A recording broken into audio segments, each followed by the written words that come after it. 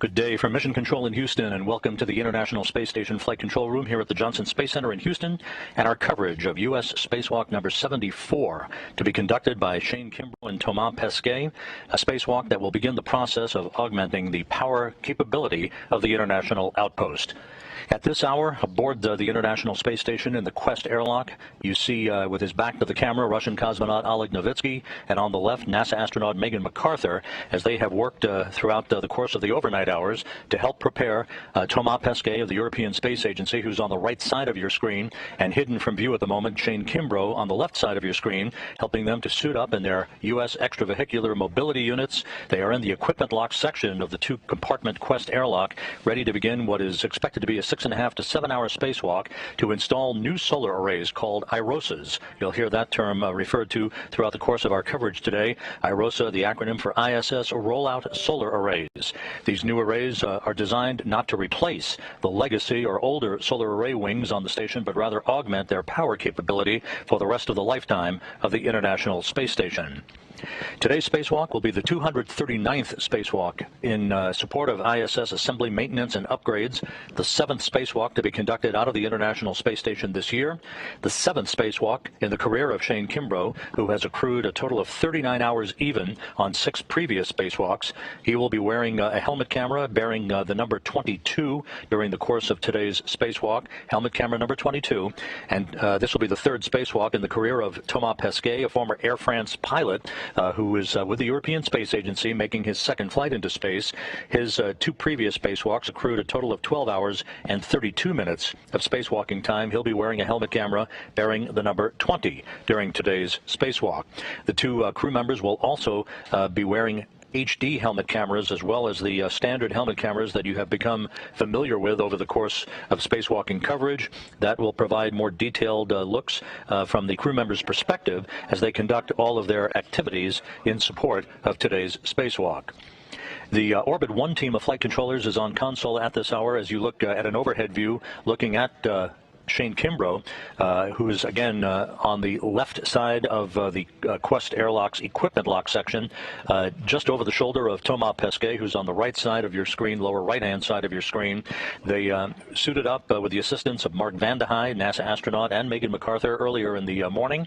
Megan McArthur will be operating the Canadarm2, the space station's robotic arm, to transport Thomas Pesquet, who will haul these new the first set of IROSA solar arrays toward the Worksite on the far left side of the truss of the International Space Station.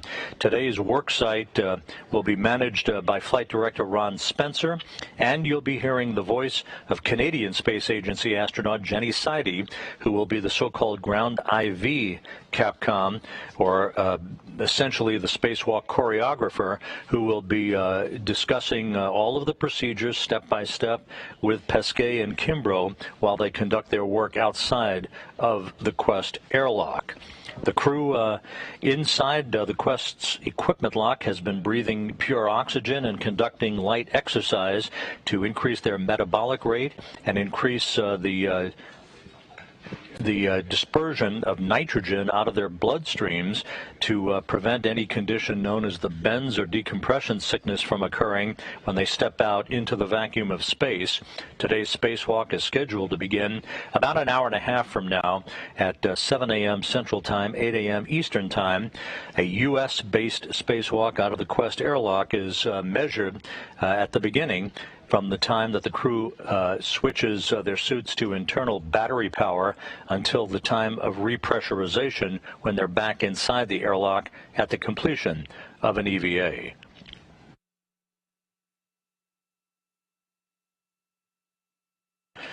The first pair of these new ISS rollout solar arrays were delivered to the International Space Station just a week and a half ago with the arrival of the SpaceX Cargo Dragon vehicle that launched on a Falcon 9 rocket from the Kennedy Space Center in Florida.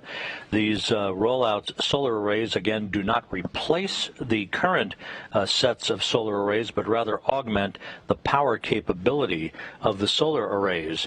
The IROSAs basically are an innovative new solar array design that uses high-strain one-piece carbon fiber composite booms. The stored energy of the booms, as they're rolled up, provides the actuation for their deployment once a series of bolts are released by the two spacewalkers during the course of the spacewalk. Once deployed, the booms will provide the array's structural stiffness and strength once they're tensioned, and will roll out to a length of about 60 feet. To augment, they'll be sitting adjacent to the current arrays on the P6 Truss, the far port truss of the International Space Station. The two crew members will be working out at the P6 Truss. This was the first truss segment and the first set of solar arrays that were delivered to the International Space Station aboard the Space Shuttle Endeavour, December of 2000, on the STS-97 mission that was commanded by former astronaut Brent Jett. In the forthcoming months, two additional pairs of IROSA solar arrays will be delivered. The next pair will be installed on the P4 and S4 starboard 4 truss of the station, and the final pair will be deployed on the S or starboard 6 truss and the starboard 4 truss. 6 of the 8 power channels for the International Space Station will have their power augmented by these new solar arrays. The current solar array wings, the huge wings that you see, there are 8 of them on the station, 2 for each of the photovoltaic power channels on the station. Each of the old legacy solar arrays have 32,800 solar cells total, assembled into 164 solar panels, the largest arrays ever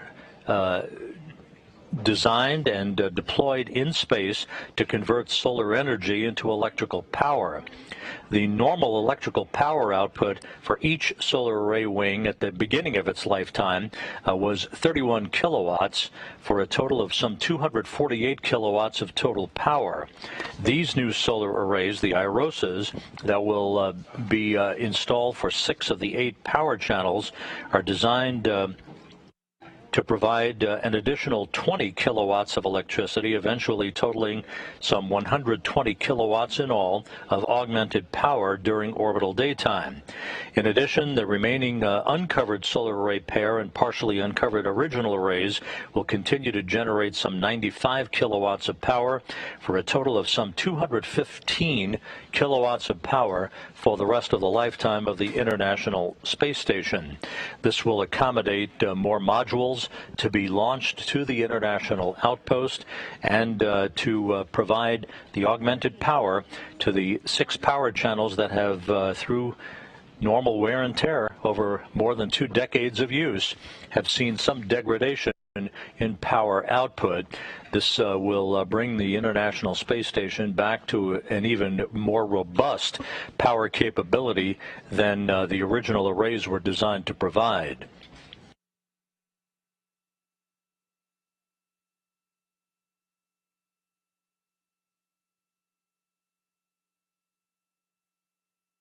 Kimbrough and Pesquet, interestingly enough, conducted a pair of spacewalks together several years ago during Expedition 50, the first on January 13th, 2017, where they worked on the most recently completed set of battery replacements, where nickel-hydrogen batteries were replaced by lithium-ion batteries on the International Space Station. They also worked a couple of months later during Expedition 50, going outside together on March 24th, 2017, to lubricate the latching end effector at the end of the Canadarm2 and to prepare the Zenith port on the Harmony module of the International Space Station for the installation later on of the second of the 2 international docking adapters that are now used for commercial crew vehicles arriving at the International Space Station. So they are familiar with each other. They have their choreography pat, and they're ready to go outside once again to begin their 3rd spacewalk together, the 239th in the history of space station assembly, maintenance, and upgrades.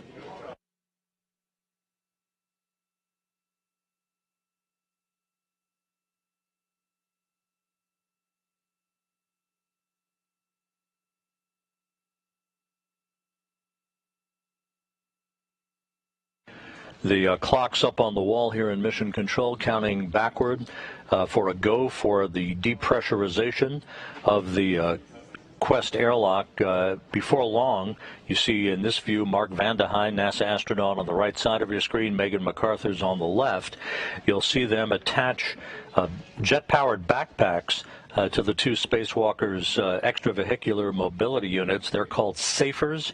That's the acronym for Simplified Aid for EVA Rescue. Those are the jet-powered backpacks that would be used in the highly unlikely event either of the crew members would become detached from the tethers that hold them in place as they go about their work on the outside of the Quest airlock. They then, one by one, will be moved into the outermost compartment of the two-compartment Quest airlock called the crew lock that you see Vande Hei at the threshold of. That then will be followed by the closing of that hatch.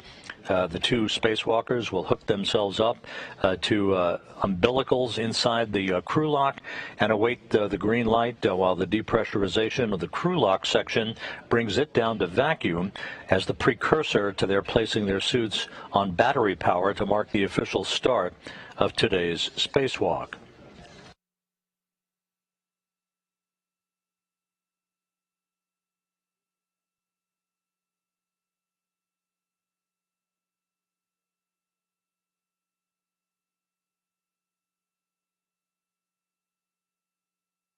Today's spacewalk is the first of two in the next 4 days by Pesquet and Kimbrough. They'll go outside once again on Sunday, on Father's Day, to install the second of the two IROSA solar arrays that arrived on the SpaceX Cargo Dragon vehicle about a week and a half ago. This first of the two IROSA arrays will be installed to service the so-called 2B channel of the P6 Truss of the International Space Station. The work that they will conduct on Sunday will be the installation of the 4B power channel arrays. And you can see in this graphic how the ISS rollout solar array, these new arrays look like when they're deployed adjacent to the legacy arrays, which are about twice as long as the new arrays. And again, these are not designed to replace the older arrays, but rather to augment the power generation for the International Space Station. Today's work will concentrate on the array to be installed on the 2B channel for the International Space Station. It's intricate work that involves a lot of loosening of bolts and a lot of work with power tools, high-tech space power tools that the crew will have at their disposal. We have about a 7-minute animation narrated by the lead spacewalk officer for today's EVA, Keith Johnson, in which he describes in detail what Pesquet and Kimbrough will be doing once they move outside of the Quest airlock. At the start of the EVA, EV1, Thomas Pesquet, comes out first, followed by EV2, Shane Kimbrough. Thomas translates up to the front face of the truss and translates outboard. Thomas is setting up what we refer to as safety tether anchors. At this point, he'll drop the anchor point for both he and Shane.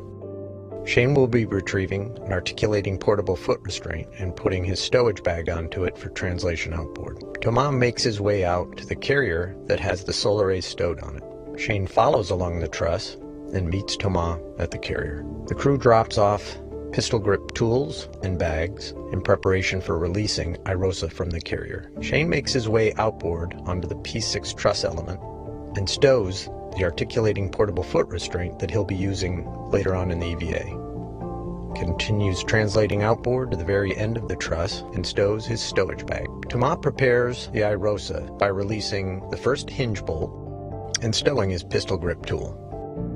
Thomas makes his way outboard and releases an anti-rotation device which keeps the primary bolt locked in place during launch loads. Thomas retrieves a handling aid for IROSA. We refer to this as a scoop. Meanwhile, Shane retrieves a crew lock bag and installs it on the lower support truss of the mod kit. He retrieves another scoop, another handling aid, and installs it on the mounting bracket of the mod kit. Shane retrieves one of the two sets of cables and pre-positions them for future installation. Shane retrieves his pistol grip tool and makes his way back inboard to join Thomas. Thomas prepares the release bolts down to the last few turns. Thomas installs one of the handling aids and makes his way back around IROSA. He changes out his pistol grip tool and makes his way down to the crew and equipment translation aid, or CETA cart, and retrieves the foot restraint that he'll use on the end of the arm for his work with IROSA. He installs the foot restraint at the end of the arm, puts it in the right position, and ingresses the arm. The arm then flies him into position to drive two bolts that are on the boom deployment system. Once these bolts have been released, the booms can be moved outboard, and this will help with the release of the solar array when it's eventually deployed. Thomas drives two of the outboard launch restraint bolts that hold the tube in place, and the arm maneuvers him for release of IROSA from the carrier. Meanwhile, Shane makes his way over to the carrier and gets into position for release. Shane drives the last few turns on the release bolts, and now the IROSA solar array has been released from the flight support equipment. He installs a handling aid, and Thomas is able to slide IROSA off of the carrier and remove it. Meanwhile, Shane is keeping an eye on the whole system to make sure that IROSA does not come into contact with the RMS grapple fixture, and away Thomas goes with IROSA. Meanwhile, Shane gets off of the carrier and translates outboard. He'll stow Thomas' safety tether hook in preparation for when Thomas comes off of the arm, and he'll continue his path outboard. He stows his pistol grip tool, makes his way to his foot restraint, and ingresses. While he's getting into his foot restraint, Thomas is continuing his path, holding on to IROSA while the arm flies him as far outboard as it can reach. He hands off the IROSA to Shane. They swap tethers. Shane has control of IROSA and is left holding it, while Thomas goes back to his egress position. He gets out of the arm, changes his safety tether, and makes his way back to where Shane is holding IROSA. He then rotates Shane into position so that IROSA is handed off to the next point. Thomas ingresses his foot restraint and receives IROSA. Shane egresses his foot restraint, moves outboard, and gets into position to help Thomas install IROSA onto its final location on the mod kit. One of the two handling aids is removed before installing onto this mounting bracket. The two crew members work together to align it and put it into a soft capture feature. Once it's installed, the other handling aid is removed, the final hinge restraint bolt is loosened, and IROSA is now able to rotate into its fully deployed, fully extended position. The two crew members work together to swing it into the single tube. Once it is in position, Shane stows the two handling aids. Thomas gets into position to drive the hinge bolts. These two bolts hold the two halves of the IROSA solar array into a single tube. These bolts are delicate pins, so the final torque to get them into position is done with a hand tool so that we don't over torque those bolts. Once that's in place, there are 8 mounting bolts that hold all of the IROSA solar array onto the mounting bracket. Thomas will drive the first 4, followed by Shane driving the second set of 4. Shane and Thomas will work together to install the electrical cables that hook up to IROSA. One set goes to the right side and the other set goes to the left side, and they are finally hooked up in place on the legacy solar arrays. That's done during eclipse. After those cables are installed, the crew gets into position to drive the final 2 bolts that are holding IROSA in the pre-deployed position. Once these 2 bolts have been driven, IROSA is free to extend itself into its deployed position. After the crew's verified that the solar array is in the right position and it's fully deployed, they drive 2 tensioning bolts. This allows the sail to be tensioned into its final configuration. Once IROSA has been fully deployed, there are some checkout steps that are performed to make sure that everything is hooked up correctly, and the crew cleans up the worksite. They retrieve the handling aids and the pistol grip tools, and they prepare for the second EVA in the series. To do this, they take their foot restraints and move them to the other side of the P6 Truss structure. This will be the worksite for the second EVA. Each crew member has their own foot restraint, and they'll move them to the other side. The crew repositions the stowage bag that's holding the other set of cables to the other side of the truss, pre-positions it for the next EVA. The crew will do an inventory of all their tools and their hardware, and they'll start their path back to the airlock. On their way back, they'll stop at the carrier, pick up the last crew lock bag and the last pistol grip tool, and make their way inboard. When both crew members are back at the airlock, they'll retrieve a foot restraint that has been causing us problems and bring it inside the airlock to inspect. Shane will enter the airlock, followed by Thomas, and that ends the first DVA.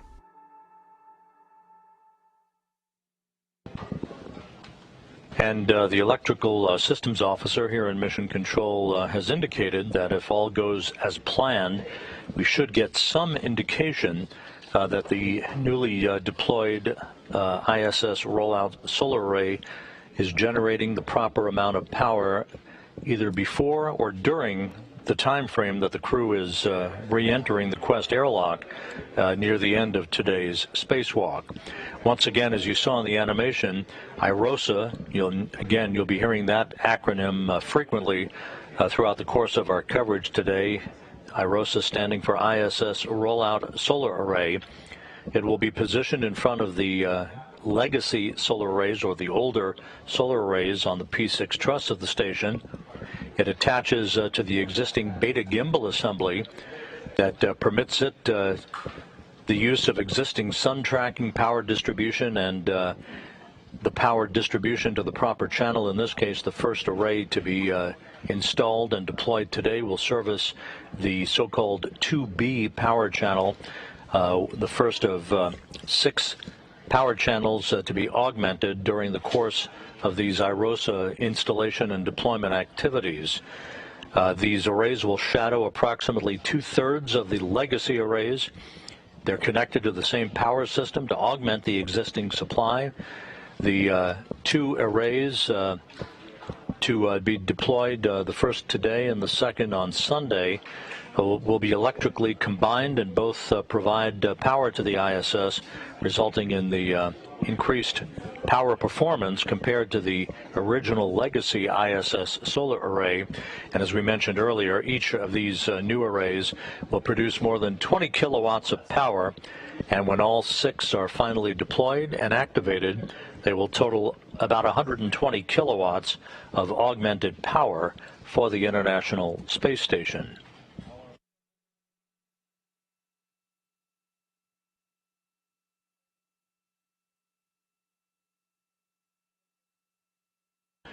In the equipment lock section of the Quest airlock, Mark Vandehei on the right side of your screen and Megan MacArthur on the left are making final checks to the suits of Shane Kimbrough that you see in the middle of your view.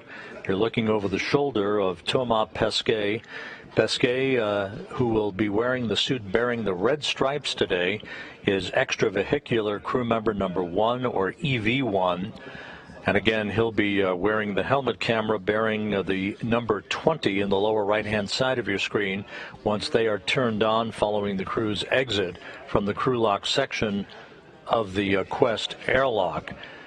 Shane Kimbrough is designated today as EV2. He is wearing the unmarked suit and will have a helmet camera bearing the number 22 during the course of today's spacewalk.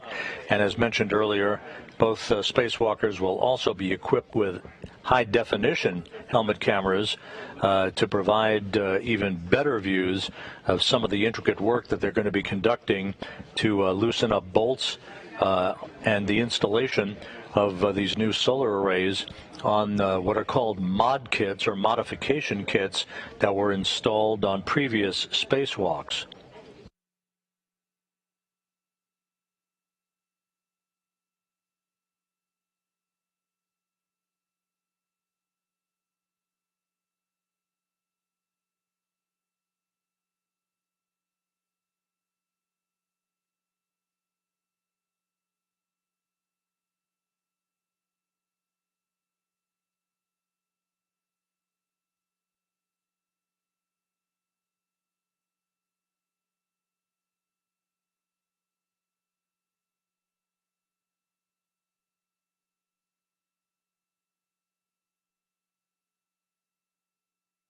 The crew began their suit-up activities about 1 a.m. Central Time this morning. They, again, were assisted in being suited up by Mark Vandehei NASA astronaut that you see on the right side of your screen in the blue shirt. They then began to pre-breathe pure oxygen to cleanse their systems of nitrogen in the customary procedure that prevents any possibility of decompression sickness from setting in once they move out into the vacuum of space. A good view down the length of the equipment lock section of the Quest airlock, as you see Megan MacArthur checking out suit systems along with Van de Heye. She will be operating the Canadarm2 robotic arm from the workstation in the Destiny laboratory during the course of today's spacewalk. The money shot for today is likely to be the movement of Thomas Pesquet in a foot restraint at the end of the Canadarm2, like a telephone repairman at the end of a cherry picker, who will be hauling this first IROSA solar array to the worksite. Purge in step 20. The Bedox canisters are temp stowed node 1, deck 3, serial numbers 1033 and 1034. We copy. You're go to proceed, and those are good numbers. And we have resumed the in-suit pre-breathe clock.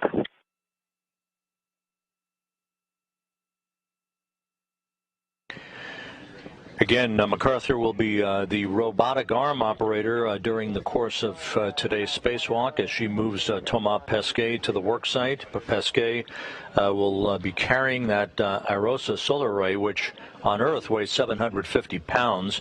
Of course, in weightlessness, it doesn't weigh anything other than the mass that he'll be hauling to a handoff to Shane Kimbrough, who will then hand it back to Pesquet, and the two spacewalkers will work in tandem to position that array for its installation on the modification kit, which is at the mast canister at the base of the P6 solar array.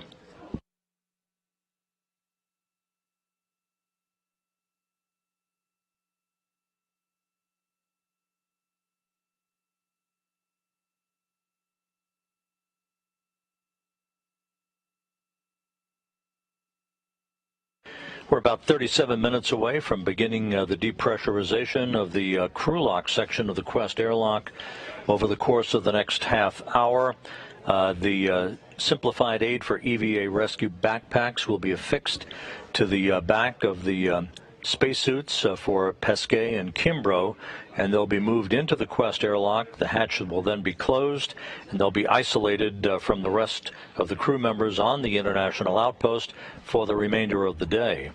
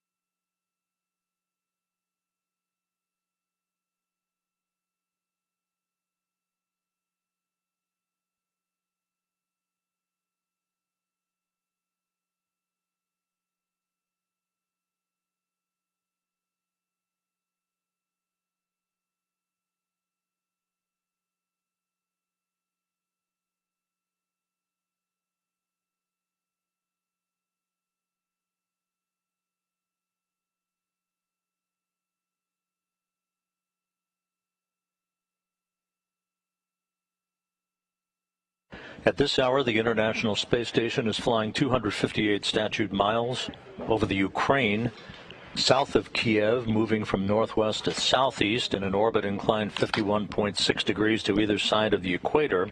Some of the timing of today's spacewalk is measured to be conducted during orbital nighttime, particularly the actual hookup of power connectors for the new solar arrays, so they're not hot, quote unquote, at the time that they're acquiring electrical power from the sun during an orbital daylight pass. So there will be times in which the crew, if they're running slightly ahead in the timeline, will be asked to simply stop so that the timing of certain tasks to be conducted deliberately during an orbital nighttime times out correctly to meet the particular technical requirements for the installation and deployment of the ISS rollout solar arrays.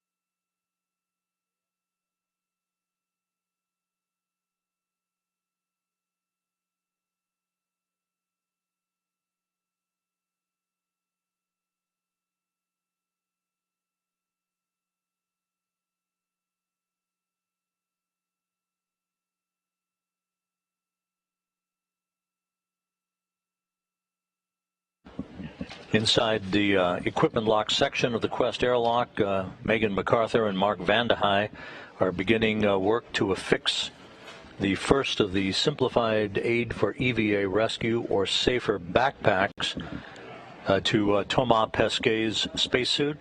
Shane Kimbrough will be next up to have his safer unit installed.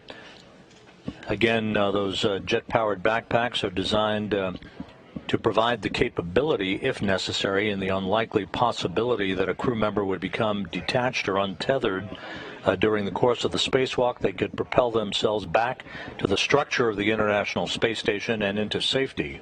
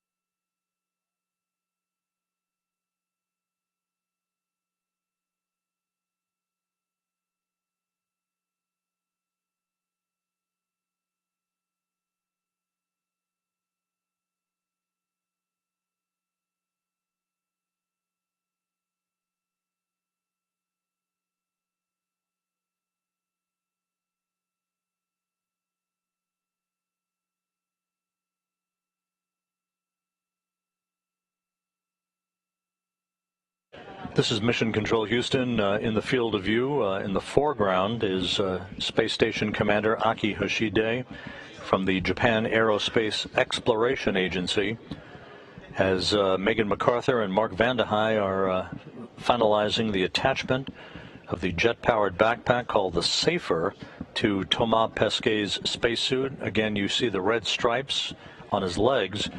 That's indicative of his designation as extravehicular crew member number 1, or EV1.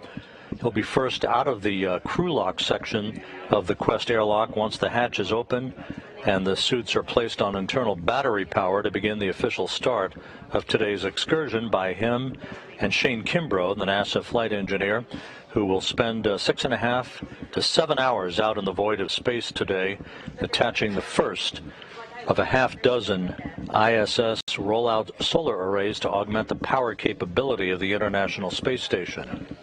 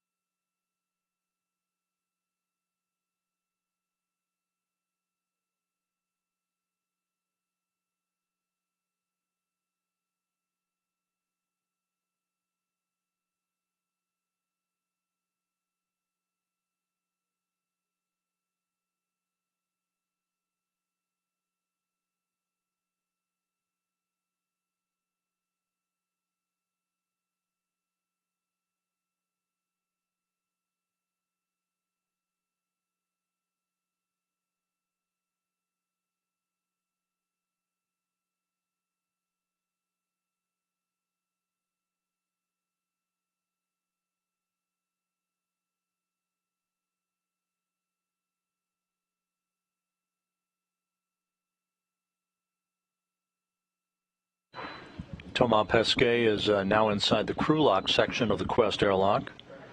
Shane Kimbrough now will be assisted in the donning of his Safer jet-powered backpack before being moved across the threshold into the crew lock section to join Pesquet.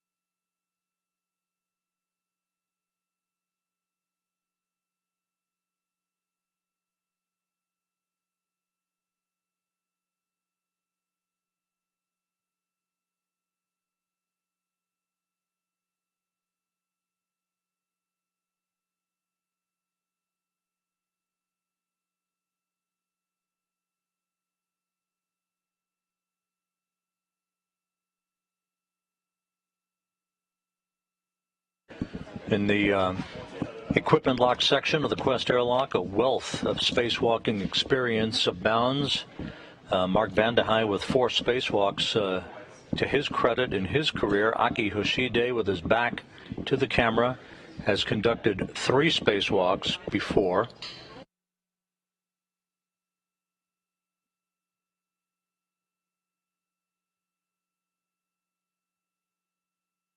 Megan MacArthur's previous flight into space, of course, was part of the crew for the final servicing mission of the Hubble Space Telescope. She operated the shuttle's robotic arm to capture and later deploy the Hubble. She will be operating the Canadarm2, the space station's robotic arm, today to transport Thomas Pesquet around with the ISS rollout solar array to the Worksite at the far port section of the International Space Station, where he and Shane Kimbrough will work in tandem to install that solar array to a so-called mod kit that was hooked up on a previous spacewalk, and then, of course, to loosen bolts and other mechanisms to permit the deployment of that array.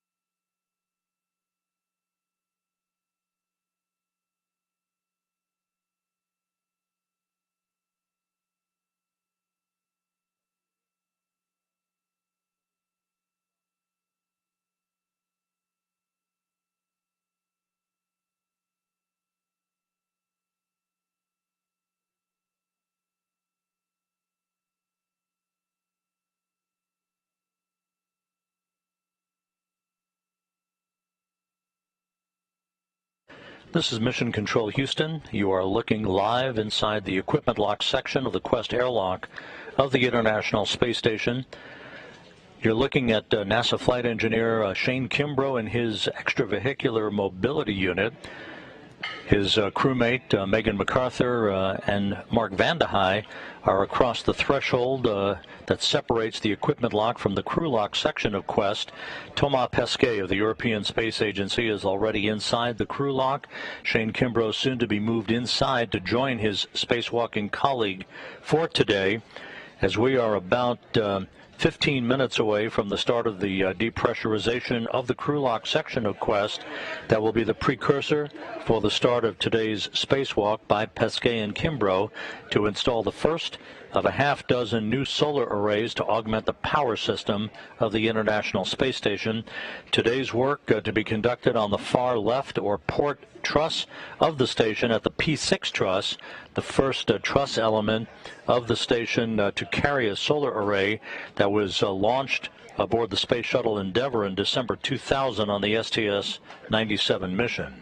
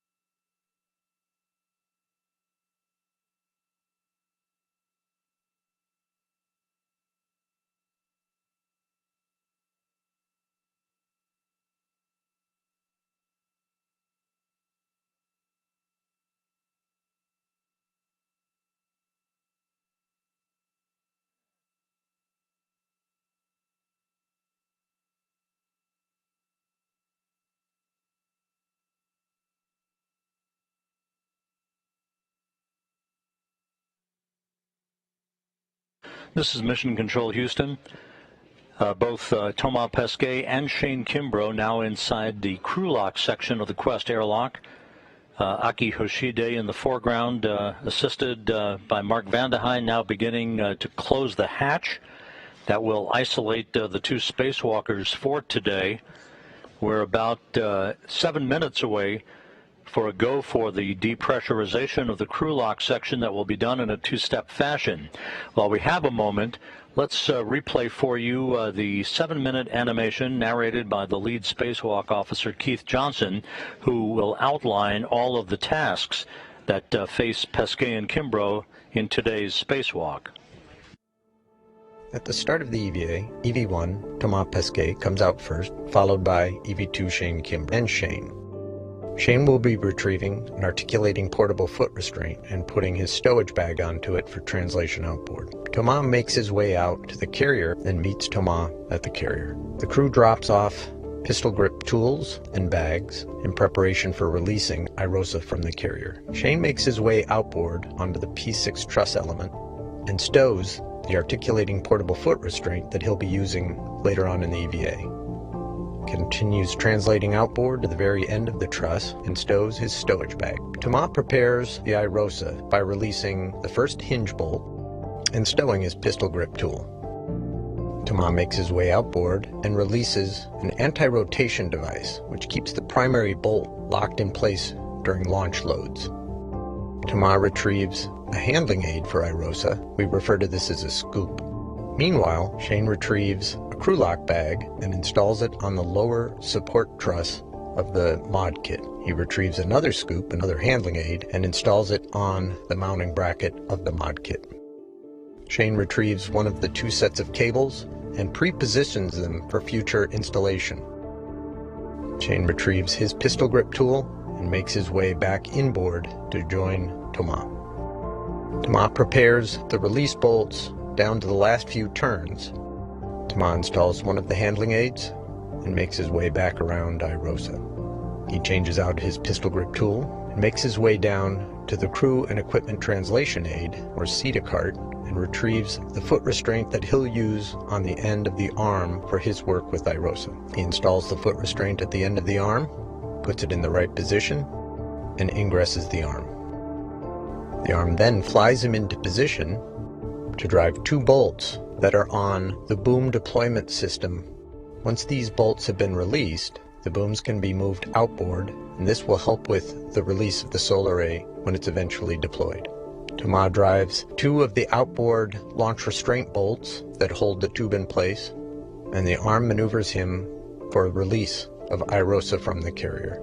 Meanwhile, Shane makes his way over to the carrier and gets into position for release. Shane drives the last few turns on the release bolts, and now the IROSA solar array has been released from the flight support equipment. He installs a handling aid, and Thomas is able to slide IROSA off of the carrier and remove it. Meanwhile, Shane is keeping an eye on the whole system to make sure that IROSA does not come into contact with the RMS grapple fixture, and away Thomas goes with IROSA. Meanwhile, Shane gets off of the carrier and translates outboard. He'll stow Thomas' safety tether hook in preparation for when Thomas comes off of the arm, and he'll continue his path outboard. He stows his pistol grip tool, makes his way to his foot restraint, and ingresses. While he's getting into his foot restraint, Thomas is continuing his path, holding on to IROSA while the arm flies him as far outboard as it can reach. He hands off the IROSA to Shane. They swap tethers. Shane has control of IROSA and is left holding it, while Thomas goes back to his egress position. He gets out of the arm, changes his safety tether, and makes his way back to where Shane is holding IROSA. He then rotates Shane into position so that IROSA is handed off to the next point. Thomas ingresses his foot restraint and receives IROSA. Shane egresses his foot restraint, moves outboard, and gets into position to help Thomas install IROSA onto its final location on the mod kit. One of the two handling aids is removed before installing onto this mounting bracket. The two crew members work together to align it and put it into a soft capture feature. Once it's installed, the other handling aid is removed, the final hinge restraint bolt is loosened, and IROSA is now able to rotate into its fully deployed, fully extended position. The two crew members work together to swing it into the single tube. Once it is in position, Shane stows the two handling aids. Thomas gets into position to drive the hinge bolts. These two bolts hold the two halves of the IROSA solar array into a single tube. These bolts are delicate pins, so the final torque to get them into position is done with a hand tool so that we don't over torque those bolts. Once that's in place, there are 8 mounting bolts that hold all of the IROSA solar array onto the mounting bracket. Thomas will drive the first 4, followed by Shane driving the second set of 4. Shane and Thomas will work together to install the electrical cables that hook up to IROSA. One set goes to the right side and the other set goes to the left side, and they are finally hooked up in place on the legacy solar arrays. That's done during eclipse. After those cables are installed, the crew gets into position to drive the final 2 bolts that are holding IROSA in the pre-deployed position. Once these 2 bolts have been driven, IROSA is free to extend itself into its deployed position. After the crew's verified that the solar array is in the right position and it's fully deployed, they drive 2 tensioning bolts. This allows the sail to be tensioned into its final configuration. Once IROSA has been fully deployed, there are some checkout steps that are performed to make sure that everything is hooked up correctly, and the crew cleans up the worksite. They retrieve the handling aids and the pistol grip tools, and they prepare for the second EVA in the series. To do this, they take their foot restraints and move them to the other side of the P6 Truss structure. This will be the worksite for the second EVA. Each crew member has their own foot restraint, and they'll move them to the other side. The crew repositions the stowage bag that's holding the other set of cables to the other side of the truss, pre-positions it for the next EVA. The crew will do an inventory of all their tools and their hardware, and they'll start their path back to the airlock. On their way back, they'll stop at the carrier, pick up the last crew lock bag and the last pistol grip tool, and make their way inboard. When both crew members are back at the airlock, they'll retrieve a foot restraint that has been causing us problems and bring it inside the airlock to inspect. Shane will enter the airlock, followed by Thomas, and that ends the first EVA.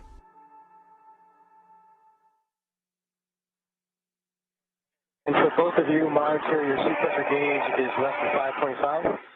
And if it ever gets above 5.5, stop the depress. Copy, EV1. Depress pump man ISO is open. Copy, open. And let us know when the crew lock at 6.0, expect an alert tone. You don't have to let us know, but expect an alert tone. Do let us know when you get to 5.0. This is Mission Control Houston here in the Space Station Flight Control Room. Ron Spencer standing up. He is the flight director for today's spacewalk by Pesquet and Kimbrough. He is joined on console to his right by Canadian Space Agency astronaut Jenny Sidey, who is the ground IV, basically the spacewalk communicator, who will be running through all the procedures step by step with Pesquet and Kimbrough once they move outside of the Quest airlock. And to her right is veteran astronaut Drew Feustel. He has a very impressive spacewalking record in his career, 9 spacewalks for a total of 61 hours and 48 minutes of spacewalking time.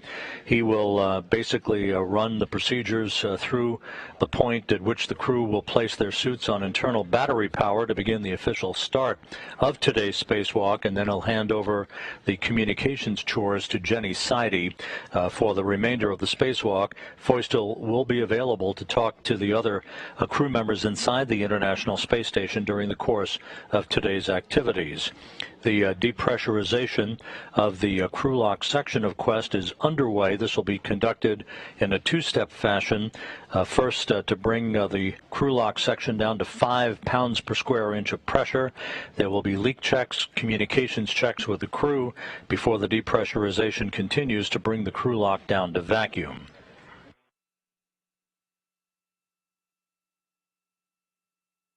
P4.8.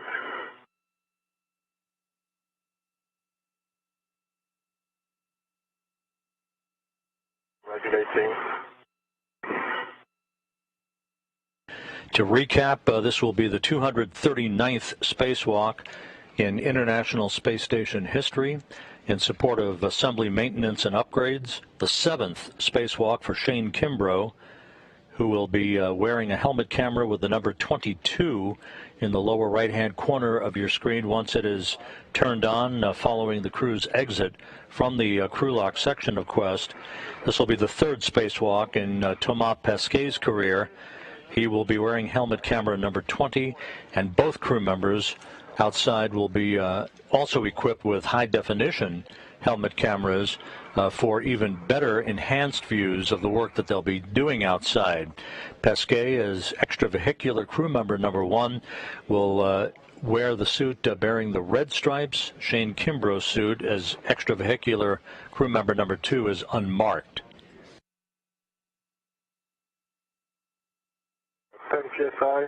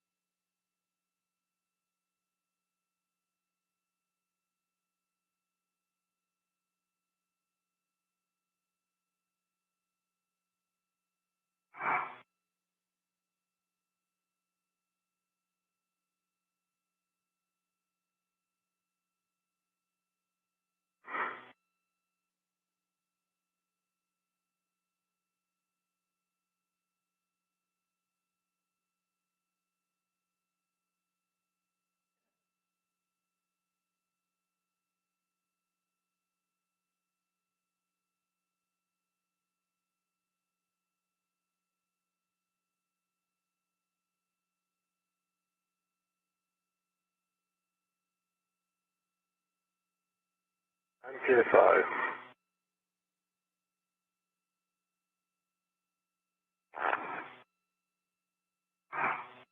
It's under 5 on my suit. Yeah, same here.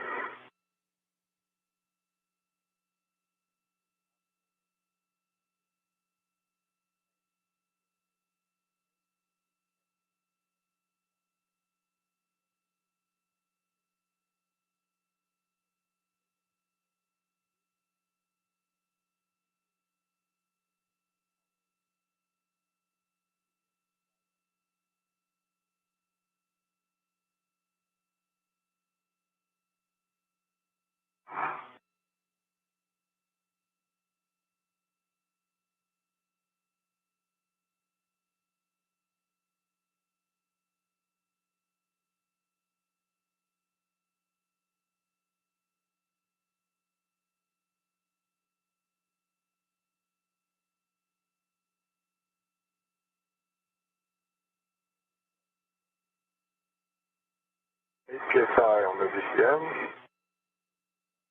Let's see.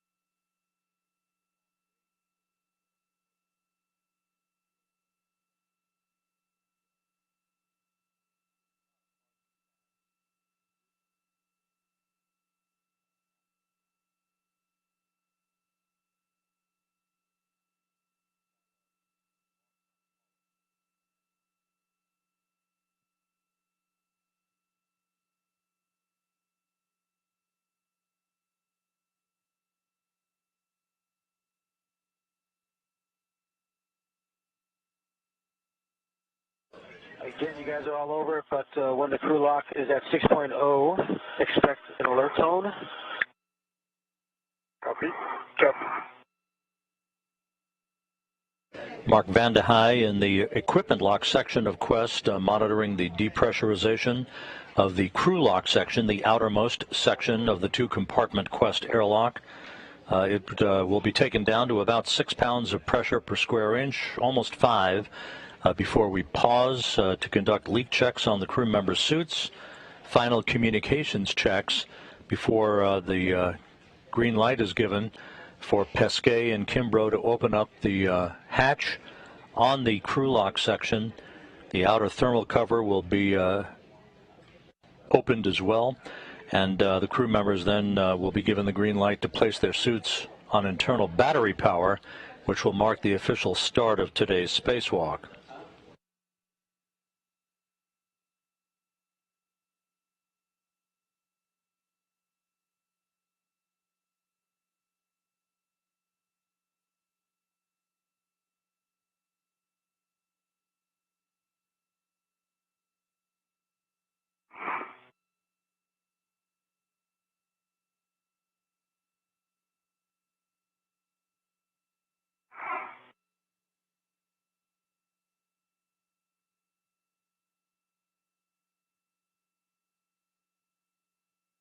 Approaching 6.0.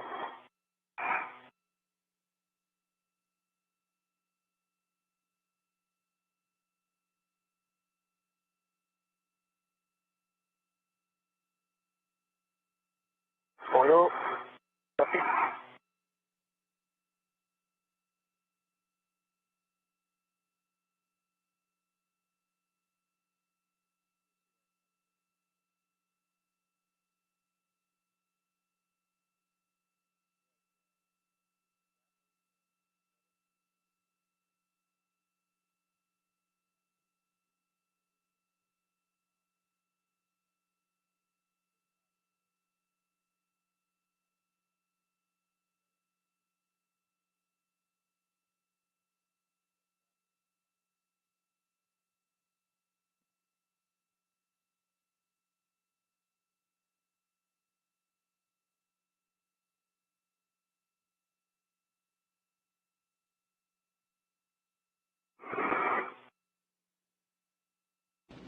Once the two spacewalkers have placed their suits on internal battery power, Pesquet will be first out of the Quest airlock. He will be joined just a few moments after that by Kimbrough, and the two will begin to check out all of their equipment, make sure their tools and tethers are properly configured before they make their way over to the Worksite on the far left side of the truss of the International Space Station at the P6 Truss of the complex. iPhone 1.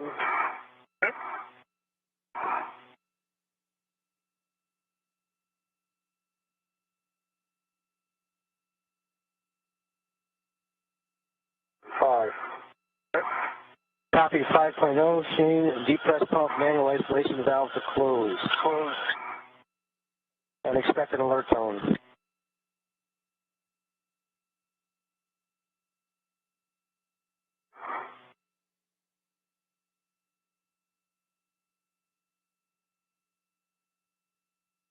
Alert for now. Shane, did you get the depress pump manual isolation valve to close? Yep, it's closed. And I didn't copy. Yes, closed. Closed. Okay, for both of you, on your GCM, switch the display to status until leak check question mark is displayed, and then display to yes, hold for a few seconds, and follow the displayed instructions. Copy. Copy. Leak check question mark.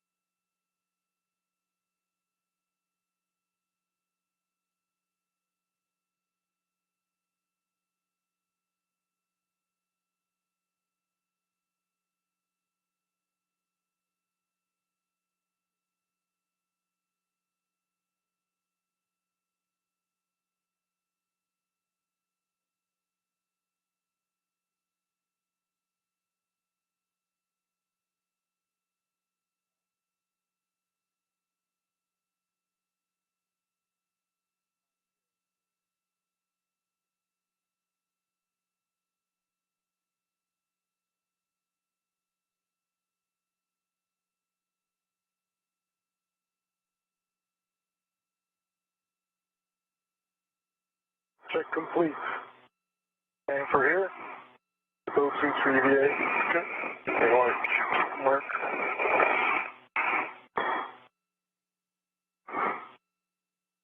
Copy, both of your leak checks are complete, and you're in the process of moving your O2 actuators to EVA.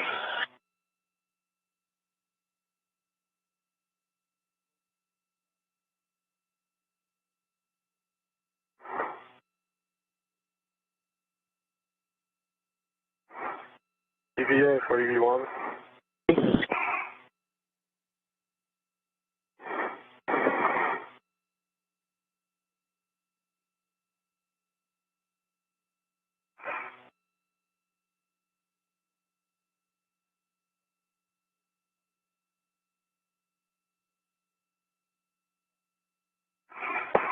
Let's look on my EVA, but it's not showing it. My DCM. Good lock.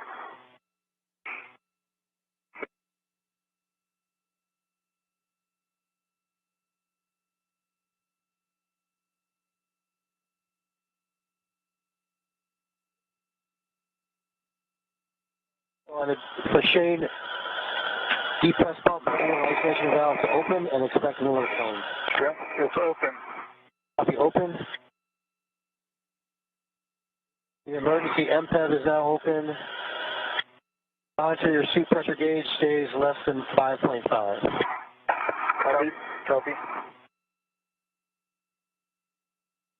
Mark Vandehei continuing to monitor the procedures as we have now resumed the depressurization of the crew lock down to vacuum, which will be the precursor to the crew opening the outer hatch to the crew lock and placing their suits on internal battery power to begin today's spacewalk.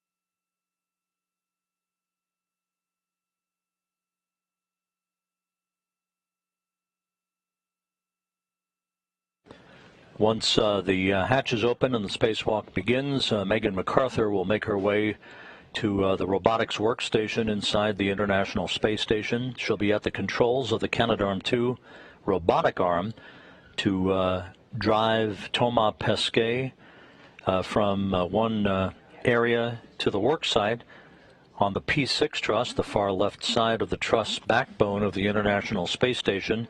He will be carrying that first IROSA array, the ISS rollout solar array, once it is removed from a flight support structure to which it is attached. The second of these two solar arrays, the first pair of solar arrays, will be the subject of Sunday's spacewalk, again by Pesquet and Kimbrough, as they work to hook that one up to the 4B channel of the P6 Truss. The today's array work will service the 2B channel of the P6 Truss. These are the first pair of 6 such IROSA solar arrays that will augment power for 6 of the 8 power channels on the International Space Station.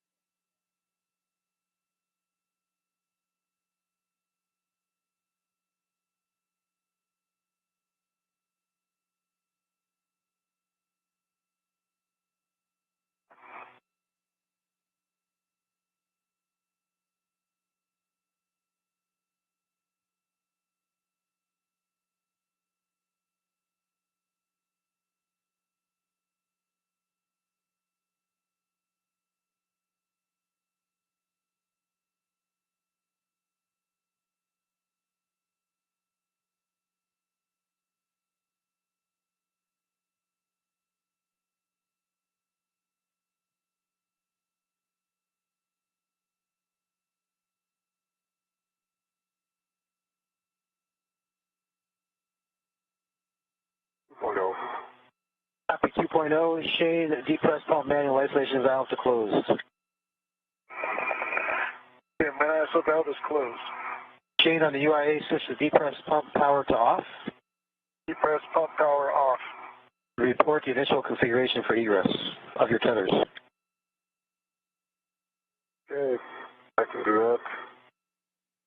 So on Shane's configuration on his right gearing extender, his safety tether, close and lock goes to the waist tether, close and lock goes to the airlock. Waist tether, close and lock on both sides. On his left gearing extender, he's got his red hook, closed and locked, goes to the red reel, which is unlocked. Yellow hook, closed and locked to his green reel, unlocked. His green reel goes to, his green hook goes to his red reel. Anchor hook. European Space Agency astronaut Thomas Pesquet.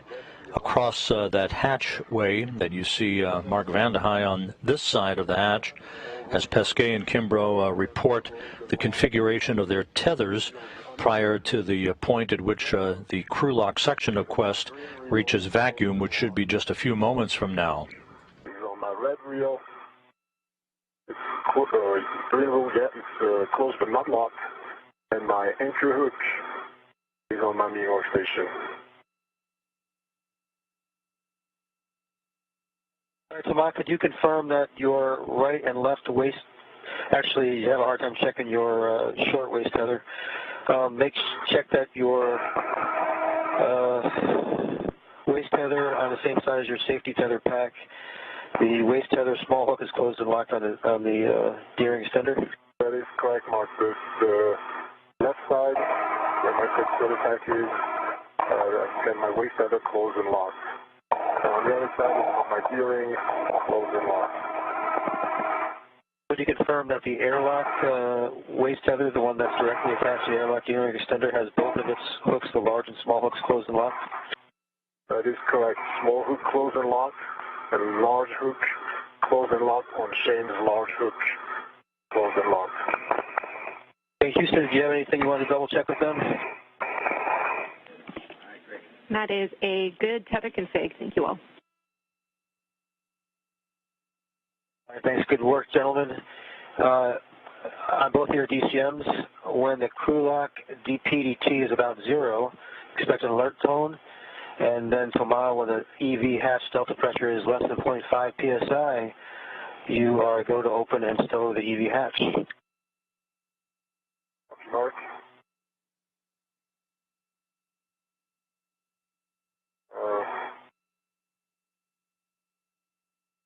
You want to take the MPEV open? Is that correct? The emergency MPEV is open right now. It is open, okay. There's nothing on there about opening the EV hatches. Okay. MPEV. Okay, drop really slowly. Not open it, keep it closed. Let me say that one more time. When you get to less than 0.5 psi on the hatch, you'll open and stow the hatch, but keep the MPEV on that hatch closed. Copy. When I get to less than 0.5 psid in the hatch, I open the hatch and MPEV closed.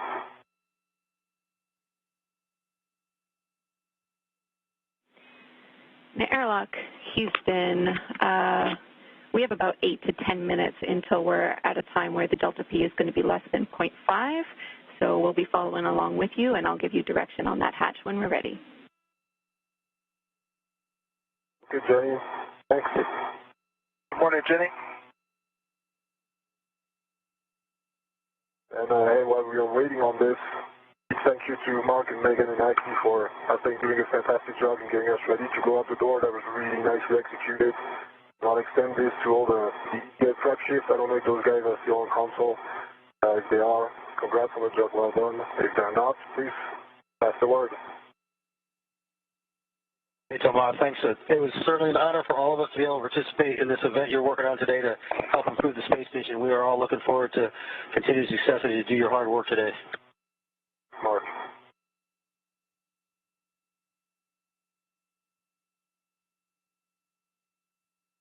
With those words, Mark Vande Hei will turn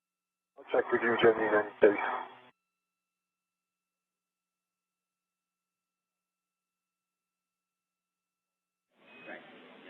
We're thinking that that hatch is going to lag, as you guys might be expecting. So if we see it first, we'll let you know. But if you see it, you can open the hatch.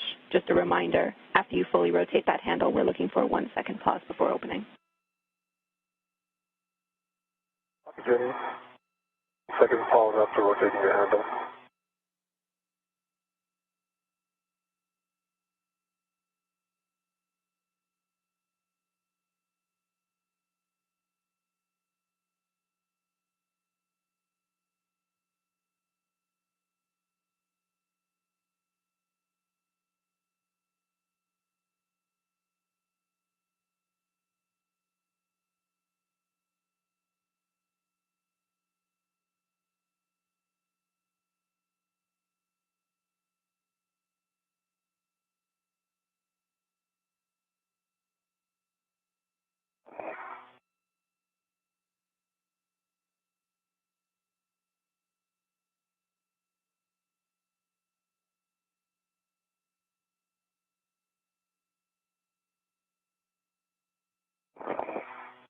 US at 0.6. Copy, Tomas.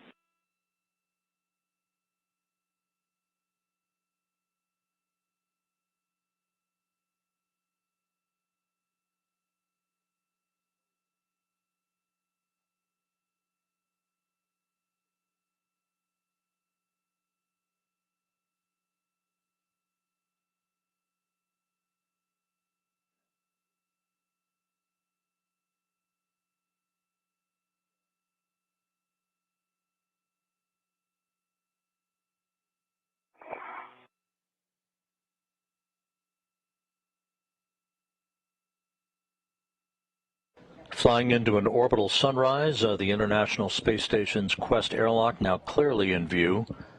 Soon the outer thermal hatch will pop open, and the inner hatch for the crew lock section of Quest will be opened.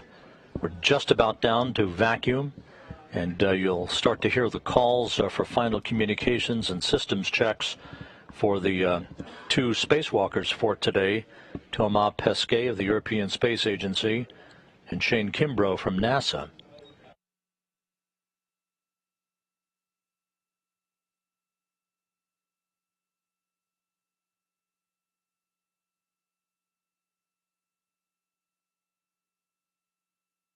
As mentioned earlier in the broadcast, these two astronauts conducted two spacewalks together during Expedition 50 in January and March of 2017. The first was work that was ongoing as part of the sequence of events that swapped out batteries for the power system on the International Space Station. The second of their two spacewalks together 4 years ago saw them lubricate and service the latching end effector on the Canadarm2 robotic arm and prepare the Zenith or space-facing port on the Harmony module for the installation later on of the second of the two international docking adapters.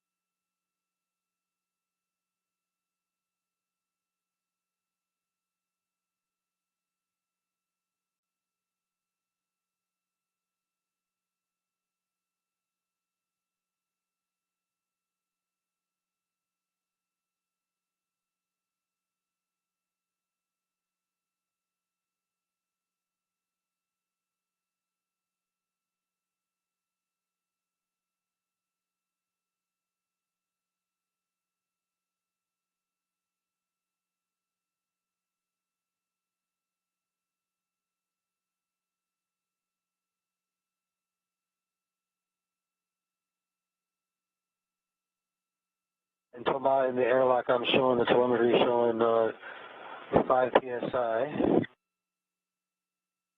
Copy. Correction. 0.5. Less than 0.5 psi. Copy, Mark. Once you've opened the hatch, I'll go ahead and put the emergency MPEV to closed. And then Jenny, it'll be completely over to you. Copy, and we concur. We see that pressure less than 0.5 psi. And that's what I have on the manual gauge as well, Jenny, so if you concur, I'm going to go ahead and rotate that handle and pause for a second. A firm. All right, unlock. Rotating clockwise to unlatch.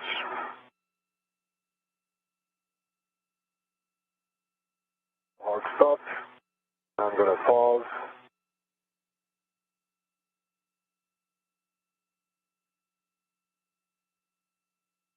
And then pull the handle up. Nicely done. And the hatch to the crew lock section of Quest now open at 7:09. We're standing by now for final systems checks and the suits being put on internal battery power to mark the official start of today's spacewalk. Want to move it? Yeah, can you move a little bit to that? There you go. Forward and if I get to. No, you just move you, because I think I'm contacting you. Okay? If you go as much forward as you can, Shane. One full all forward. There you go. Okay, hatch is open. Nice. Secured for the daylight. Nicely done, Thomas. The emergency MPV is now closed. All right, Jenny. Good luck today, and look forward to talking to you at the end. All right, ground copies. Thank you, Mark. Well done. I am ready to pick up with you guys on your DCMs. Switch power to BAT, stagger your switch throws, and expect a warning tone. Check display switch functional. Copy. Power to BAT.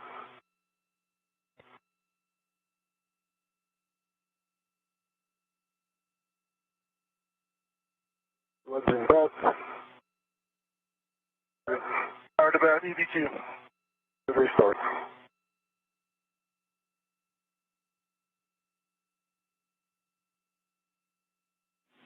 Copy, power to BATs. Looking for a good display on Shane as well. Display. Good reset. On the UIA, switch power for EV1 and EV2 to off, OFF, and check for LEDs off, OFF.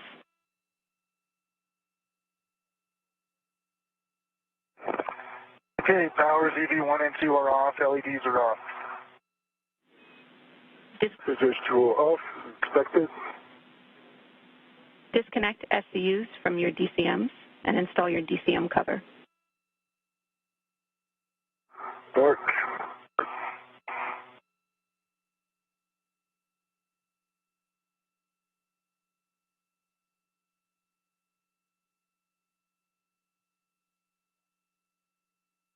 View disconnected, cover in place, and for EV2. Copy both. Stow your SCUs in their pouches.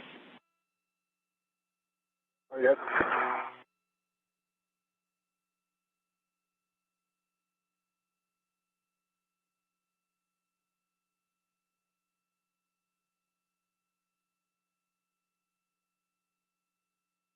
You want us to use in the pouch. Copy. This is Mission Control Houston. Thomas Pesquet of the European Space Agency and NASA's Shane Kimbrough have placed their suits on internal battery power at 7:11 a.m. Central Time, 8:11 a.m. Eastern Time, marking the official start of today's spacewalk, the 239th in support of space station assembly maintenance and upgrades. Again, start time for today's spacewalk officially measured at 7:11 a.m. Central, 8:11 a.m. Eastern Time.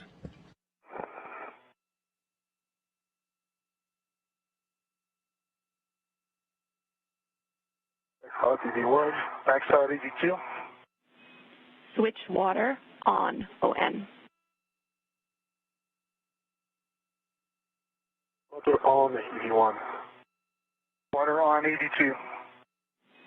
Check DCM blank, bite off.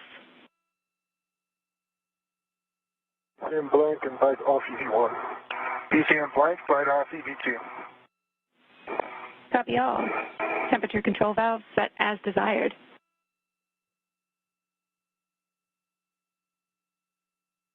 The voice you're hearing here in Mission Control talking to the two spacewalkers is that of Canadian Space Agency astronaut Jenny Sidey. She is the ground IV, or the spacewalk choreographer, who will be working step by step through all of the procedures for today's spacewalk. The hatch is open to the Quest Airlock's crew lock section. You'll be seeing Thomas Pesquet wearing the suit bearing the red stripes as extravehicular crew member number 1. He'll be emerging just a few moments from now once he and Kimbrough have completed an inventory of all the tools they'll be taking outside with them. All right, copy. And with that, we are ready, Thomas, for you to open the hatch thermal cover. Copy, opening the hatch thermal cover. CAT. Goes to the gearing. And Thomas, you'll be stowing the hook on the stiffener tether point and cinching the strap until snug. Copy.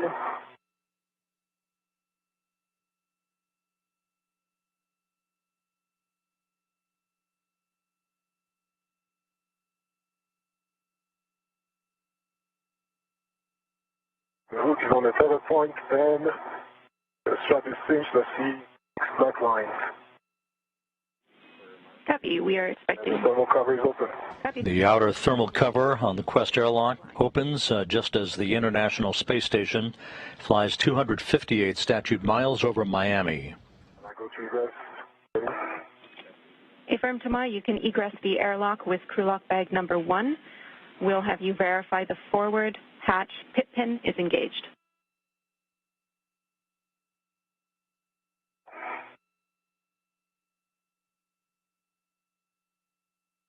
Copy, and egressing the airlock.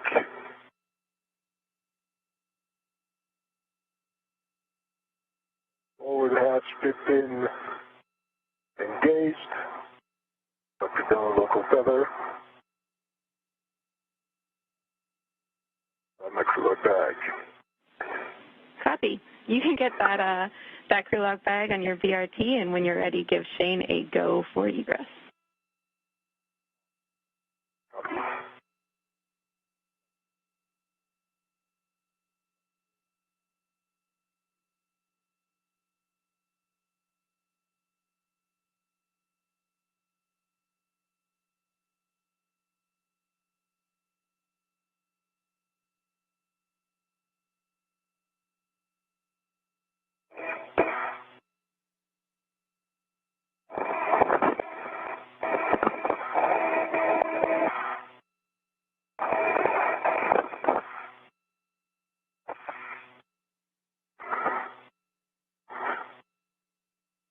Come back in. A little bit.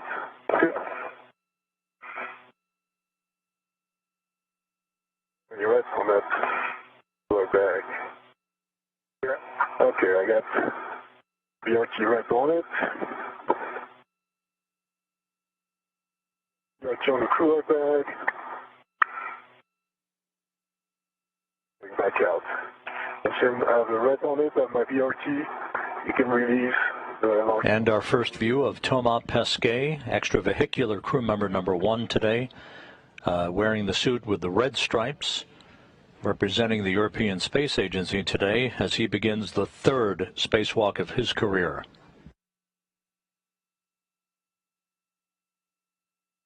I got it. Got it. Nice.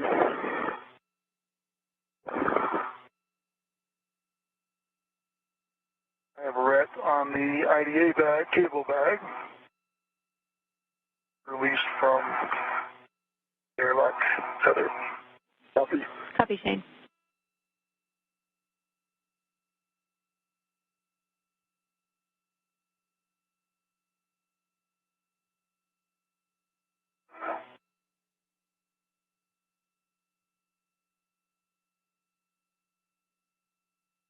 When you're ready, come on.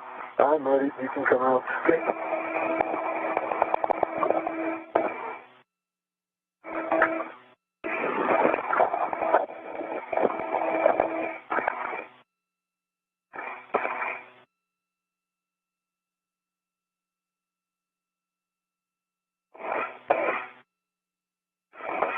Good car. Yep. Straight, you'll be good. Yep, nice.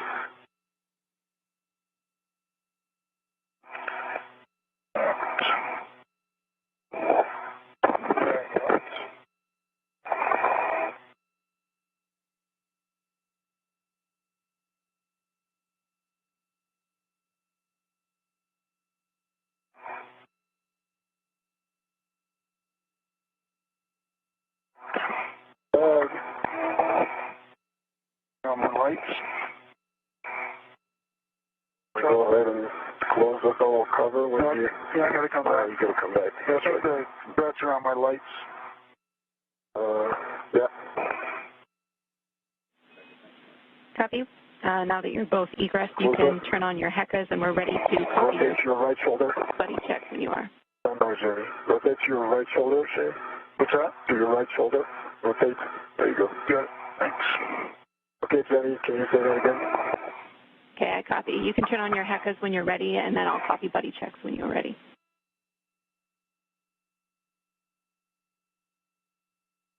Okay.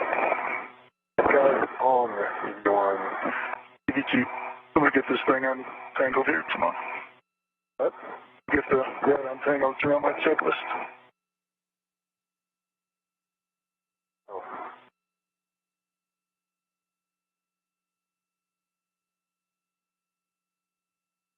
Let's see. You have to go underneath. You have to bring it back to me. It's around my safety tether too. Yeah. Okay. And release from your left arm. Once Kimbrough is outside to join Pesquet, we should be seeing our first view from helmet cameras. Each crew member has two types of helmet cameras, the conventional ones that you are accustomed to seeing with Pesquet's number on his helmet camera of 20 in the lower right-hand corner once they're activated. Kimbrough's helmet camera number will be 22.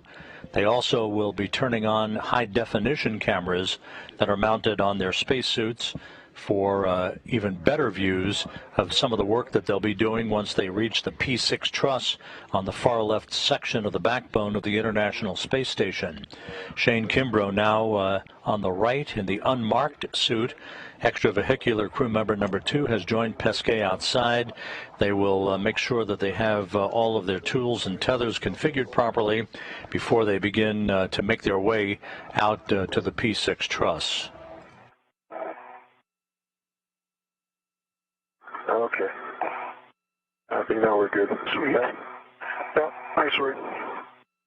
Okay.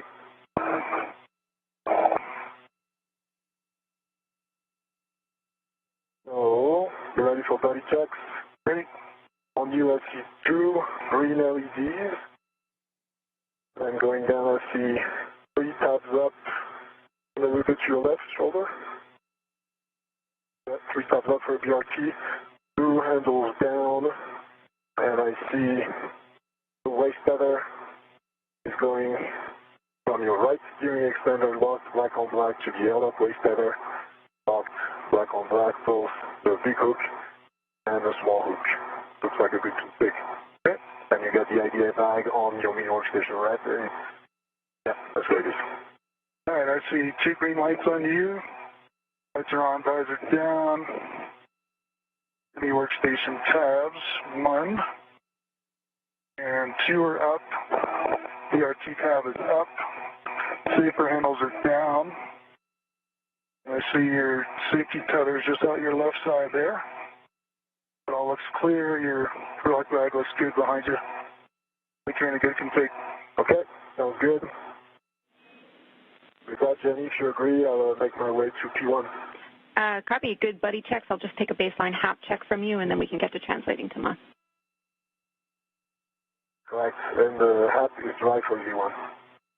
Dry HAP, BD2. Copy dry HAP. With that, Thomas, you're right. You can translate to P1. We're looking for Bay 12. I'll have a mile marker for you when you're ready. And Shane, you'll be attaching the cable bag bundle to the APFR and Airlock with 12. Copy. Shane Kimbrough reporting good configuration of all the tools and tethers, the HAP reference made by them and Spacewalk communicator Jenny Seide here in Mission Control is the acronym for Helmet Absorption Pad. That is the device in the spacewalkers' helmets to do exactly what it's implied, and that is absorb any perspiration or other condensation that may build up inside their helmets during the course of the spacewalk. The two spacewalkers placed their suits on internal battery power at 7:11 a.m. Central Time, 8:11 a.m. Eastern Time to mark the official start of this spacewalk. The 239th for station assembly maintenance and upgrades, the 7th for Shane Kimbrough, and the 3rd for Thomas Pesquet.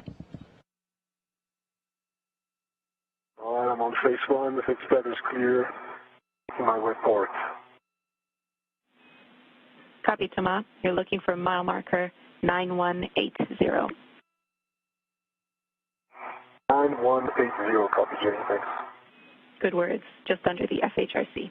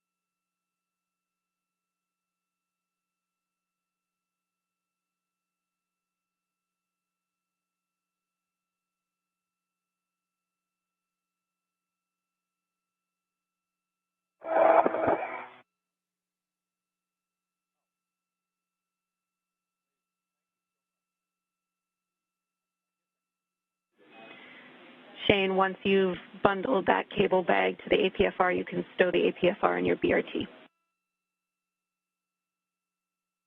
Yeah. All right, it's bundled on there. Our first helmet camera view from Thomas Pesquet as he begins to make his way down the port truss of the International Space Station, incrementally using handrails to make his way towards the ultimate destination, which is the P6 Truss, where he and Kimbrough will begin to work to remove the IROSA, the ISS rollout solar array from flight support equipment that's mounted on the truss of the station to begin the intricate process of unbolting a variety of mechanisms that will lead to the deployment of that array later in today's spacewalk.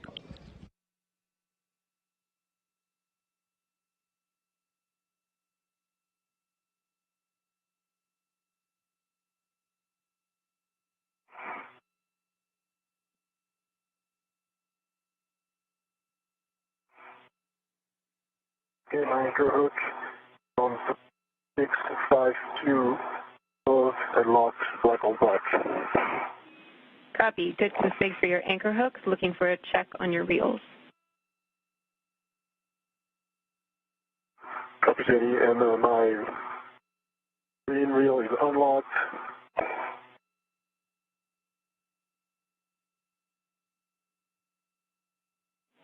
My red reel is unlocked. Copy. Green and red reels unlocked. You can tether to EV2's anchor hook.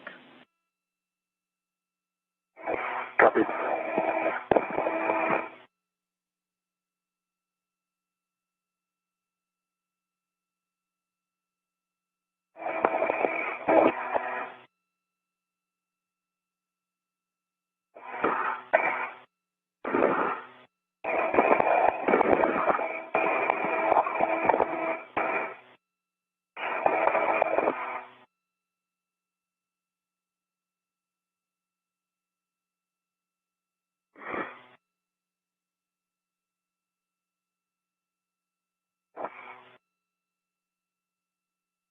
Okay, Jenny, I'm tethered to EV2's anchor hook. I'm left waist tether. Copy, Thomas. You'll be attaching EV2's anchor hook to 3651, which is nadir of the handrail you placed your anchor hook on. Copy, 3651. EV2 anchor hook. Good words.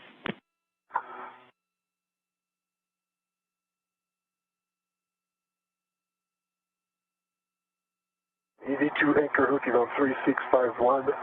The gate is closed, slides are locked, black on black. Copy. That is a good load pass. With that, I see Shane has picked up the APFR at the airlock. So when you're ready, Thomas, you can give Shane the go to release his tether from the airlock waist tether. Shane, you're tethered to 3651. The good anchor hook. You have to go. You pick up your waist tether and begin repressurization. Okay, copy that. Thanks, Thomas.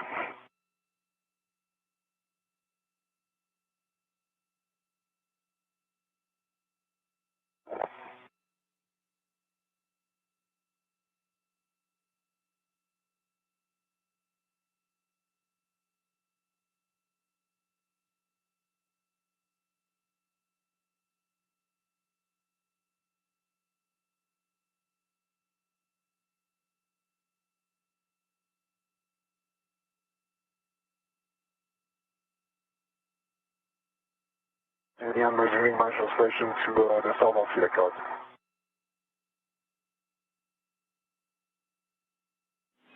Say your last.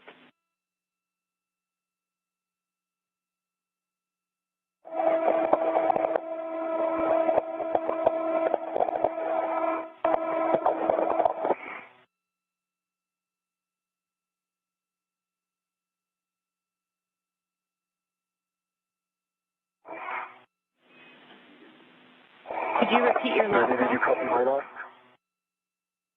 I'm resuming my translation to the starboard seat card. Okay, copy, Thomas. You'll be translating to the FSE stanchion Delta. I have a warning and cautions for you when you're ready. And Jenny, I'm at the NT. I am ready for the warning and caution. Warning, grapple shaft and curvet coupling teeth are no touch zone.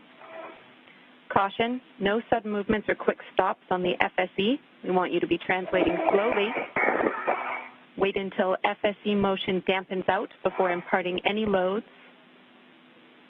When Shane is on the FSE as well, do not simultaneously impart loads and do not contact IROSA blankets. Copy on, Jenny, thanks.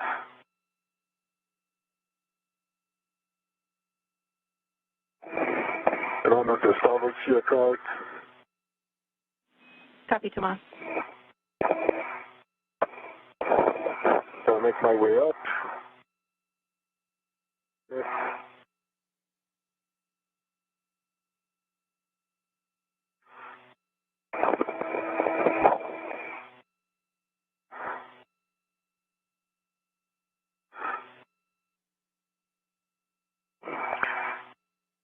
Any closed on thermal cover? It doesn't seem to want to stay closed. Copy, Shane. You're closing the thermal cover.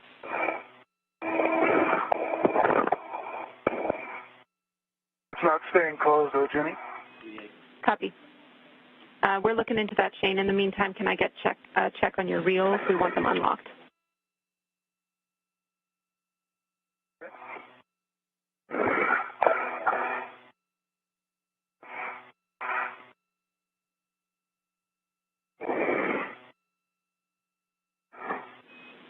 And Thomas, we see you on the FSE. You're looking to stow your crew-lock bag on the tower handrail. Copy, stowing your crew bag on the tower handrail on the FSE. Shane Kimbrough,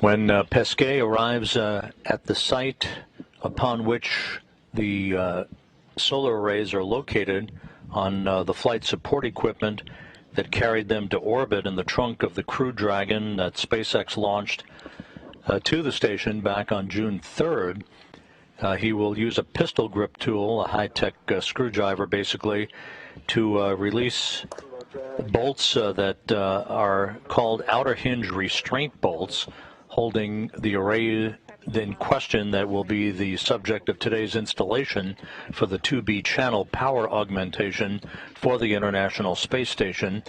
Kimbrough, meanwhile, will translate outboard to the P6 Truss to await Pesquet carrying the solar array that will be installed on the P6 Truss over to him after Pesquet affixes an articulating portable foot restraint to the end of the Canadarm2 robotic arm.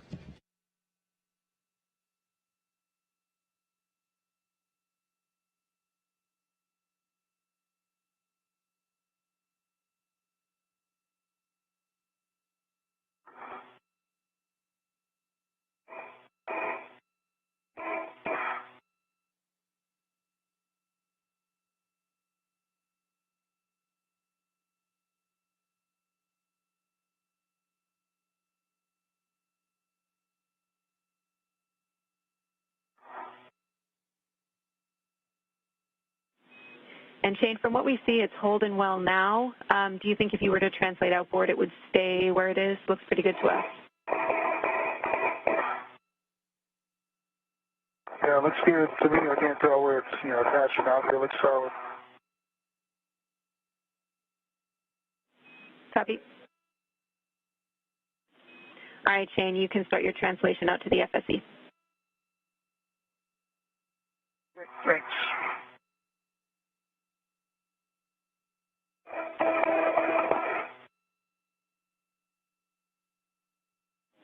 Stand by, Shane. It looks like the thermal cover just opened.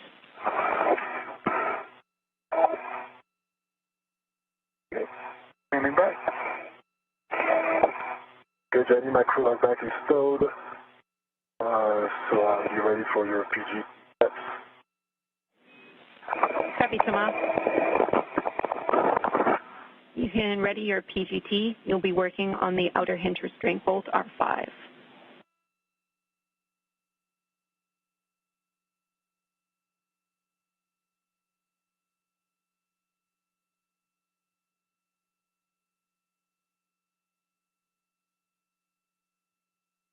Shane Kimbrough continuing work to try to close and secure the outer thermal hatch cover over the crew lock section of the Quest airlock before he begins his journey out to the far left section of the truss of the International Space Station.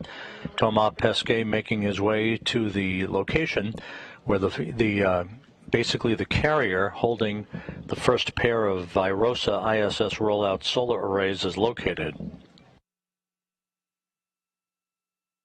Hey, Jenny, it's closed again, and it seems to be holding for now.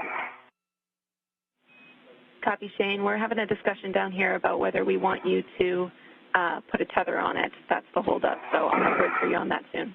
Okay.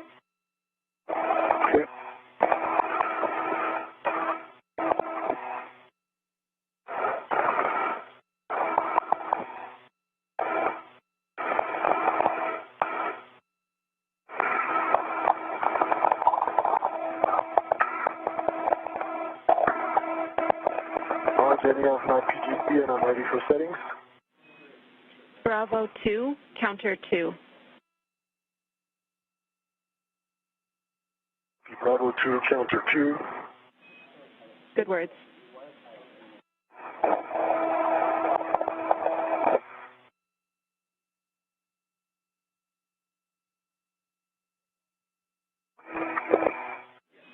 And Shane, we're going to have you put an adjustable equipment tether on the thermal cover to the circular handrail just to keep it closed. And work.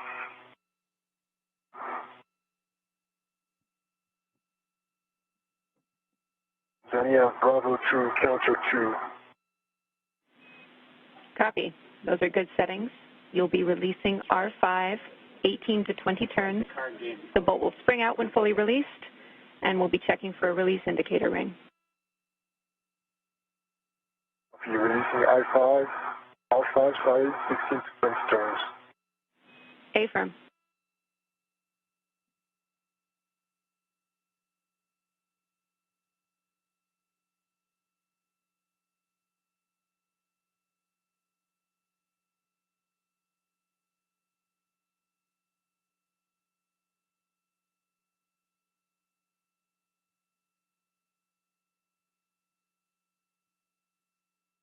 I got low torque on the PGT.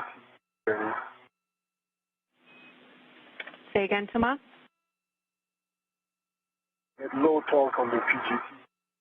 I'm at 10 turns. Copy.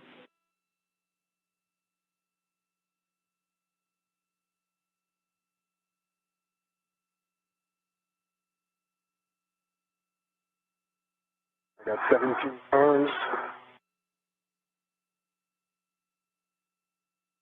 See the bolt popped out.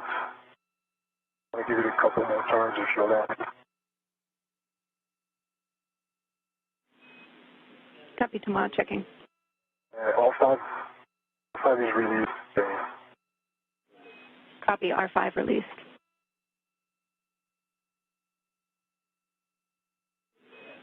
And Shane, we recommend not wrapping the adjustable too tightly around the thermal cover. We just want a simple hook on it to keep it pretty much closed, but we don't want anything that's going to be too difficult to undo if you have to get in there quickly. Okay, copy.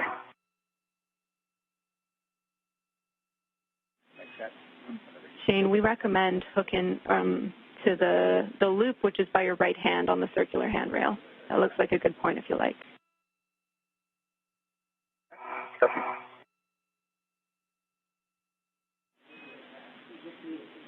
And Thomas, with R5 released, your next step is going to be to stow your PGT, the red one.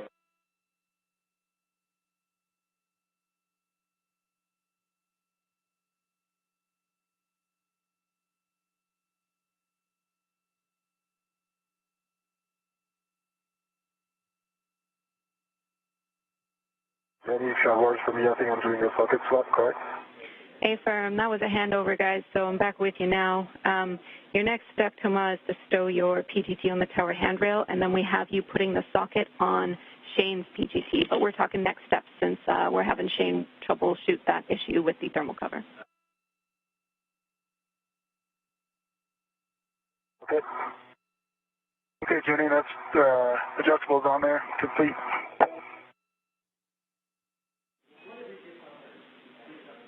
Copy, Shane. We're still getting your helmet cam back with us after the handover, so we'll get eyes on that adjustable shortly.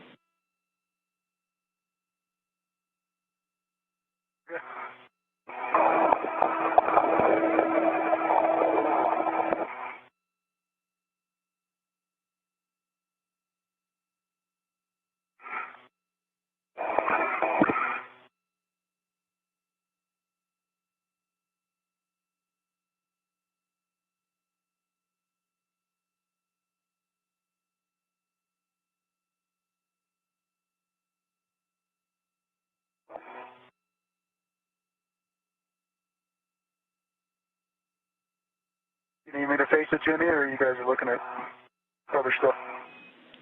They're talking at Shane. Word shortly.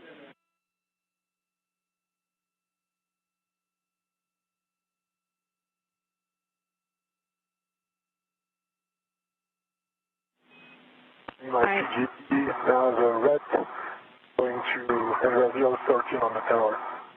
Copy, Thomas. We'll have next steps for you shortly. And Shane, we're taking our time here because we want to make sure that we're really in a good config. So we're going to have you tether it such that the tether point that you're using is far from the hinge on the thermal cover. So at the actual opening, so toward your left.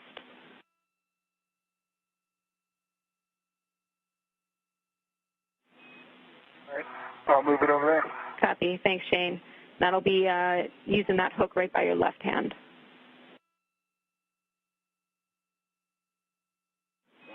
And then that's not the correct hook, Shane. We're looking for the hook, which is by your right hand, to move to the hook on the circular handrail near your left hand. Okay, gotcha. Gotcha. I didn't move the whole thing. I'm sorry. No problem. We're on the right track.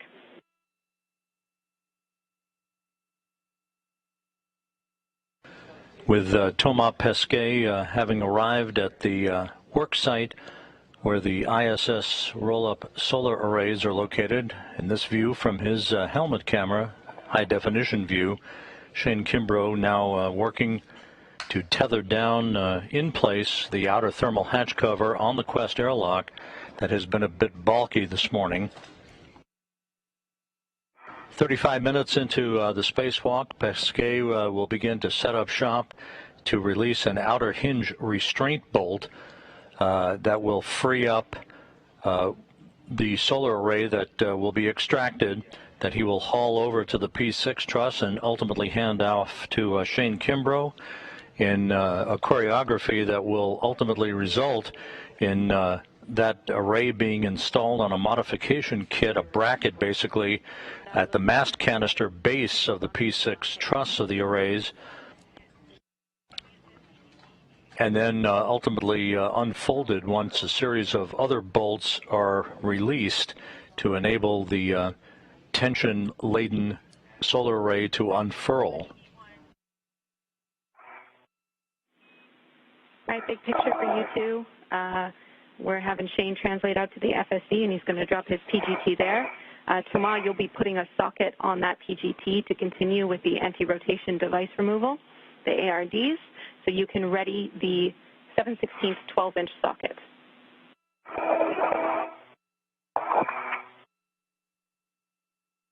7/16 12-inch socket on Shane.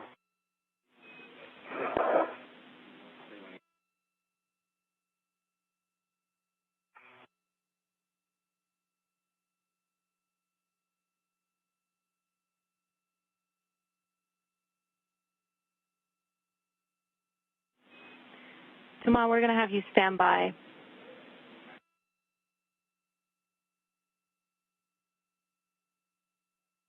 Standing by, Jenny.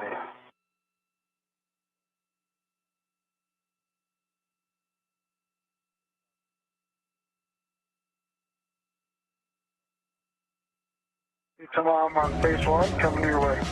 Okay, I see you from distance. Thank you. And ground copy, Shane.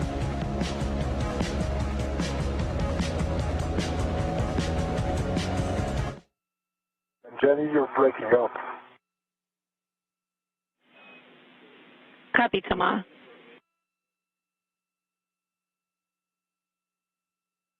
Oh, now you're coming in clear. All right, keep me updated on it. I will.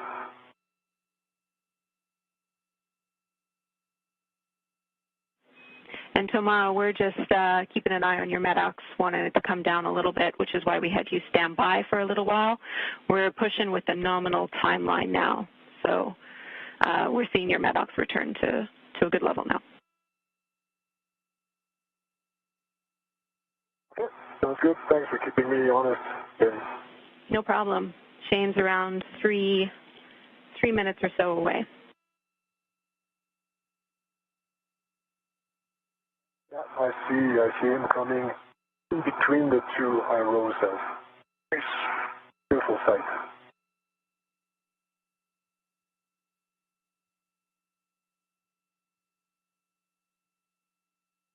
There's a good view of Thomas Pesquet at the flight support equipment carrier, if you will, in which the first pair of ISS rollout solar arrays are housed. He will begin work very soon to begin loosening bolts and anti-rotation devices, as they are called, basically launch constraints that held the arrays in place when they were launched back on June 3rd in the trunk of the Crew Dragon cargo vehicle that SpaceX launched on a Falcon 9 rocket from the Kennedy Space Center to bring to orbit.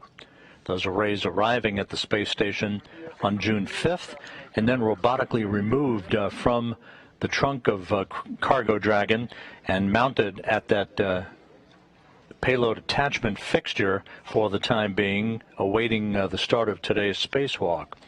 In the foreground is the trusty Canadarm2 robotic arm that astronaut Megan MacArthur will be operating a short time from now to move Thomas Pesquet to the P6 Worksite as he carries the arrays manually, the first solar array, to hand off to Shane Kimbrough before it is mounted on a bracket at the base, at the mast canister base of the P6 solar array structure.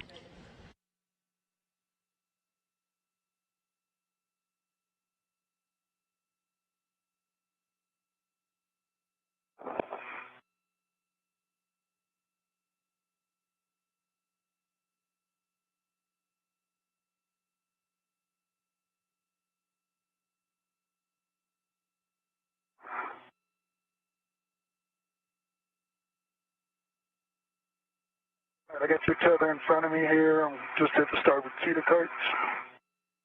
Copy? Ground copies.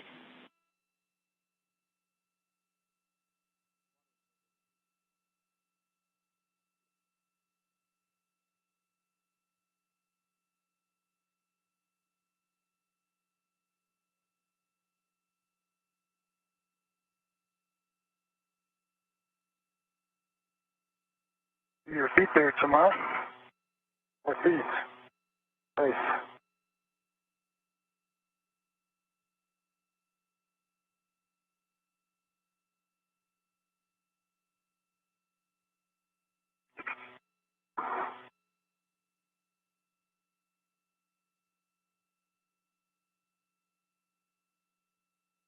Port seat of cart coming to you. What do you want me to do tomorrow? Come up there? And yeah, if you can. I'll try to come your way and meet you halfway. I'll have to bring this bucket caddy. So Shane, just attached to your bag. Shane, you just need to get your PGT to Thomas. We have the published steps to stow it on the tower handrail, but if you can pass it to Thomas more easily, that's fine with us. Yeah. I think that's what we'll try and do. Just stay there, Tomas. I'm on the pallet now, too. Okay. I'll just come to you. Okay. Good with that? Yeah, I'm good with that. Okay. So.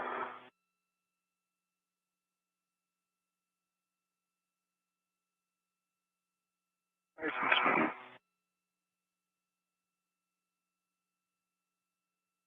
All right, make this down a local tether. All right, I've got a local tether down.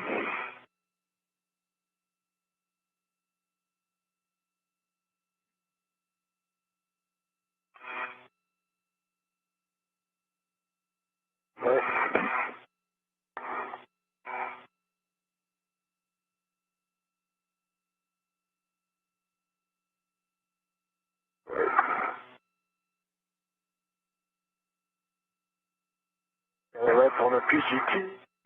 Have the PGT. There you have it. Temperature of yours. Nice. Got it. Thank you. Thank you. Visit. Come back anytime. All right. Let me move slowly off of here, and then I'll let you know when I'm clear. Yeah, I'll wait for you to be gone before I move.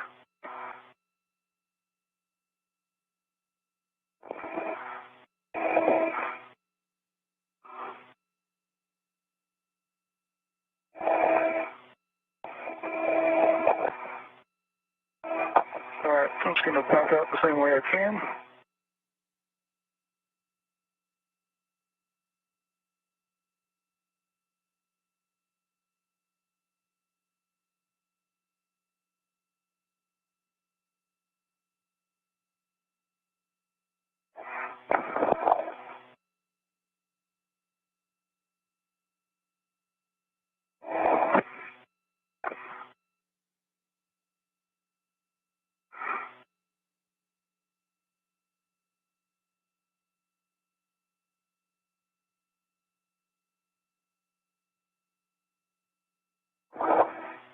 So,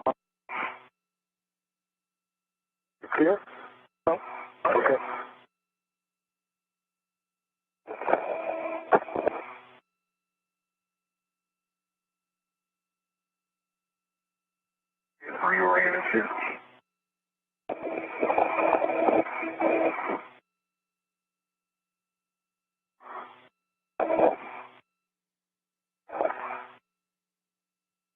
45 minutes into the spacewalk, Shane Kimbrough and Thomas Pesquet are at the flight support equipment structure, holding the first pair of ISS rollout solar arrays that were launched a couple of weeks ago aboard the SpaceX Cargo Dragon vehicle to the International Space Station.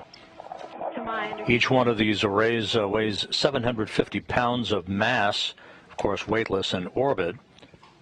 Each new solar array will produce more than 20 kilowatts of electricity, eventually upping the power capability of the station by some 120 kilowatts. This is the first of 3 pairs of these arrays that will be installed at various truss structures of the station. Today and on Sunday, in the second of this first set of spacewalks, the 2B and 4B power channels of the P6 Truss will be augmented by these arrays. They do not replace the older legacy solar arrays. They simply augment the power output of the existing arrays. The next 2 sets of arrays will be installed on the P4 and S4 trusses, and then ultimately the final pair on the S6 and S4 truss structures of the International Space Station. 6 of the 8 power channels on the station to be augmented. Those are the channels that have indicated the greatest set of degradation over the course of some 2 decades of use at the International Outpost, and also accommodate the highest usage loads for various payloads and scientific experiments and new modules to arrive at the International Space Station.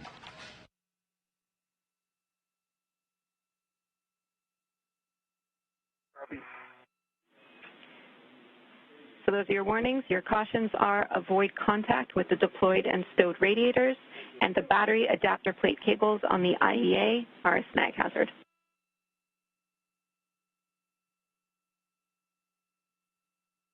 Okay, copy that. Thank you. Shane, you're translating outboard to P6. I'll check your gauntlets are down, and I have a green hook location when you're ready.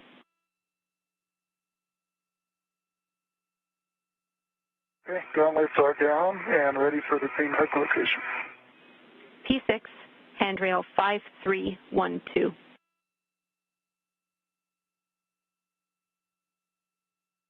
P312, copy P6. And Jenny, I have the 7/16 12-inch on the green PG2. Copy, and I'll take a pull test.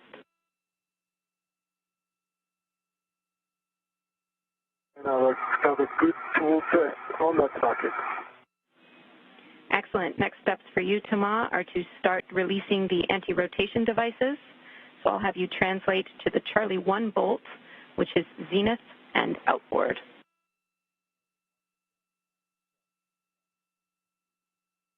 Translating to the Charlie 1 bolt, zenith, outboard. Affirm, that'll be stanchion Charlie.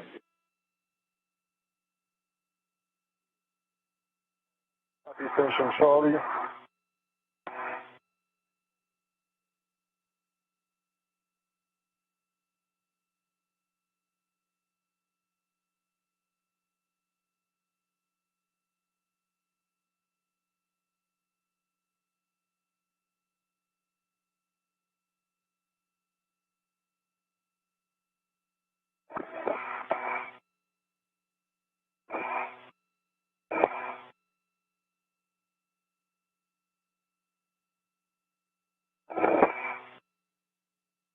Thomas Pesquet will be attaching an articulating portable foot restraint at the end of the Canadarm2 robotic arm that he will ultimately plant his feet in, to be driven by astronaut Megan MacArthur, who will operate the arm from a robotic workstation inside the station. He will carry the first ISS rollout solar array over to the P6 truss, where Shane Kimbrough will set up another articulating portable foot restraint, so he has stability in receiving a handoff of that array from Pesquet at the appropriate time. To attach an adjustable equipment tether to the ARD tether point.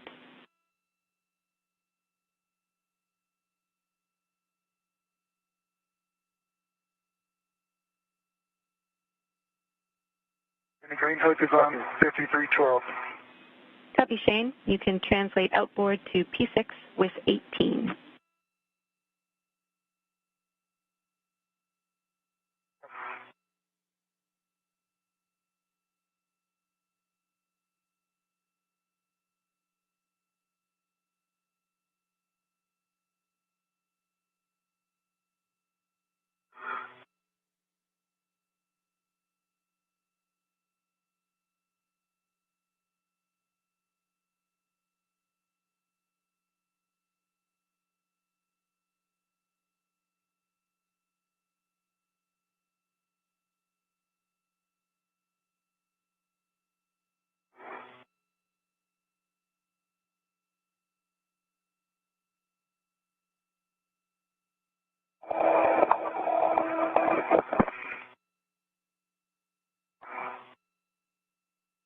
Jenny has an AT on the ARD tether point.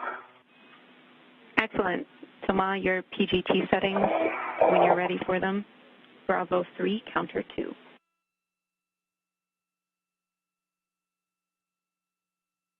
Bravo 3, counter 2.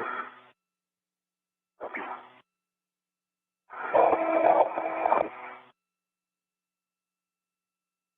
Pesquet using a pistol grip tool. He will use it for about 18 to 20 turns until a outer hinge restraint bolt is released. That essentially is the first step in freeing the first ISS rollout solar array from its flight support equipment that it was launched on.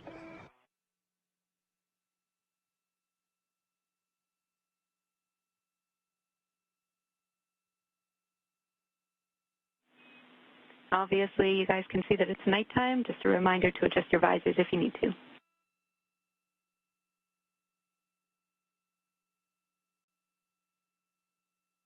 Copy.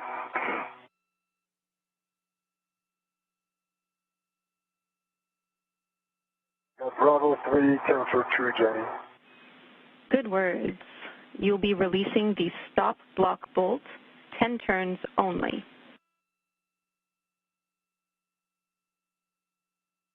Copy. The stop block bolts called AR1, 10 turns only. Affirm. 4, 5.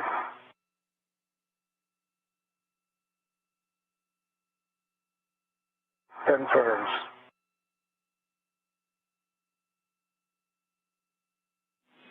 Copy, 10 turns. You can release the ARD. Jenny, I got 12 o'clock. Sorry, black on.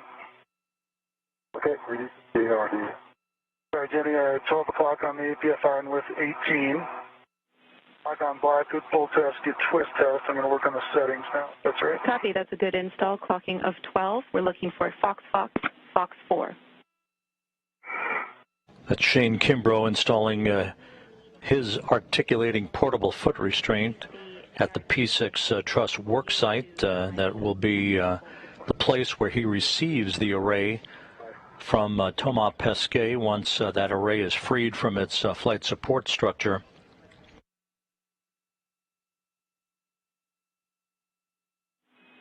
And Thomas, when you have a minute, we'll get you to power cycle your HECA as well. Standby. Jenny, this pit knob is really stiff. Any ideas? Checking.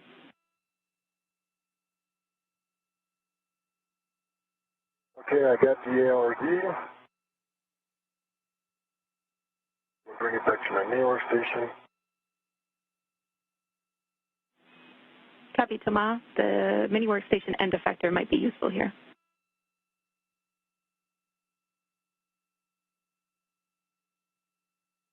Okay, I got the ARD on my main workstation. You wanted a power cycle of the HECA? Affirm. HECA off.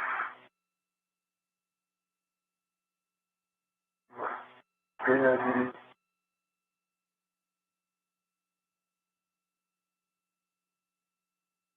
Jenny, I got the pitch knob. Okay, copy, Shane.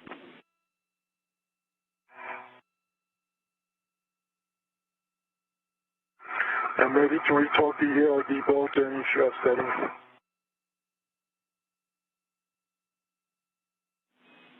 Your settings are Bravo 1, clockwise 2.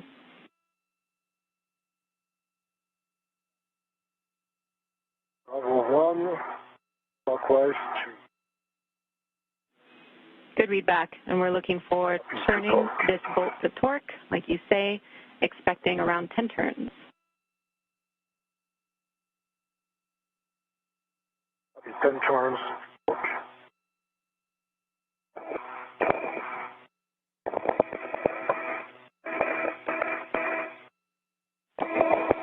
Shane, once you have those APFR settings in, we're looking for a check that the pitch knob has popped out, and you can retrieve the cable bag bundle. Okay. Working on the cable bag, and then I'll finish up the APFR settings if that's all right. Copy, no problem.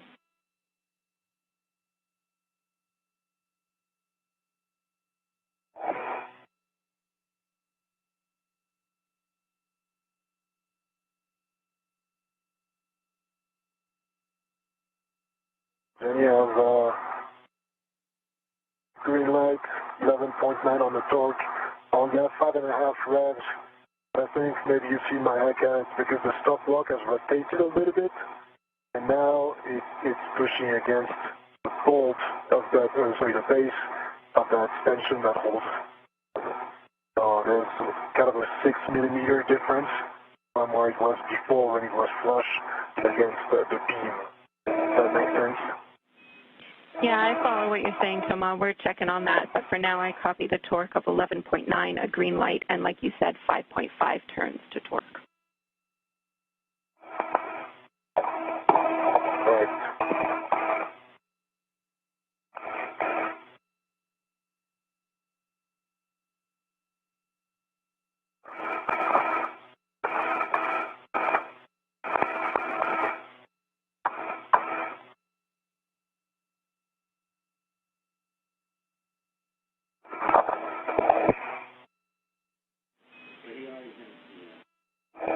And Thomas, we talked that turn count down here. We're comfortable with you moving on in the procedure for now, so you can stow your PGT and translate to Charlie 2, which is Zenith and inboard stanchion Bravo.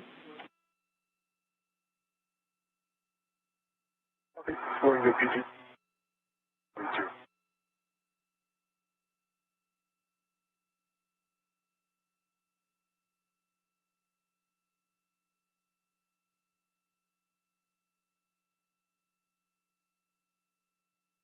How you doing, Shane? I'm good. I'm finishing up the APFR. Got the crew light, or the cable bag. I'm on PRT now, and final settings here. Awesome.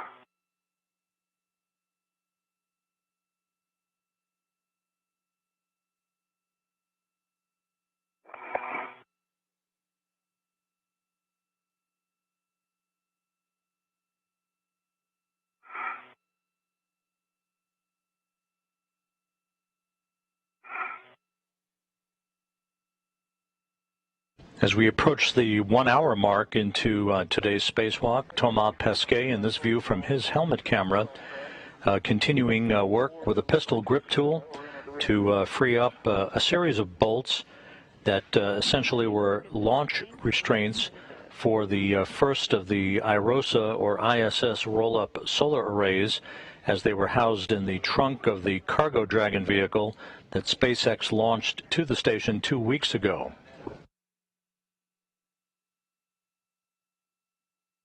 Knob is popped up. Copy. That is a good config, Shane. You can translate outboard to handrail 5307, where you'll be stowing the cable bag. 5307, copy.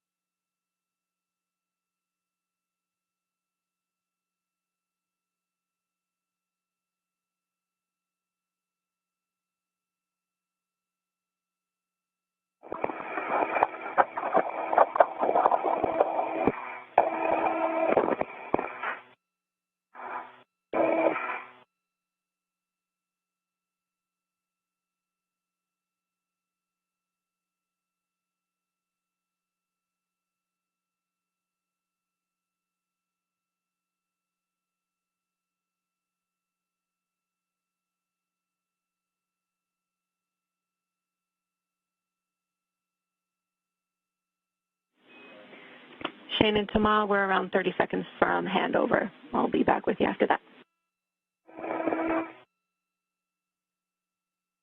Happy journey, thanks. Happy?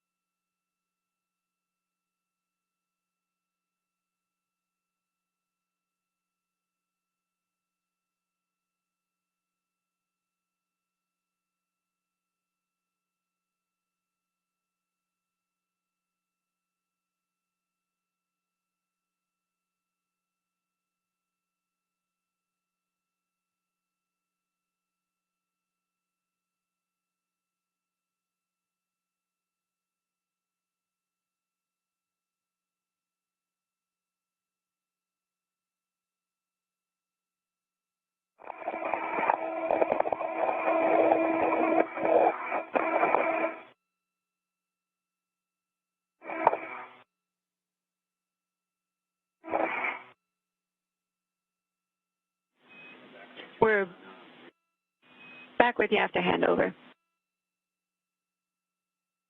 Hi, Jenny. I have my the free hook from my AT of my main workstation is now on the ARD.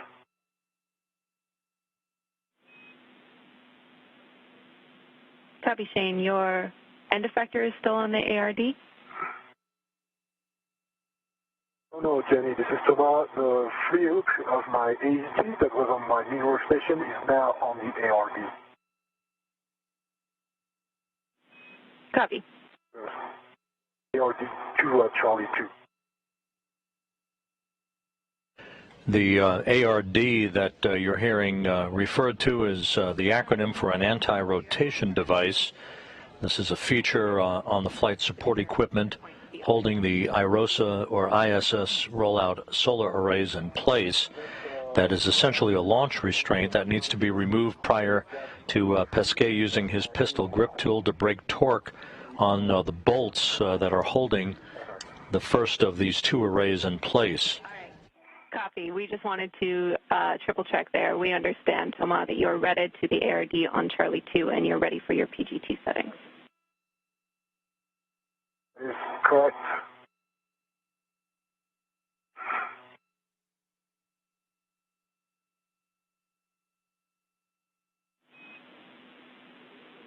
Thomas, your settings are Bravo 3, counter 2.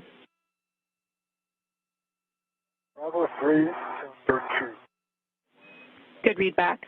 And Shane, you'll be stowing the cable bag on handrails in that corner of the IEA around handrail 5307. Make sure that you position the hinge ISS inboard. Copy. Working on that. So we got two tethers down, working on the third now. Copy. Jenny, I'm ready for 10 turns on the ARD bolts. A-firm, 10 turns only. That'll release the ARD. You try SSC 13, that's in node 2.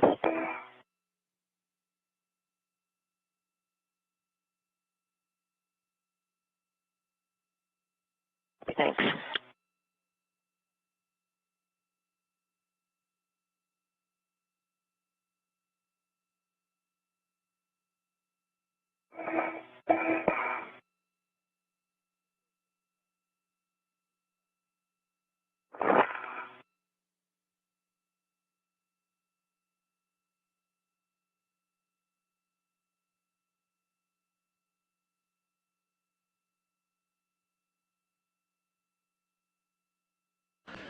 Again, Pesquet right now using a pistol grip tool to release what is called an anti-rotation device. This is the mechanism that must be removed prior to breaking torque on the bolts holding the IROSA array in place on its flight support structure on the truss of the International Space Station. Meanwhile, Shane Kimbrough is out at the P6 Truss stowing a bag of power cables on a handrail that will be used later in the spacewalk by Kimbrough and Pesquet to electrically connect the new array to the power system of the International Space Station. I'm getting my crew lock bag out, and I'll head to the worksite. Copy. And Shane, we're also looking for a glove inspection, hat check, and gauntlets check from you.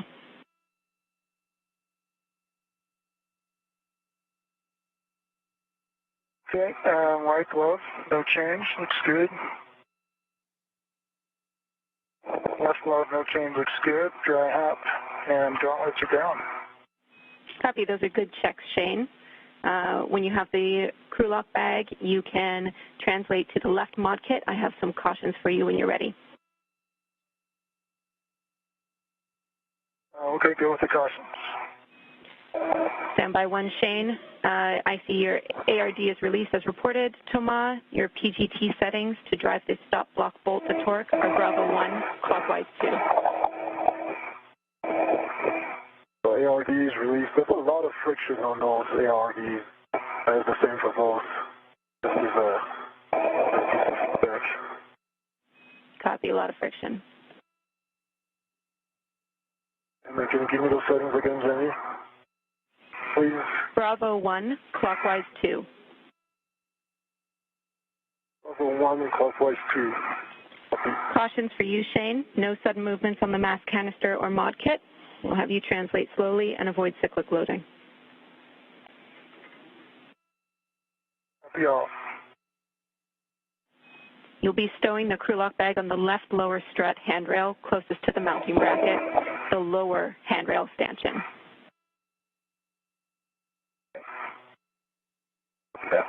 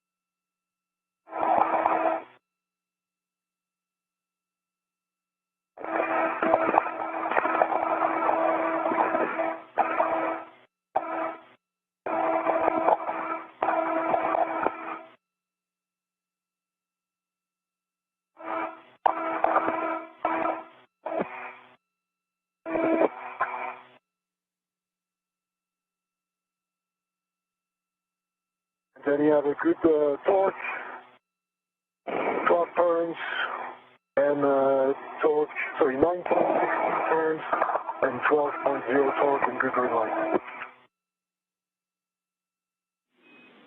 Copy, green light, 12 on the torque and 12 turns.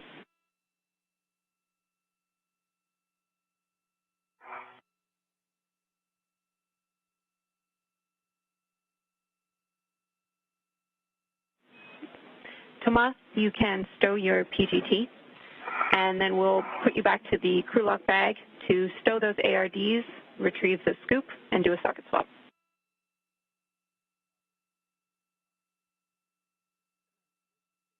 Bring the PGT back to the crew lock bag. Good words, Tomas.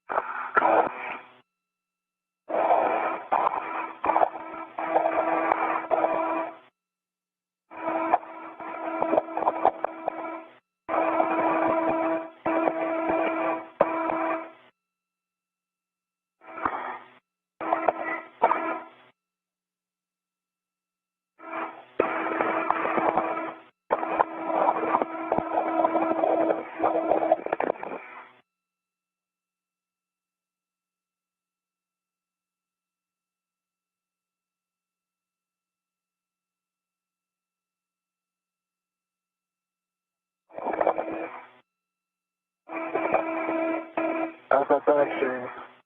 What's that? How's that bag? Oh, it's good. We got the crew lock bag out now, working on that. All right. Ground copies.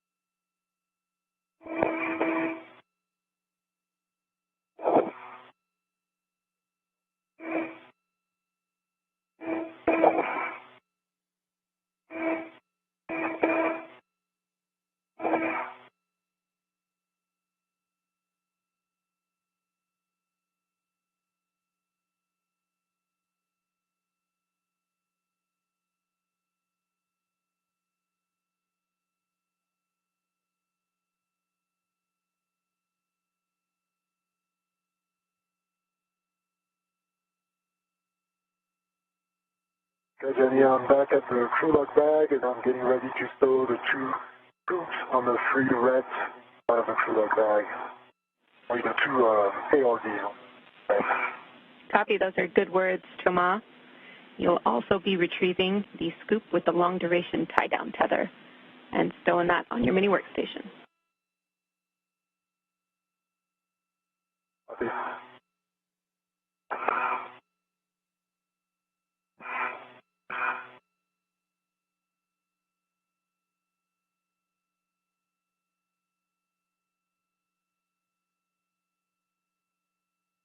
This is Mission Control Houston, 1 hour, 12 minutes into today's spacewalk by Thomas Pesquet and Shane Kimbrough. The two spacewalkers are working in the very, very early stages of their respective tasks that will result in the removal of the first IROSA roll-up solar array from its flight support structure. You can see in this image that large support structure that was housed in the trunk of the SpaceX Cargo Dragon vehicle that carried it to orbit back on June 3rd when it was launched from the Kennedy Space Center, arriving at the International Space Station 2 days later. Make sure it stays redded to the crew lock bag, and you'll install it with the handle pointing inboard. Copy. Pesquet next will use a pistol grip tool to break torque on two bolts on that flight support equipment structure holding the IROSA array in place. Shane Kimbrough is still working in the final steps of setting up shop at the P6 Truss with an articulating portable foot restraint that he will be awaiting the arrival of Pesquet in. Pesquet will set up a foot restraint of his own at the end of the Canadarm2 robotic arm and then place his feet in that foot restraint, pull the array out of the flight support equipment structure and haul it over to where Kimbrough is for a handoff. Kimbrough will then rotate that array in the proper orientation to await Pesquet's arrival so that the two crew members can work with each other for the ultimate installation of that array on a modification kit, essentially a bracket that was installed at the base of the mast canister of the P6 Truss array structure on a previous spacewalk. Okay, I see the micro square here. Copy, Thomas, yeah. We see that in your WVS. Make sure that you have the scoop with the long duration tie-down tether, which you do, and that goes on your mini workstation. That was shared, Jenny, but I'm working on this. Copy. Okay. So then, Shane, I copy that you have the scoop, which is staying ready to the bag, and you're going to be installing it on the root beam microsquare.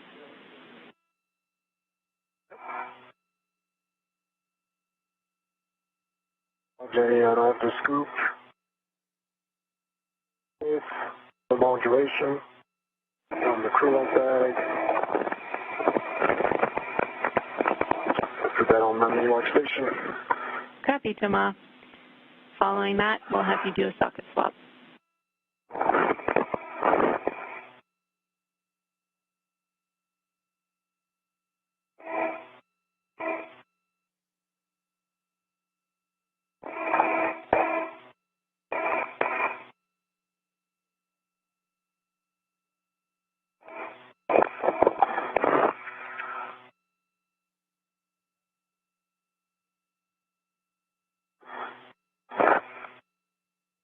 Scoop is on my mini workstation and socket swap to 5/8.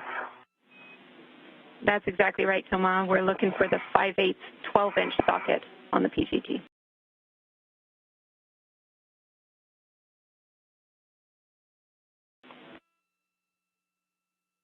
Copy. 5/8 12-inch socket for Shane.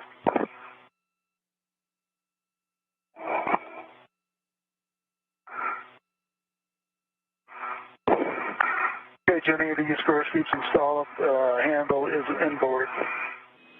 Copy, Shane. That's a good config. You can get started on routing the right wire harnesses from the cable bag. Let me know if you need additional words on running to them or routing them.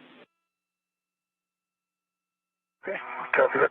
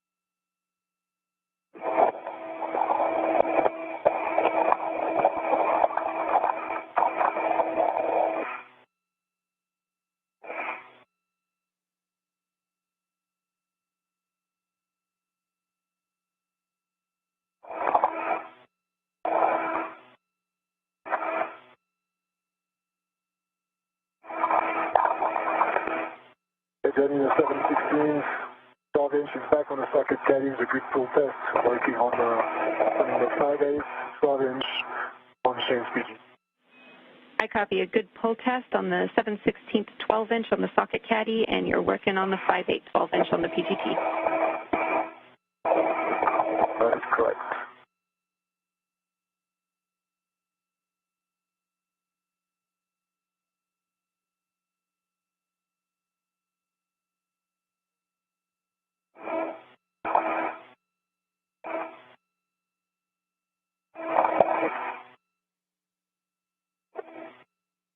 Alright, the 5/8 12 inches on the PGT with a good pull test.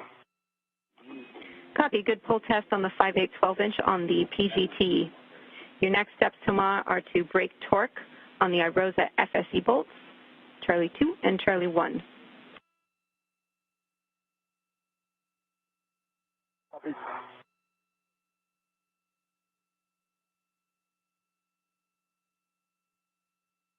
Jenny, I have a ret on the red cables. So I'm going to release the ret from the back and then take them up to the market right side. Copy, Shane. That's a good config. And Thomas, while you're buttoning up this crew lock bag, I just wanted to let you know that occasionally your comm is coming through muffled. I understand there's not much that you can do about that at this point. Your mic booms are set, but that's why I'm repeating calls back to you, and just correct me if we ever get it wrong. Yeah, that sounds good, Jenny, and I'll try to be clear. And Shane, do you copy me, or is it the same for you? No, I'm copying you good. Okay. Copying you good too. Copy all.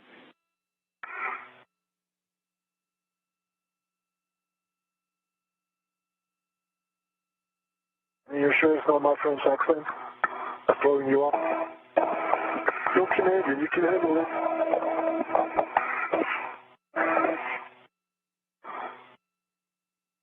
All right.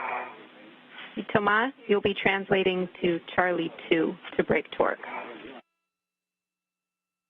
Okay, Charlie 2 to break torque. A-firm, that's Zenith, and inboard or extension Bravo.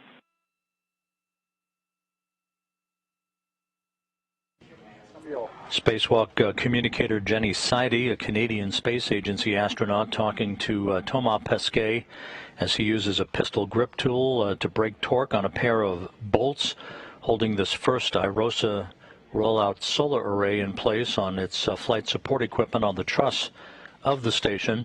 A distinct Canadian flavor to today's spacewalk, with Seide talking directly to the two spacewalkers outside. Next to her is veteran astronaut and veteran spacewalker Drew Feustel, who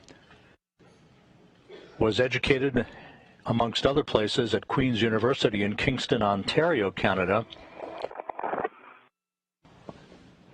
The space station's Bodic Arm, the Canadarm2, will be used to move Thomas Pesquet, holding the IROSA solar array, over to Shane Kimbrough, where they will work in concert with one another to install it at the mast canister base of the P6 solar array truss structure. The P6 truss arrays were delivered to the International Space Station on the STS-97 mission aboard the shuttle Endeavour in December of 2000. That also featured the presence on board of Canadian Space Agency astronaut Marc Garneau, the first Canadian to fly in space.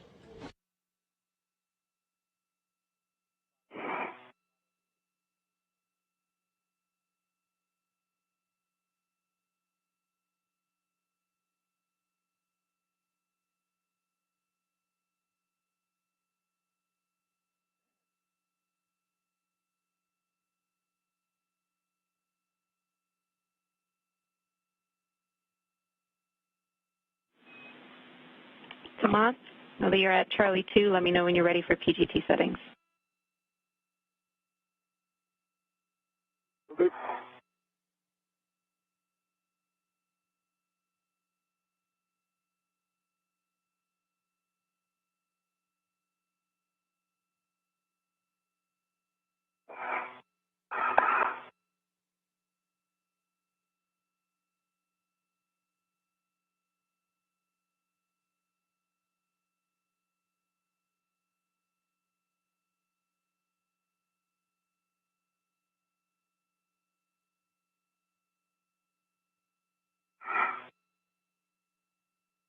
Jenny, I'm at Charlie 2, Shane's PGT, green PGT, 5/8 times 12 inches, and I'm ready for settings. Copy, you're in a good config, Thomas. Your settings are Bravo 3, counter 2.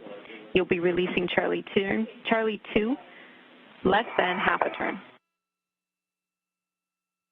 Bravo 3, counter 2, less than half a turn. Affirm.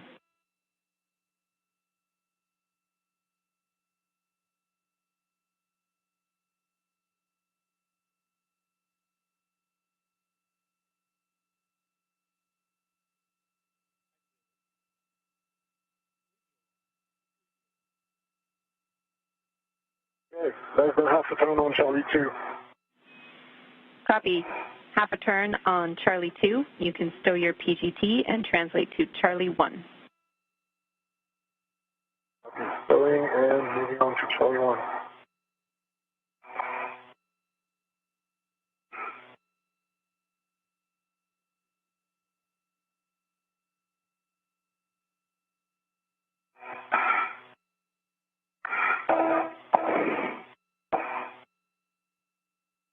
How you doing, Shane? Good. I got the first cable tied down and just looking at the distance before I do 3 turns on it. It's good. Nice. Nice work. Ground copy, Shane.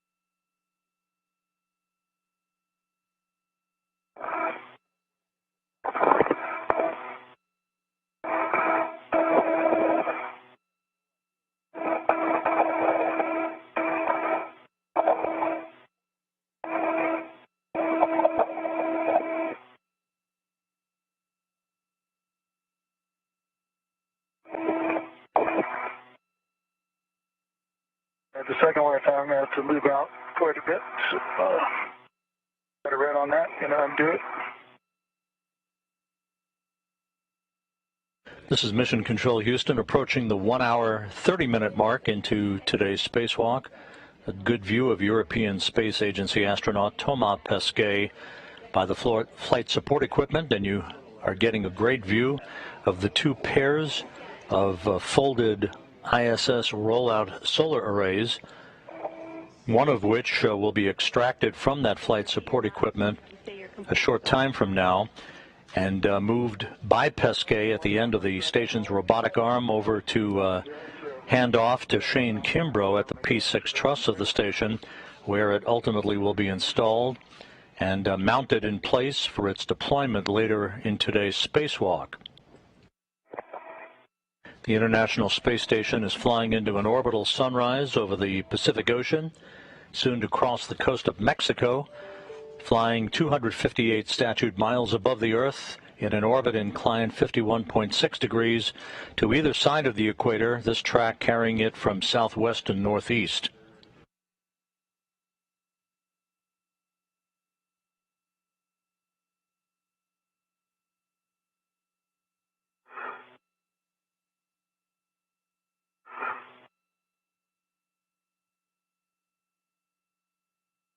Jenny, I'm in position for Charlie 1. Copy. You'll be braking torque on Charlie 1, less than half a turn. Let me know when you're ready for settings. Braking torque on Charlie 1, less than half a turn. I'm ready for settings. Bravo 3, counter 2.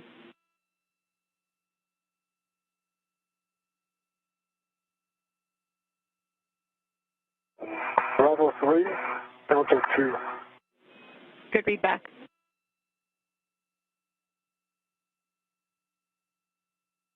North.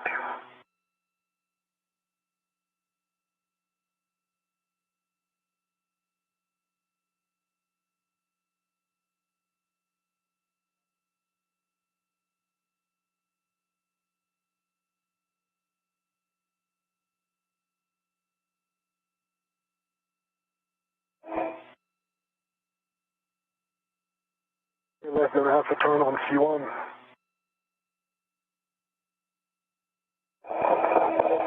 So, let me do that again. I got low torque. Torque of 9.4 for 18.4 is not great. Moved by less than half a turn, but want me to give it a little bit more, Jenny, or not? Checking, Tomas. Okay. And I saw it moved then by less than half a turn. Yeah, we're happy with that, Tomas. As long as it moved, we're just braking torque at this point. Okay. Thank you. So now you'll be releasing Charlie 1 27 turns only, and I have new settings for you. Copy. 27 turns on Charlie 1, and I'm ready for settings. Bravo 3, counter 3. Bravo 3, counter 3.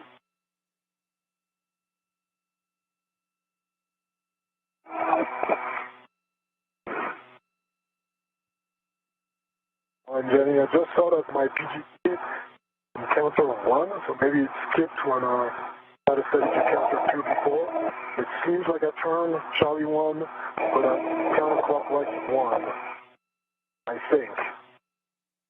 Braking torque. Did you go back at counterclockwise 2? I'm checking for you, Tomas. Thank you. Tomas, you can continue. Again, we just wanted to break torque there, so as long as the bolt moved, we're happy for you to press. Okay, perfect. So Bravo 3, counter 3, correct? Affirm, those are good settings.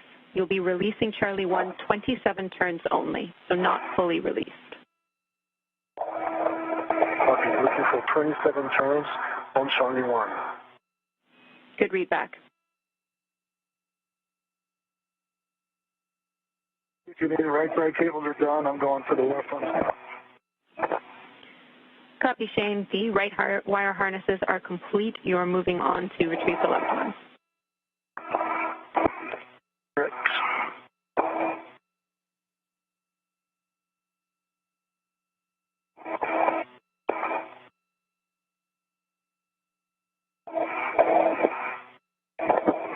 Ready at 27 turns on Charlie 1. Copy. 27 turns on Charlie 1. You can stow your PGT, and we'll have you translate back to Charlie 2. Okay, stowing the PGT and back to Charlie 2.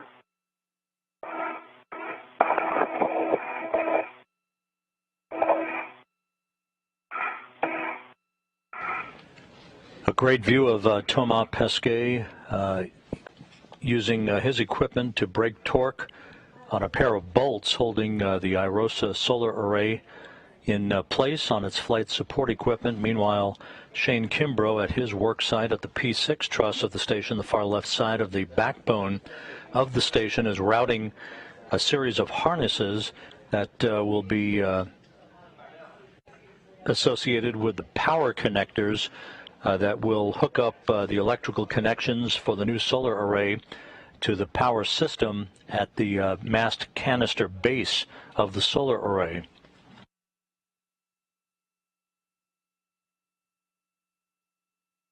Jenny, I got a rep on the white cables in cap side. I'll release the rep from the back. Copy, Shane.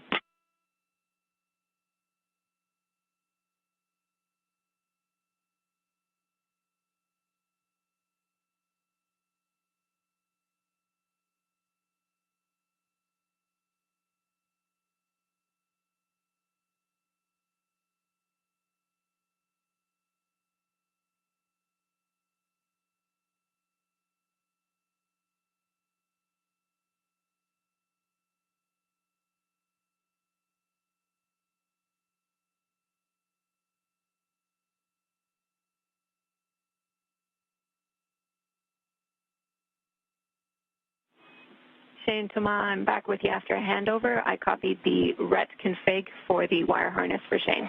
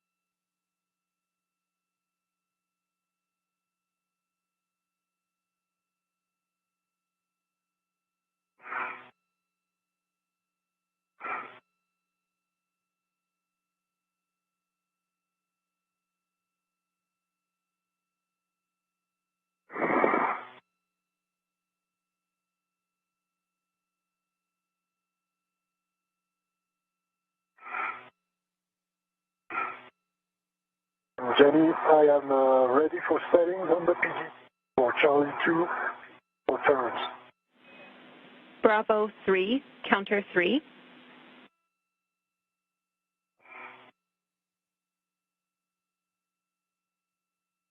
Bravo 3, counterclockwise 3. Affirm, and you'll be releasing Charlie 2, 51 to 54 turns.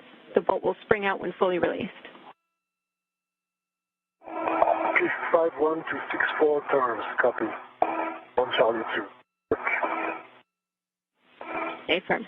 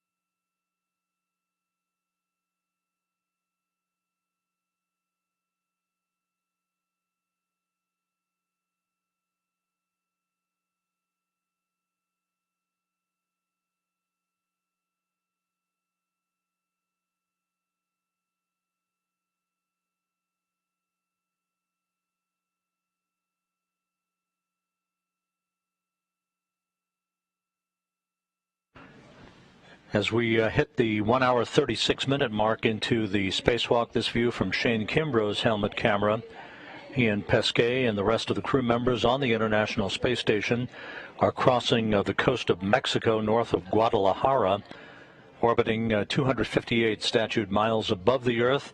Pesquet using a pistol grip tool to break torque on a pair of bolts holding the ISS rollout solar array in place on a flight support cradle that was delivered to the station with the first pair of solar arrays on the SpaceX Cargo Dragon vehicle 2 weeks ago.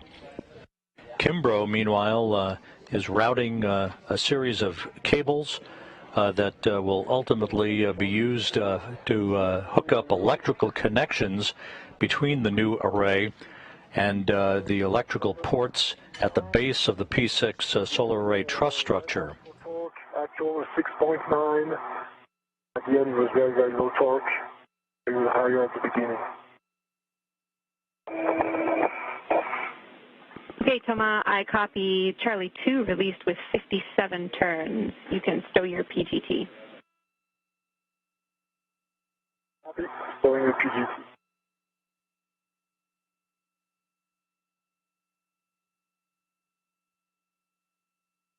Again, Jenny, is a piece of data. The first 10 turns where I could tell the torque was really high, and then it kind of moved a little bit, and then the rest was really easy.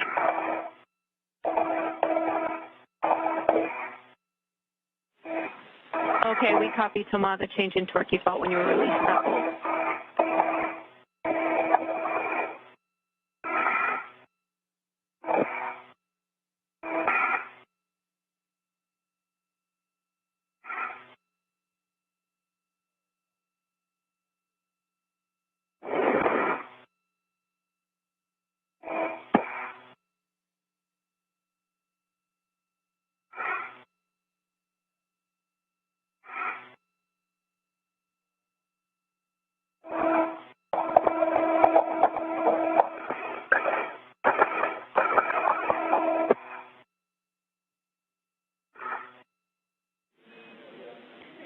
Thomas, your next step is to install the scoop on the root beam microsquare near Charlie 2.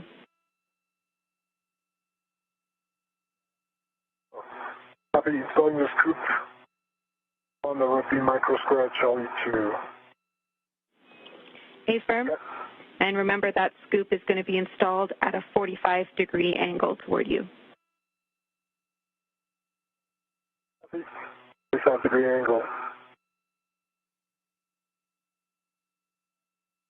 Jenny, I got the first cable wire tied down. I'm going to have to move the second one. I'm just like the other one, so give me a minute here. Copy, Shane.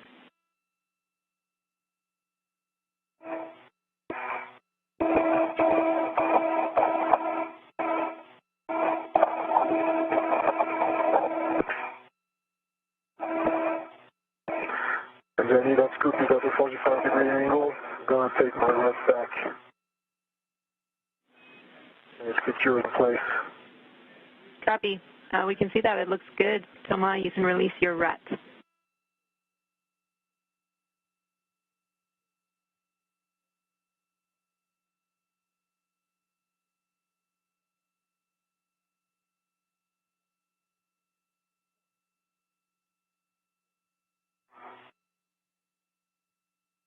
Okay, and I'm going to go back to the other side, Jenny, if that's correct.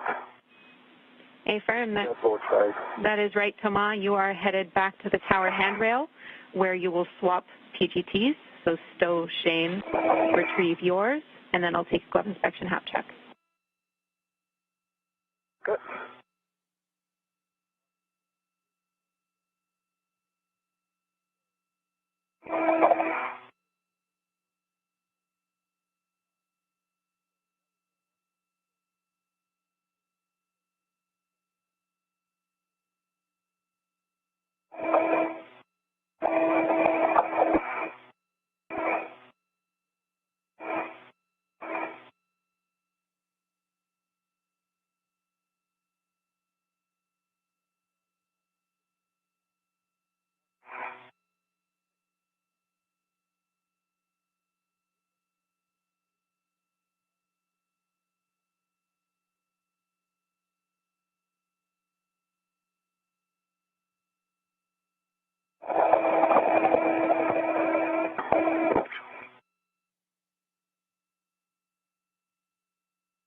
the cable, Shane?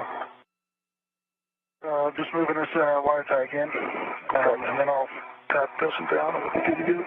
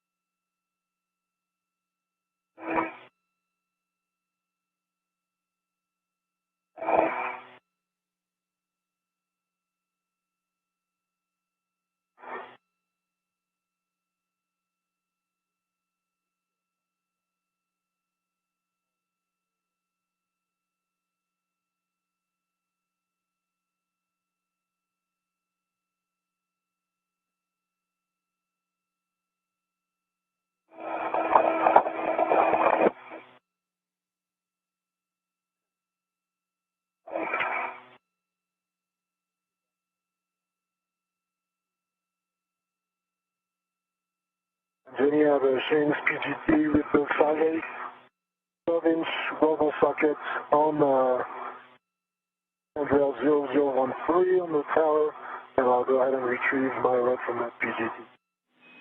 Copy. Good words, Tomas. Jenny, the are down with 2 wire ties on the mid-strut handrail, one on the lower strut handrail. Copy, Shane. 2 wire ties down for the left wire harness.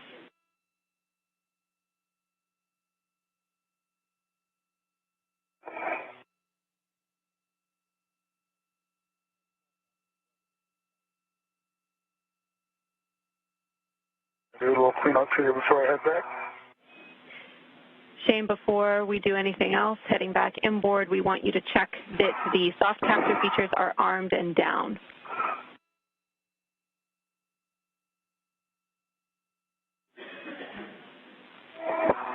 Okay, the one in right in front of me, the left one is not, so I'll put it there. Copy.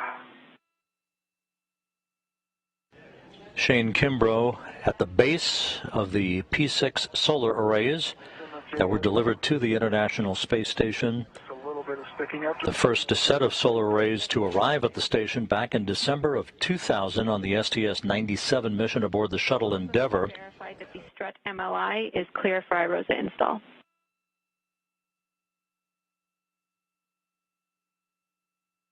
Okay, strut MLI. Yep, it's well below the plane there, so I think we're good. Copy, Shane. Looks like the mounting bracket is in a good config. So with that, I will have you head inboard, retrieving your green hook on the way. Okay, I'm going to tie up this screw lock bag a little bit better, and then I'll be heading back. Copy. That sounds good.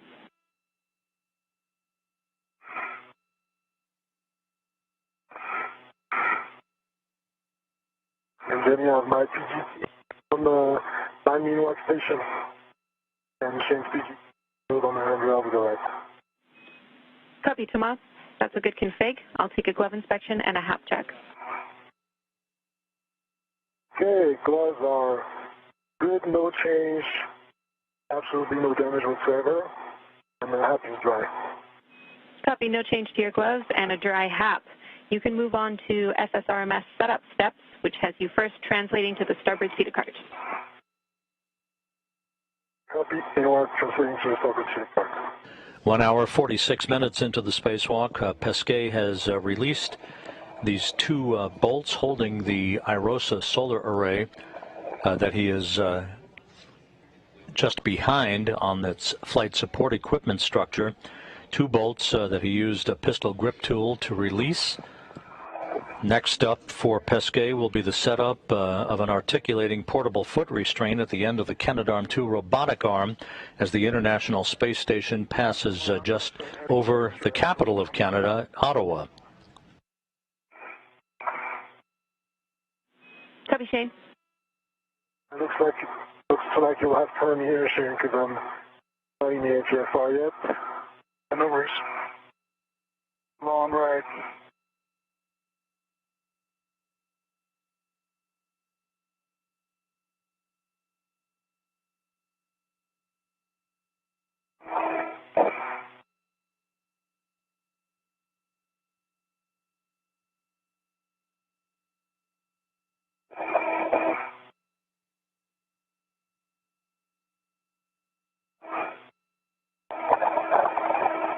The ISS rollout solar arrays, the IROSA. This is a new design that uses a one-piece carbon fiber composite boom that is essentially folded up into halves. Those two halves will unfold at the hinge. A bolt holding that hinge in place was released earlier in the spacewalk by Pesquet. This enables stored energy on the two halves of the boom to actuate the deployment sequence later in the spacewalk.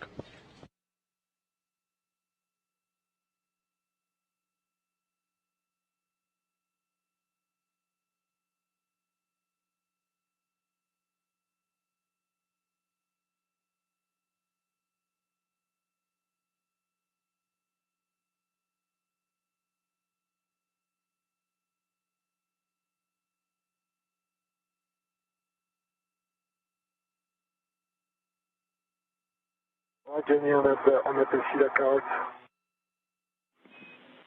Starboard SIDA-kaart, I see APFR in width 5, which is the major-most one. Good words, Thomas. That APFR should have an ingress aid. You're to retrieve it and translate back outboard. Copy.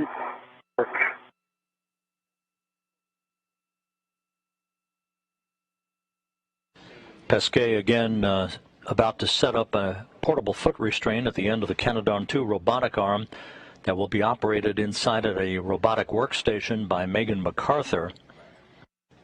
She will drive the arm with Pesquet at the end of it. He'll be holding the IROSA solar array and will bring it toward Shane Kimbrough, who's awaiting its arrival at the base of the P6 solar array truss structure after routing two sets of wire harnesses that house connections, electrical connections, that will hook up the array to the electrical system of the International Space Station's 2B power channel.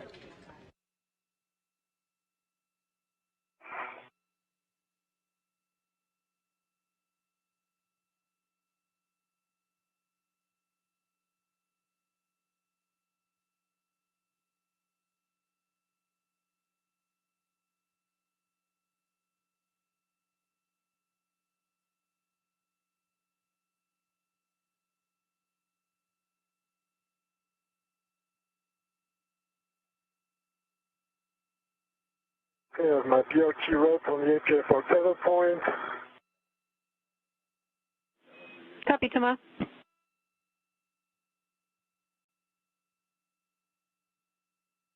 I have the APFR. Put it on my BRT.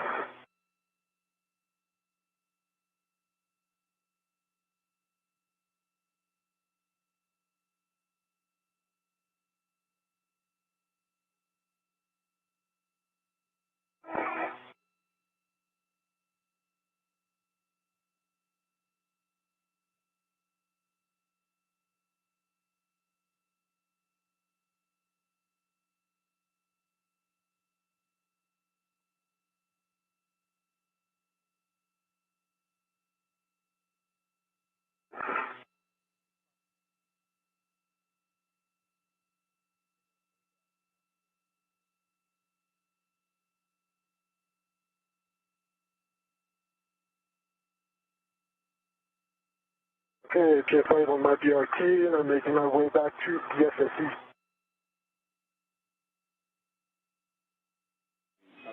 Copy, Thomas. I'm here at the port cedar cart tomorrow. Oh, Shane. And so you want me to wait on you? So Shane, I don't go back to the FSE. Shane, you can translate. Yeah, FSRMS. You can translate to the FSE. You'll be at the grapple tower, and Thomas, you're actually just translating to the port CETA cart, where you'll give SSRMS a go for the install position. Yeah. Right. All right, sounds good.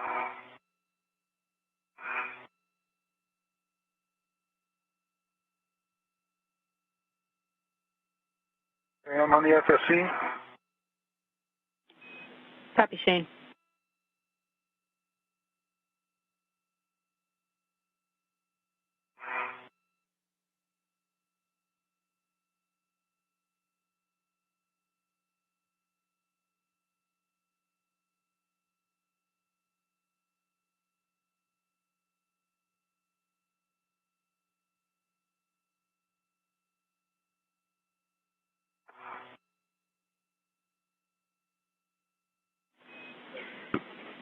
Shane, I'll take a glove inspection and a HAP check from you, and then we're talking about next steps.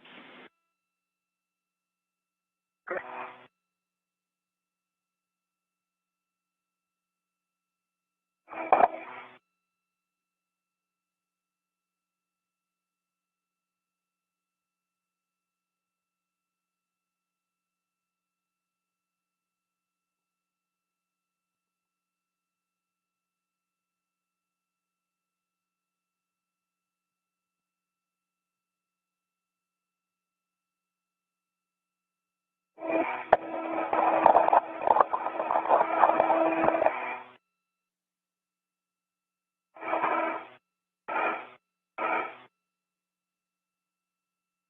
Okay, I'm at the port CETA cart. I try to stay away from it. See you there, Tom. Okay. My safety door is just on your back of your plus. I'm sorry, what?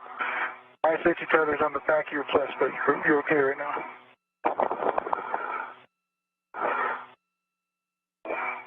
Okay, it's going up. There you go. Nice.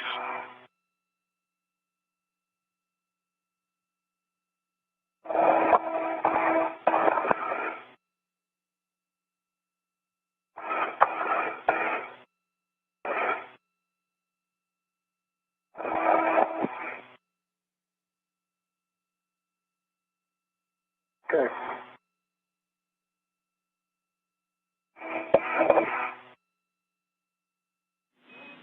I have a big picture update for both of you when you're ready.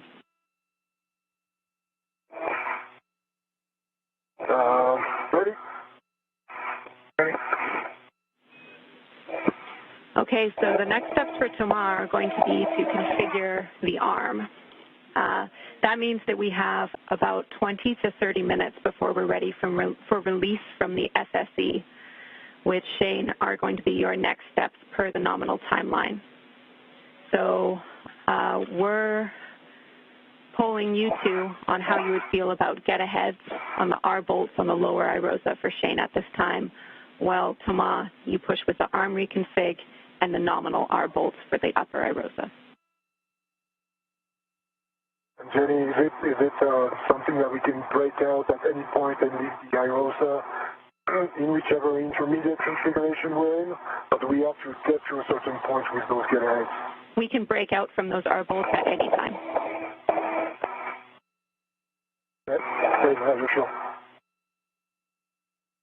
Sure. I need about 5 minutes here to reconfigure my waist tether. So once I'm done with that, I can do whatever. Okay, copy. That sounds really good to us. And there is no rush. You take your time, Shane, to configure your tethers, and Thomas will push with your nominal steps. Shane, let me know when you're ready. Okay, ready. That sounds good. And I'll be ready, Megan, if you're with us. Megan and Mark, I'll be ready for the maneuver to the HFR install position.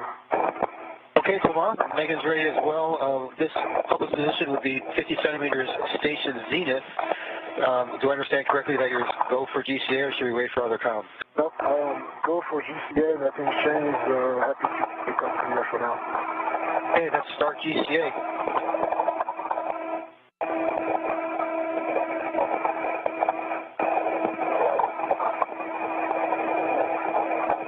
Bring motion. Good motion. Good motion.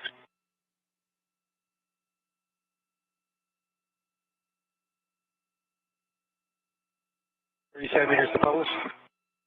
Continue.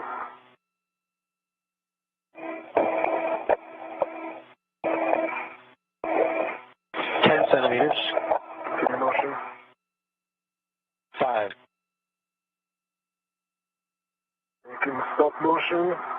Okay, I heard you say stop motion. Is this a good position? If you can give me maybe 10 to 15, or let's say 20 station aft, sorry, and 20 more station zenith. Is it okay if we go with the zenith first? So 20 more station zenith?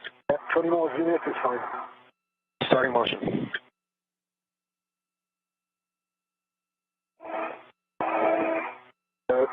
Station zenith. Copy. Starting motion. Good motion. Good motion. 5 to go. Good position, stop motion. Copy, stop motion, and you wanted 20 centimeters station aft, is that correct? That is correct.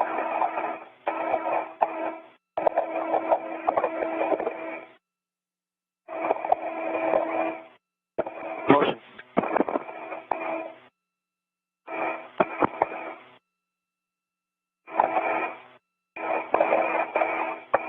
Good motion. Okay, good motion. And stop motion. Motion. Okay, that's the good position, GCA complete. GCA complete.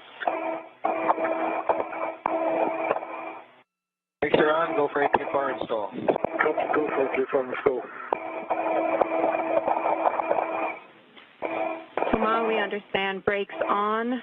You do have a go to install that APFR. Let me know when you're ready for settings.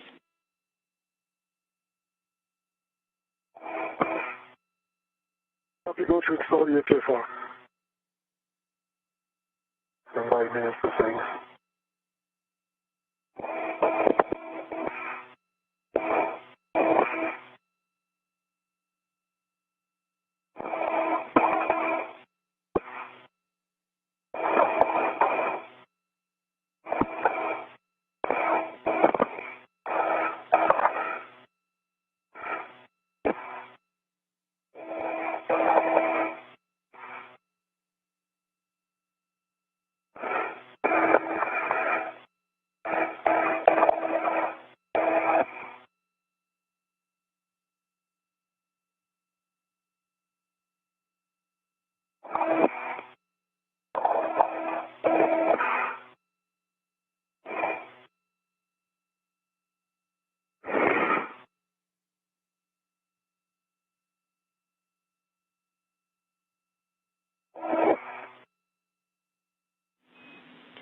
And Shane, when you have a spare minute, understand you're working with your tethers now. Could you please power cycle your HECA?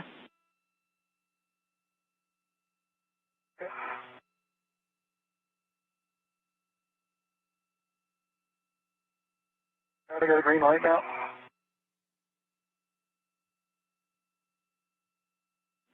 Copy.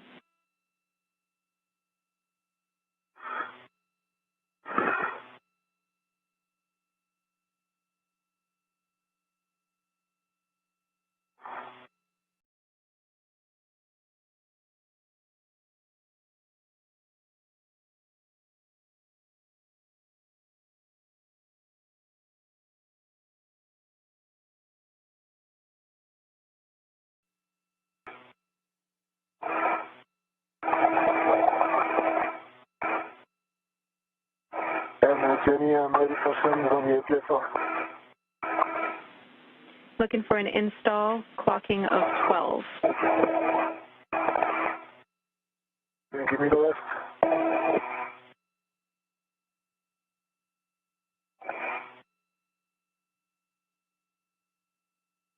go ahead with the rest of the settings, please. Papa, Papa, Fox 6. Papa, Papa, Foxtrot 6. Copy. Clocking of 12.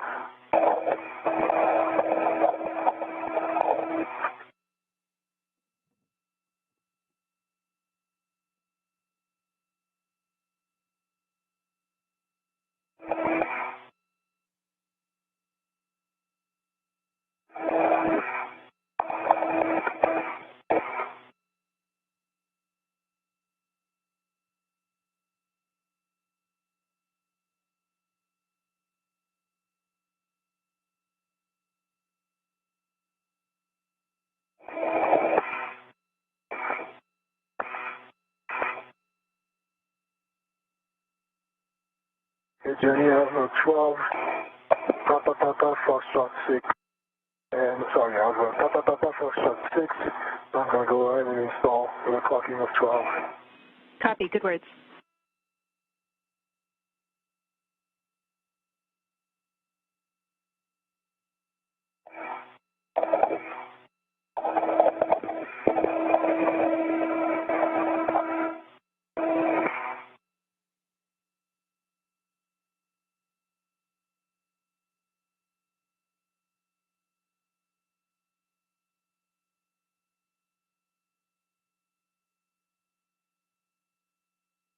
Then you have a clocking of 12, and a good full and tuck vest, black on black, on the clocking collar.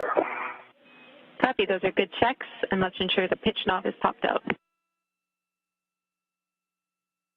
And the pitch knob is popped out. Actually, I haven't touched it. It was a Papa, Papa. Copy, that's a good config, Thomas. I can talk you through your safety tether swap to the SFRMS now. Give me just 1 second. Let me know when you're ready. I will.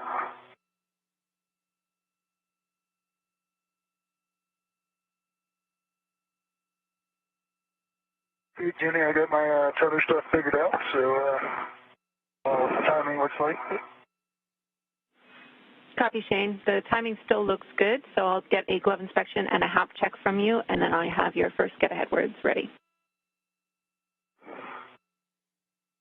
Okay, left glove's good. Right glove, I have a little black smudge on the middle finger. See that? A little bit no damage or anything. Looks like just like a grease smudge or something. Copy. Dry hat. Copy and dry HAP.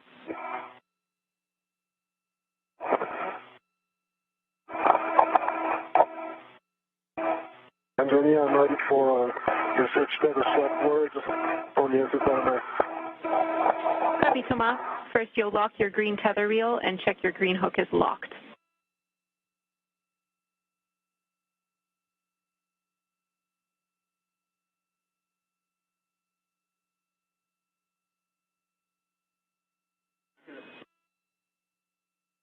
Green reel is locked. And, sorry, what was the other check? Check your green hook is locked. 2 hours, 5 minutes into today's spacewalk, continuing to receive breathtaking views of Thomas Pesquet at the flight support equipment structure on the truss of the station, housing the first pair of IROSA or ISS rollout solar arrays, one of which will be installed at the base of the P6 solar array truss structure this morning to begin the augmentation of power capability for the international outpost. Pesquet is about to enter an articulating portable foot restraint he has attached at the end of the station's robotic arm, the Canadarm2.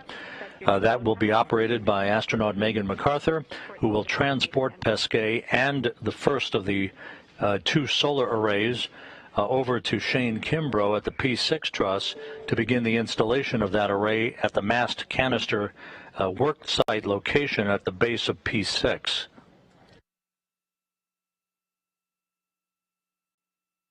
Green hook is attached to the port for the car major handrail, and I'm going to go ahead and unlock my green reel. Good words. It's done.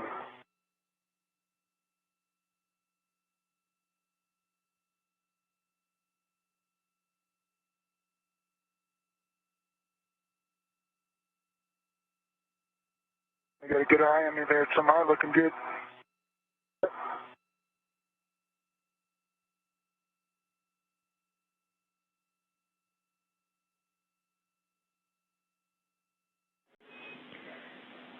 And Shane, we're just finishing up with Thomas' tether swap at this time, but I can send you to the crew lock bag to retrieve the socket caddy. You'll be installing a socket on the spare PGT.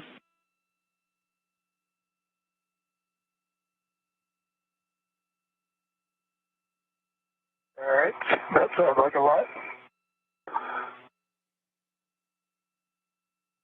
And with that, I think we can move beyond to the ingress position. No, I'll have to expand the ingress aid. Yeah, let's do that now. Thomas, understand you've attached your green hook to structure, unlocked your green tether reel, so that's right. Once comm is clear, you have a go to work with SSRMS to GCA to the ingress position.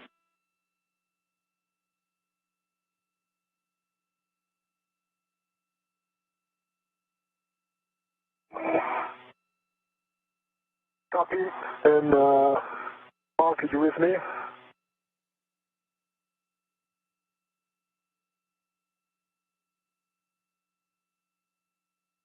Mark from Thomas? Go ahead, Tomai. We're calling the wrong loop, but we've got a published position 10 centimeters station forward and 50 centimeters station nadir, if that works for you. That seems to be perfect. So with that, you can, is that a GCA? I think it's a GCA. Affirmative is a GCA. With that, we'll consider that start GCA. That is a start GCA.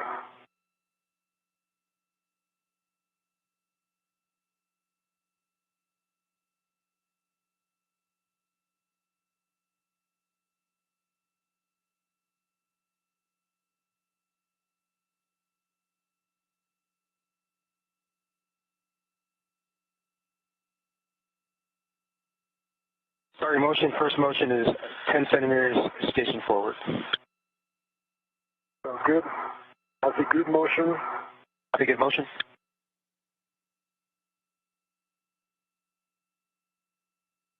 Okay, Tomai, correction, we're going 70 centimeters station nadir. Copy 70, and it's a good motion station nadir. It's a good motion. Thank you. Stop motion here, Mark. Good motion. All right.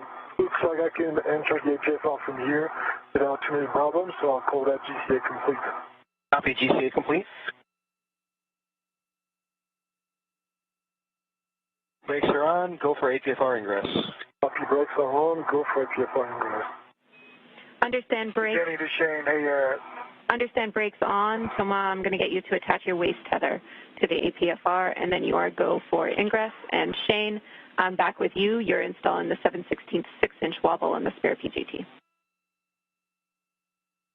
Okay, and I was just going to call you and see about the timing because it seems like you get pretty close, but maybe I don't have a big picture.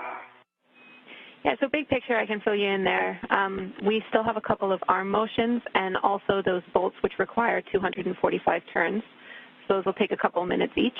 And since we can break out of doing the R bolts at any time, we still think it's worth getting one or two. But we're keeping an eye on things. Let us know if anything changes for you. Okay, so I'm going to put this 7/16 6-inch wobble on the spare PGT, is that right? That's exactly right. Copy.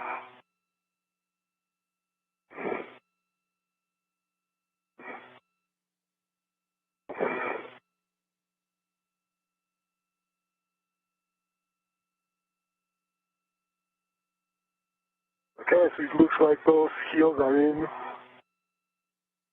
That's what it feels like.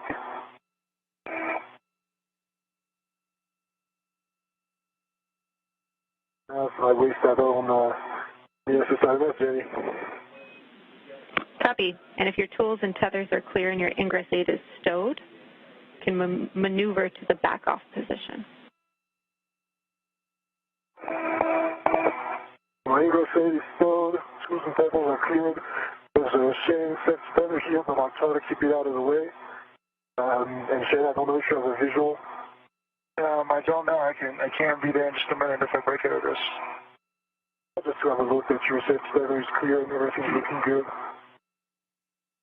Your line here.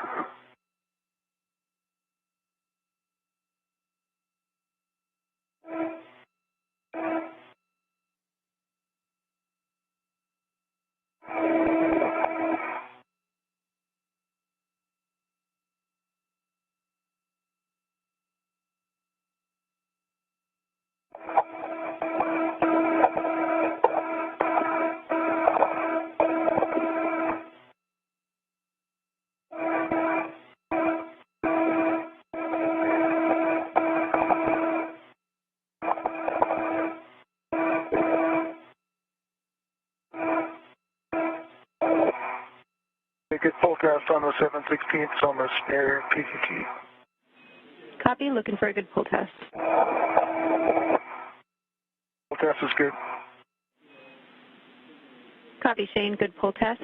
Hey, Tomas, the way we see it on the arm is we've got to move you a little bit to get to a spot that'll still be a GCA because you're so close to structure. So we've got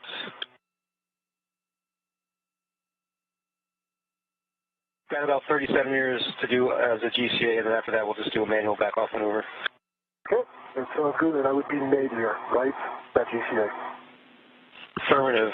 Let me know when you want to start that GCA. Prior to GCA, I'm going to pass instructions to Shane. Go ahead, Jimmy.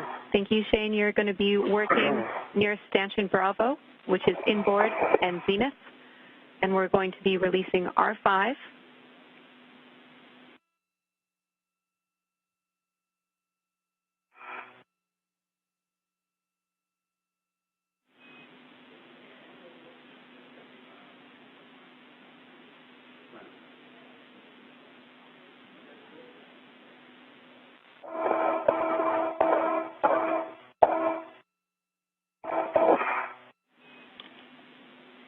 And Shane, I can hold on settings for you until you're ready. We're about 20 seconds from handover as well.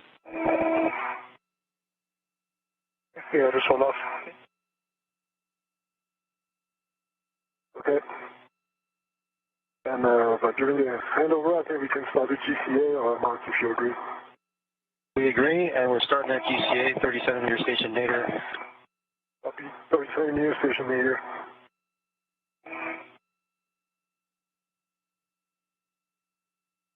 Two hours, 15 minutes into today's spacewalk, Thomas Pesquet and Shane Kimbrough are working together on different tasks, but essentially it's all the same work to prepare for and conduct the release of a series of bolts for the IROSA, or the ISS Rollout Solar Arrays Boom Deployment System,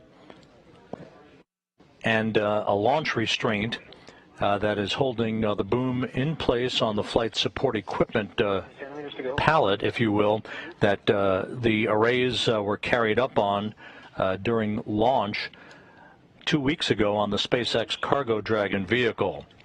There are two bolts that must be released for the boom deployment restraint system.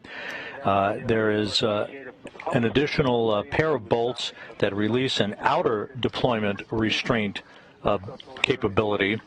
Basically, they're freeing up the IROSA array, the first of the two sets of arrays carried to orbit, so that Pesquet can transport the first of the arrays over to Kimbrough at the P6 Worksite for its installation on a bracket, or a modification kit, as it is called, that was erected and installed on the International Space Station on a previous EVA. The view is better, but I think it's good. I do not have a view right now. Yeah, I think it's good, Mark. We can proceed. I have it right in front of me. Okay, we're working on that.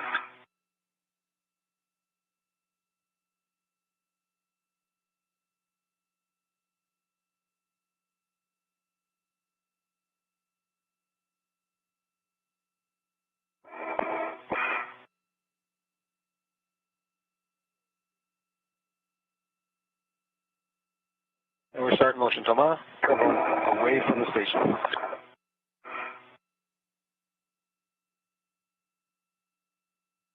Good motion.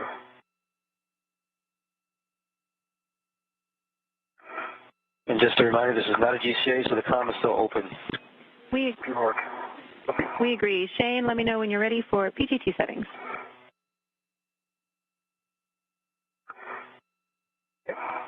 Closing out the backfill, just got the PGT on my workstation. Copy.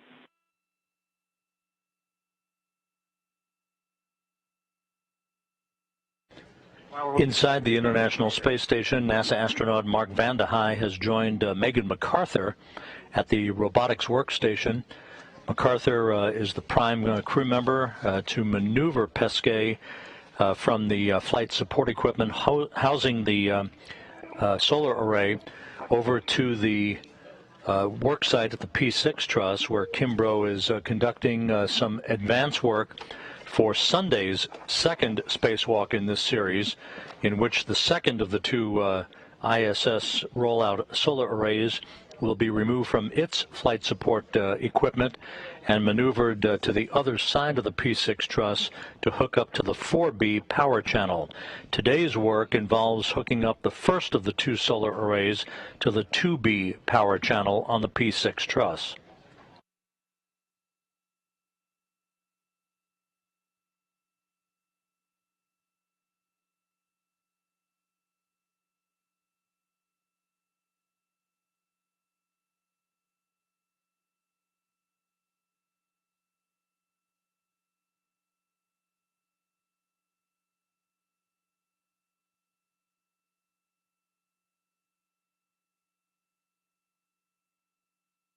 How you doing, Shane? Good. How are you, Tama? I'm good. I see you there. My tether's well clear now. Nice. Thanks. Yep. Coming over to the Bravo side. See you next Becca. Brings back some memories. All right, Tama, we're setting up for a joint HOCAS. Copy, Mark. I'm ready for motion.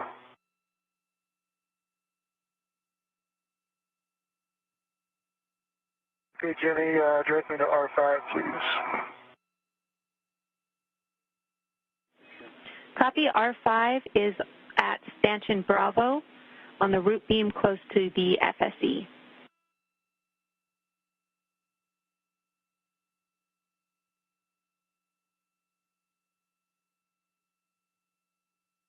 Okay, and which way, if I'm driving it, is it driving it nadir or outboard?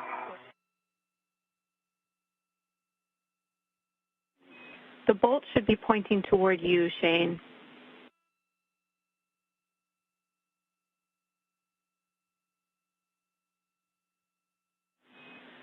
Looks like you're in the right position to see it. And I'm on the zenith. A-firm, you're on the zenith. Label? Zenith inboard side. So it's on the root beam facing you, close to stanchion Bravo. Correct.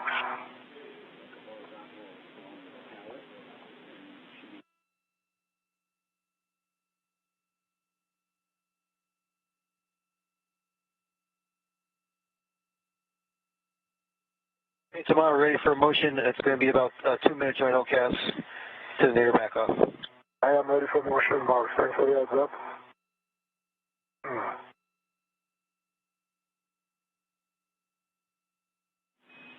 I don't see it there. Is it in between the stanchions, you think, Jenny? It should be in between the stanchion and the POA on the root beam. And it should be just closer to the stanchion than a handrail, which is also on the root beam. I see a bolt right next to the handrail. Is that it? A-firm, that should be it.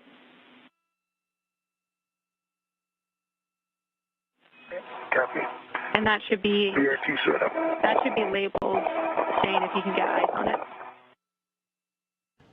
Shane Kimbrough at the flight support equipment housing the ISS rollout solar arrays as he tries to loosen up a couple of additional bolts that will assist in the removal of the first of the two arrays that Thomas Pesquet will haul over to the P6 truss while affixed to a foot restraint at the end of the station's Canadarm2 robotic arm.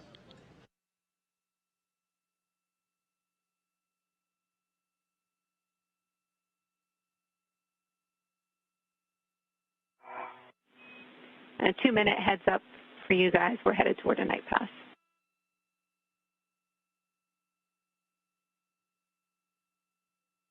And Heka is back on, Jenny. Copy. Thank you, Tomas.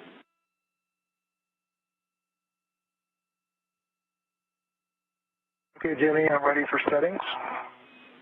Bravo 2, counter 2. And you'll be releasing that bolt 18 to 20 turns. It'll pop out when released.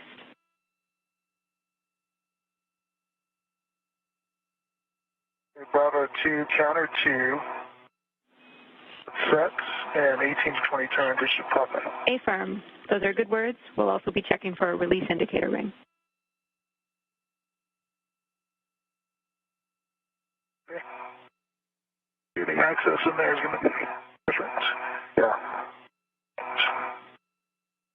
You switch my BRT, sorry, Jenny. Copy. No problem. No rush at all, Shane. This is already a get ahead.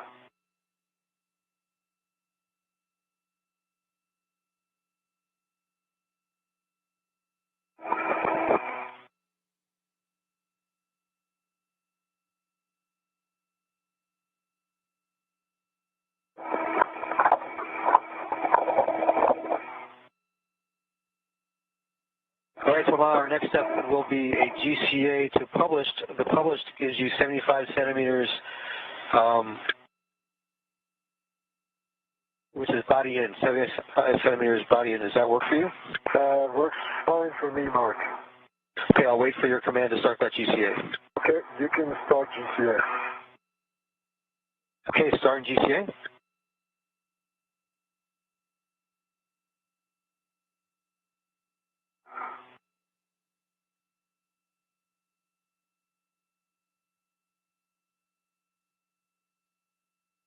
Motion. Motion. Copy, good motion.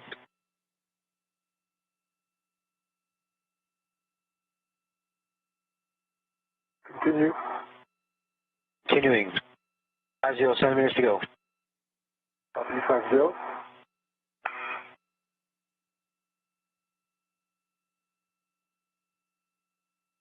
25 centimeters to go. Motion, Mark. Motion. I think that's good as far as 20 in, but I'll need, since I'm accessing R1, R2, R3, R4, I need some station forward or motion towards my head.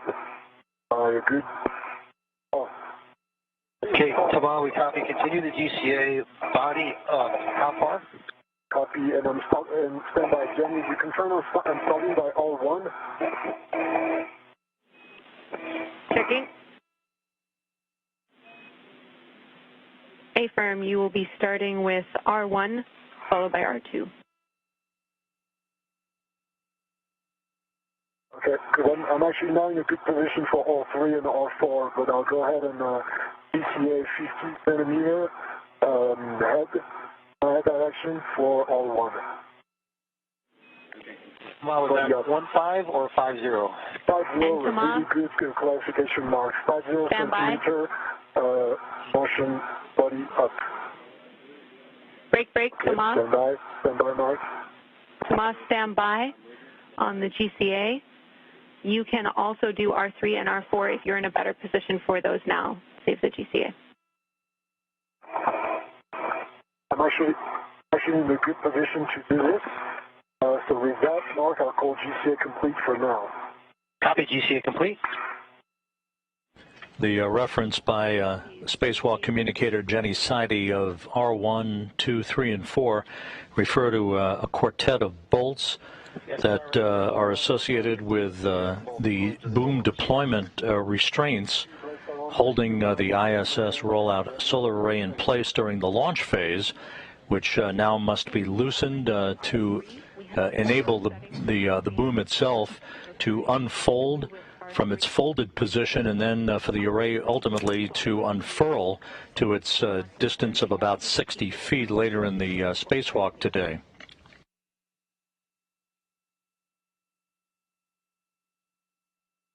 Copy. Alpha 3, clockwise 3, and then PGT 30, sorry, should be 0.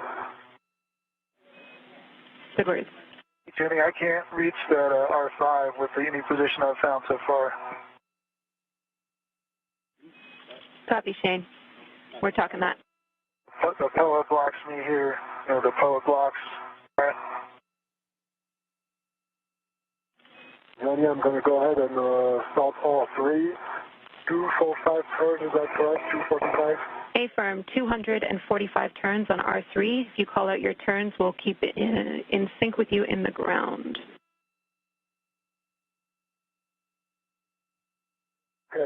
Alpha 3, clockwise 3, 245 turns on all 3. Do your frequent turn count at the beginning and then less frequent as I progress. Copy.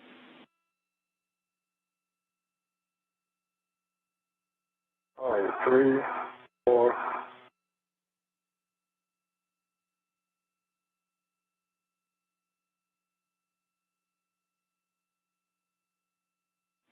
15. And Shane, we're talking that issue down here on the ground. Again, we're in no rush for our get-ahead, so we're taking that into consideration, and we're around 30 seconds from handover. Approaching the 2.5-hour mark into the spacewalk, Shane Kimbrough working with the pistol grip tool, or rather Thomas Pesquet working with the pistol grip tool to release a series of bolts for the boom deployment mechanism on the IROSA solar array.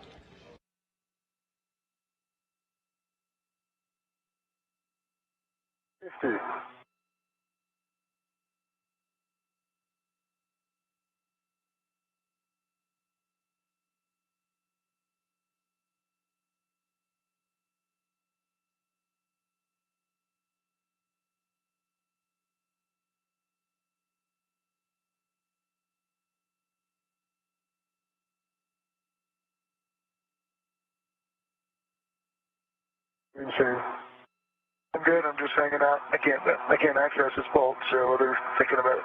Yeah, that's what I was hearing. I didn't see it when I was there.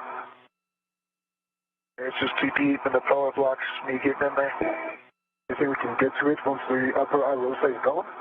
I think we'll need a longer extension. Oh. And we're back with you after the handover. Shane, we copy. You think you might need a longer socket for that bolt, is that right? Yeah, it's going to have to be, like, I don't think 12 will get there. I think it'll have to be longer than that.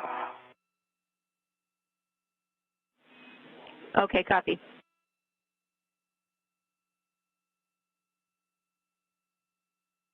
Okay, do you want me to show you how far the 6-inch level gets? We don't have your helmet cam yet after the handover, but I'll let you know. We're just talking that. Okay.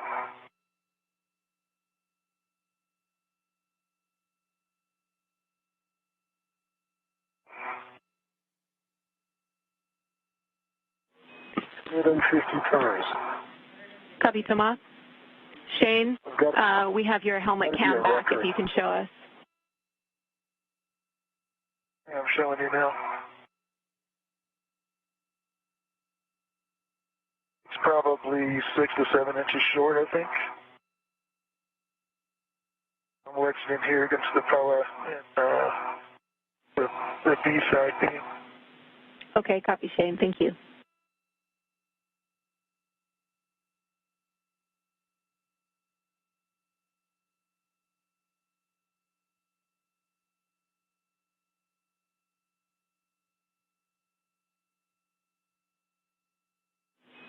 And Shane, do you think any reorientation of the PGT would help? I understand you've tried a lot of different positions. We just want to be thorough here. I mean, at least with my reach, I can't get the PGT any closer than this, no matter what orientation is. Doesn't matter. That's not the limiting factor for me. Okay, I copy, Shane. Thanks for letting us know.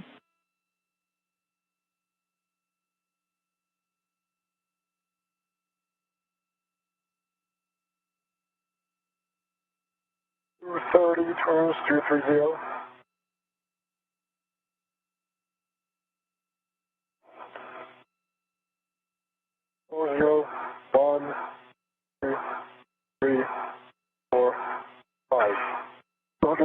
45 turns on R3. I'm not in a position to see the indicator right now. No, can't see it. Okay, I copy 245 turns, Thomas. We know that was a lot. Well done. And that you can't, from your current position, cannot see the base of the root beam. So with that, we will move on to R4. I have new settings for you. Okay, R4, I need some GCA, Mark and Megan, if you guys are here. I need to go body right for at least, I'll say, 20 centimeters maybe. So, Thomas, prior to taking COM for GCA, just some words for Shane. We're not sure if the longer socket would help with reach, but at this point we're going to send you back to the crew lock bag to do a socket swap to the 12-inch socket and assess that reach, and that'll be the only get ahead that we're working in this time. okay, copy. All right, so As we follow along with Pesquet and Kimbrough, not only are they working to release the final bolts for the first of the two solar arrays, the IROSA arrays that are housed on the flight support structure.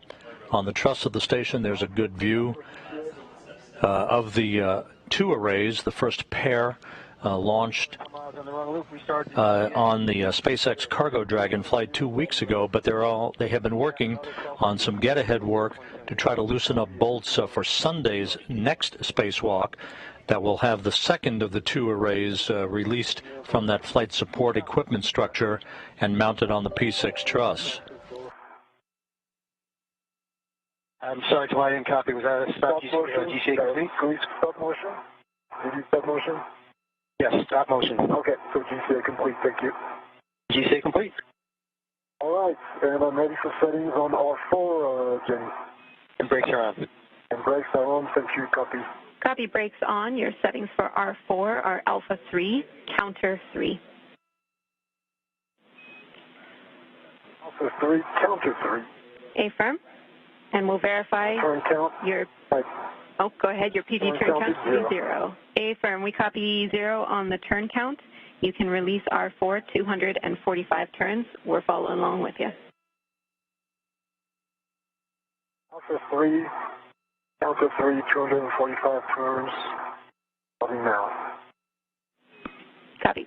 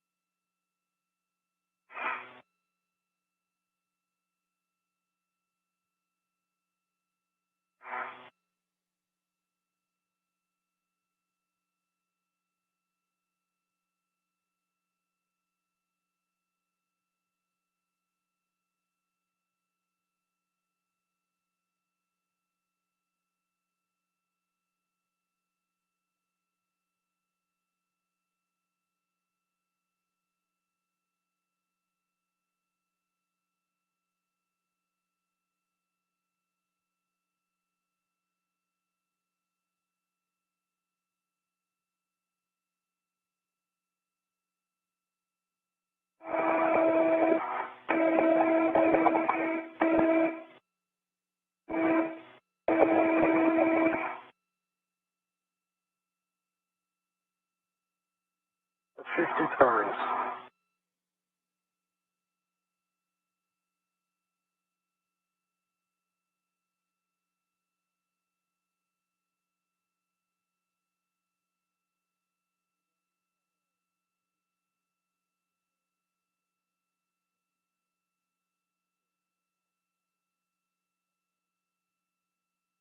Five.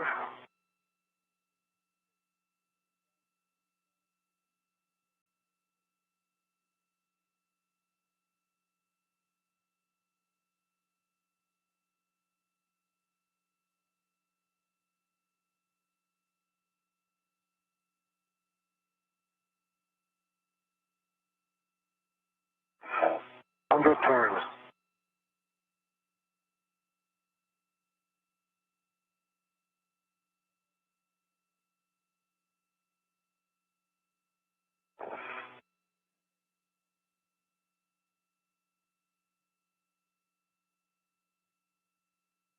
2 hours, 37 minutes into the spacewalk. Pesquet and Kimbrough still working to release the final bolts that will free up the first of the two IROSA solar arrays from its flight support structure. That will enable Pesquet to begin transporting that array over to the P6 Truss for its installation. A lot of turns, Shane.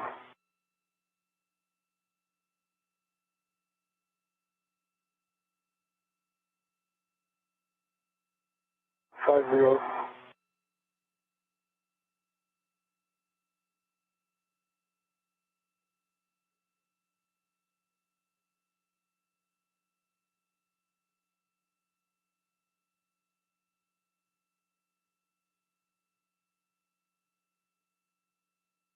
Zero.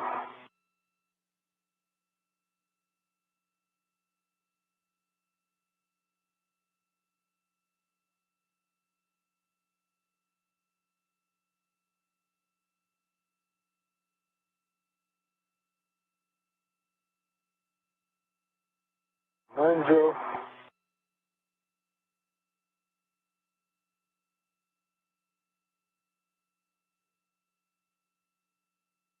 Good.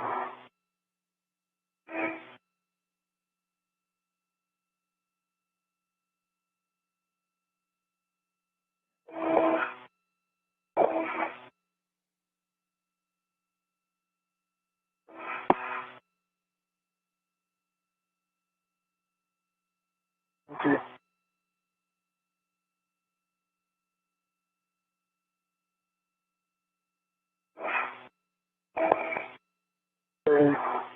Zero.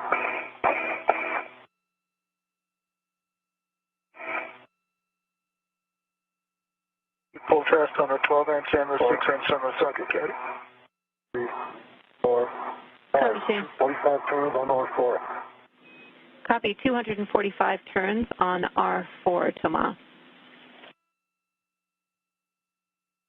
All right.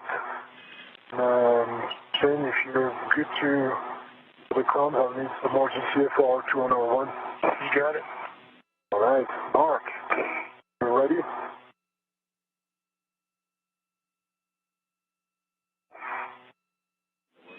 And your go for the GCA.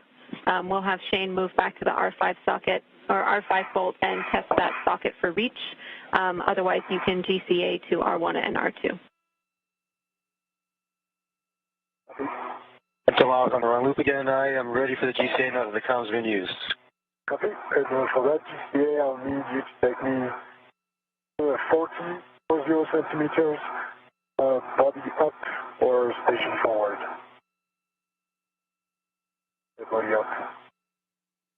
Copy, 40 centimeters, body up, starting motion. Good read back. And that's a good motion. Copy, good motion.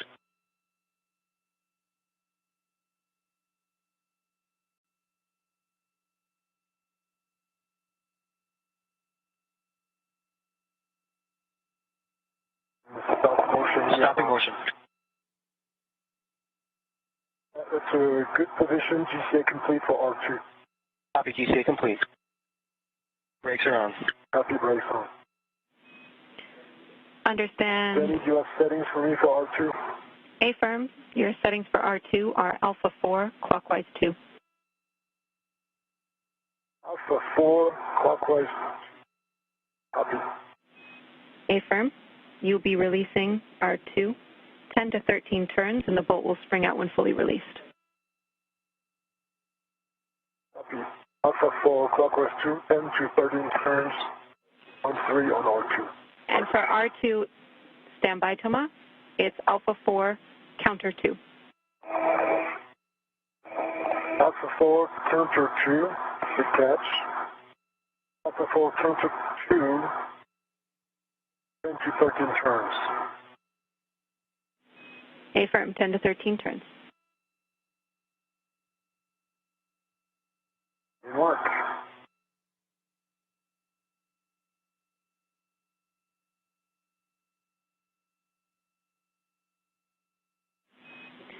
And Shane, now that you're back at the R5 bolt, how does that reach look with the new socket? In and out now. I'll let you know here shortly. Copy.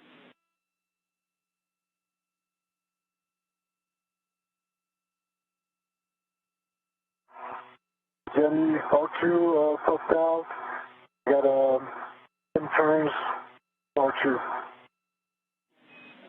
Copy. 10 turns, R2 released. Now we're looking to release R1. Need to do the BDS on that side or go to R1 now? So you can do the BDS now that you've released R2, or you can do them both together afterward. It just depends on your reach with the arm. Okay. I'll do R2 now that I'm here. I might have to move to get to R1. Okay, copy. So if you rotate it now, just keep in mind that you need to rotate it slowly to the deployed position. And after rotation, it might not rest fully on the blanket in the rotated position. Copy. You're rotating slowly to the deployed position.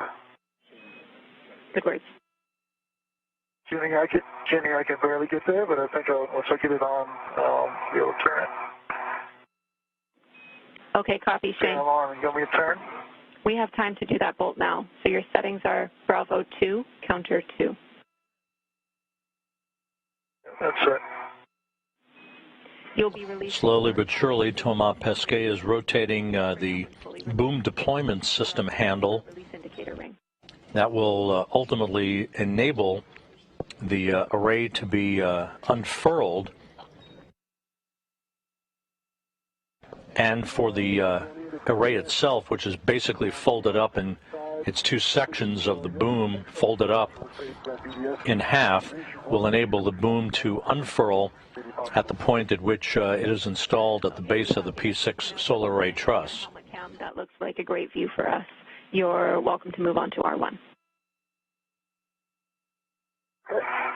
And I'm ready to, Mark, if you can give me, okay, Shane, you're ready to give me GCA? Yeah, you got it. Okay, Mark, if you're ready, I would need 20 centimeters of body left. Copy, Houston, you need to come? You go for GCA. You can take the comp. Okay, we're starting the GCA, 20 centimeters, body left. Starting motion. We're back.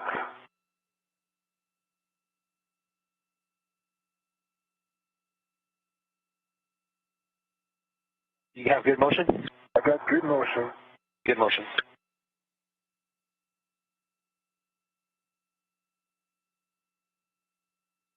Okay, that's the 20 centimeters you asked for. And you can stop motion, and it's a good position. We'll call GCA complete. Good GCA complete. Okay, Jenny, I got 20 turns on there. It looks like it's popped out. I can't completely see it just due to the lighting right now. Turn. Okay, copy brakes on, Mark. Copy, Shane. I'll have words for you shortly. And copy brakes on for Thomas. Your settings for R1 are Alpha 4, counter 2.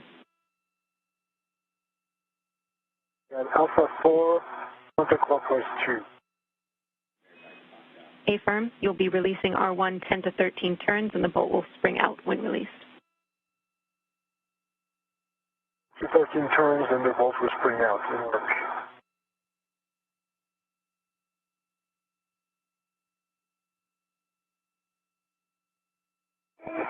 Jimmy, it looks like the bolt is out to me. Get some little better lighting here. Copy, Shane. That sounds good to us. That's the completion of the get-aheads that we're going to do in this time, so you can stow that PGT. And then we're going to send you to look at the indicator on the base of the root beam that would have popped out when Thomas released R3 and R4. Okay. Jenny, 11 turns on the R1, and the bolt popped out. It looks fully released. Copy. R1 popped out 11 turns. Same way that you did with the R2 boom deployment system, you can rotate the BDS associated with R1 to the deployed position slowly, and keep in mind it might not contact the blanket in the fully deployed position. Okay, I'm rotating R1 BDS.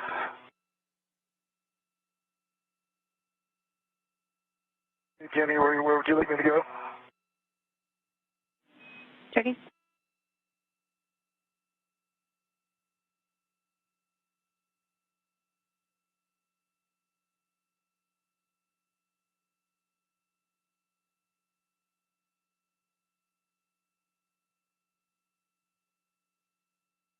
Jenny, the R1 BDS is fully deployed. Okay, copy, Tomas. You can give SSRMS a go to maneuver to the nadir back-off position. We'll be preparing for IROSA release. If you need a GCA prior to taking the comm, I'll give next steps to Shane. Okay, I don't think it's a GCA mark unless you need... Nope, not a GCA. Once we get your go, we'll start that motion. Not my go. And we're working it. Your go. Okay.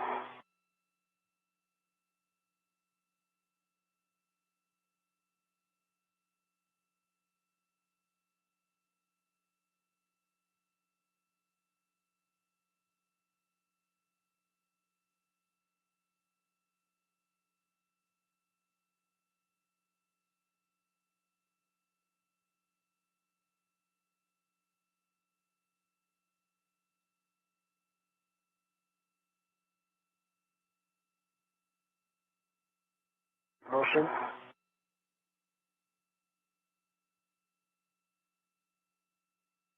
Copy.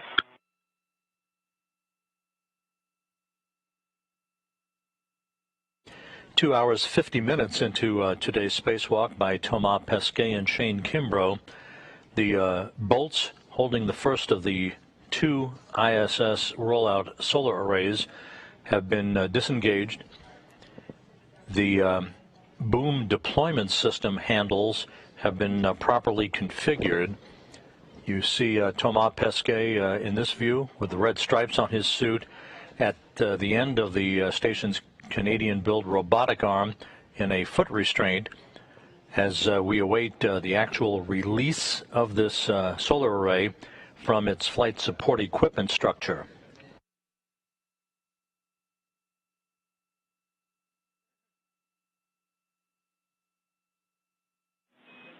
And Shane, we're going to send you back to the crew lock bag, which is on the nadir outboard side of the FSE.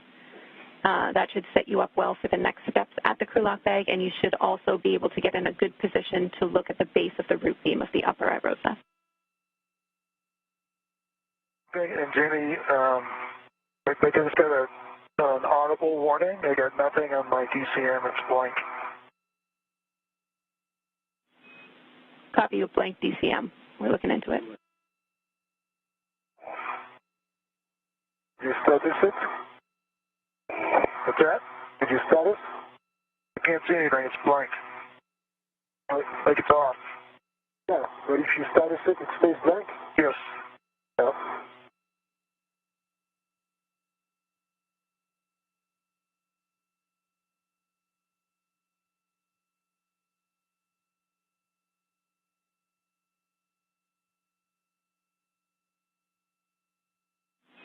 Shane, confirm that your DCM is still blank after the status.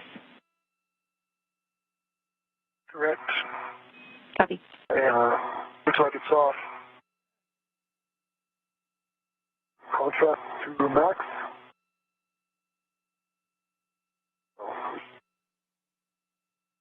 It was on 5.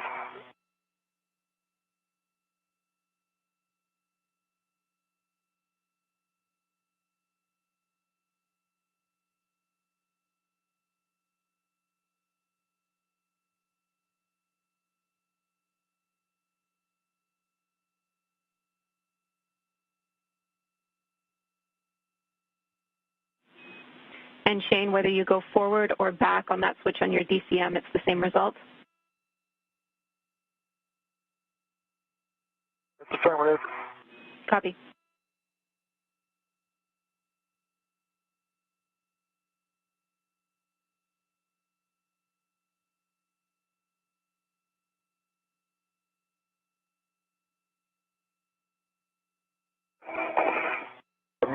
Okay, we're still moving. I have a hard time actually realizing because it's slow and it's at night. Hey, Tom, yeah, we're setting up for a joint OCAS, and once we're sure that Shane's okay as well. Okay, okay, so for now we're staying in that position. And we're going to set up the joint OCAS, but we won't execute it until we confirm with everybody that we should. Sounds like a good plan. Ground copies, we're working it.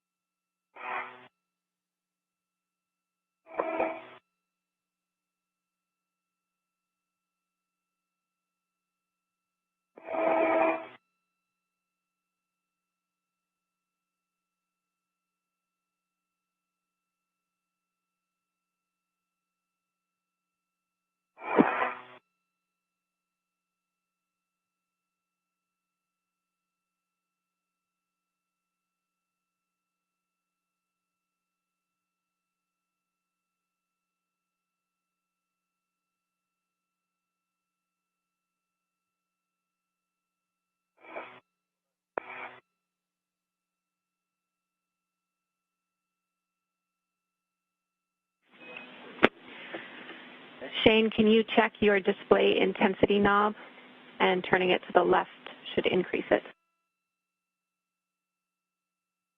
Okay, yeah, just take a look, but I'll do that again.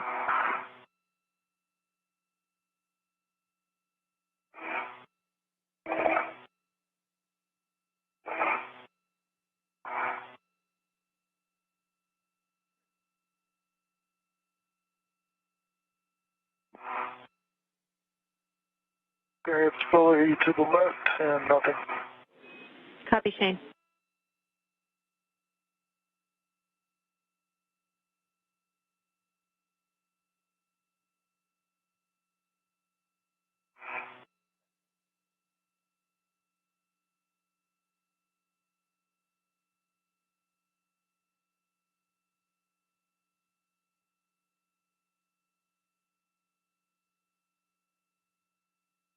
I'm going to stow this 12-inch socket. Checking. All right, so we are going to do the first of 3 joint OCASs. This one will be 2 minutes long, starting that motion. Okay, and Jenny's on board with that plan. Shane, you can stow the ground told us that we should do that. Okay. Shane, you can stow the PGT on the tower handrail. No socket swap required. We're still working your suit issues. Okay. In motion.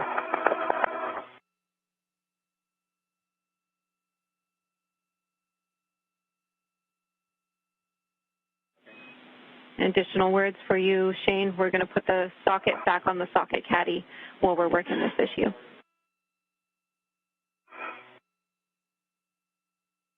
Where do you want the PGT to go? You just temp stow it on the tower handrail. Okay.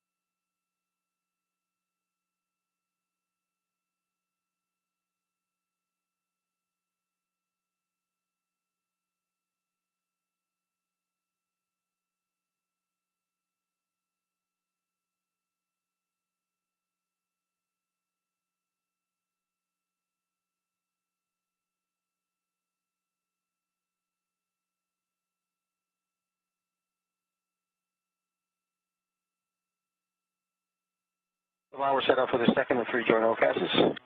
Copy.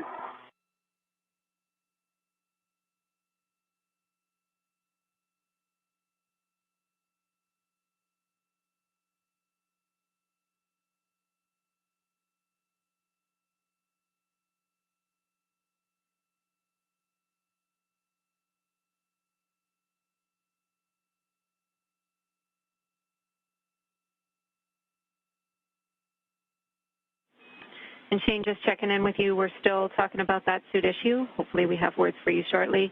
Understand you're working the socket.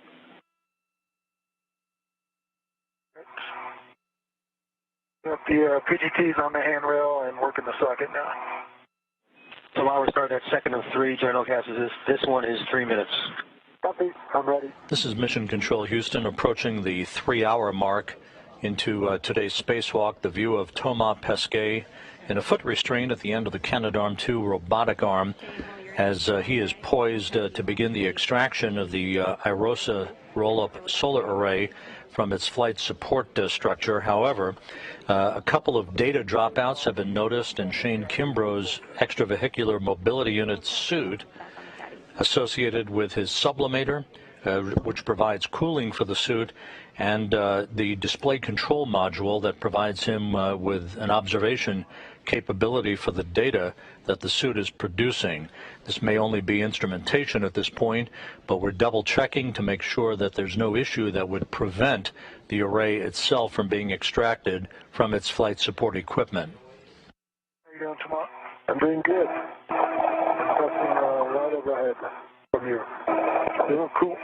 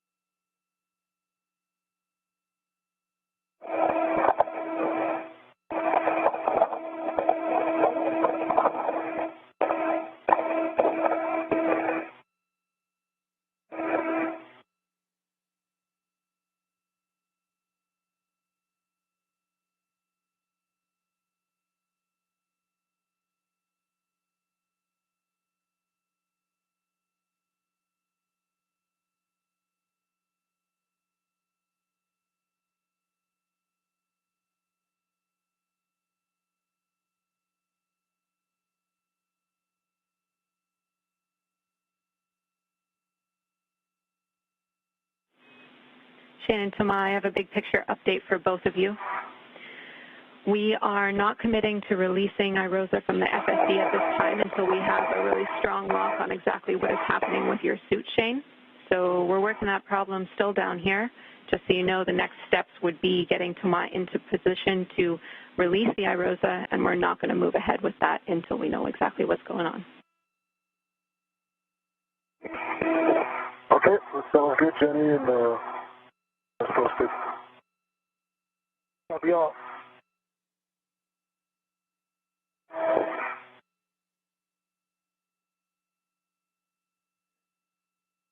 And Jenny, just on my essay, if we had to do a warmer start on Shane's DTM, you would have to go back to the airlock and hook on the SAU, correct?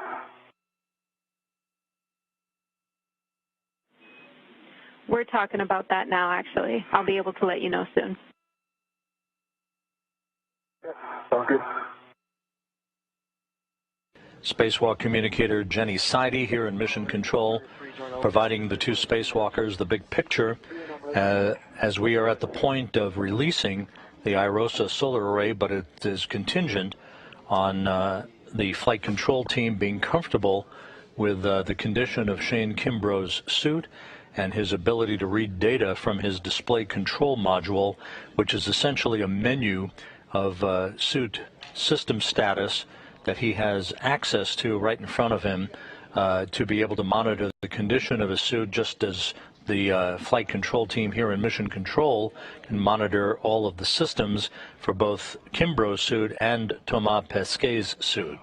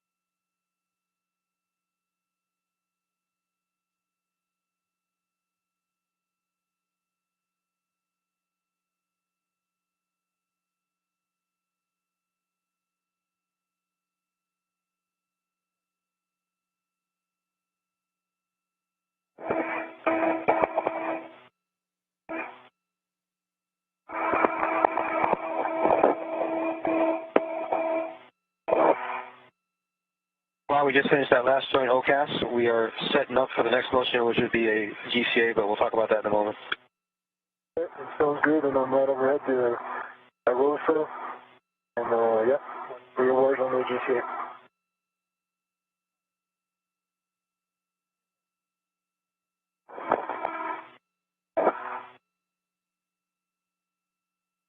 Oh, there you are. See you.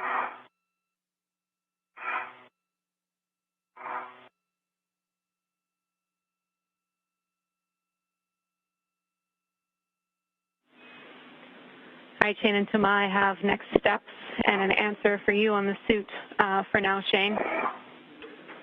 What we are going to do is have you return to the airlock at this time and connect to the SCU for a warm restart. Then we can assess the sublimator P issue, but we think that that will at least help us diagnose and get a good feel for exactly what's happening with your DCM. Tama, we are going to continue with the nominal procedure and hold until Shane is back and we sort out what's happening with his suit. Okay. Sorry. Sorry, Shane, that you have to go back by yourself. No problem. The words from Spacewalk communicator Jenny Seide to the crew outside the International Space Station. The decision by Flight Director Ron Spencer here in Mission Control to have Shane Kimbrough return for a few minutes back to the Quest airlock to hook himself back up to an umbilical and do a restart of the display control module, which is a data center, if you will, attached to his extravehicular mobility unit. Ron Spencer, with his back to the camera in the blue shirt, Drew Feustel, veteran astronaut and veteran spacewalker, talking to Spacewalk lead officer Keith Johnson in the back row as they prepare for the next set of steps. This is essentially a diagnostic effort to restart this display control module, which is important, providing data to the crew members while they are outside in the void of space. Come on, we'll tag up. Actually, we can tag up right here. So Houston Station on 1. Just want to make sure we're in sync. We're going to go ahead and execute step 12 of the robo procedure to get Toma to the IROSA Zenith manual maneuver, or IROSA Zenith position, and want to check with you all before we press. Yeah, Station Houston, you are correct. We'll have you finish up 11 and 12. That would have us in a good position if we were needing to execute any additional steps to assist Shane, but for now that also puts you in a good position to continue procedures, nominal procedures. And Shane will go back to the airlock. We'll get him on the SU. We're going to check out a restart on the DCM, and we'll go from there. So we think that puts us in the best config to sort out the problem and then decide if we're going to carry on. Shane will be in a safe place. Okay, Toma, we're standing by for your command for the GCA. Okay, and Mark, just to clarify, you confirmed that in case I had to go assist Shane, I would have to egress the arm here at the FSC and climb down on a pull-up. Is that correct?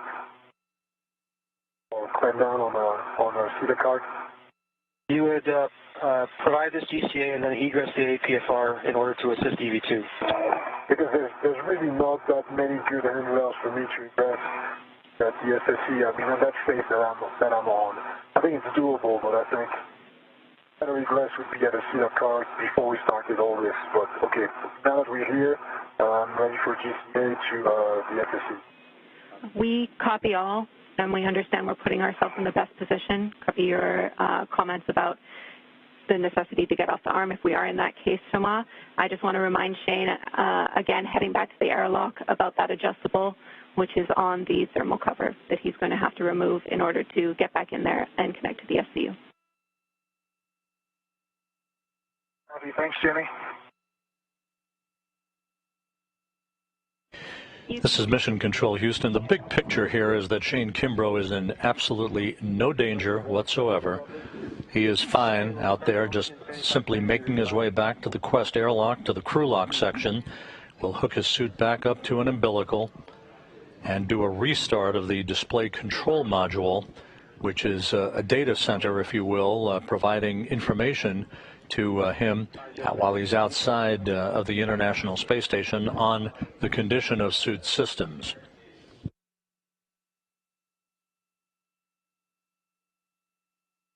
25 centimeters. Copy.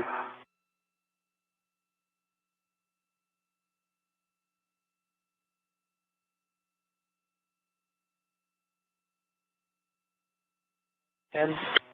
Copy. 5.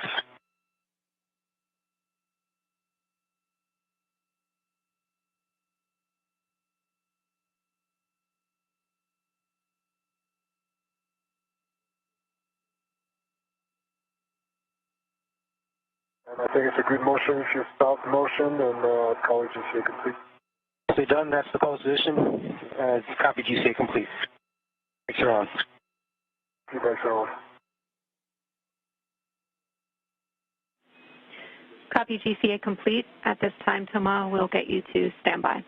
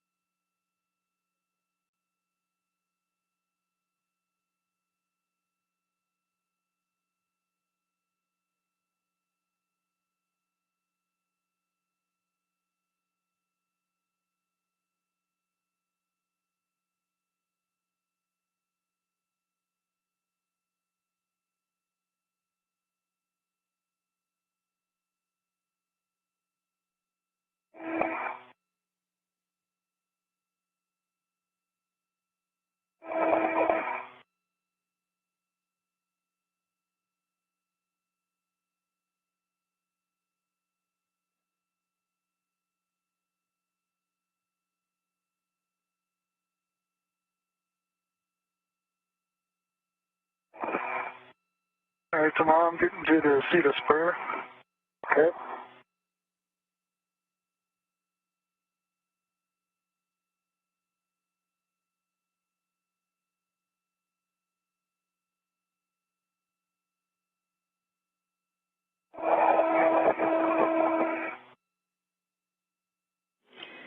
And Shane, we're about 50 seconds from a handover. Now that you're getting up to the airlock, I'll tell you when we're back with you, but we're going to have you ingress the airlock and hook up to the SCU. We'll be with you to perform a warm restart after the handover. And Thomas, if you want to follow along, we're on page 28 of the CUF checklist. Copy 28, one more stop for CUF failure. Copy all.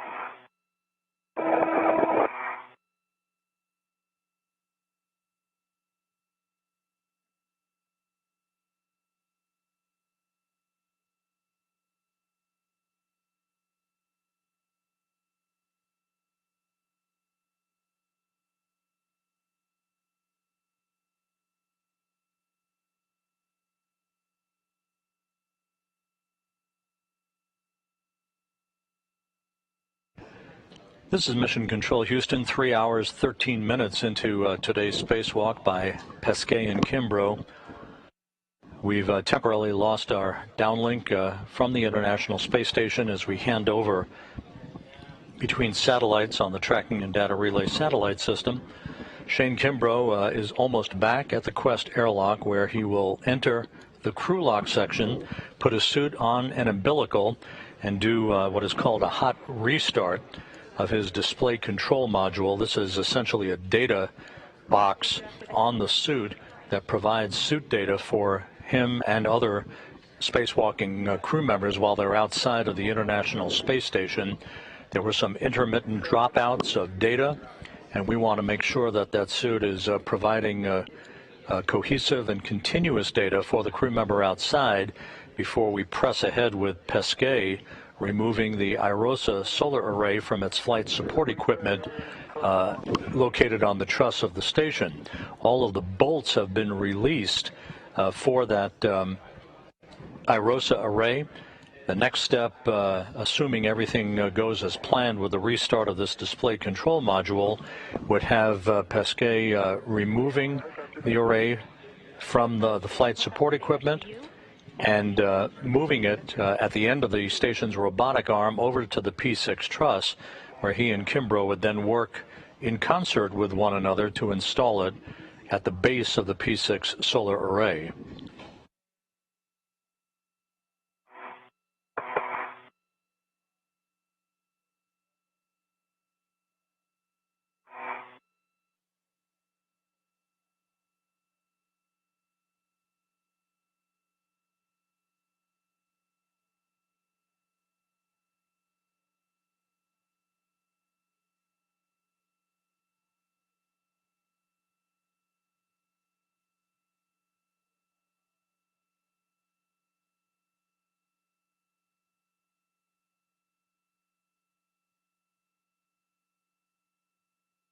Hi, Jenny. I'm connected to the RCU, and I'm on page 28.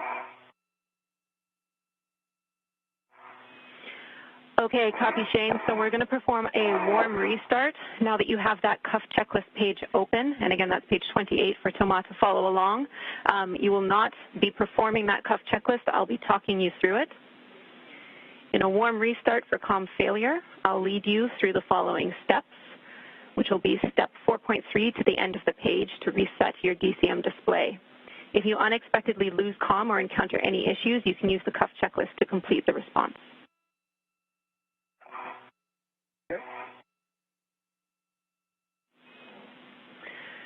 In this procedure, the fan and power will be taken off OFF for 7 seconds. While the fan is off, you'll be without cooling and CO2 removal. Overheating and loss of visibility from fogging are possible, and there will be no COM until you take the power back to BAT. If fan operation is delayed or not restored, or power is not restored after switching back to BAT, open and lock the helmet purge valve to restore vent flow.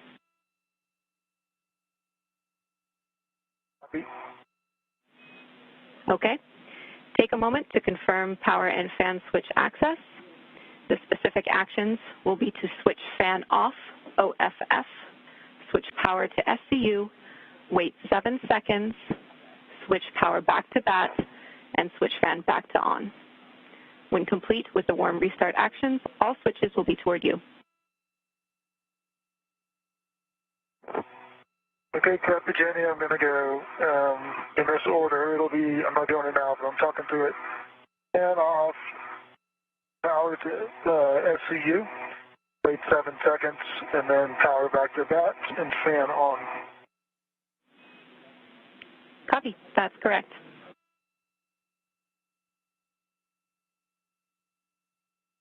Okay. Let me know when you're ready. Okay. Okay, Shane, we're ready for those steps, so you can switch fan to off OFF. Expect fan switch off tone for 7 seconds.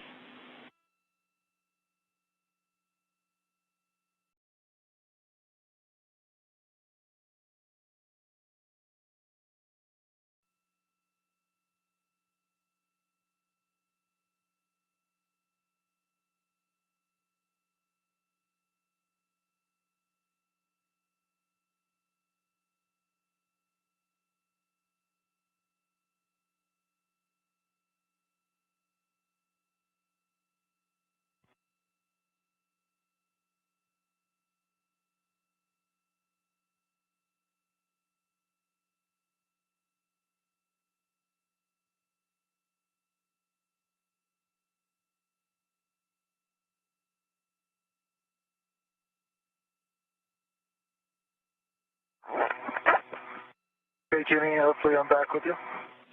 Copy. We have you loud and clear. I have in status, so I have things on my DCM now, which is great. Copy. You have things on your DCM. That's good news.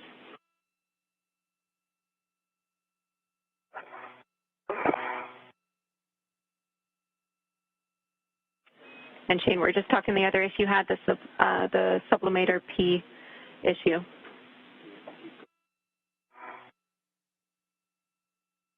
What you guys saw down there was sub P. Say again, Shane? What you saw, sublimator P. Yeah, we're just talking on the other issue that we had, but I'm glad that you can report that your DCM's back.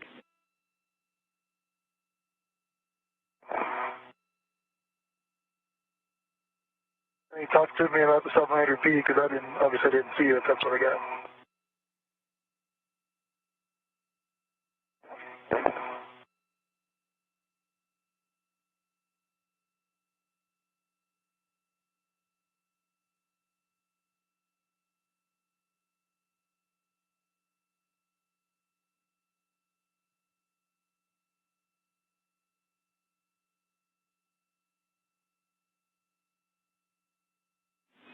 We're talking it still, Shane. I'll have something for you soon.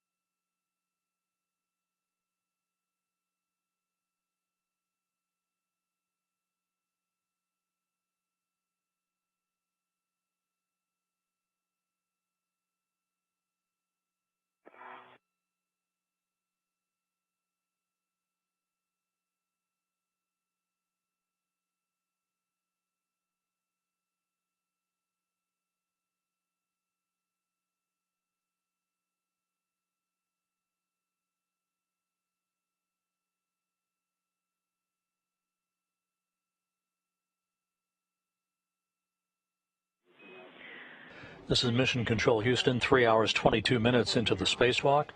Shane Kimbrough back in the Quest airlock, standing by for further words. Comfortable with your current position with your DCM.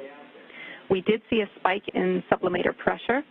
We're looking at the data now and still analyzing whether we want to push forward with removing the IROSA from the FSE, but things have leveled off for now. So we're still looking at that, and we'll keep you updated. For now, with a good config on your DCM, we're going to have you head back out to the worksite. Okay, copy that. So those words from Spacewalk communicator Jenny Seide, returning to the Quest airlock, did the trick in restarting his Kimbrough's display control module, which is essentially a data box on his extravehicular mobility unit spacesuit, providing suit data for him while he's outside of the International Space Station. You're looking at a view from Kimbrough's helmet camera as he will now remove the umbilical that he hooked himself up to a moment ago for the restart of that so-called DCM, which is the acronym for Display Control Module. The other issue that we're taking a look at is pressure in the suit's sublimator, which provides the proper cooling for the spacesuit. There was a momentary blip in data a short time ago, and that's under analysis by engineers here in Mission Control, and that will be a determinant factor in whether we proceed in removing the IROSA solar array from its flight support structure on the truss of the station.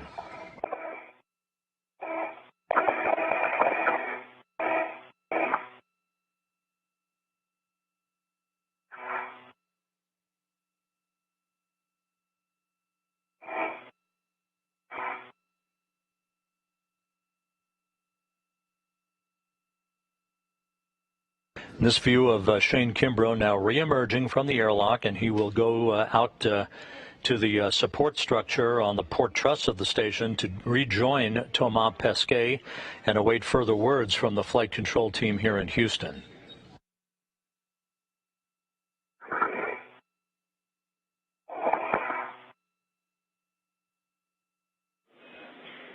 And Shane, understand you're working on closing the thermal cover at this time. We're also going to have you power cycle your HECA when you have a spare moment. So on and off, and confirm you have a green light. Okay. Tomorrow, an update for you. Again, we're holding prior to releasing the IROSA from the FSE. We've still not made that decision, and we want to be really safe before we make it.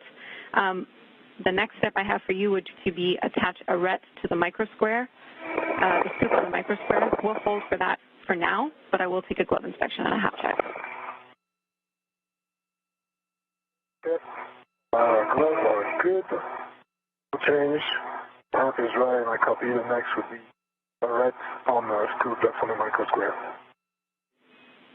Copy. Those are good checks, Thomas.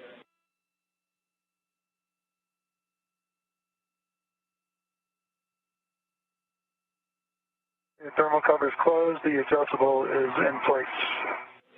Copy, Shane.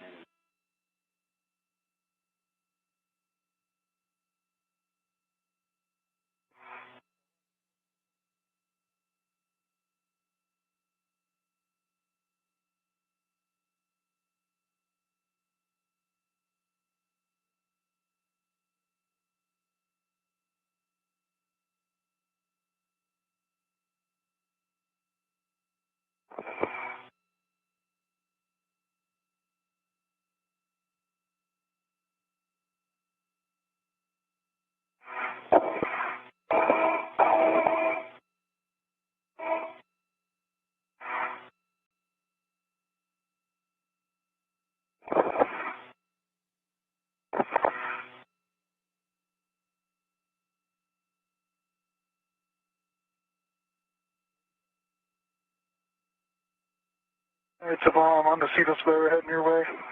Okay. I'm right where you left me, Shane. Hanging out. Quite literally.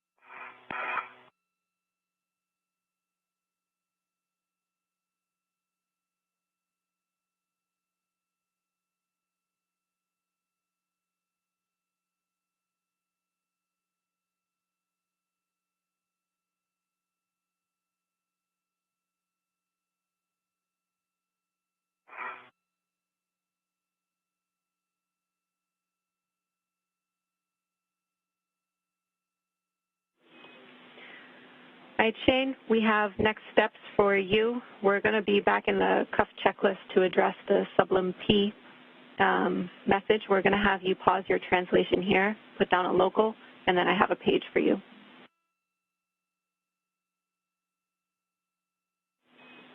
We're looking for page. Hey, Jimmy. I got a local. Copy, we see it. Page 1919, Sublime P. We'll have you start step 1. Okay, I'm there. So we turn my water off. Affirm. Check water.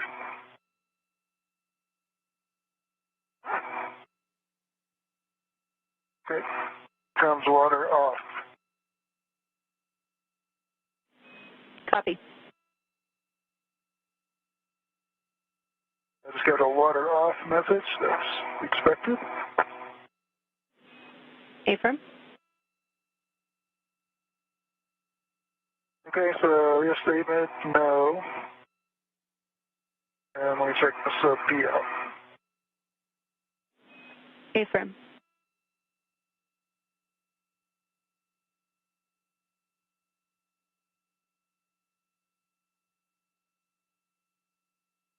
.7.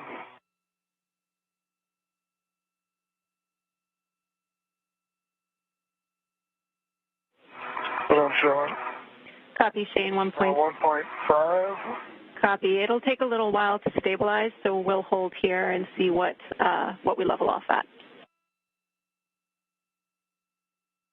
Okay.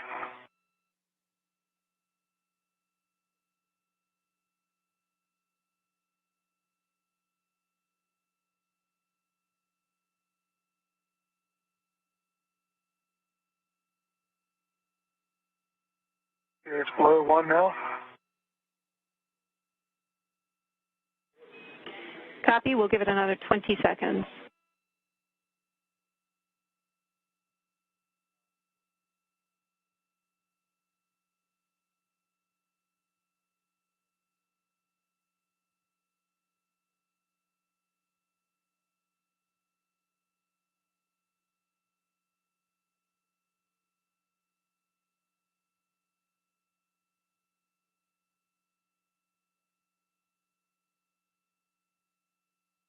It's 0.6. Copy, 0.6. 0.5 now. Copy, 0.5.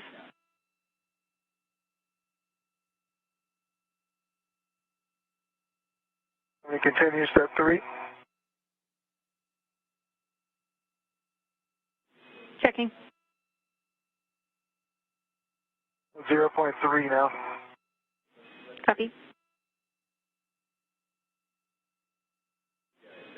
We're still looking for that to stabilize, so I copy 0.3. Let's give it a little longer.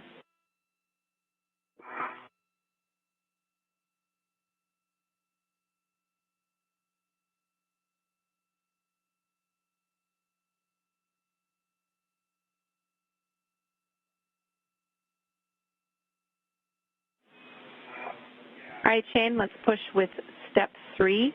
If you give me a reading, we're comfortable with you setting your TCV to max hot.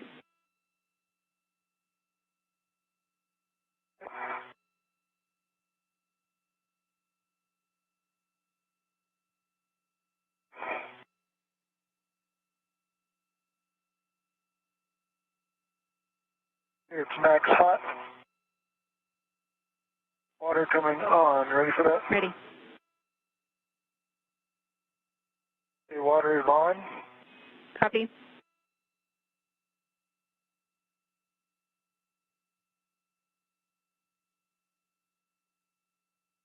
TCV is set. Copy.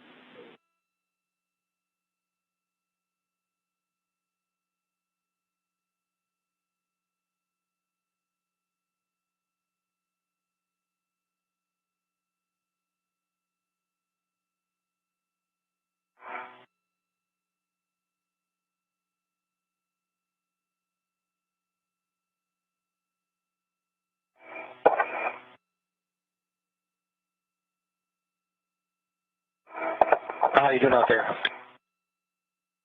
Good, Mark. Thanks. Thanks for checking. All right, Jenny, am I clear to head back out?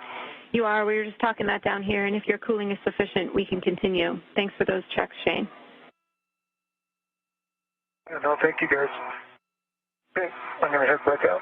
Copy. And you're both doing a great job. We just want to be super safe here. So well done. Understand. Yep.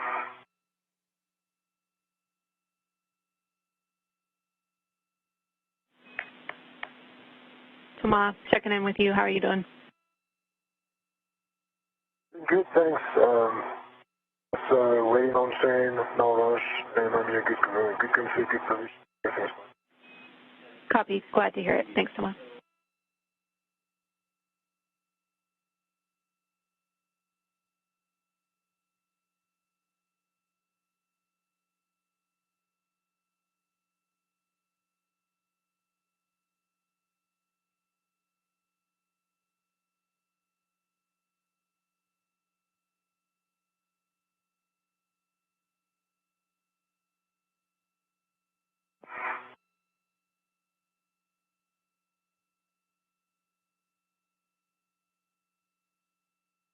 It's a mom at the FHRC. Yep.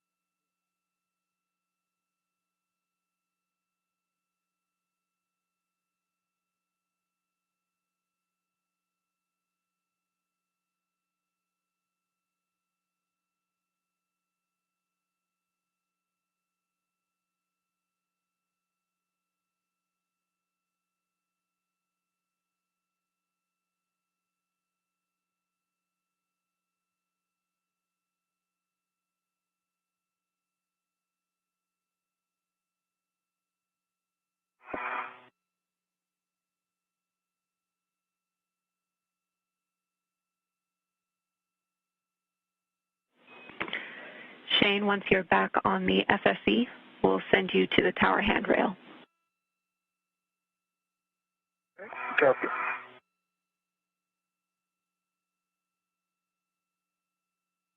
I see you coming back, Shane.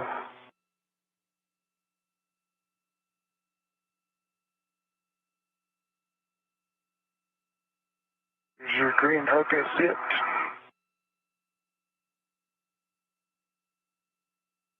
This is Mission Control Houston. 3 hours, 36 minutes into the spacewalk. Shane Kimbrough now back outside of the Quest airlock after spending a few minutes on an umbilical to perform what is called a warm restart of his data display. That's a display control module, or DCM by its acronym, that provides him suit status and other data information about the condition of his suit. The other thing that has been discussed here in Mission Control and with flight control engineers is a temporary blip, a quick spike in the reading of pressure for his suit sublimator that provides cooling for his spacesuit. It appears as if that has now stabilized. The discussion currently underway before we commit to removing the IROSA solar array from its flight support equipment structure is whether or not the sublimator now has stabilized, and whether we have confidence that this is only a sensor issue perhaps and not a real issue with the sublimator itself. Since we have you back at the tower handrail, again, you'll be retrieving your PGT, so the green PGT. But first, before you do that, we're going to have you cycle your HECA again. So power cycle on and off and confirm a green light.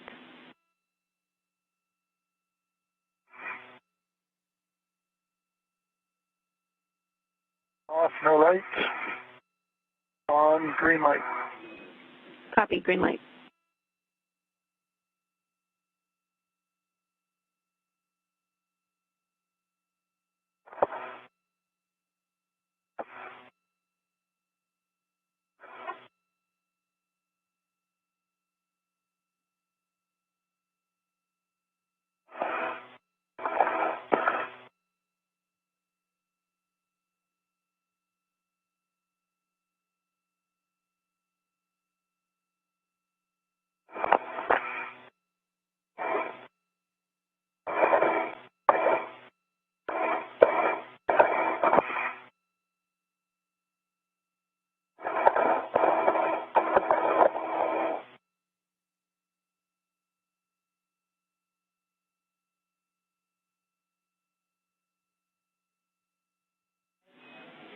Shane, we're just wanting to get a couple more data points on the DCM issue.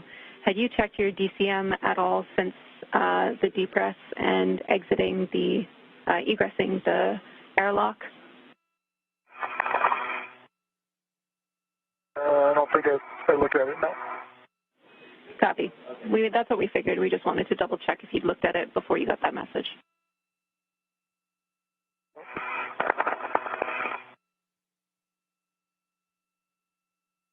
Okay, I've got the green PGT read it to my swing arm, and I'm putting the PGT in the swing arm. Copy. The PGT is on your swing arm. Could I confirm, I gave you this step before, but we did have that suit issue, so confirm that the square scoop from the crew lock bag is on your mini workstation? Yes, it is. Okay, copy. We are going to get you in position at Charlie 1, which is at stanchion Charlie, Zenith outboard. Okay, I'll head there now.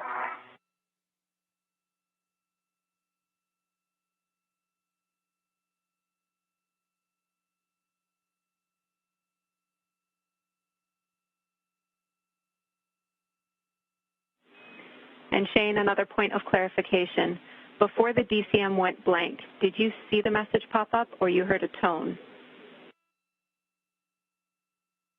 All I heard was a tone. I never saw a message. Okay, copy. So you never saw a message. We understand. And that's why I was wondering how you knew sub P, because I didn't see it. Copy.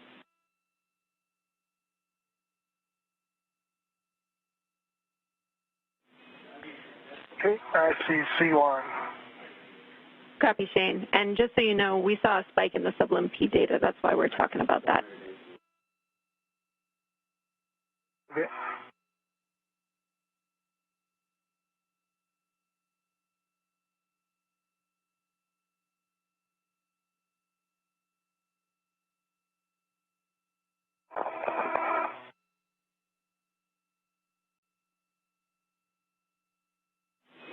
And Shane and Toma, big picture, we're just getting a final confirmation that we are in a good config to release this IROSA.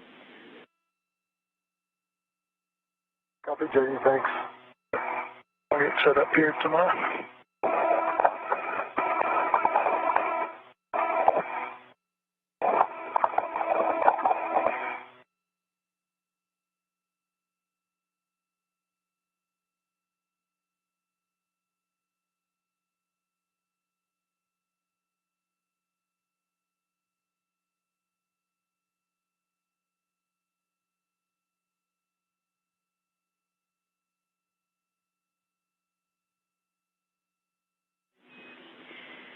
And Shane, I have a go back for you. When we got your issue, we were sending you to check the status of the indicator on the base of the root beam. We've still not gotten that check, and we need it prior to releasing anyway. So while we're talking this down here, we're going to send you to check out the base of the root beam close to the R bolts. See if you see that indicator. It should be just further away from the blankets than the handrail. Is it on the end I'm on now or the other end? On the other end. We're going to have you do that right now because the position that you're in now is to release IROSA.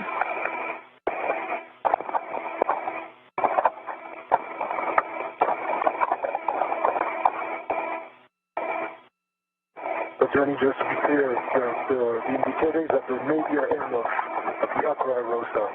That's where you want Shane to go. Yeah, we want Shane to head to a position where he can see the blanket end, the boom end of the upper IROSA. He's going to be looking on the root beam. Yeah, and that's nadir. Affirm.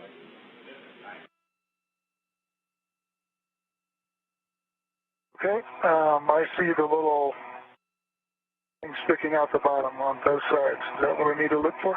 Yeah.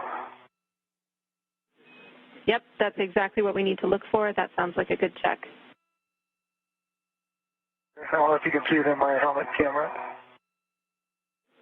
We're looking. I see two silver things, one on each Here it looks like.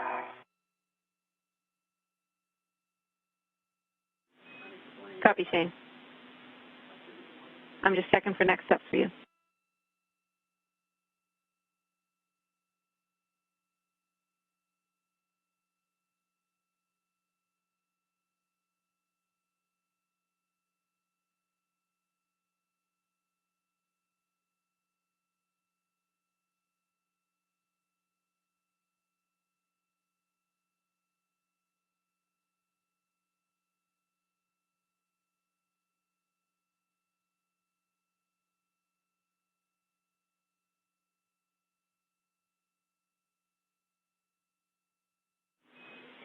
All right, Shane, thanks again. Those are a good check on those indicators. We're going to send you back to position at the final bolt.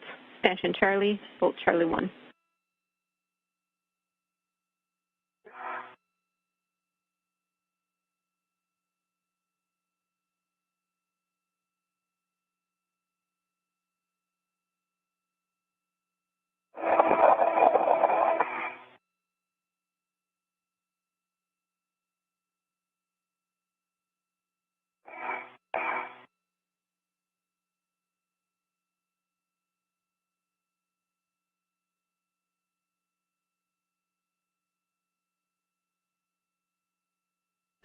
This is Mission Control Houston, 3 hours, 45 minutes into the spacewalk. We should be hearing big picture words momentarily from spacewalk communicator Jenny Seide about proceeding with today's activities. On that squares Poupiette. Yep, that's right, Thomas. It looks like we're talking about releasing IROSA, but I don't have the go yet. So we are still holding at this point.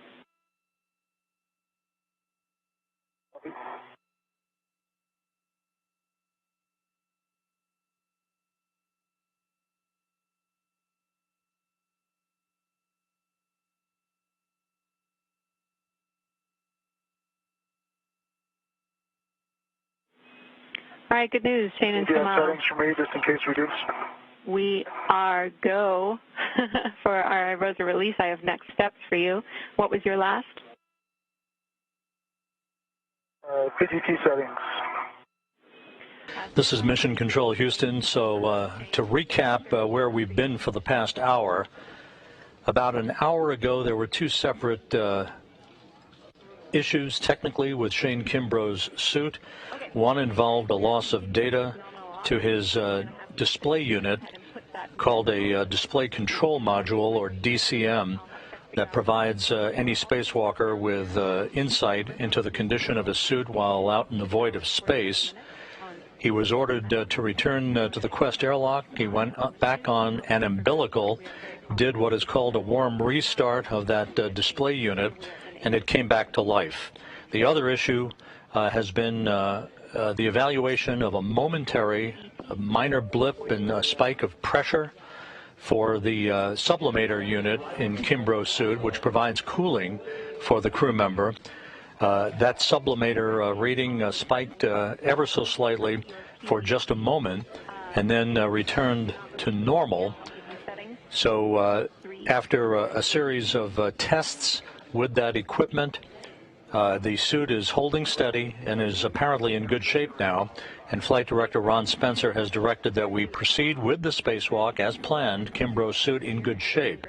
He was never in any danger during the course of this diagnostic evaluation, while Thomas Pesquet, as you see on the right-hand side of your screen, has been hanging out in a foot restraint at the end of the Canadarm2 robotic arm, waiting for the green light to proceed with the extraction of the ISS rollout solar array from its flight support equipment. Cooling and glove heaters are good. I'll keep the baggage down for now. Copy. Ensure your heels are secure in the APFR and your gauntlets are down. Yeah, the heel seems secure. I'm sure Shane can have an eye on them, but it's still good. And gauntlets are covering the wrist rings. Copy. Maintain control of IROSA while Shane releases the final FSE bolt and installs the scoop and repositions for your upcoming GCA. You can give them a go when you're ready.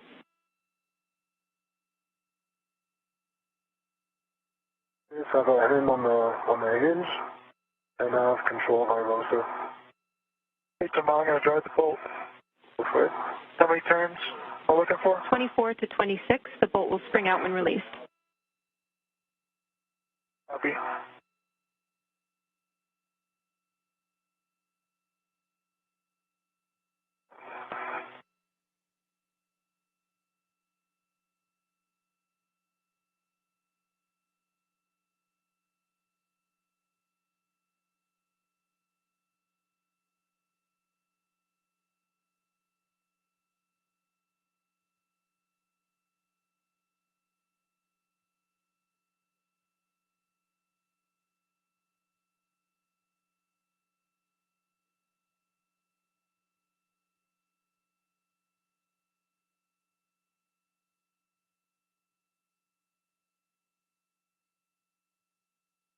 There's 24 turns.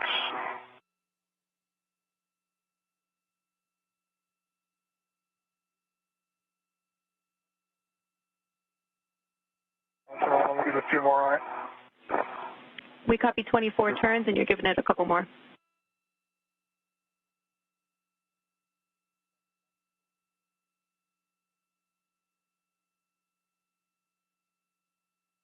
Okay.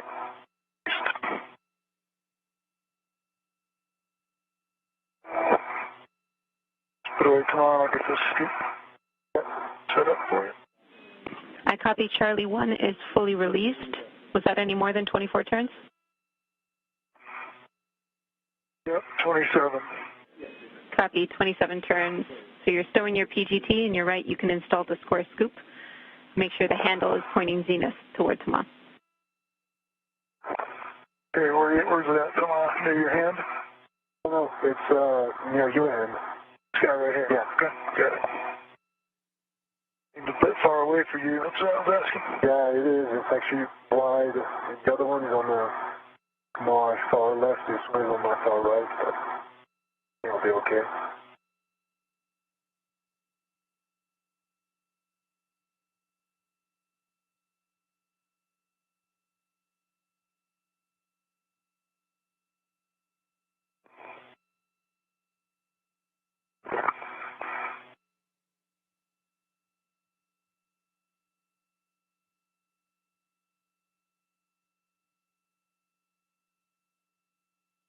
Whoa, don't push too much. I think you cut it off. Cut it off the hinge. Sorry about that. Unlock. Do you have it? Yeah, I have it. Sorry about that. No, don't worry. I have it. Get my red off of this. Don't pull. Yeah, you want my red off, okay? All right, I'm clear. Okay.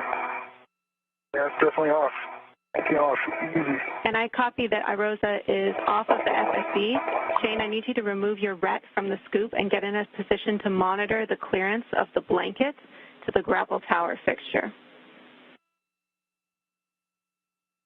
That is done, Jenny. So RET's removed. I'm going to go to the nadir side here to get a better look.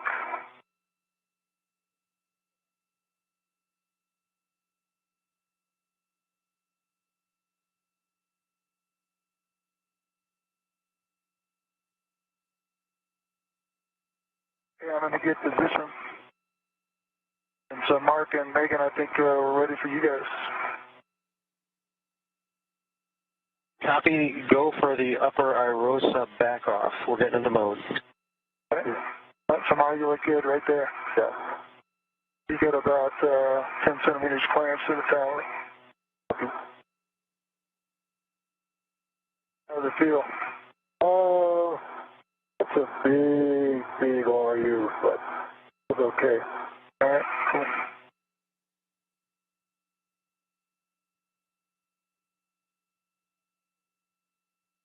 Okay, we're getting ready to start this manual maneuver. It's not a GCA, and again, I want to check for your go. You are go, Mark. Starting motion.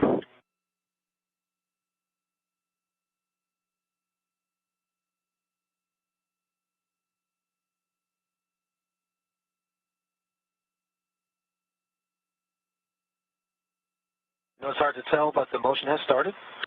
Good motion. And again, we're backing away from structure, so it's not a GCA. You can talk about other stuff. Understood. Shane, we just want you to keep an eye on the tower grapple fixture and the clearance with the top of the IROSA blanket. Let Thomas know if he needs to adjust it in any way to clear. I'm tracking, thanks. Looks really good right now. This is Mission Control Houston. We're closing in on the 4-hour mark in today's spacewalk. To bring you up to date, the two spacewalkers, Thomas Pesquet and Shane Kimbrough, put their suits on internal battery power at 7:11 a.m. Central Time, 8:11 a.m. Eastern Time to begin work to release and install at the P6 Truss the first of the two IROSA or ISS rollout solar arrays delivered to the station 2 weeks ago on the SpaceX Cargo Dragon vehicle. The most of the work throughout the day has been the use of a pistol grip tool to release a series of bolts that were essentially launch restraints for the array, the first of these two arrays, as they sat in the flight support equipment that you see Thomas Pesquet hovering over at the end of the Canadarm2 robotic arm. About an hour and 10 minutes ago, two issues were detected with Shane Kimbrough's suit, not yet fully explainable.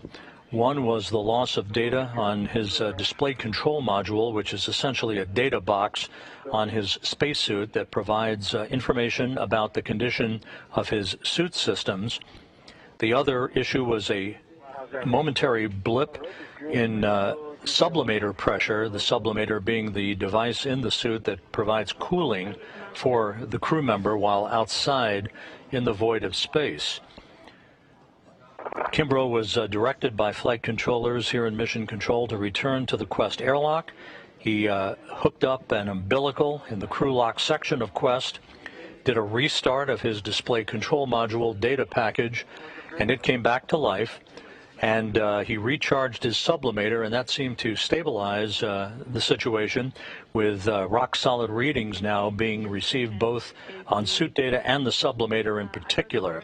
So Flight Director Ron Spencer directed Kimbrough to go back outside, rejoin Pesquet at the IROSA array flight support equipment, and we are now standing by for the release of that IROSA array from the flight support equipment, where Pesquet then will transfer manually the array from the flight support equipment over to the worksite of the P6 Truss on the far left section of the truss of the International Space Station to begin its installation and deployment.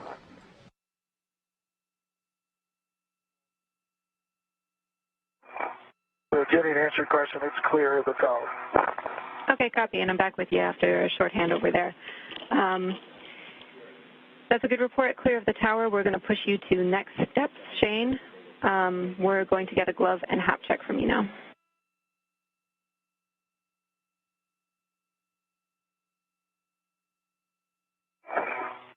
Okay, left glove good, right glove just a few of those black smudges on there, but no damage to the glove.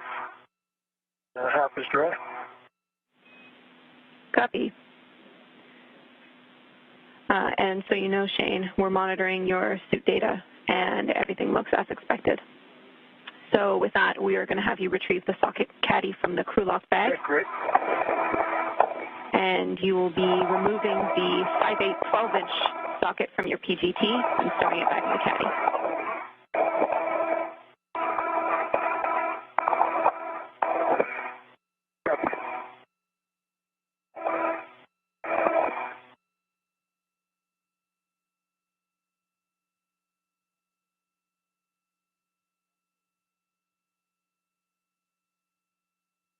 Come on, have a good ride. All right.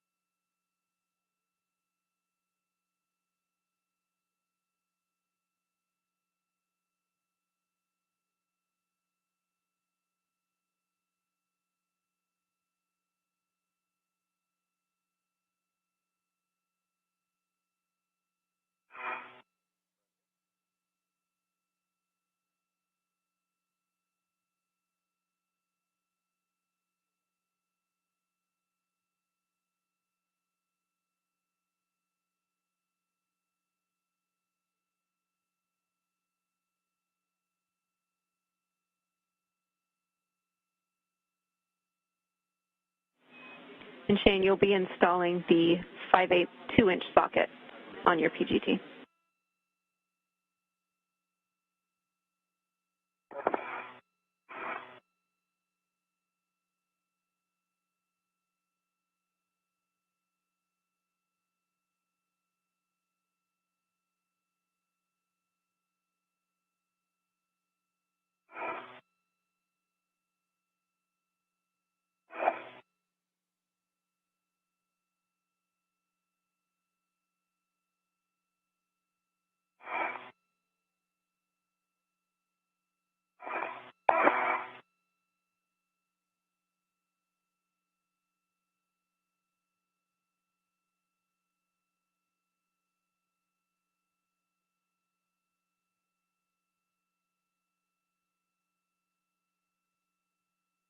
Somehow we are setting up for a couple joint LCASs. Copy, I'm ready.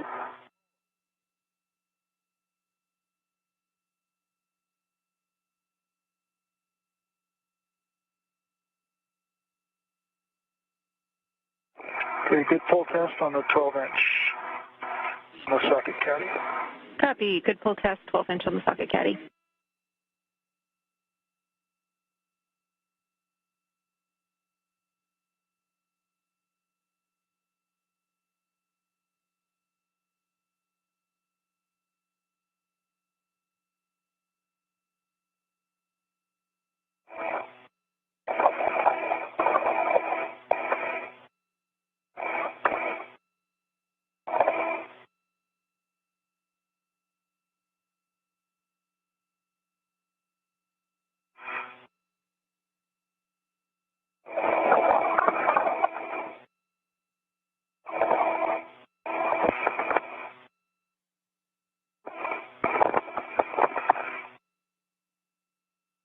And Mark, if you could keep me posted on the motion, because it's hard to tell actually when I'm moving and when I'm not in the dark and with those rates.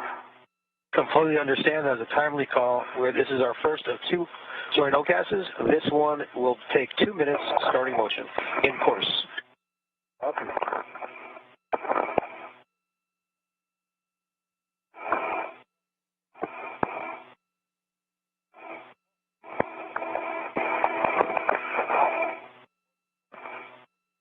That's a good motion. I can tell it's in course.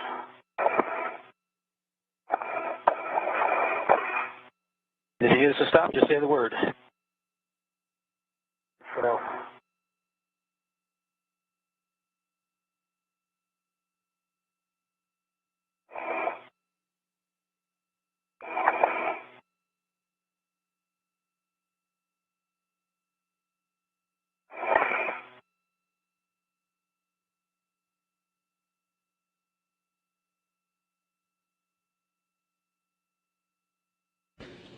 Affixed to the end of the Canadarm2 robotic arm, Thomas Pesquet holding the 750-pound IROSA solar array, the first of 6 such augmenting arrays that will be installed on the International Space Station to enhance the power capability for the complex for the rest of its lifetime. He will be driven over to the P6 Truss Worksite. Megan MacArthur is at the controls of the robotic arm, being assisted by Mark Vandehei from a robotics workstation inside the Destiny Laboratory of the International Space Station.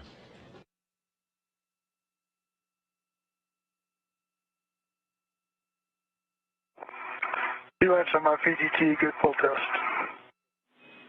Copy. You can stow the green PGT on your swing arm, and then we will have you retrieve Thomas' green hook.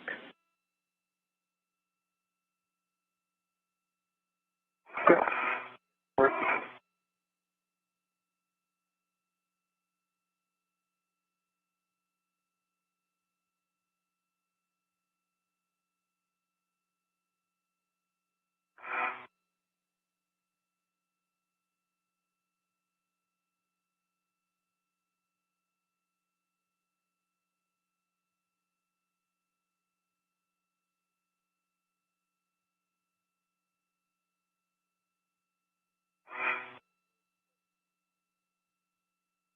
Set up that second joint LCAS, Thomas. Copy. I'm ready.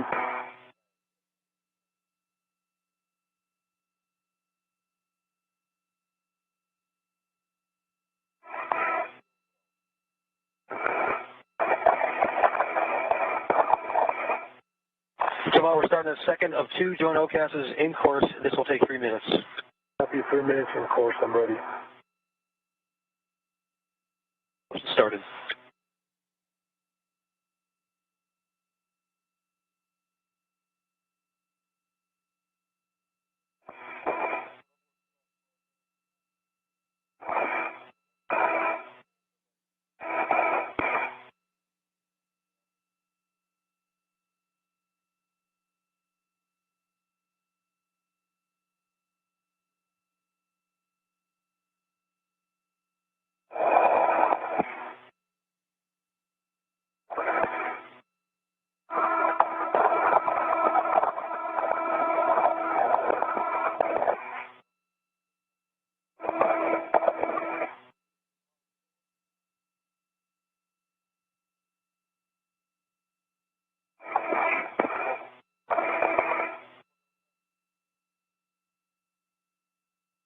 Yeah, I'm off the FSC, going to get Toma's green hook.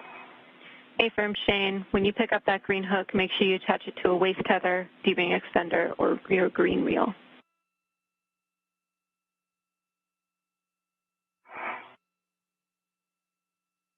Okay, copy.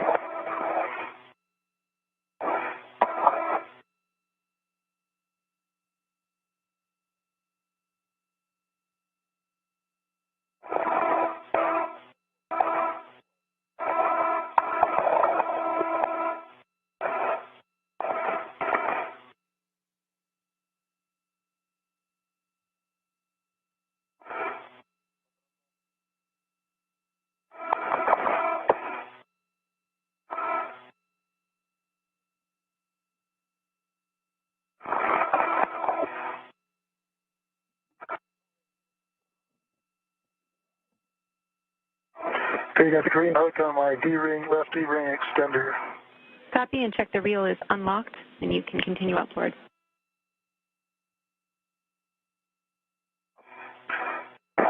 Checking. Reel is unlocked, and I'm heading outboard. Copy. You're looking for the first handrail outboard of P5.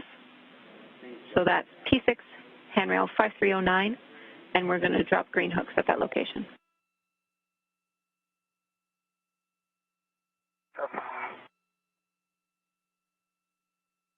Tomorrow that joint OCAS is finished. We're working on setting up for a manual maneuver. Copy. And Shane, I'll take a gauntlet check as well. Station Houston for the EV and Gauntlets are in position. for EV and IB crew, just a heads up. Tomorrow you're likely going to be in position. We'll need to stand by on the manual maneuver until Shane is ready for the handoff, so we'll might be a little waiting here.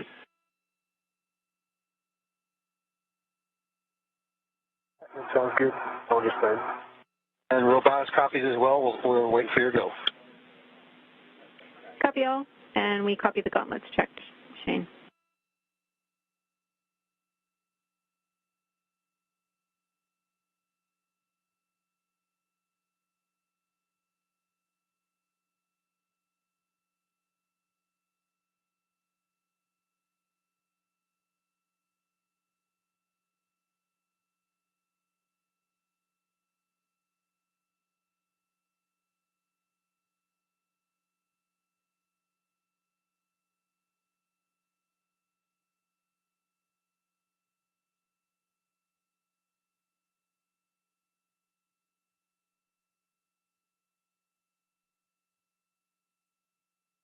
Good, Tama?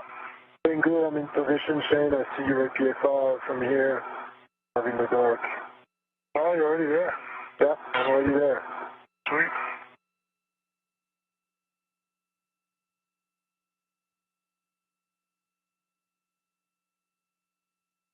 Okay, I'm at 5309. That's where I'm going to put your green hook down.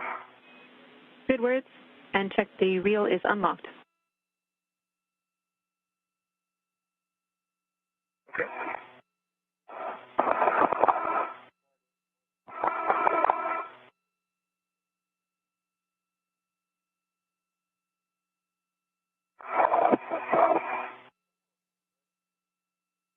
Okay, green hook is on 5309. Okay. Reel is unlocked. Copy. And you can attach your green hook, Shane, to 5312.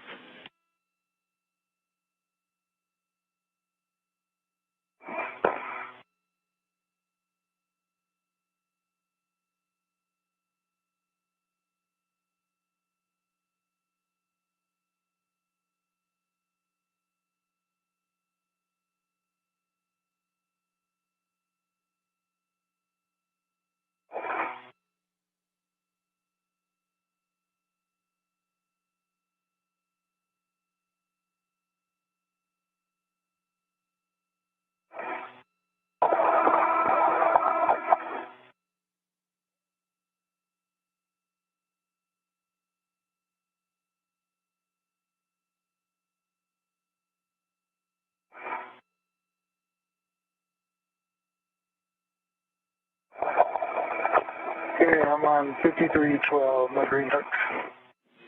Copy. And we'll check your reel is unlocked.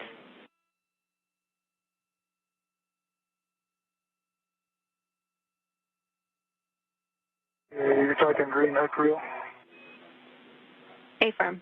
You're going to attach your green hook 5312 and check the reel is unlocked. Yeah. And both are unlocked. Copy. I have a big picture update for both of you. So at this point, we're working to get IROSA installed on the mod kit and unfolded. We believe in the next eclipse we will have time for our connections, and then we'll assess deployment following that.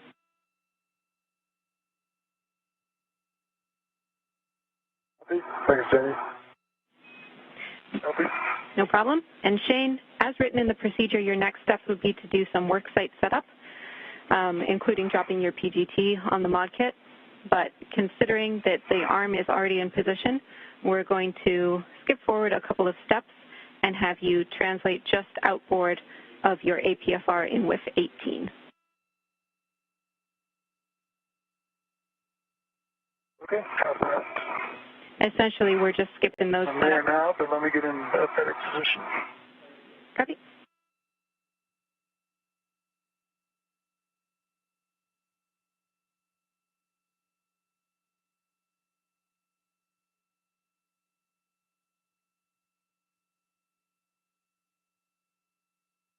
Yeah, so you're looking good, but your space together is behind your place.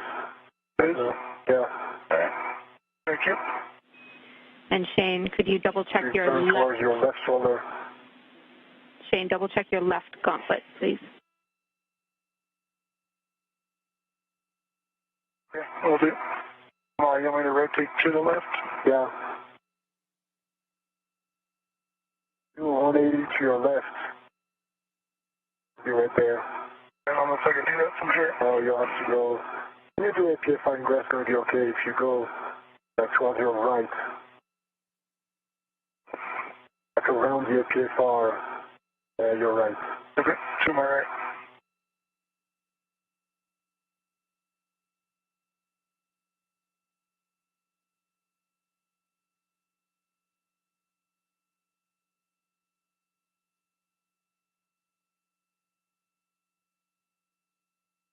Clear it there, right? Yeah, I think it's the exit. Yep. See it now.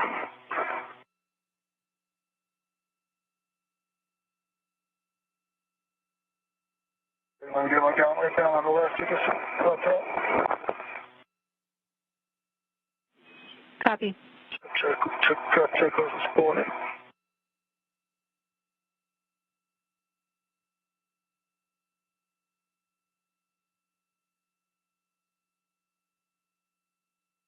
It's going to take a little more time. Just a second.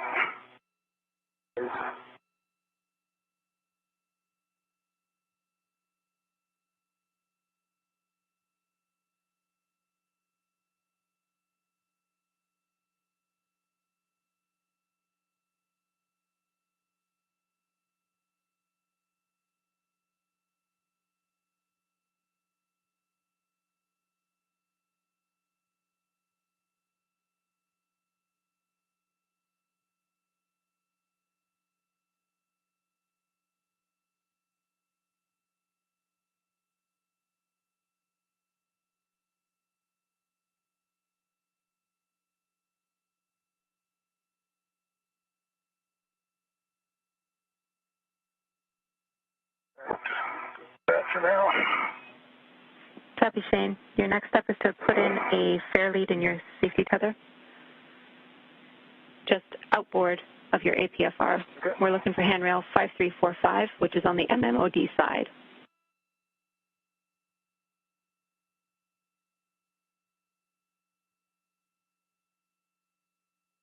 Got that in sight.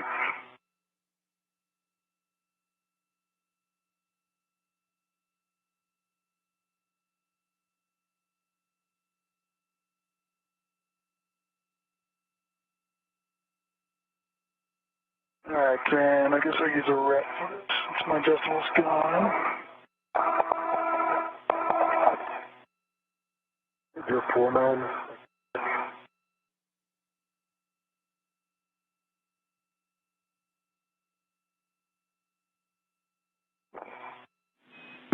Yeah, Shane, we're thinking this is just a poor man to deconflict your safety tether for the APFR yaw.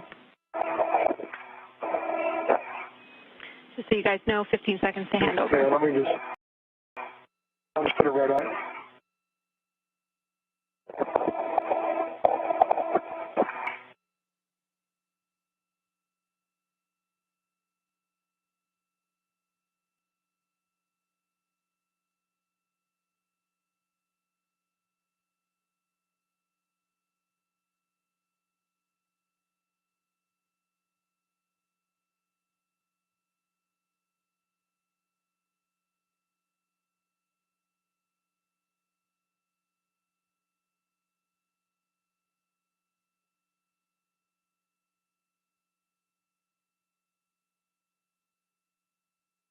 Take it on to get over there tomorrow. I'll be happy to pass it on to you and back. Back with you after handover. Next step for you, Shane, provided that fair lead is in, is to verify roll and yaw settings. Let me know when you're ready.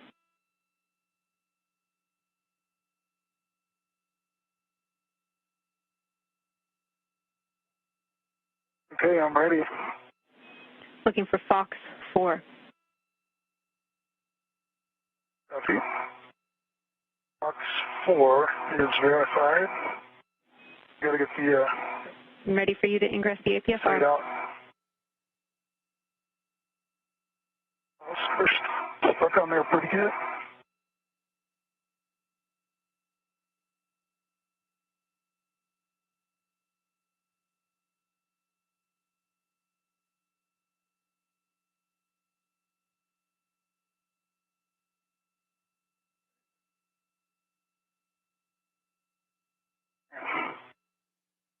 This is Mission Control Houston, 4 hours, 17 minutes into the spacewalk today by Thomas Pesquet and Shane Kimbrough as we regain our downlink television capability from the International Space Station. Pesquet has finished his journey at the end of the Canadarm2 robotic arm holding the IROSA solar array. Shane Kimbrough is putting his feet in a portable foot restraint on the P6 Truss, ready to receive a handoff of the array from Pesquet, while Pesquet then will dismount, if you will, from the end of the robotic arm to put himself in a position to assist Kimbrough with the installation of the IROSA array on the so-called mod kit, which is a bracket upon which the array will be mounted and bolted into place. That mod kit was installed at the base of the P6 array on a previous spacewalk.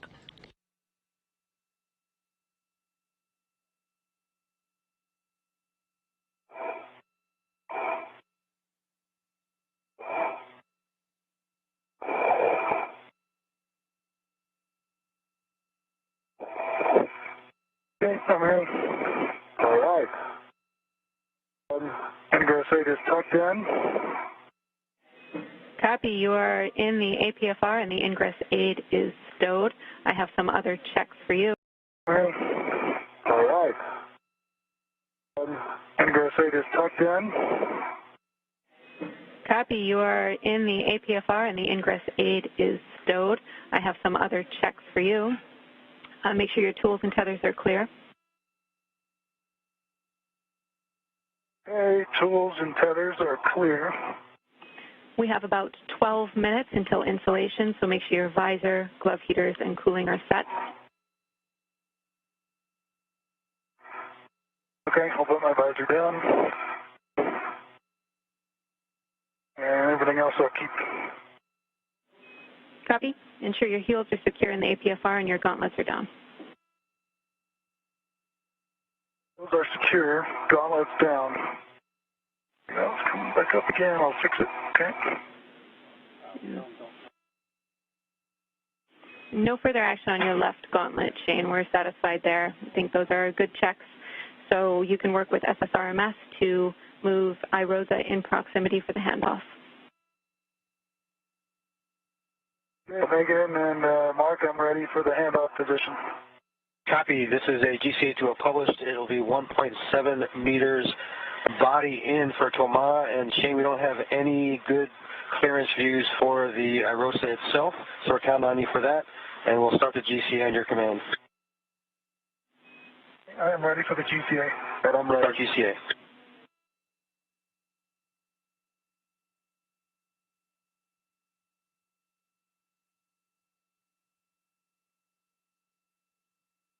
Start motion. I see good motion. I can tell.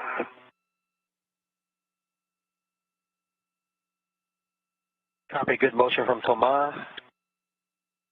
And I see good motion now. Good motion from Shane. With Mark Vanderheij providing visual cues, Megan MacArthur is maneuvering the Canadarm2 robotic arm very slowly, very surely, to put Pesquet in the right orientation to hand off the IROSA roll-up solar array over to Shane Kimbrough. Kimbrough's suit is performing normally, following a brief interlude in the spacewalk as we analyzed and dealt with two separate technical issues. Kimbrough was never in any trouble, never in any danger. His display control module unit lost data.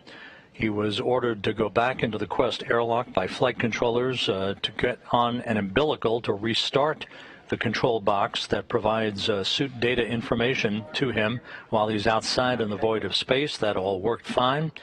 And flight controllers then evaluated a temporary blip in sublimator pressure, the sublimator being the unit that cools the spacesuit for a spacewalking astronaut, and it has held steady ever since.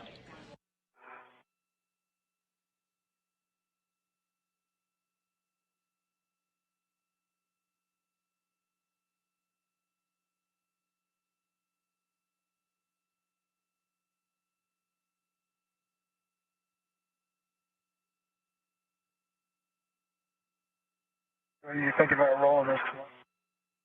I think it's going to be okay, but not now. Yeah, I'm just thinking which way you want to go. Oh, it doesn't matter for me. Here to go.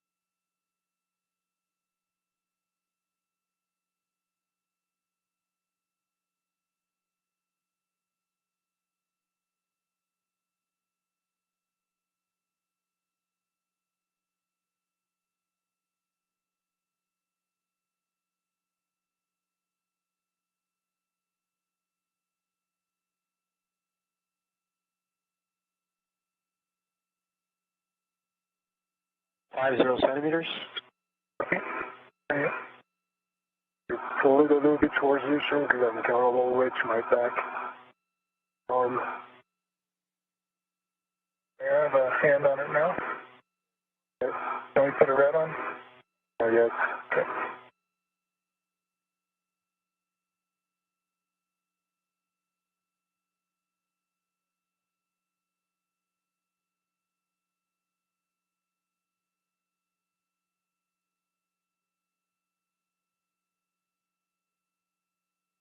I think now the IROSA is not moving, it's just me going back in the arm. I think we could stop here. Stop there, Mark. Okay, we are stopping motion. Copy. You're happy with your control Shane at that position? Yeah, I'm going to have to move it a little bit, obviously. We're going to rotate it, right? Yeah. Do you want to keep your red on and... While we're rotating it, I can keep my red on, or you can put yours on. I'll put mine on too. Is that a good position? Can we call this GCA complete? Complete. Copy, GCA complete. Ground copies, GCA complete. A warning for both of you, don't put your fingers... Red on it, come on. Go ahead, Jenny. I need to read you guys a warning not to put your fingers in the IROSA pin slots. Other than that, you are go to perform your rep swap, and you guys are exactly right. You are going to be reorienting IROSA to blankets heads up position and transferring control to EV2. Yeah. I'm going to remove my red chain. You have a red on it. I have a red. Which I'll keep it really, really stable. Looks like it's straight to you, but we'll rotate since it's biased to me a little bit. To your left. Yeah, to my left, to your right. Yep. Ready? No, I'm removing my red. Stand by. Okay.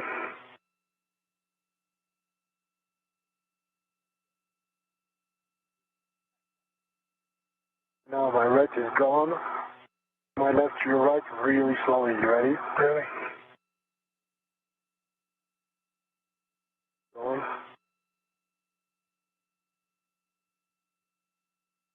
Mass.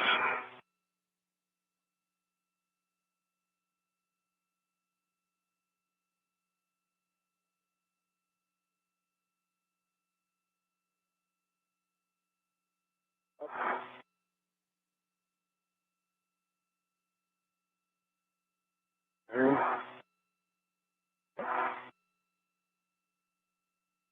Slowly.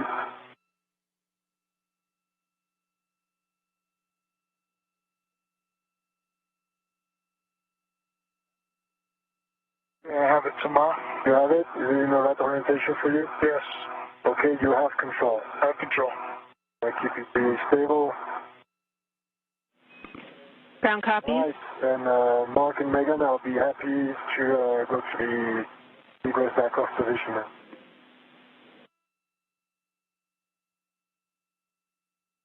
Copy, Tomas. Sound like the ground had something for you.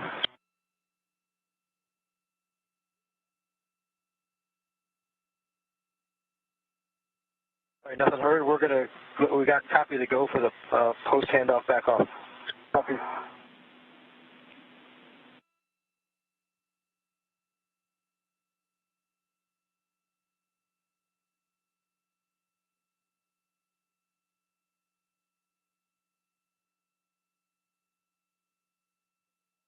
Start in motion. Not a GCA.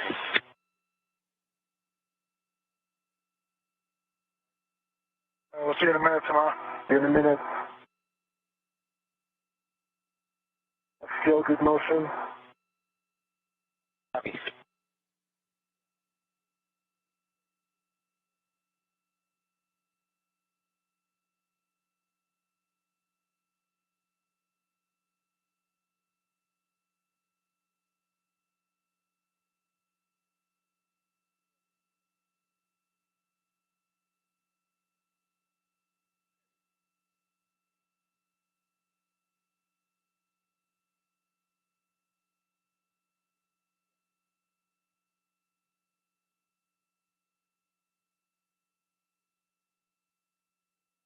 In good, Shane. Very stable. Copy, yeah, it's nice and stable.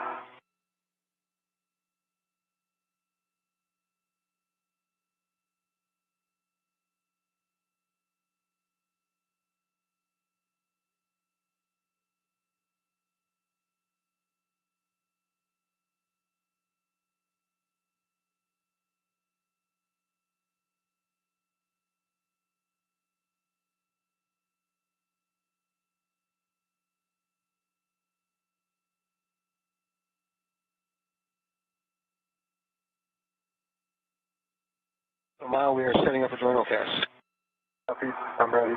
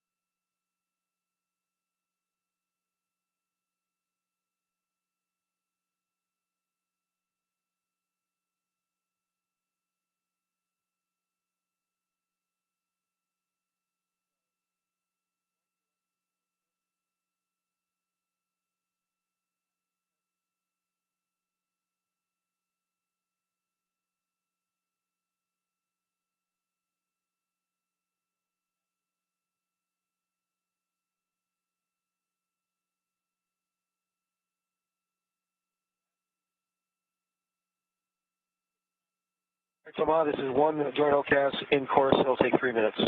Copy. Ready.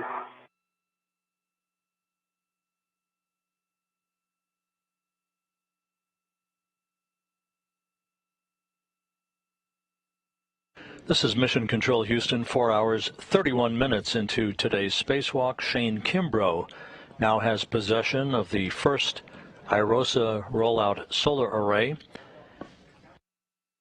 He is going to hang on to that until Thomas Pesquet has left the foot restraint at the end of the station's robotic arm. Pesquet hauled the array over from its flight support equipment structure on the truss of the station over to the P6 Worksite.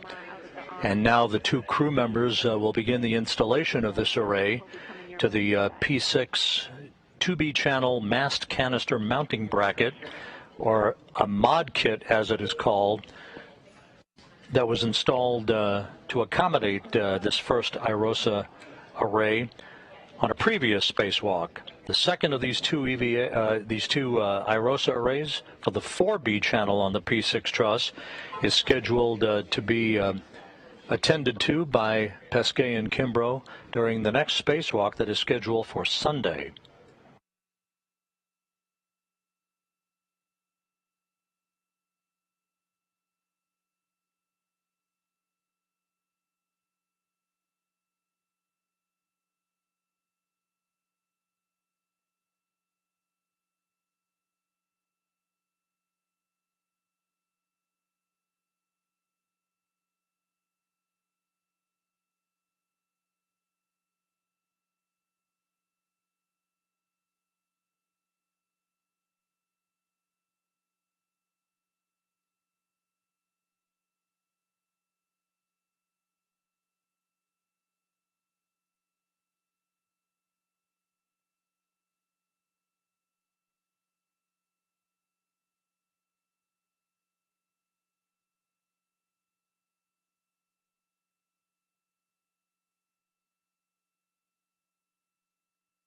Well, we just finished the joint OCAS. We're setting up for the manual maneuver. Copy. This one eventually will be a GCA. Yep. I'm ready when you're ready.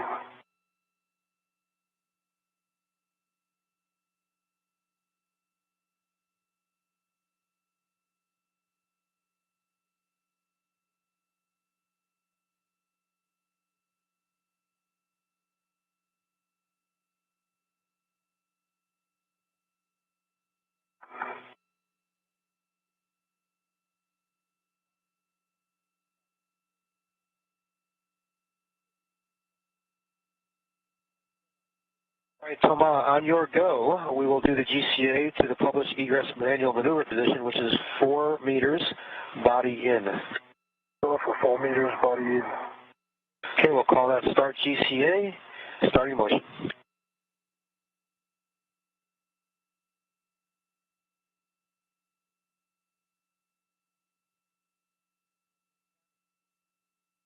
Motion.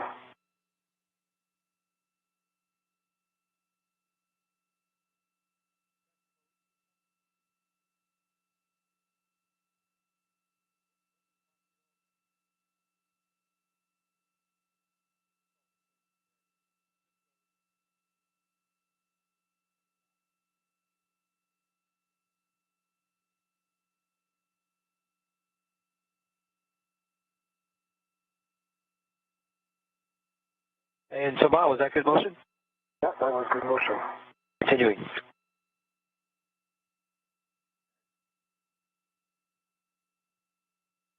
A good view of European Space Agency astronaut Thomas Pesquet being maneuvered at the end of the Canadarm2 robotic arm by Megan MacArthur with assistance from Mark Vande Hei at the robotic workstation inside the International Space Station to an area that will enable him to leave the portable foot restraint at the end of the arm to assist Shane Kimbrough with the start of the actual mounting of the IROSA array on the P6 Truss 2B channel mounting bracket.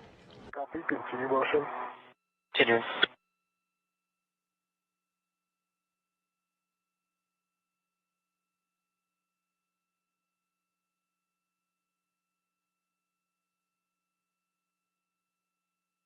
Good, Shane.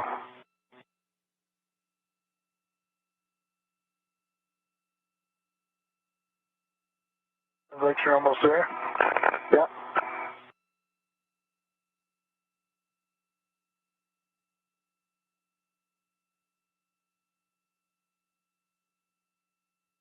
One meter.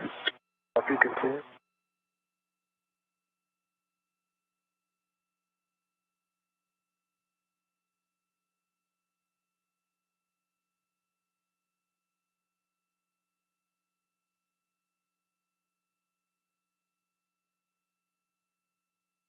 Five zero centimeters. Continue.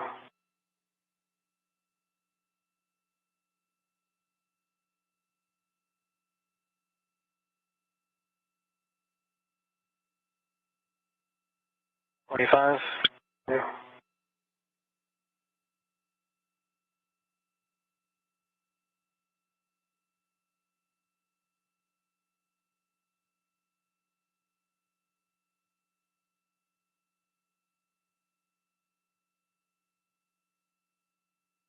Centimeters. Yeah. 5.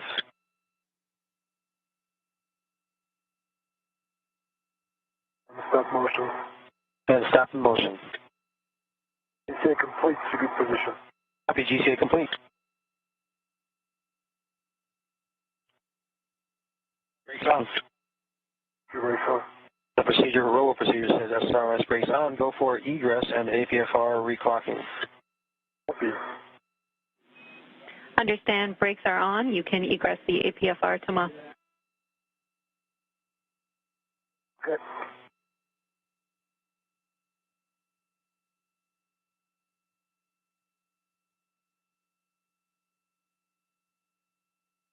And I've egressed the APFR. I have a local for truss. Copy. Place a waist tether on handrail 5309 and lock it.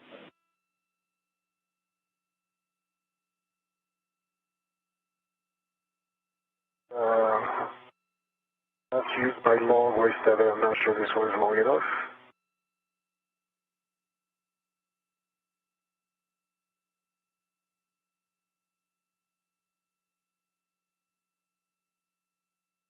This one's not long enough. I'm going to use my left. Copy, Thomas. Our next step is to My left waist tether on 5309 and locked. copy. So that's your new load path to structure. Now we need to build back your tether pack. You will need to reach your yellow hook from the SSRMS Lee. You might need to GCA to reach it. Let me know if you do. Yeah, it would actually be nice to get 2 centimeters or few dozens of centimeters station zenith. Let's say 40 centimeters station zenith for the GCA.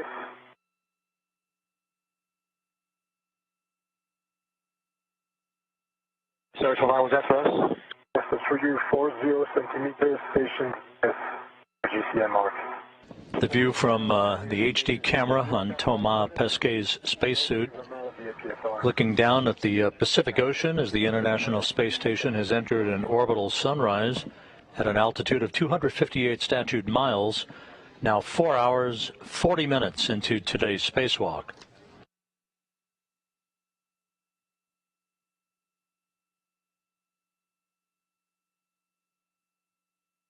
Copy, thanks. I'm sure it's going to take a couple more minutes. Yeah, I heard, no problem. Right, so now we're going to call it a start GCA, 40 centimeters, body up on the hand controller. Copy, start GCA. Starting motion. Good motion.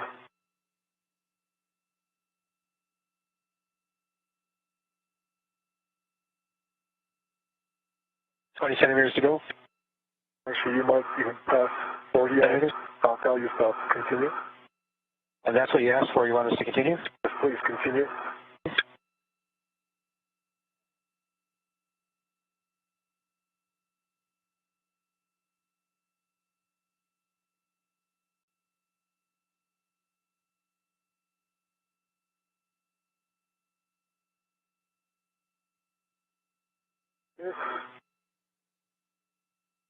Say again, Tom, was that a stop motion? No, it's a continue.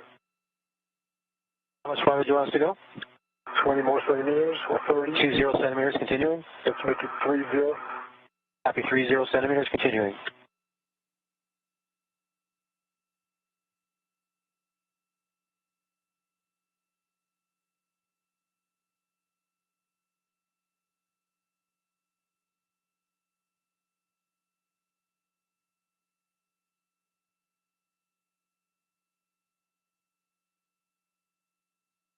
Alright, so you can stop motion zenith.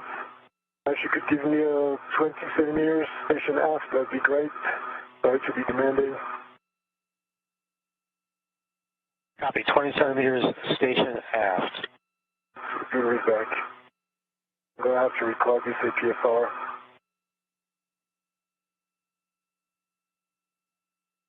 Tomorrow we're doing 20 centimeters, station aft.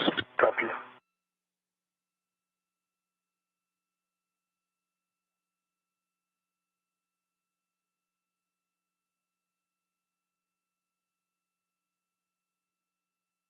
I'm not sure I see motion.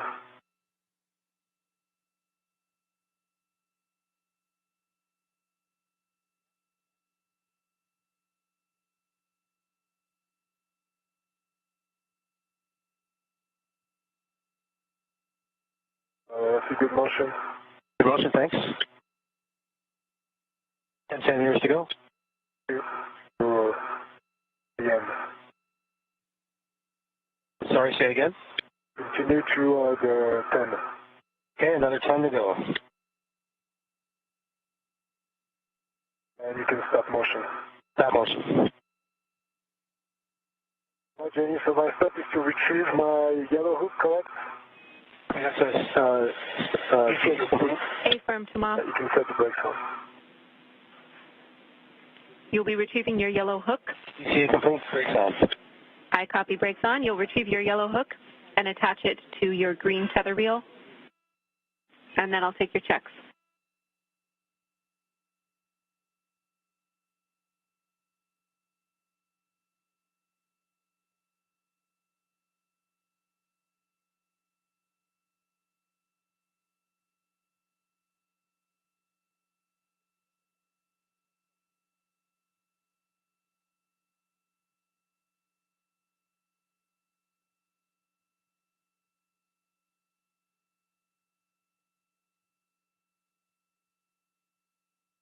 Okay, my yellow hook goes and locked.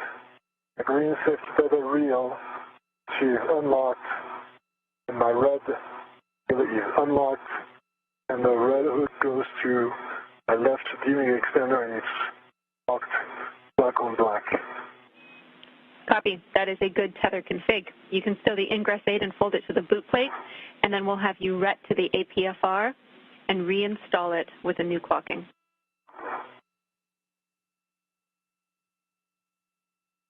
Hey. Work.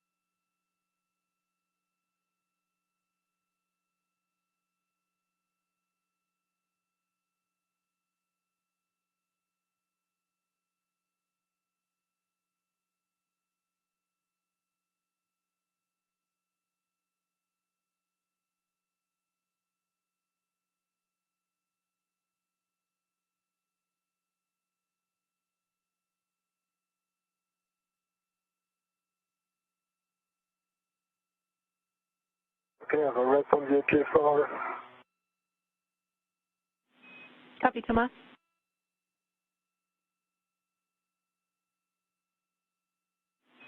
We're looking to reinstall that APFR with a clocking of 6.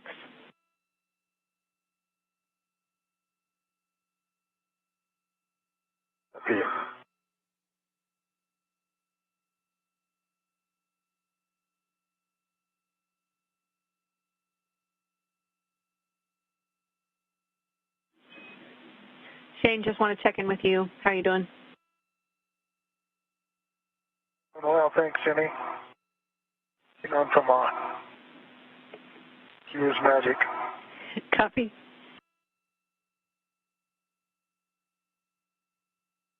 The collar is very sticky. I have a hard time rotating it, working on it. Okay, copy the sticky collar, Thomas.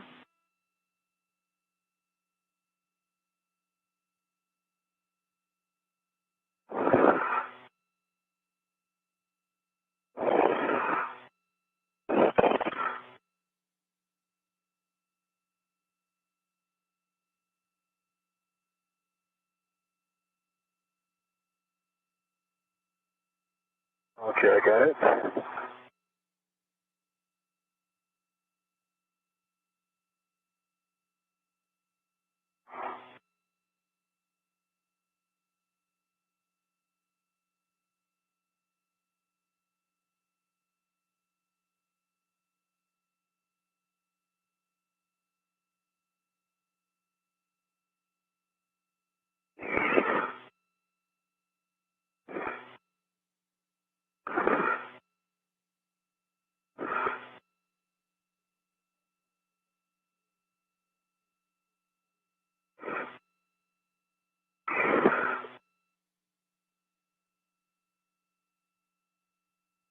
The clocking of 6. Have a good tool and torque test. A good install. Copy, Thomas. Retrieve your ret. Check your tools and tethers are clear. Around 30 seconds till handover. Copy.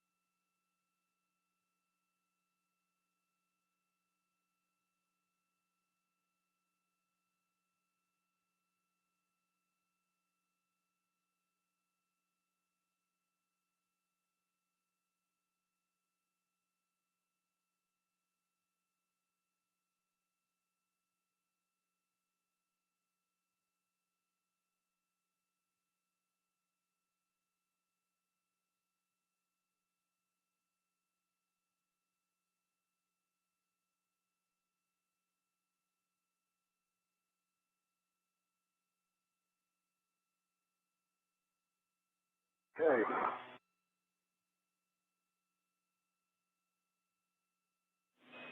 Back with you after handover. The tools and tethers are clear. And after the clocking of 6, you are go for the the backup position, Mark and Megan. Copy. Megan is doing that maneuver to the P6 back-off position. Copy. All right, over to Shane. All right, I'm ready. Break on motion, standby. Copy, standby. Could we just get a double check on the APFR settings? We may have missed them, and we just want to verify that we're as expected with the clocking, new clocking, and the other settings. Clocking is at 6. And the other settings, it's Papa. There might be a bit of yaw, but it's less than 10 degrees. It's 10 or 20 degrees yaw.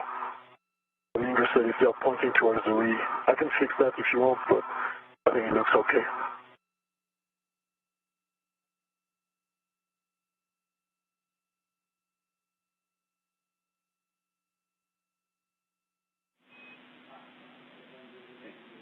And Thomas, we need a yaw of Foxtrot. Yeah, we have. Okay, I'll go back. And the brakes are on. Brakes are on. Hi, Shane.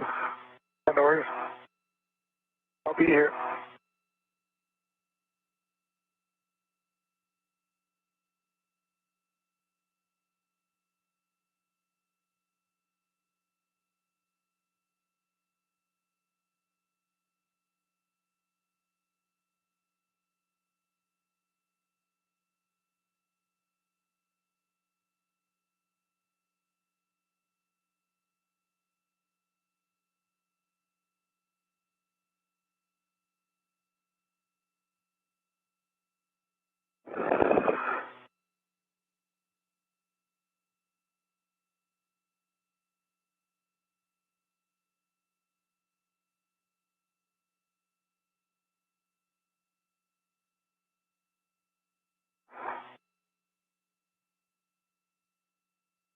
Okay, settings are 12, Papa, Foxtrot, and 6.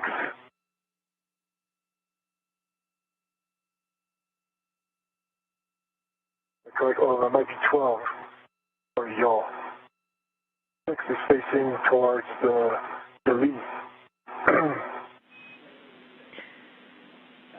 Thomas, those are good settings. We are happy to continue. Okay. So the check.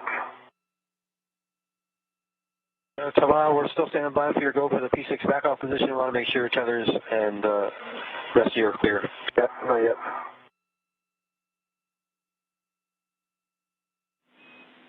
Right. Marking now to go for the P6 egress back-off position.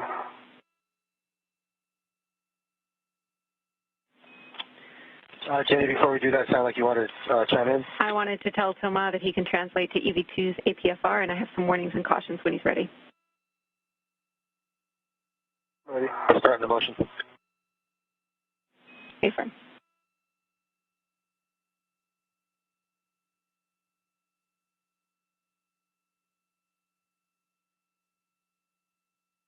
Ready, Jenny. Warning, there's a sharp edge hazard on the empty rail attachment lug near the 2 Bravo IEA inboard radiator corner, and another sharp edge hazard, the pit pins on the ticker and the sticker do not meet EVA kick loads. Copy. 2 cautions, avoid contact with the deployed and stowed radiators, and the battery adapter plate cables on the IEA are a snag hazard. Copy. Okay, you will be incrementally yawing the boot plate of Shane's APFR to a setting of 10. Copy. Incrementally yawing the boot plate to a setting of 10. Come on, feel you there? Yep. Bring up.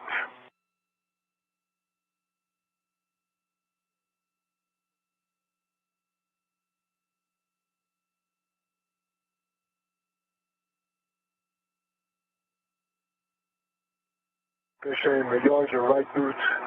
Okay. Station ready. I'm ready.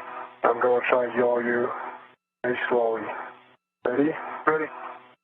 Elbows depressed.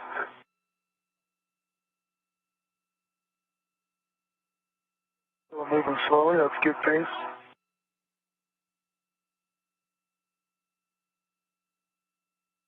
The first slot. Yes. You pitch the IROSA up, Shane. Pitch it up. Bang. Pitch it up.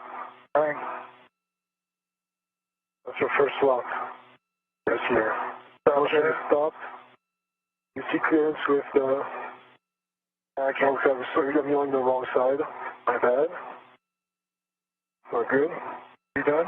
I'm yelling you back to the outside. Back to your... I'm yelling you to your right. Correct? No. Yeah. There's a solo right to your left. Okay. Don't let the clearance to your left. Hey, Jenny, can you double check me on this? The solo right looks really close. We're checking now, Thomas.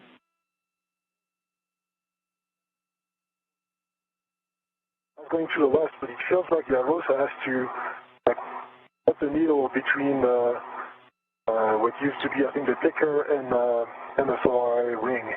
Doesn't look good.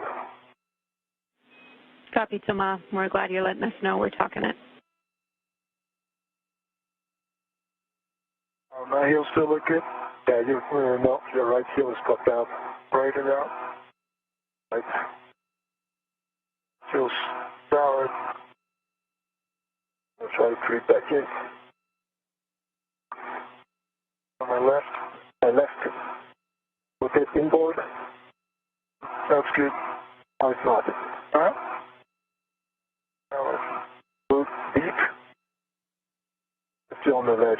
Look deeper. There you go. Back. No. Back. Back. With your heel, and then rotate. Too high. You're too high.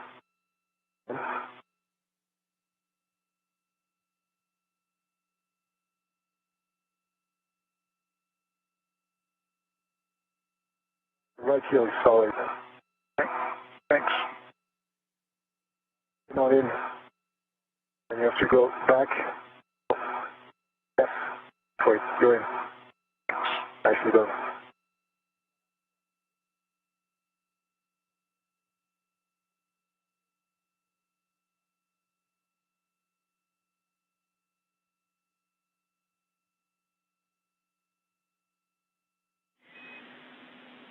All right, you guys were talking what you mentioned down here, and we really don't have as good situational awareness on this yaw as you do, so your eyes are better than any camera views that we have. So we agree getting Shane to lean back is a good idea, but beyond that, we can't offer any additional views or clearances better than what you have eyes on right now. Yeah, I understand that, Jenny. How about going into his right shoulder?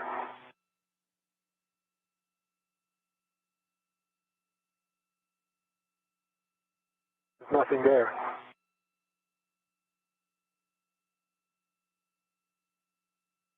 Shane, what do you think of the clearance with the SORA? I can't tell. You can tell?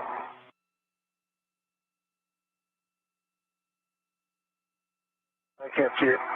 It's right, come to the SORA, right in like 10 o'clock for you. I see the one below me, but I can't see the one above me. The one pointing to the earth, you mean? So towards my feet, I can see that.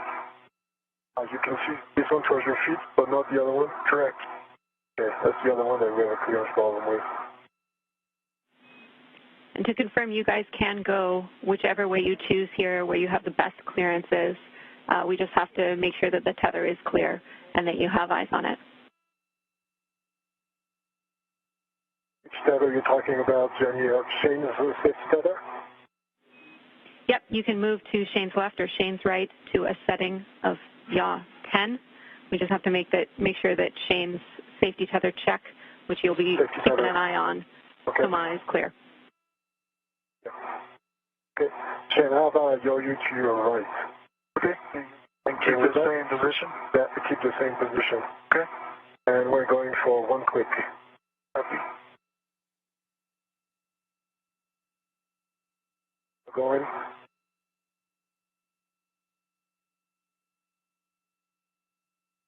That's one click.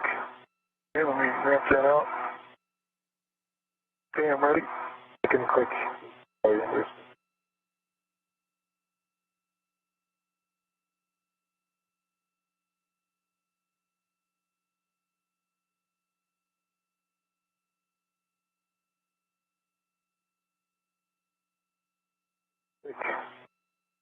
Okay, let me ramp that out a bit. Okay, I'm ready. click. That looks good. I can't see anything, Tom. Another question.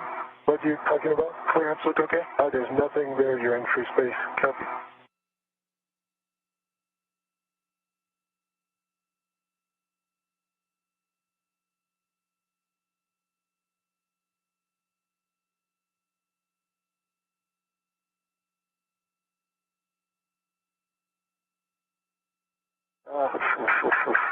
Actually, it's the same, I think. Can't see to the SORA right, to your right. I mean, it is tight. Let's keep going. Anyway, you have to send it off to me over there, right? Correct.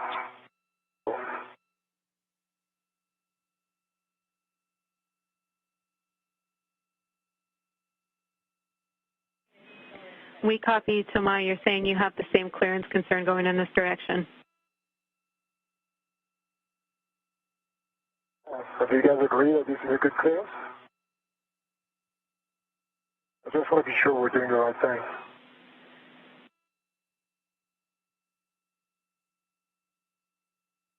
I'm checking for you, Thomas. Is it? Yeah. I might have to do one more and then go out and look at it. Yeah. Let me look at the other side too. Sure.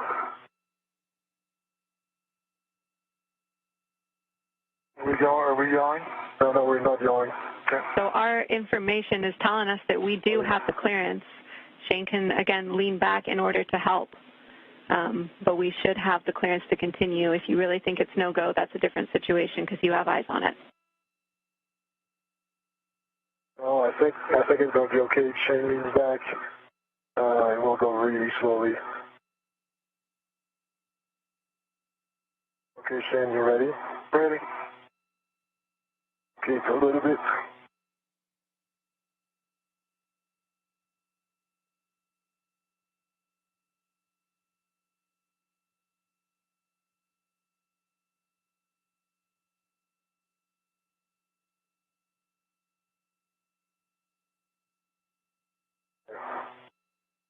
Before one click.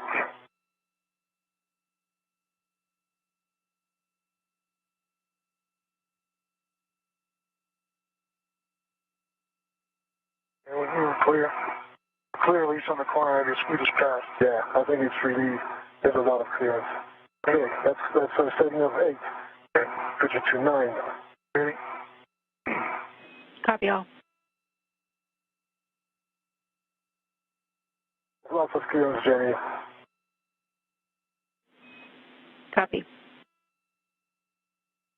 Going to be 10, sorry, 9.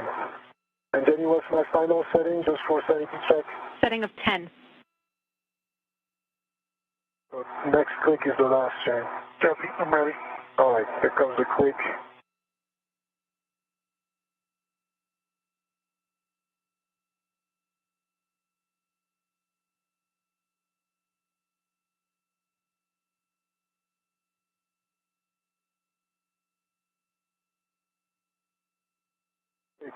You're at 10. Okay, we're looking at your APFR. That's good.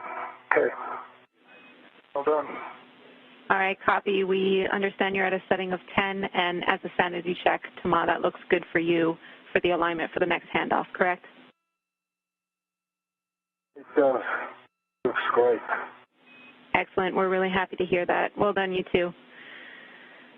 Tama, you can double-check Shane's tether. All we're looking for there is for you to verify that it's clear and give him words about how to deconflict it when he egresses the APFR after the next handoff, and then I can get you to translate to your APFR. Yeah. So your set tether is clear, Shane. It's kind of going back and around the APFR, and then to your belly, but that's not going to be a problem, I think. Okay, thanks. Copy all.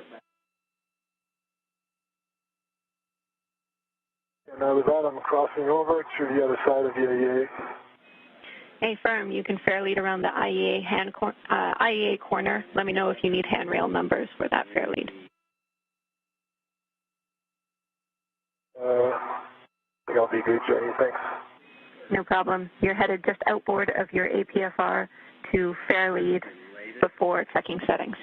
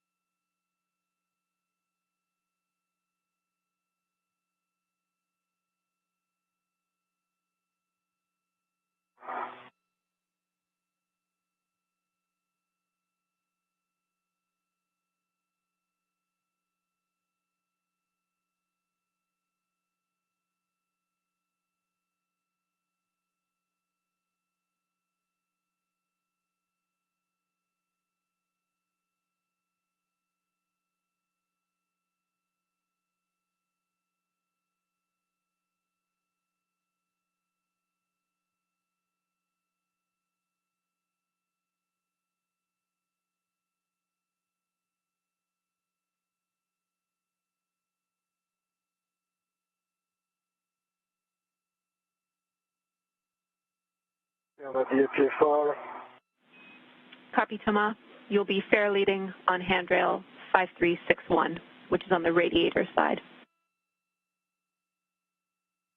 This is Mission Control Houston, 5 hours, 6 minutes into today's spacewalk. Thomas Pesquet is positioning himself at the far end of the P6 truss structure on the International Space Station, having joined Shane Kimbrough, ready to take a handoff of the IROSA rollout solar array back from Kimbrough. Pesquet handed the array off to Kimbrough after delivering it to the NASA astronaut while transiting at the end of the station's robotic arm that was being driven by Megan MacArthur from a robotics workstation inside the International Space Station. Now we're at the second handoff position where Pesquet will receive the array once again as the two crew members will prepare to install the array on a mounting bracket at the base, basically the mast canister portion of the P6 solar array truss structure.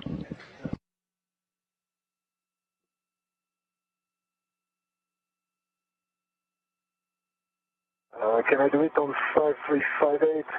It makes my life easier. Copy.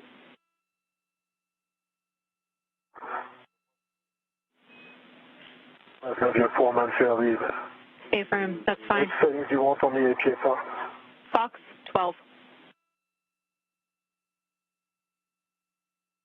Fox 12, so I'm guessing the clocking doesn't change. The pitch is India, India, on Fox 12. Stay firm.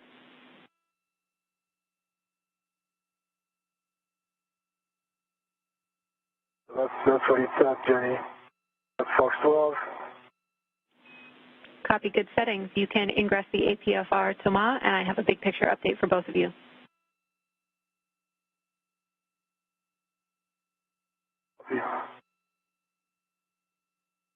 I'm ready, Jenny, whenever. Okay, big picture is that we are just over 20 minutes until our working eclipse starts. So we are going to do this handoff, work on getting our IROSA installed on the mounting bracket and unfolded. Then we'll assess where we are. We might jump straight to our cable connections if we are in that working eclipse, and then we'll come back to the bolts later on, and we're still assessing deployment at this time. The limiting consumable is 7 hours EV2 MEDOX. Copy.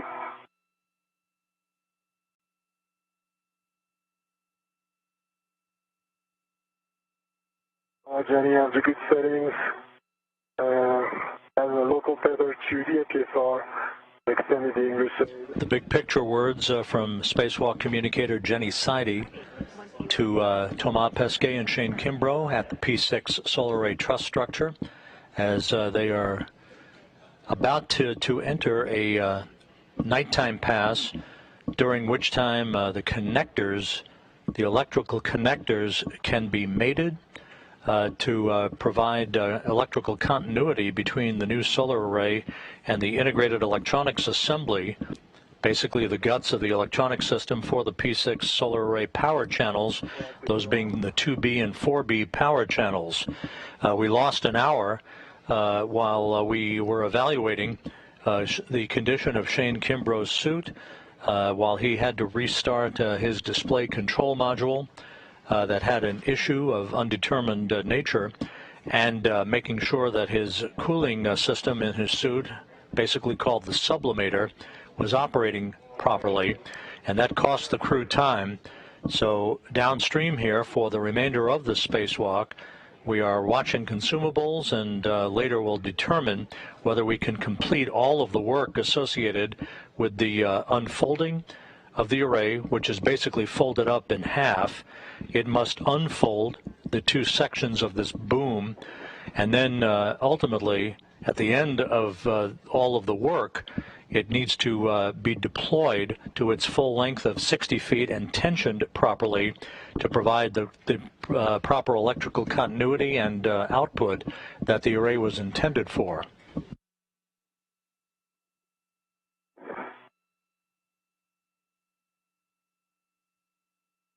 And then, nice. Okay, our two antennas are cleared. Our cooling is good for now. Copy. Ensure your visors and glove heaters are set. Heaters are off and visor is down. Copy. I understand your heels are secure in the APFR, and we'll do a gauntlets check. The neck gauntlets are down. Okay, copy. I'll let you work with Shane to take control of IROSA. You will be performing a RET swap, and it's important, Thomas, that you attach your mini workstation RET to the scoop, which will be in your left hand. Copy. Shane, can you yaw the IROSA at your left a little bit? That looks good.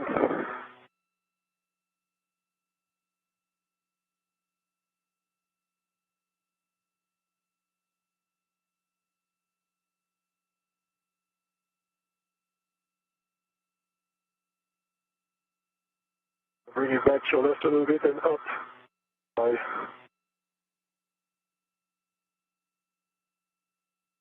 Okay, I have a red on it. Nice work. I have my hand on it.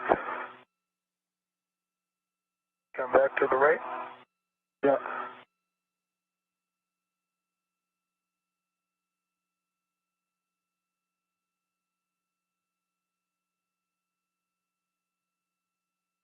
You need. Wait. Just put my hand differently. There you go. Now I have a solid hand on it. If you can rotate to your right a bit more. Yeah. Oh. Wait. Okay, I have two hands on it. I think I have control. Okay, you have control. I'll take my red off. I have control.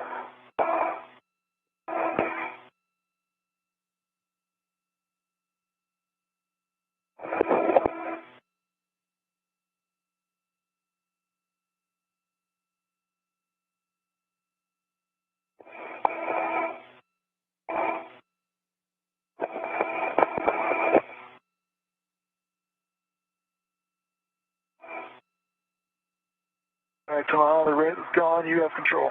I have control. Ground copies, RET swap complete. Let us stabilize. Thomas has control.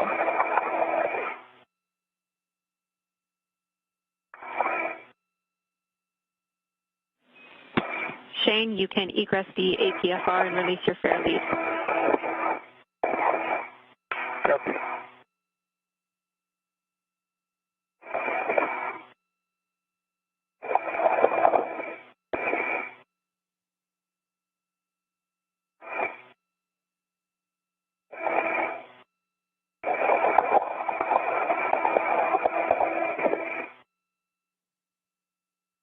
Right click, if not, let me come up.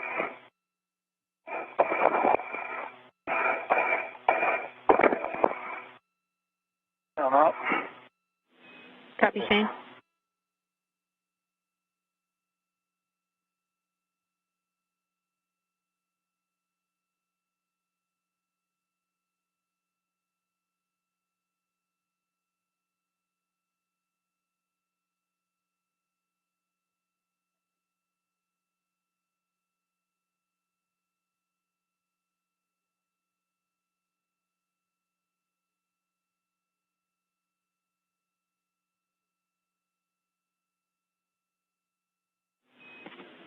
Shane, after your tether is cleared, you will be translating to the left side of the mounting bracket. I have a warning and some cautions for you both. Okay. Work on this tether first. I think we're ready to copy the warning and cautions, Jenny. Copy. Warning, when you're on the aft side of the mod kit or outboard, avoid contacting the legacy blanket boxes and protruding trunnions. Copy. And cautions, while you're both working on the mod kit, you must not simultaneously impart loads. Sudden stops and quick grabs are not allowed, and there is a 30-pound maximum lateral load on the mod kit during and after IROSA soft capture. Copy. Copy.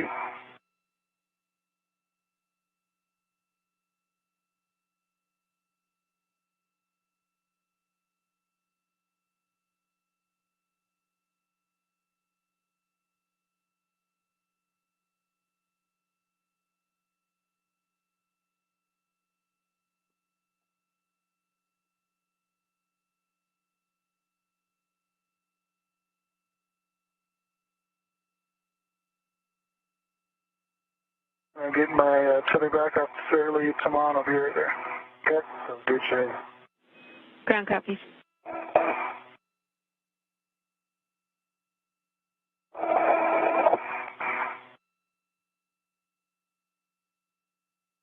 At the 5-hour, 17-minute mark in the spacewalk, a good look at the first IROSA ISS rollout solar array that is being mounted to a mod kit, as it's called, basically a mounting bracket at the base of the P6 solar array truss structure. These so-called legacy arrays, the original arrays for the P6 truss, If you're translating outboard, you'll be looking are part of the largest arrays ever built to convert solar energy into electrical power. Previously are still armed. 27,000 square feet in total for the old arrays, more than half of the area of a football field, 112 feet long, 39 feet wide. Once they unfurl, the IROSA arrays will be about 60 feet long, each to provide 20 additional kilowatts of power for station operations. Shane did not stow his PGT on the crew lock bag handrail, and he did not retrieve a long-duration tie-down tether, which is a contingency item. It's something we do now or we do after? And we're not concerned about that at this time. We're just going to go for install on the mounting bracket. Yep. All right, so let me check the mounting brackets. So the IROSA is right next. Okay, everything looks good there.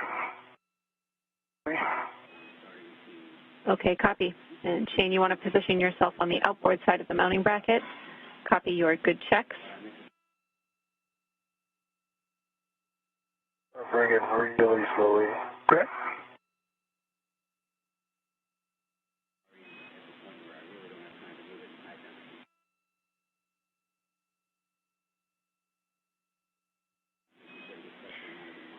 I have a note and a caution for you. We're pressing to install. Thomas, you can use the adjustable equipment tether hook, the long side, which is stowed on the mounting bracket scoop, to remove the tether on the root beam, which is closest to the mounting bracket. Copy. And Shane, you can help stabilize. Shane, can you check my yaw? My yaw pedal that it's locked? I have a hand on it. What? I have a hand on the Yeah, IROSA. okay, I was talking about the yaw VHF output. Okay. Oh, I'm sorry. Don't worry about it. Oh, it feels like, no, it's not moving. You good? Yeah, it's moving. We need to come up a little bit. Yeah, we need to remove the scoop. Okay. I'll hold right here. Okay, you're holding it? I have it.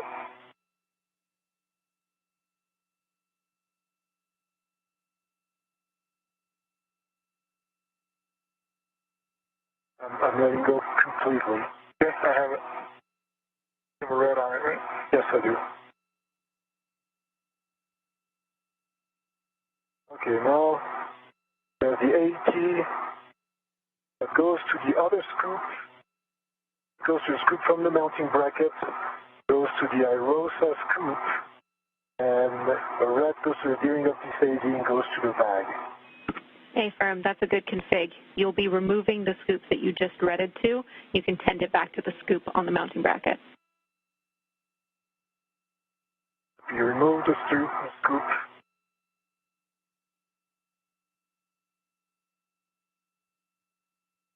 Nice. Back. Okay. Now, I can't really gauge the alignment, Shane.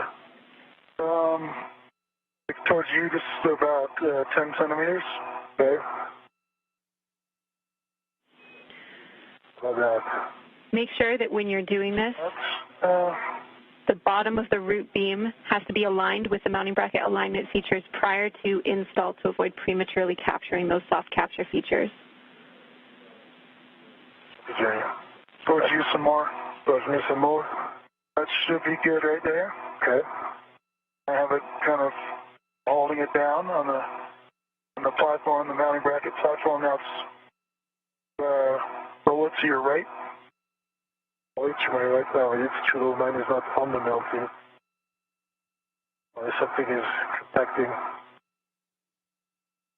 You taking it off? Okay.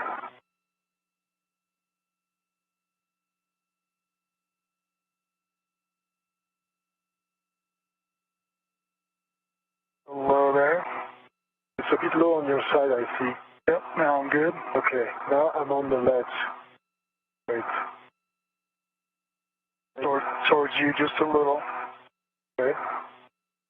I think we're good whenever you want to press it. You ready to slide it? Yep. Okay, 3, 2, 1. Right. Now it's going up. Too high. Too high. Yep. Can we roll it to your right at all or not? Yeah. Keep it down. I can put one finger on it. And towards you. Towards you. Towards you more. Okay, that should be good. Ready? Yeah, I'm in on my side. I don't know. It came out of the slot. Now. Yep. Have to re-engage the bolts.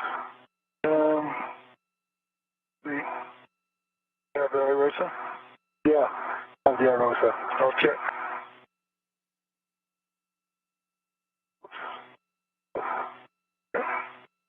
The helmet is closed.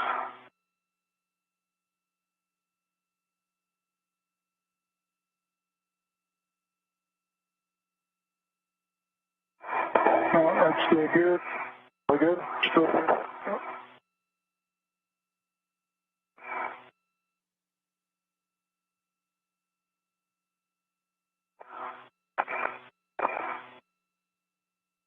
I have a hand back on it now. We're lined up nicely. Okay. Gotta keep contact on it. Ready? Yeah, slowly. No. I'm blocked by something. There's some contact. Something will line up. Yeah, we're right in the hole on my side. I'm hitting something on my side. Huh. Let's see. Now you're in. Your side's in. I'm in? Yep. Keep coming. Can't. Yeah, huh? I have solid contact. There you go. Now I'm in. Now you're in. And you need to get my side in. All the way. But I don't think the descent is in, Shane. It's still moving. No.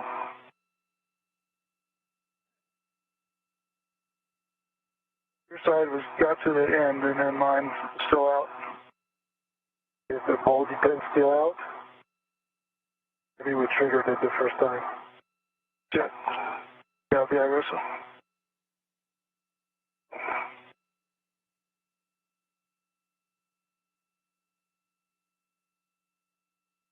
Okay, this one out.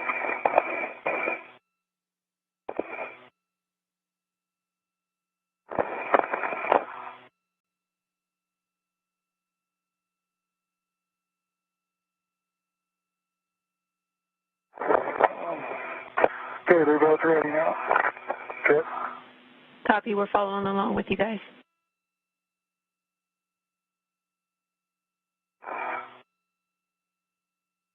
You have a hand back on it. We're both in the slots right now. Okay. So we just slide it outboard, right? Yep. Slowly. Ready? Go. Ready? No, mine is. Not like it's going anywhere. And now it's getting. And now I'm in, I think. Leo? You're almost in, and I'm not there yet. I'm a little further off than you. I'm an hour, I think. Keep it off.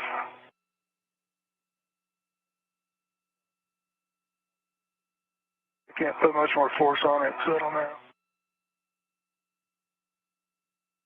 Maybe we triggered those details. Can you yaw to your right? Yaw to my right? Yeah, but that gets me out. Now I'm completely out. Oh, you're out. Okay. Yeah. Oh, yes. We need to have mine in first, maybe. Because you're right there. You can put more force on it. You're close. Yeah, but I will have to yaw the APFR, which I can do, but I have to IROSA for a moment. Okay. Yeah, I can hold it. Hold it. I'll try to. Got it. Get it. Up 1 foot.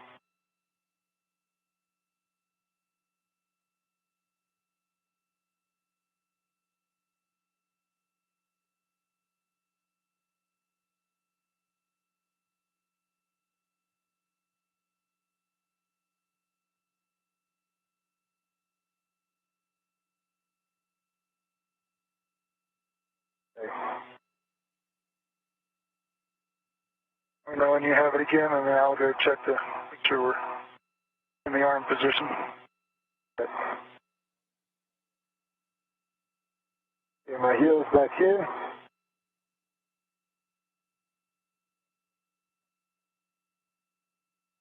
The IROSA again. Yeah, the IROSA.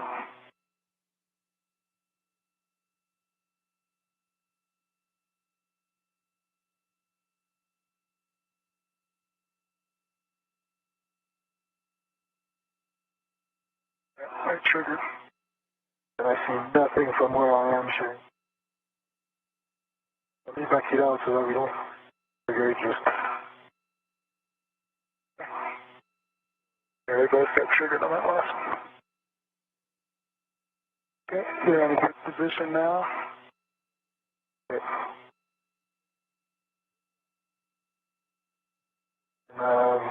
You know when you have control on that yaw back section, not making it better. I have control. I have control.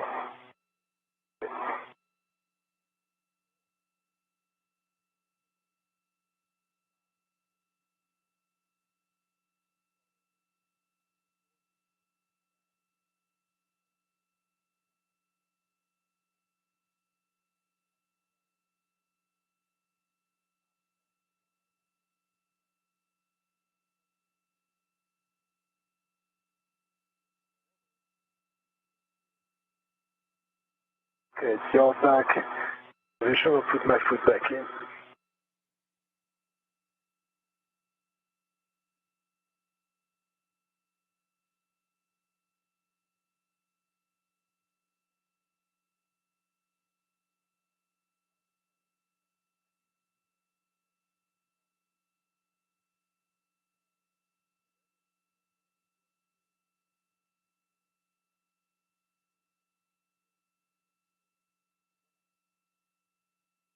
You want to stay in?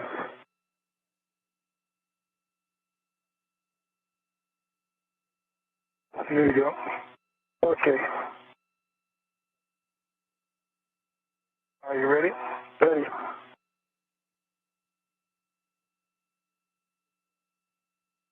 The alignment in station forward aft. Alignment looks great. Good. Keep it down. Are you ready? Yeah, well, slowly.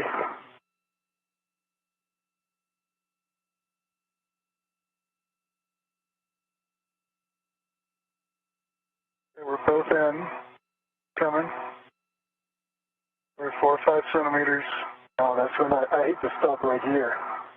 I think we're in, but I'm too much either forward or aft. I can't go anywhere from here. Oh. We have some margin forward or aft. Yeah, we have margin my way. Go away. Yep. And which means you probably do on your side too. I don't see, but okay. Well, let me push it towards you. No, it's going to go towards you. Oh, okay. My way, so towards me. Okay, that's what it seems. And then There we go. And then outboard, but I think we've triggered it again. You have the IROSA? Have IROSA. I think I might be in. You see on my side what's going on? Because I have zero view thing, I'm sorry. No, I'm not either. That's great. Put your head on the other side. Okay. Well, mine is not triggered. Yours is not triggered. Okay. How about the lateral alignment? You good? Yeah, I mean, we're going right in the hole. Every time it just stops for me. And we copy you too that the alignment features are aligned, but the soft capture features are not triggering to secure IROSA. We are talking that down here. You want to go your side first, Jim, maybe? Yeah. It triggered a couple times, Jenny, but didn't capture it. Yeah, we did see them trigger a couple of times, once on the first try and then prematurely triggering later on. But we agree with you guys, what you guys are doing, and we're talking other options. Go for it, Jim. But we're lined up really well right there, Tom. Yeah. I go. Ready? Yeah. 3, 2, 1. Just not moving it. There we go. I'm in, I think. I think I'm in too.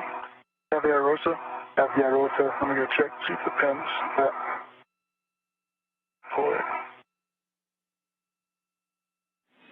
And Shane, if you get one of the soft capture features deployed properly, you can try and push the other one in, so manually trigger it. Okay, they're both in right now, Jenny, so I think we got it on that last try. Nice. Okay, copy, great job.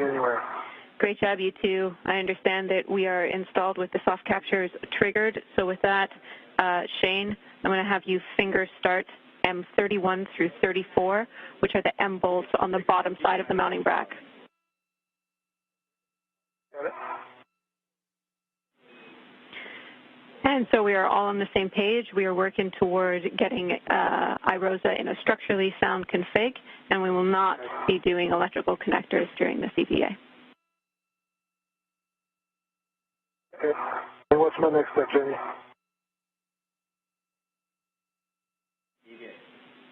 Retrieve this group. Thomas, you are going to be releasing your RET and removing the scoop, which is in your left hand. To do that, you're going to be using the other side of the adjustable equipment tether on the root beam scoop. Copy. This is Mission Control Houston, 5 hours, 33 minutes into today's spacewalk. Those words from spacewalk communicator Jenny Seide to the two spacewalkers, Thomas Pesquet and Shane Kimbrough, indicating that we will not be able to have enough time today to finish up all of the work associated with the installation and deployment of this first ISS rollout solar array. Now, where we wind up is yet to be determined, and how much work is left to be conducted on the next spacewalk is TBD at this point, but we will not be finishing up all of the work associated with this first array during this initial spacewalk. The next spacewalk is scheduled for Sunday by Pesquet and Kimbrough, but what that will consist of, whether we will press ahead to complete this power channels work with this particular array or leave it in a tied down configuration and move ahead from scratch with the next solar array for the 4B power channel is a subject for future discussion. Is release. Back to the crew load back, Shane. Put it. Copy, Thomas.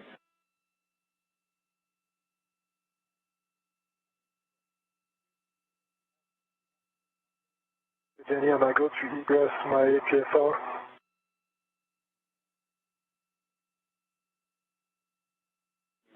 Affirm, egress your APFR, Thomas. We're talking next steps here. Okay.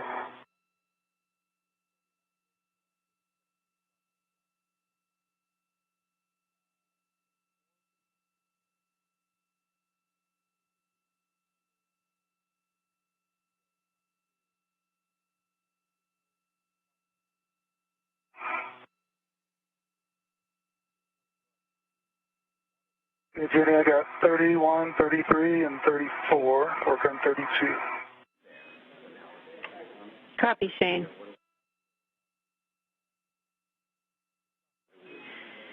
The reason why we're pausing here is we're trying to determine whether we're going to unfold IROSA or not. So I will have next steps for you both soon, but it is the correct direction that we've gotten those M bolts. Thank you, Shane. Okay. All four of those bolts are in. 3 times.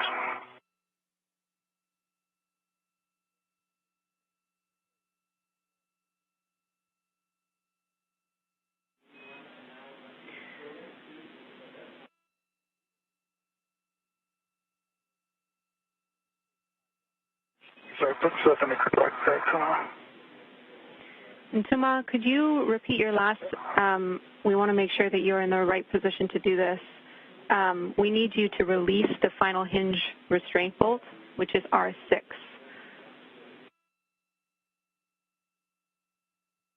My last was just addressing the APFR, Jenny.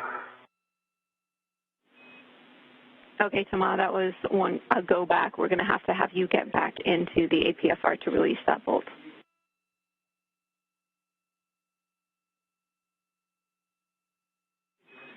And Tama,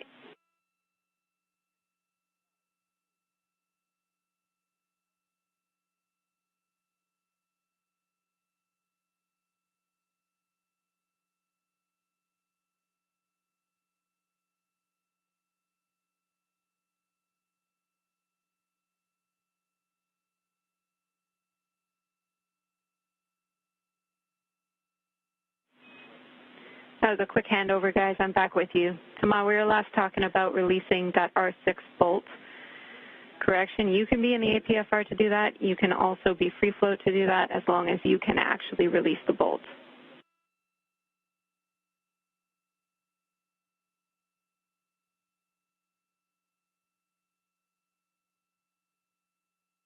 I think it's better in the APFR, Johnny.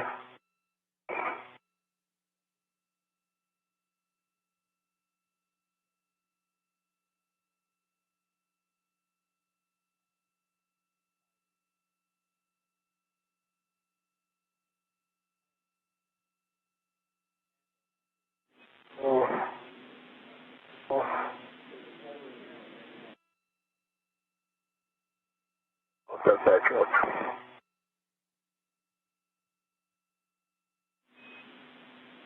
And Tama, if you can reach the bolt otherwise and successfully release it without being in the APFR, that is also fine. We're just looking at your reach to R6.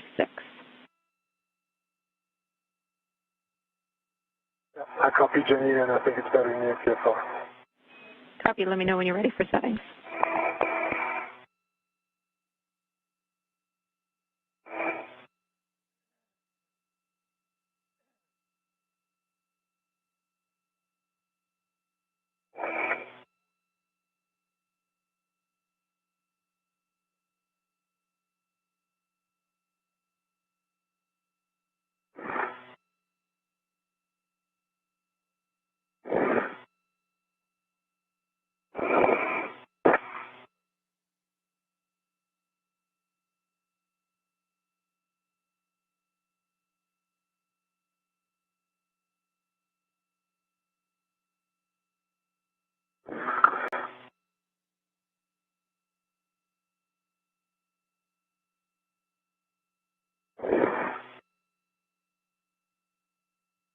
Jenny, I'm 1 foot in the APFR. It's going to be okay.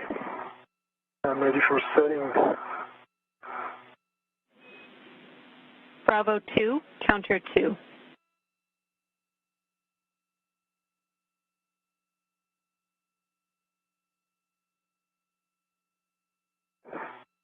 Bravo 2, counter 2. Good readback. You'll be releasing R6, 18 to 20 turns, and the bolt will spring out when fully released.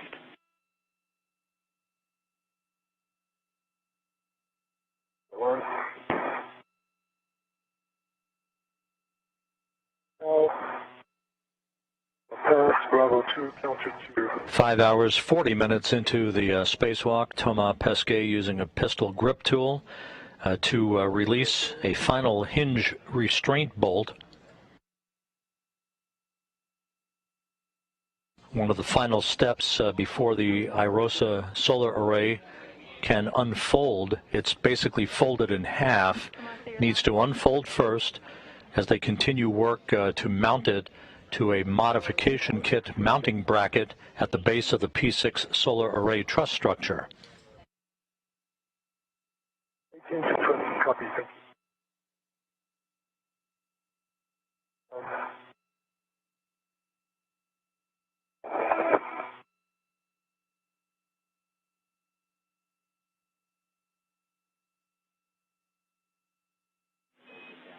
Shane, I'll take a glove inspection hap check from you when you have the time.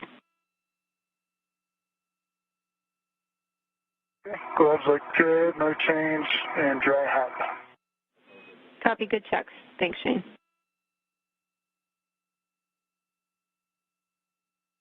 I just kind of packed up the crew like bag there, struggled with that for a bit, as you probably saw, but I'm around right now. No problem. Turns on R6. popped out. Copy. R6 is released. You can stow your PGT, Thomas. At this point, we are going to push to unfold IROSA. I go to egress the APFR this time, Jerry.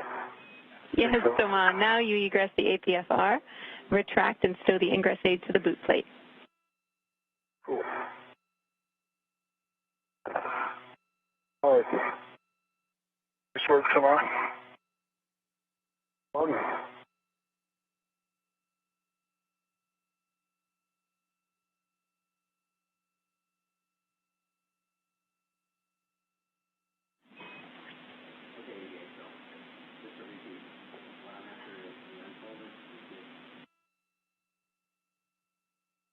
Ingress aid is retracted. Copy, Thomas. You can release your fair lead and you'll be repositioning to the outboard side of the mounting bracket. While you're there, check that the soft capture feature on your side is down or armed.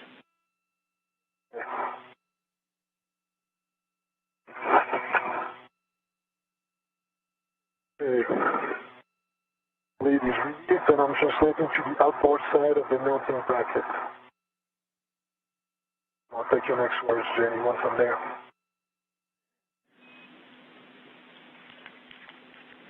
You want more level saw to get it through, Thomas? Yep. Copy. A warning for you both when you're ready. Going local.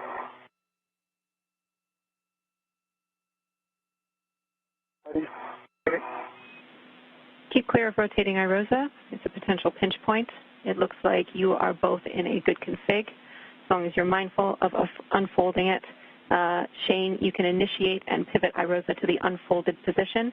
We're looking to engage the right alignment tab and right side soft capture closest to Thomas.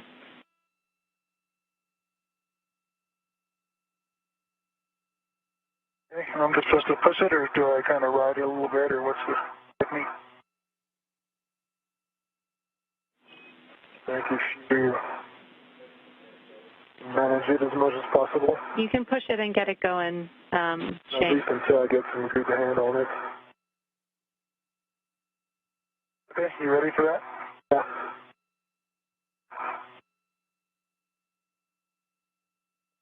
Actually, I can rotate it myself, Shane. I get it. Do you? Yeah. Okay, it's already going. I can't reach it now. No, it's okay. I got it. Nice. So you come here, maybe assist for the end. Oh yeah. Oh no, just for safety. If I can.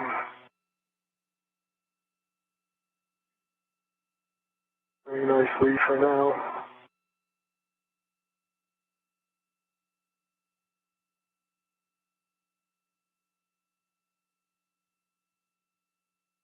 Looking good, Thomas.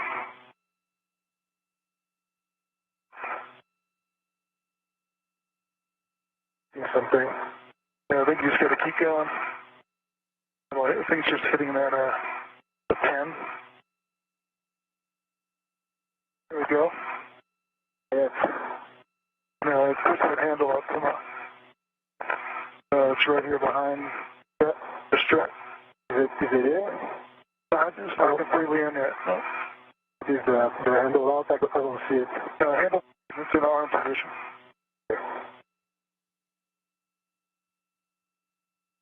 Slightly misaligned maybe there. Yeah, we're just not flush. Close. Oh. You push it this way and all towards me.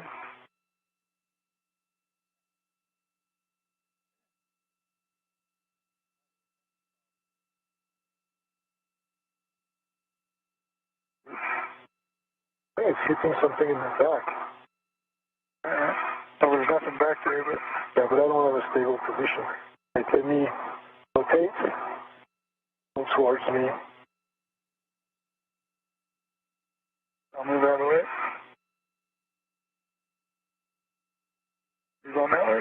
Yeah, sorry. Okay.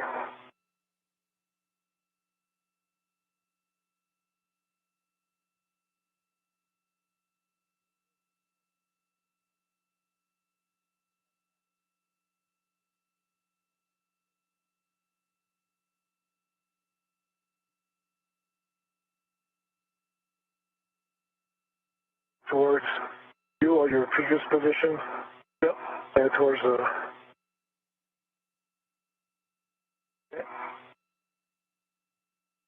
Going towards me. Yeah, no, it's not really aligned. It hits the wall. Yeah. Wow. There's a half an inch missing. So it needs to come my way? Yeah. Your way, this way. Maybe we can take it out a little bit more and then do it that way. Come back in.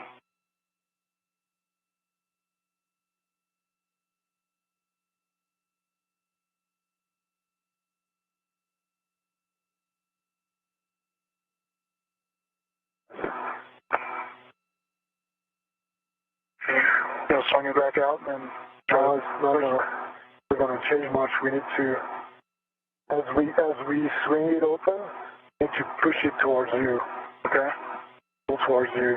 Okay, and I can pull it. I'll get a pretty good position to pull towards me here. Okay. So if you're ready, on the count of 3, let's try. Okay. 1, 2, 3. Just like an eighth of an inch. Almost.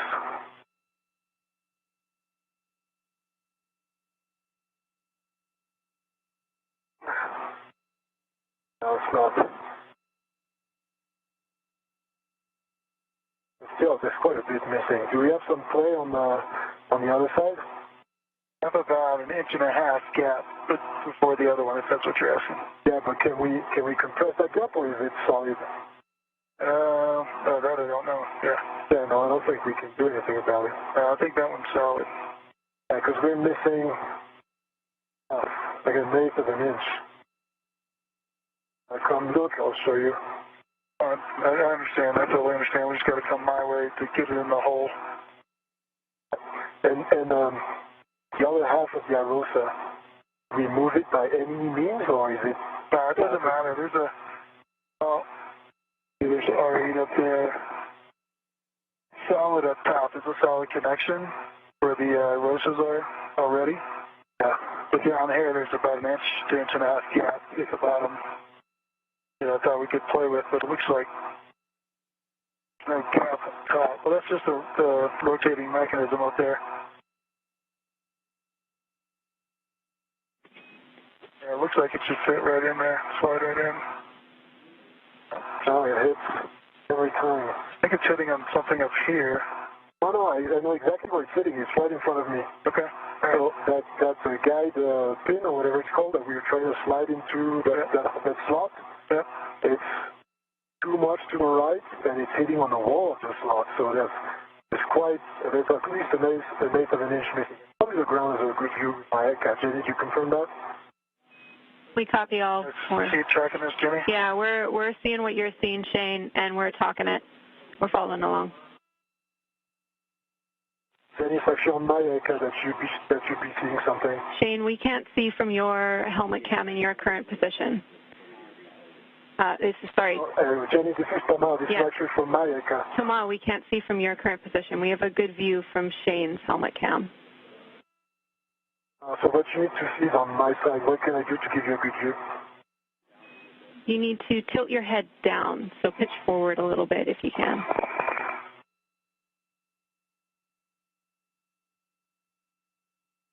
Okay, do you see now? Slot? All right, that's better. We're looking. You see the slot, Jenny? Yeah, they're checking it. Yeah. We can see the alignment feature on the mod kit, the mounting bracket, but we can't see the slot on the IROSA root beam. Okay, so what do I need to do to give you a view of this?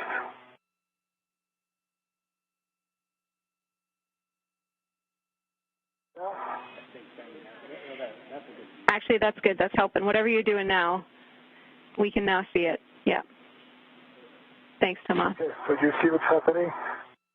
The bracket alignment feature is hitting the wall, that slot, and by quite some margin. We see that. Thanks, Thomas.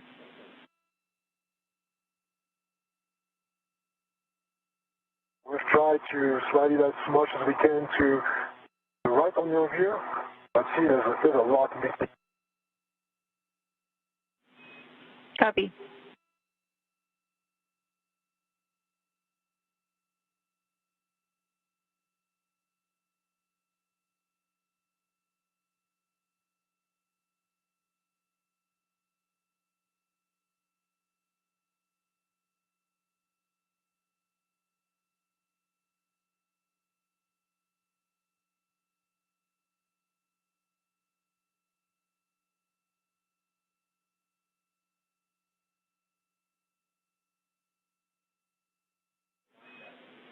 Guys, we're talking about a plan down here.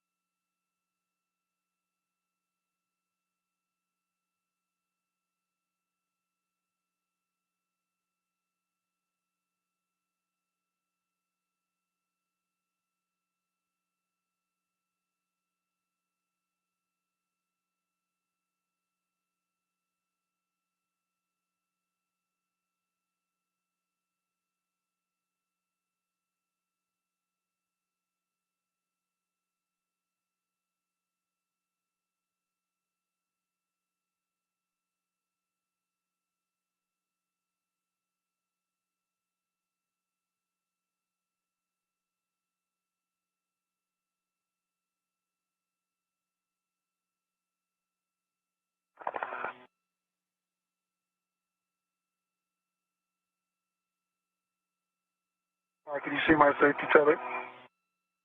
You got right behind me when after that handoff. No, I don't see a chain. I think it's behind you. Check it out when the sun comes up. When it stay, maybe. Right now, I cannot really move because I have my hand on the IROSA. Yeah, no worries. Just don't know if you can see it. Thomas, that's a great view that you're giving us right now. We're still talking down here.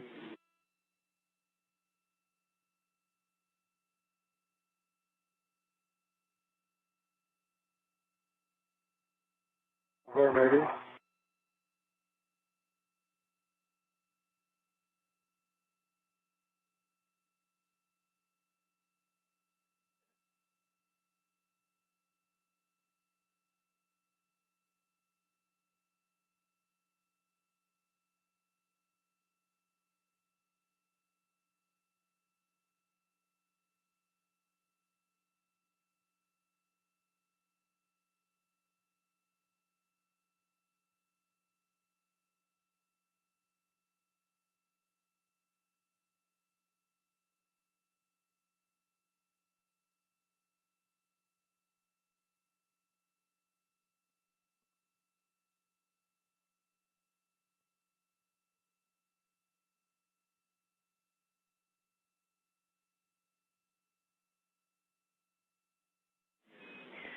All right, guys, we have a forward plan. We're going to ask you to take pictures of the misalignment at a bunch of different angles. Really like the angle you're giving us now, Thomas, but as many as you can manage, we would really appreciate.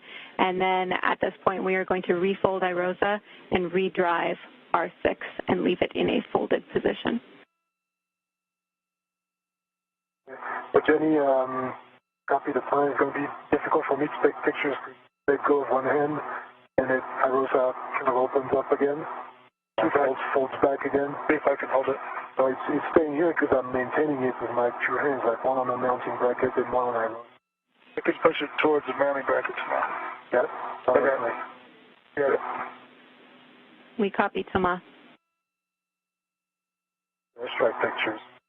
This is Mission Control Houston approaching the 6-hour mark into today's spacewalk. Thomas Pesquet and Shane Kimbrough have begun work to attempt to unfold the two halves of the folded IROSA roll-up solar array that has been mounted on a mounting bracket on the base of the P6 Truss structure. However, they have encountered some interference with a piece of equipment on that mounting bracket, and so the recommendation is to refold the array back into its folded position and then bolted in place to leave it for further analysis on a subsequent spacewalk.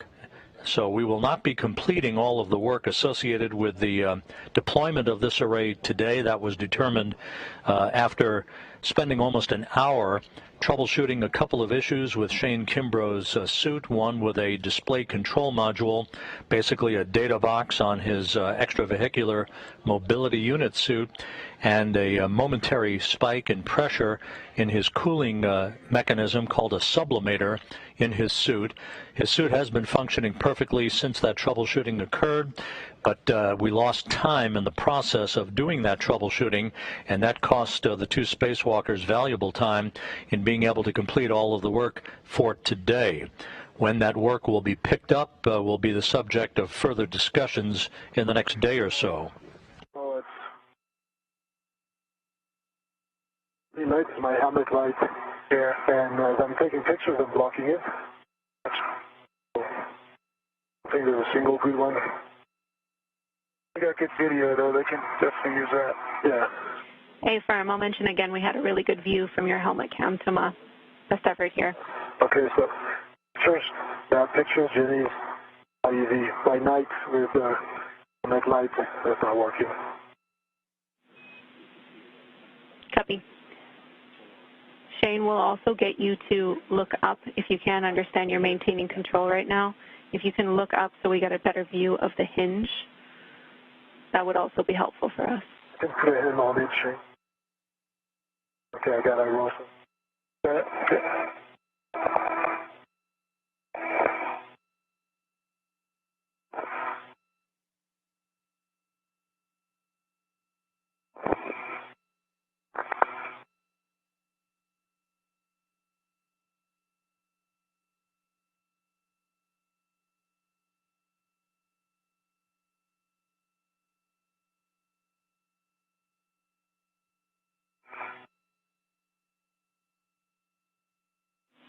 Thank you, Shane.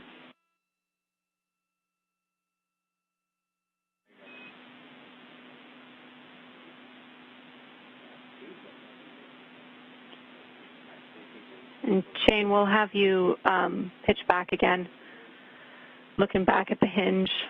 Just pitch up a little bit, and then I think we'll have what we need.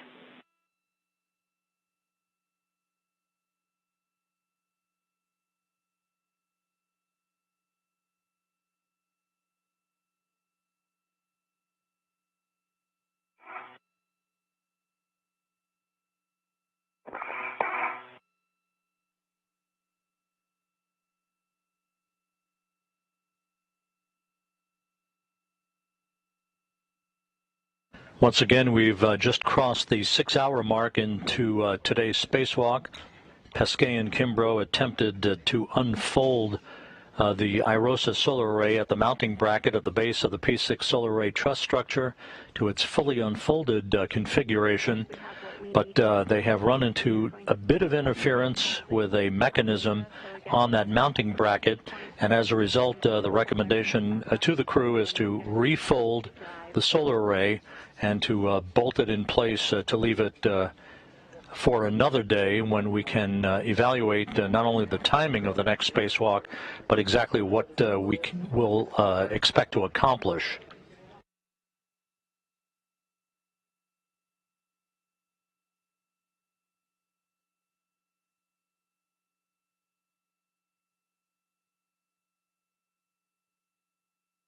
It's not unfolding. Oh, yes, there we go.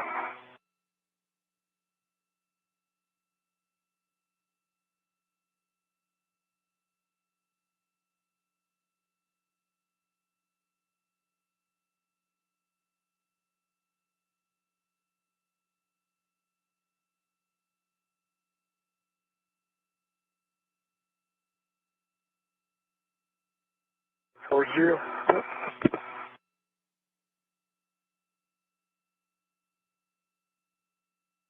Let's keep that on out here. The other hand on it. No, I don't have anything to grab. A little closer I can. Underneath.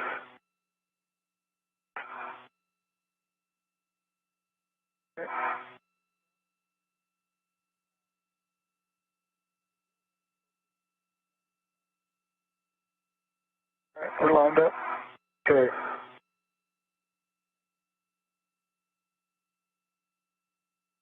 And now we're going to go drive R6. Affirm, Thomas. You can use your APFR if you need to. Let me know when you're ready for settings. Yeah, we'll need to, Jenny.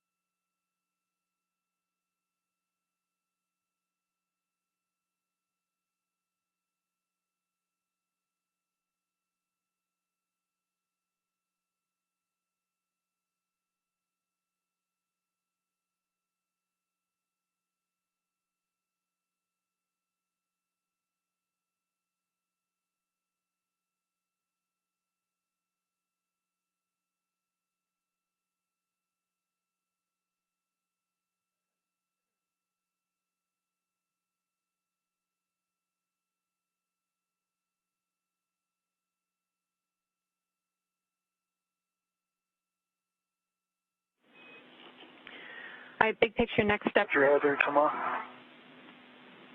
Big picture next steps for you guys. I see Thomas getting in the APFR. Shane, we're going to have you hold that position to help Thomas until he can drive R6, and then we're probably going to have you torque down the M bolts that you finger started previously. You'll use your PGT for that, Shane. Okay.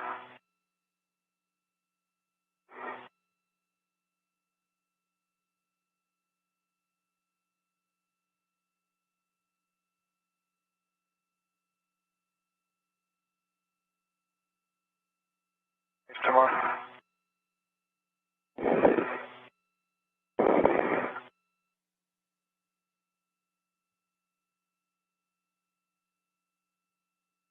Don't go back anymore. Bend your knees and go to your left. To my 6 dead are pulling on me. Well,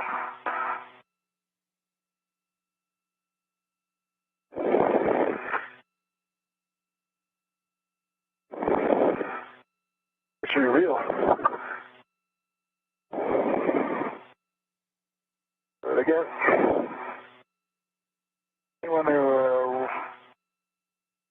to your right. Huh? You kind of you're hitting it when you come up. I know if I should have come up, my 6 dead was pulling me. That twists me. Oh, gotcha. Okay.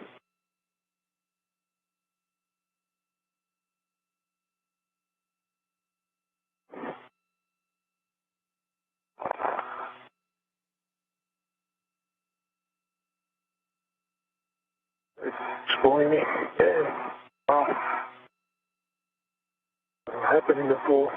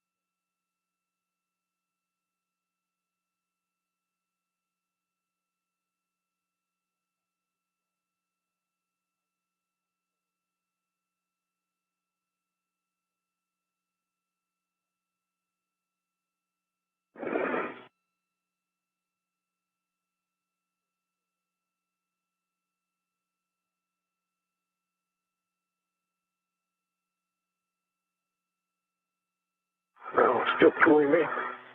I said, On the roost. Right.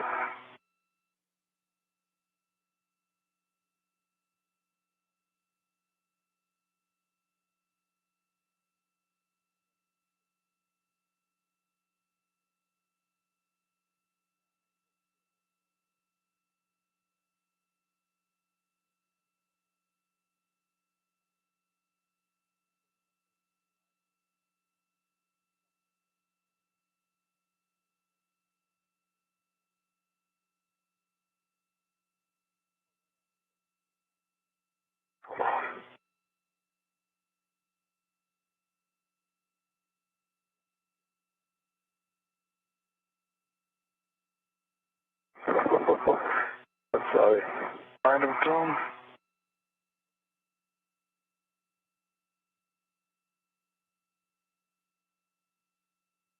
I can try without being in a phone, maybe.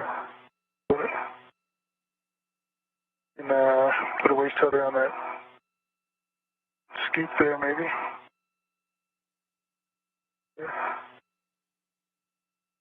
6 hours and 8 minutes into today's spacewalk, a view of NASA astronaut Shane Kimbrough from an HD helmet camera worn by European Space Agency astronaut Thomas Pesquet, with the challenges of today's spacewalk. The crew is in the process of folding up and bolting into place the first IROSA ISS rollout solar array that was removed from a flight support structure on the truss of the International Space Station, having been delivered with one of two such arrays on the SpaceX Cargo Dragon vehicle 2 weeks ago that was launched from the Kennedy Space Center in Florida on the latest SpaceX resupply mission to the station. This IROSA array, as it is called, was removed from the flight support structure on the truss of the station, brought over to the base of the P6 solar array mast, and work began to unfold the array. However, a small interference has prevented a complete unfolding of the array. That's as far as we would have gotten anyway with today's spacewalk, having lost time to troubleshoot some minor issues with Shane Kimbrough's spacesuit earlier in the day. So the two crew members have folded up the array and are bolting it in place in a safe configuration. And where we go from here with the next spacewalk in this series to get these solar arrays installed and unfurled to begin the augmentation of power to the International Space Station will be a subject of further discussion by mission managers. There is no urgency to get these arrays mounted and unfolded and activated. These arrays are designed to augment the current power supply of the existing legacy solar arrays, not to replace them. The station is operating in perfect fashion with the electrical output currently being generated by the station. The augmentation is required to handle the future loads for both science utilization and additional modules to be launched to the International Space Station in the months and years to come.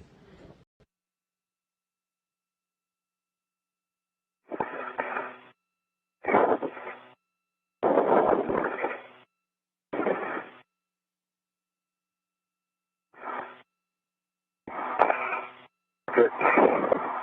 It's above my head. So, excellent.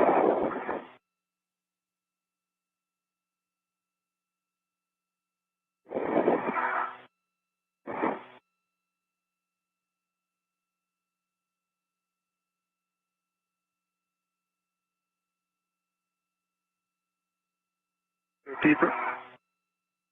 Deeper. Yeah, there you go. Okay. Got 1 foot, that'll be enough. Yep.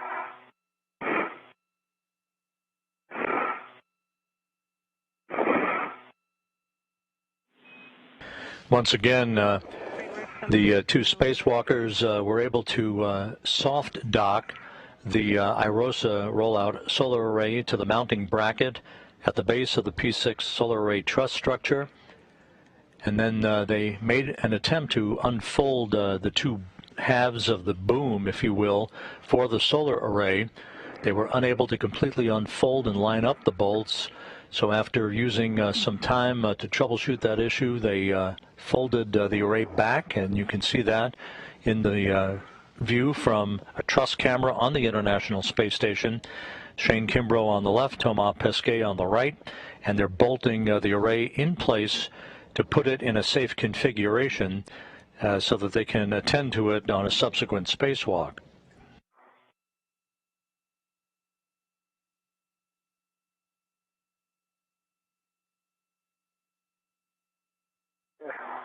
I am ready for settings, Johnny. Alpha 3, clockwise 2, 18 to 20 turns. Alpha 3, clockwise 2. Affirm. Good, start on number 6. In work. Alright, change it nicely aligned. This is aligned, yep.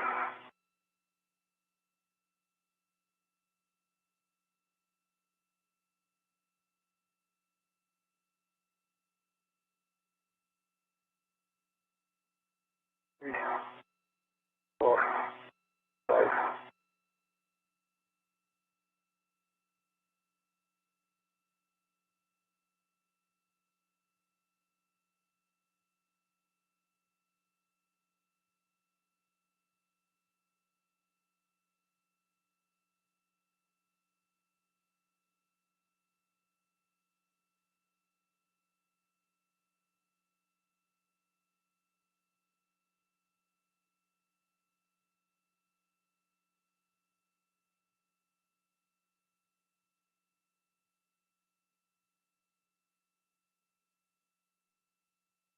It's a green light, 4.8 for the torque, and 19.88 turn, Jenny. Copy. Green light, good torque, and 19.8 on the turns, Thomas. You can stow your PGT.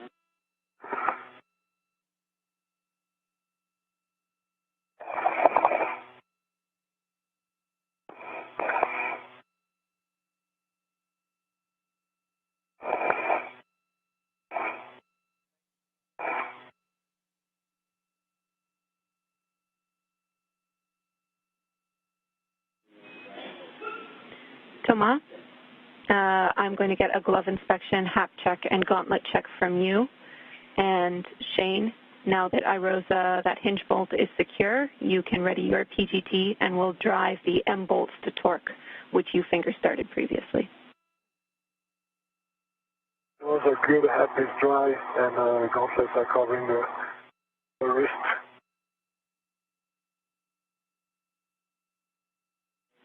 Copy, Thomas.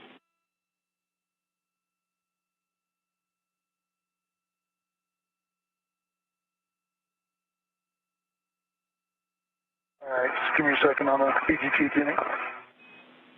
Copy, Shane, no problem.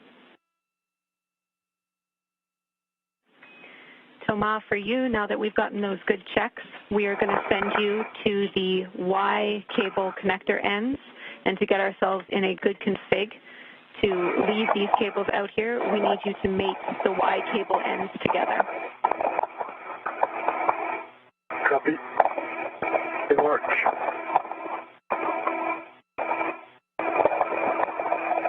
This is Mission Control Houston, 6 hours, 16 minutes into the spacewalk today by Pesquet and Kimbrough.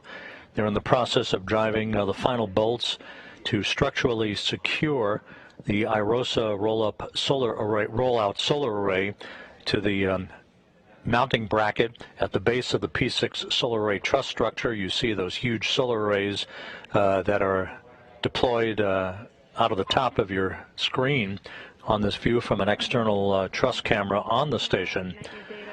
The actual unfolding of the two halves of the solar array boom and its ultimate unfurling of the array after it's electrically mated to the integrated electronics assembly on the International Space Station is forward work that will be left to a future spacewalk. Number 5, clockwise 2. Correction, Shane, we're changing the settings. Alpha 6, clockwise 2. Copy, Alpha 6, clockwise 2. Affirm. Okay, that's set. Copy. We understand these bolts have been finger started, but nominally we would expect 11 to 13 turns. We're driving them all to hard stop with the black line flush. Copy. And then Jenny, I'm at the Y cables. Copy, Thomas.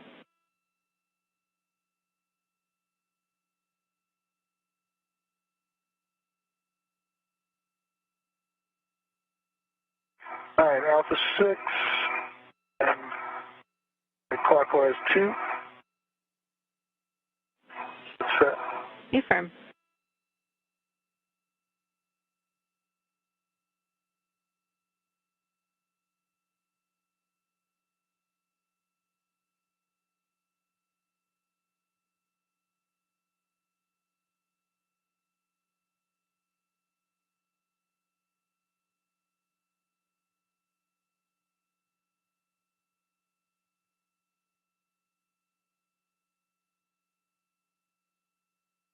Okay.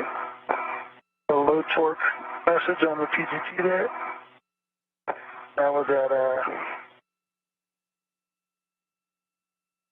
for 11.96 turns. Copy, Shane. And which bolt was that? Did I get a green light there or not? 34. That was M34. And that was a low torque? Yes. Copy. I'm checking for you. And Thomas, I can give you your cable connections. You can start when you're ready. You'll be mating P9 alpha to J9 alpha. And likewise, P23 alpha is going to go to J23 alpha. P9 alpha to J9 alpha, P23 alpha to J alpha.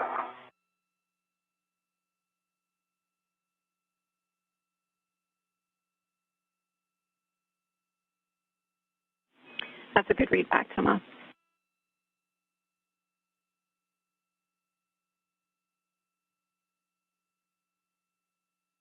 P9 alpha to J9 alpha connected.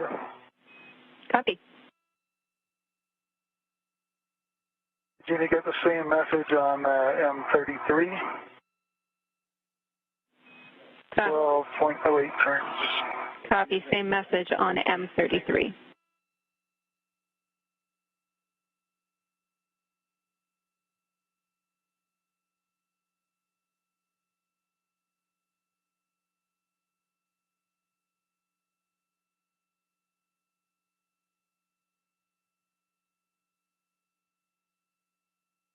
P23 alpha, A23 alpha is mated, Jenny. Copy. Good work, Thomas.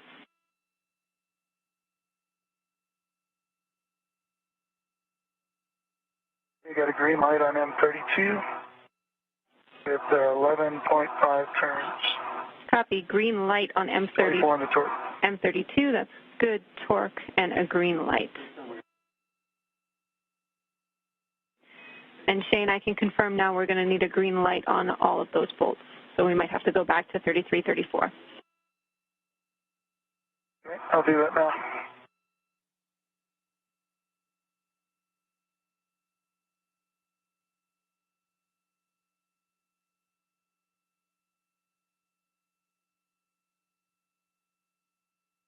Okay, you got a torque 1.6 turns on M33 with the green lights, 24 torque.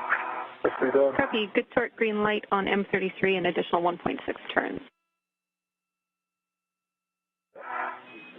Thomas, next steps for you coming shortly.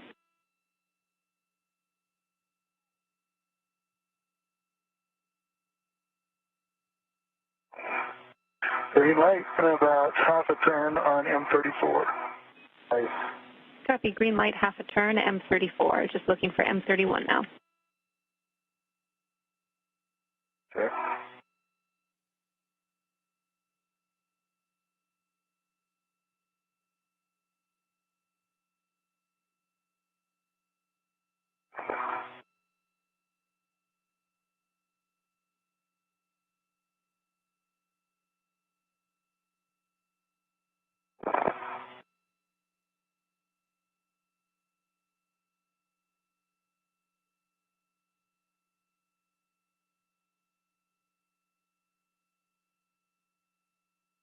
All right, low torque on that one. Let me try it again.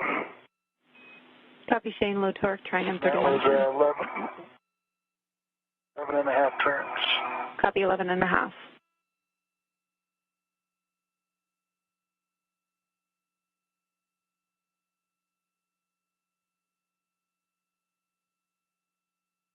Torque turn.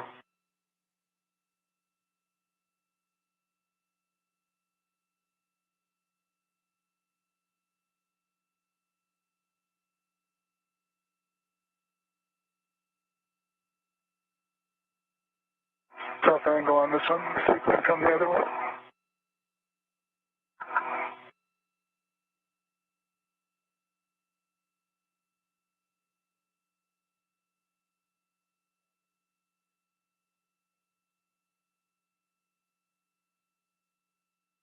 I got a green line on M31 with about another quarter turn there.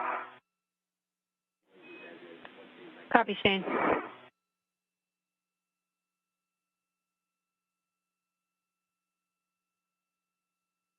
Done.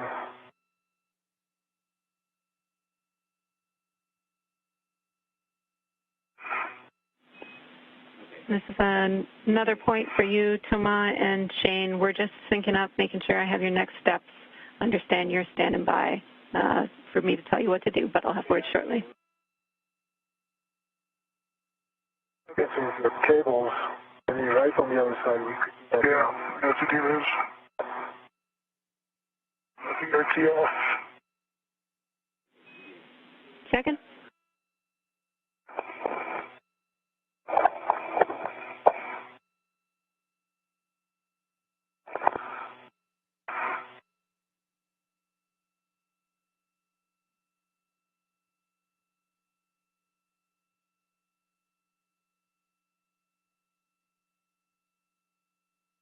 Safety tether behind me?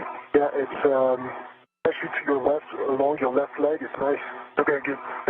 It's Couldn't see it, or I think it's just right down the leg. it goes to the corner where your fair LEDs, I think, maybe? I didn't, but it must have just caught on something. So it's good. Yeah. It's good. Thank you. Yeah, I didn't remember that before. Shane, I can confirm that you'll be headed outboard to connect your Y cables to one another to leave us in a good config.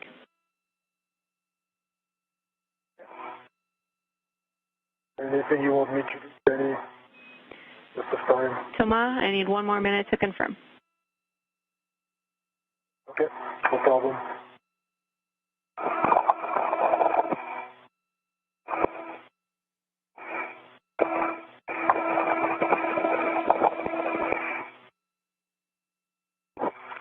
Full DXFI in your side. Yeah, I'm ready for connectors when you are. Thomas, I have next steps for you. You can head to the cable bag. You'll be retrieving the NZGL caps, and we'll cap the NZGL side of the connectors. Okay. Any standing by for your connections, Danny? Copy, Shane.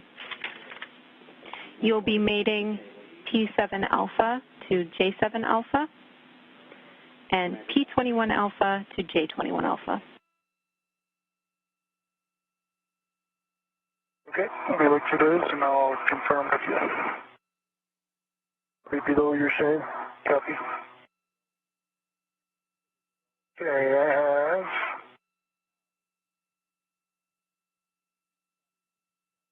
A21 and E21. Copy. Both sides look good, no side, no pins, and EMI band looks good. Copy, Shane.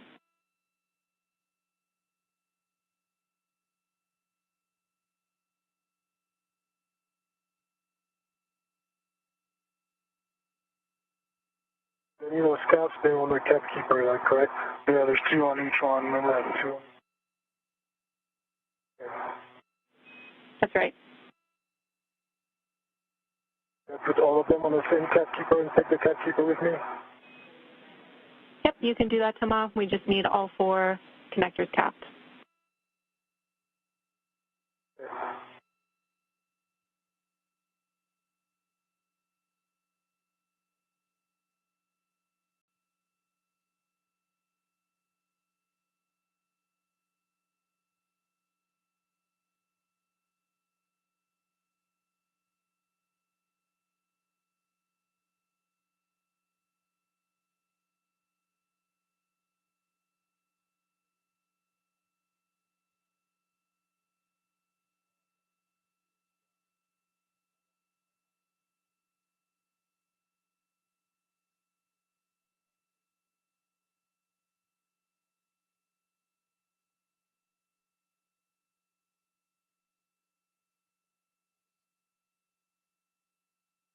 3.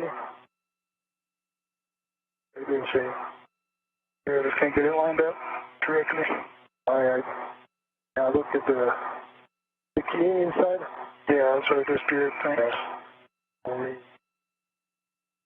That'll help. There we go. Copy, Shane. Around 45 seconds till handover. Okay, that one's done, Jenny, and the next one is P7 to J7 alpha. Hey, firm, we're looking for P7 alpha to J7 alpha.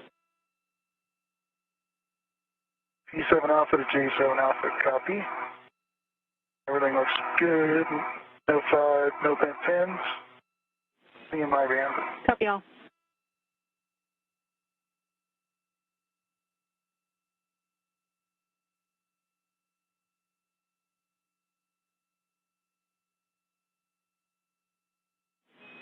Short handover.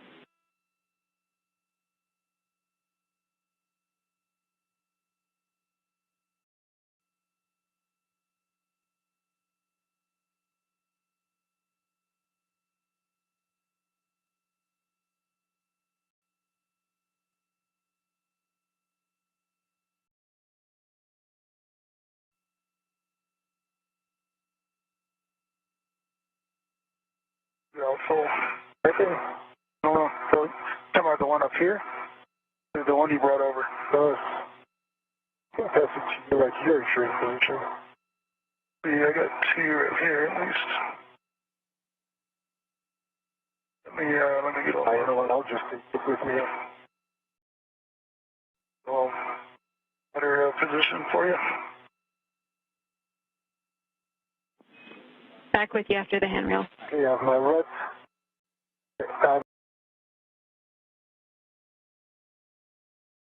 My rep on the cap keeper. I release the AT from the bag and go back up with the cap keeper 4 and the GL caps. I do. And break. Well, actually, We're going to stop your capping ops now. We are going to pick up the crew lock bags and the PGTs and head inboard. We are creeping towards our MEDOX limit. Okay. all right, so AT still on the cap keeper. And I'm going to release that. Get your foot. Yep, I'll see you down there. Send it back inside of the bag.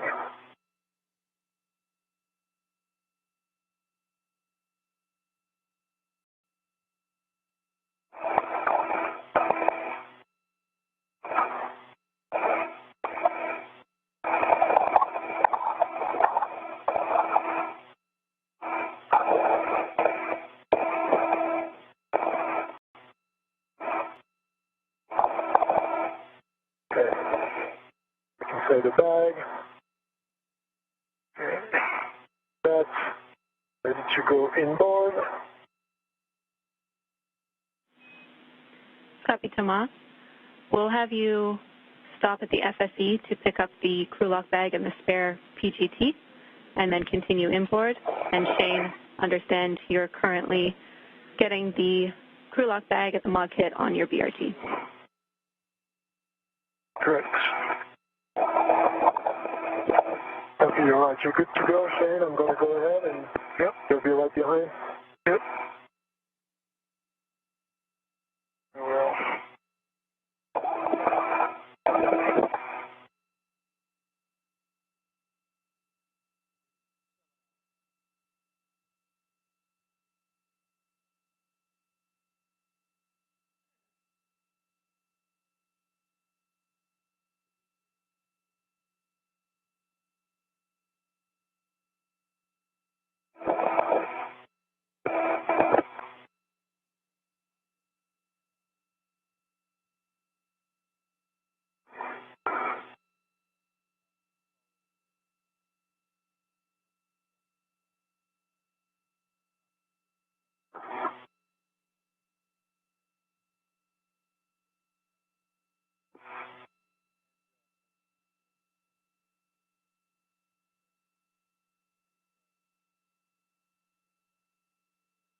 Shane, I see you at the crew light bag. Yep. Copy, Shane.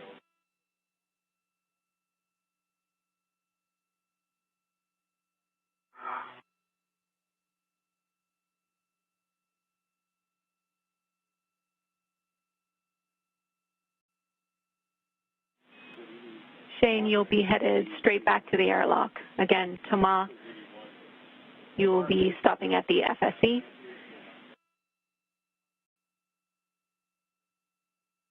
Copy.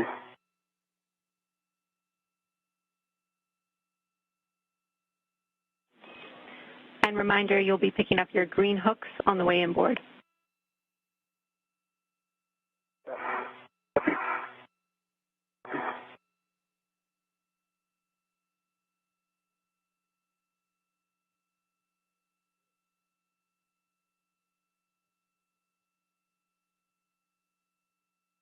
Okay, I see your green reel, your green hook, Shane. Okay.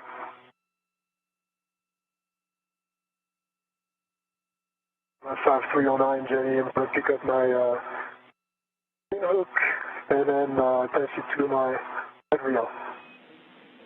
Good words, Thomas.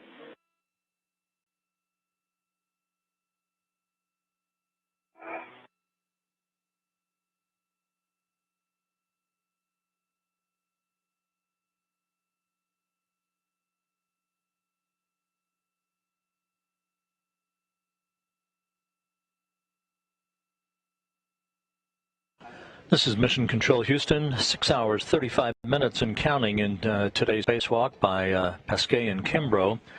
They now have left the IROSA rollout solar array in a safe configuration on the mounting bracket at the base of the P6 solar array truss structure, and will now begin to make their way back to the Quest airlock, collecting tools and tethers and making inventory of all of the items they took outside with them for this first spacewalk in support of the augmentation of the power system on the International Space Station.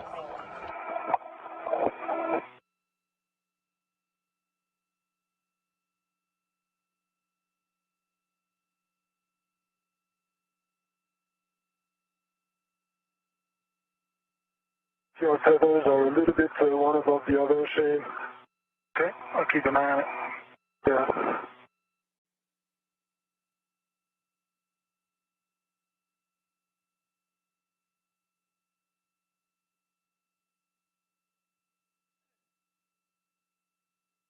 And my green hook is on my red reel, and both are unlocked.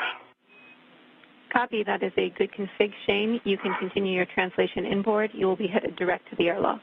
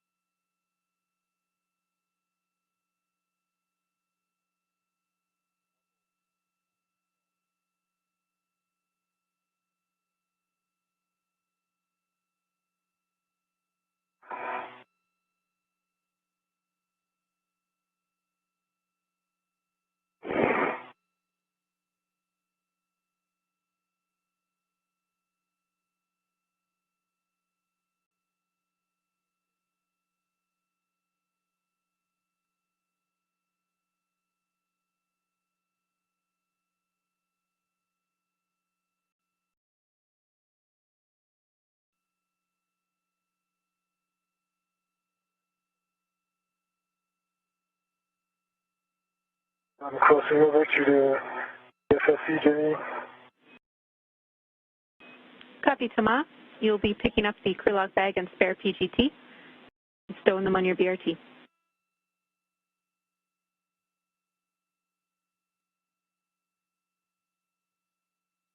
There's a red on that handrail too. I think that goes to the crew lock bag. See it. Copy. And I think I have your tether What's around something, so I'll come back down. Okay. Let's see, I'm right. Oh yeah, it's around your camera, I think. Reach it.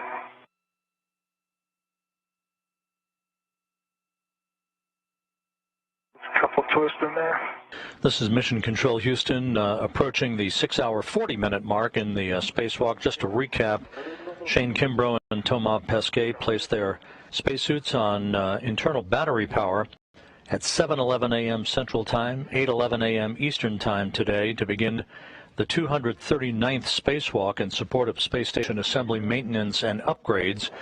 The focus for today was the first in an ongoing series of spacewalks to install and deploy and activate new solar arrays called IROSAs, ISS Rollout Solar Arrays, to augment 6 of the 8 power channels on the International Outpost.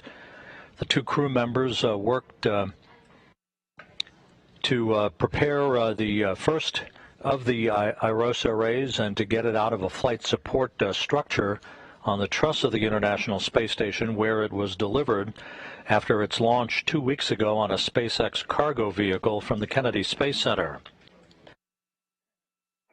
About 3 hours into the spacewalk, a couple of minor problems were detected with Shane Kimbrough's spacesuit. One was the loss of data on a display control unit that provides spacewalking astronauts insight into the health of their suit's systems. He was directed to go back into the airlock, put himself on an umbilical, and restart the display unit, and it has been operating just fine ever since.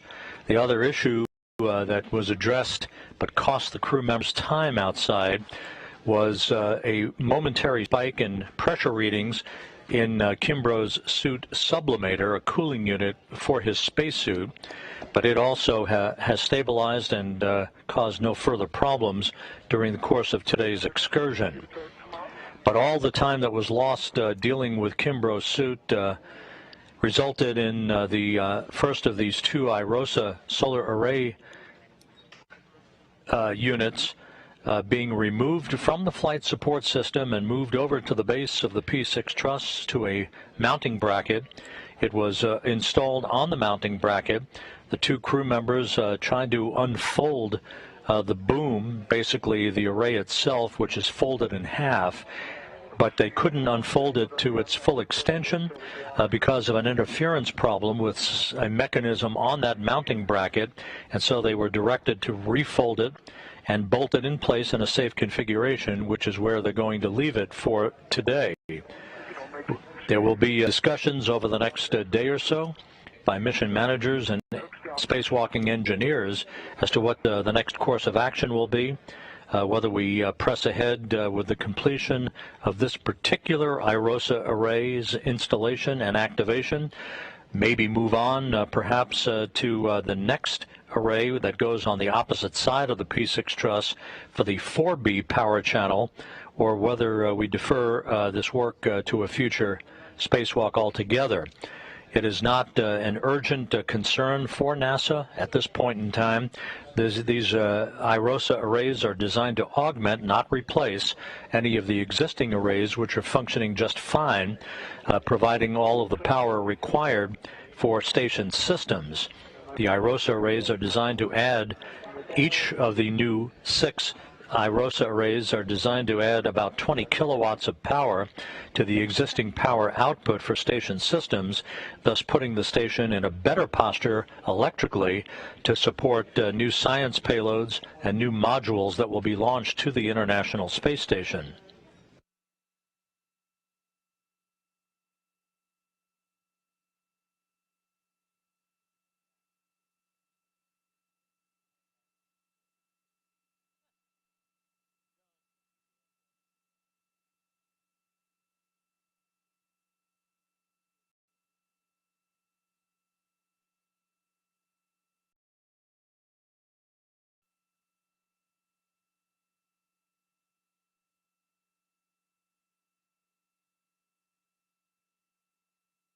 Hey, crew, back on BRT. Join me. Copy, Thomas. Now I'm going to retrieve the PGT. Copy.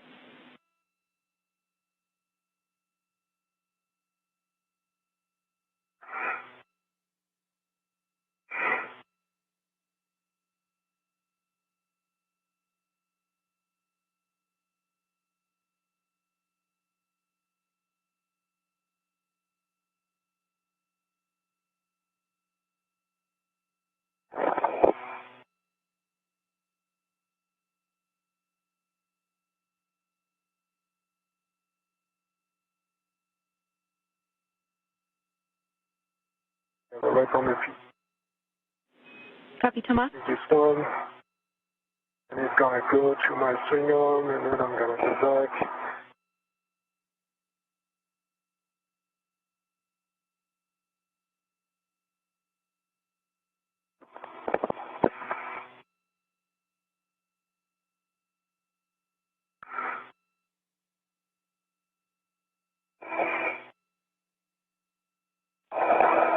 CV2's on the seat of spur.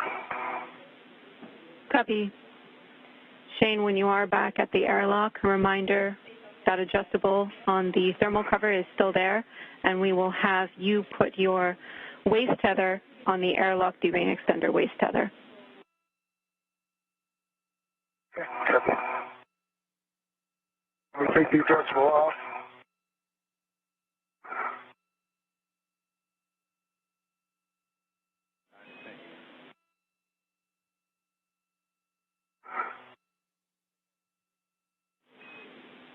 We're checking for you, Shane.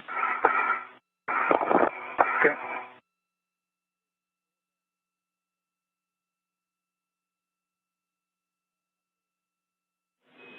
Yeah, Shane, you'll be bringing that inside with you, that adjustable. Okay, copy that.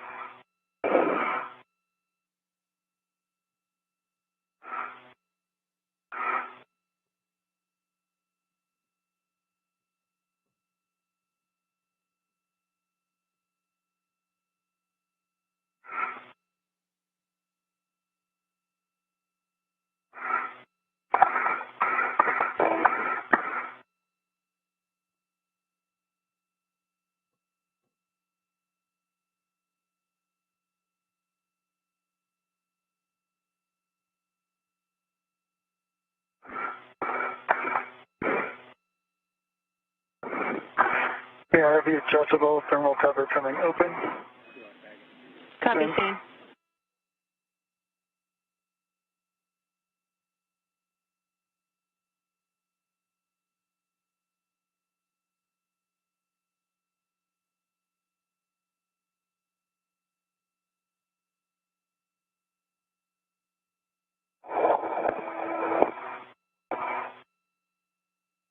Okay, I have the spare PGT and the cooler bag. I'm making my way to the airlock. Okay, Tamar, good deal. We copy, Thomas. That sounds good. The waist. Go ahead. The waist tether is to the airlock waist tether, which is to the D-ring, all 3 Huckster locks. Copy, Shane. Thomas, make sure on your way inboard, you press the inboard port and starboard seat of brake handle releases twice. Okay.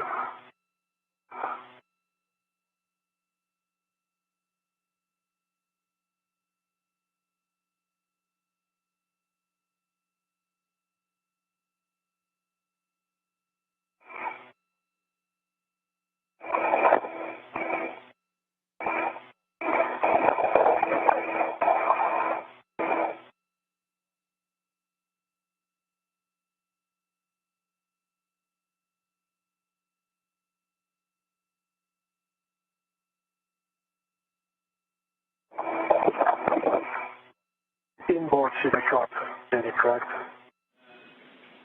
Both seat carts, but looking for the inboardmost brake release paddle twice. The pedal twice on the outboard or not? Just the inboard pedals, but on both the port and the starboard seat cart. Okay. Okay, inboard pedals on both the cart. Affirm. For EV2, I'm in the airlock. The crew lock bag is on a strap attached to the airlock. Copy, Shane. Pedals depressed on the port seat cart. Wing under the MT. Copy, Thomas.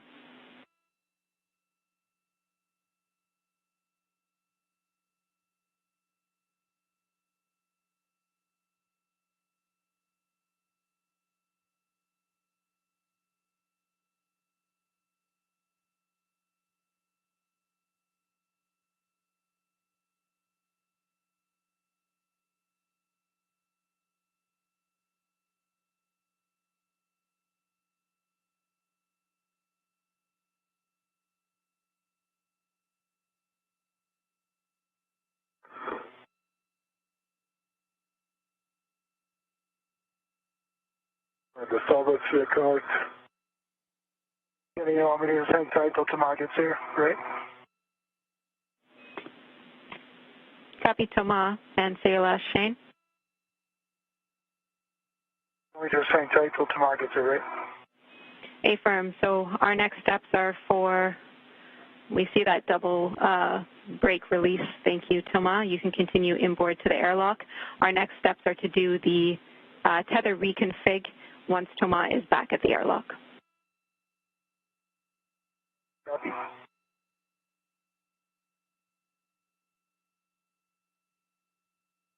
Okay. I see my green hook here. Actually twisted here. I'm at my green hook location, Jenny. Or my anchor hook location, 3562. Thomas, you are translating all the way back to the airlock, and your anchor hooks will stay at this location. We are reconfiguring back at the airlock on the external airlock D-rings. Okay, and from what I see here, our safety pedals are wrapped around each other, so I'm going to have to clear that too. Yeah, I thought they cleared at the very end, but can't say that. Then a shoe twist. No, it's still wrapped. All right? Yeah. So we are able to clear that next time we come out. Okay. Want me to do it now? It's going to take 1 minute.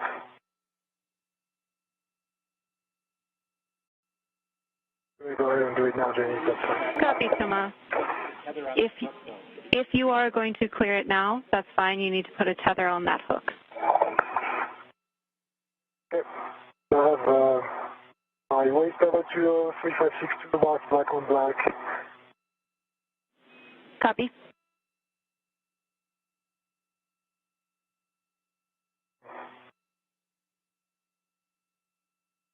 I'll put my other waist tether on that hook. Copy, Thomas. That's a good config. I'm going to put it on the other hook. Then I'm going to release my anchor hook.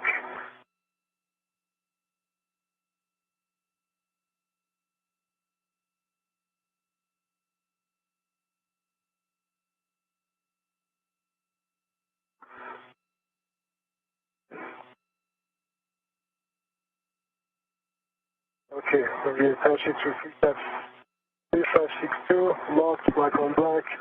I'm going to go ahead and retrieve my waist tether. Copy, Thomas. Good words. How are you doing, Shane, at the airlock? That's where it's not. You're broken up.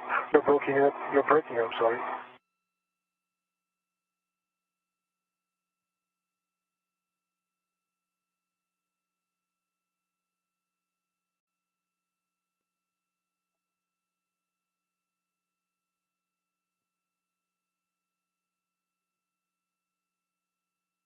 just to be sure for next time, anchor hook is locked black on 3562. Shane's anchor hook locked black on 3561. Copy. Good status of both the anchor hooks. You can head back to the airlock, Thomas. Heading back.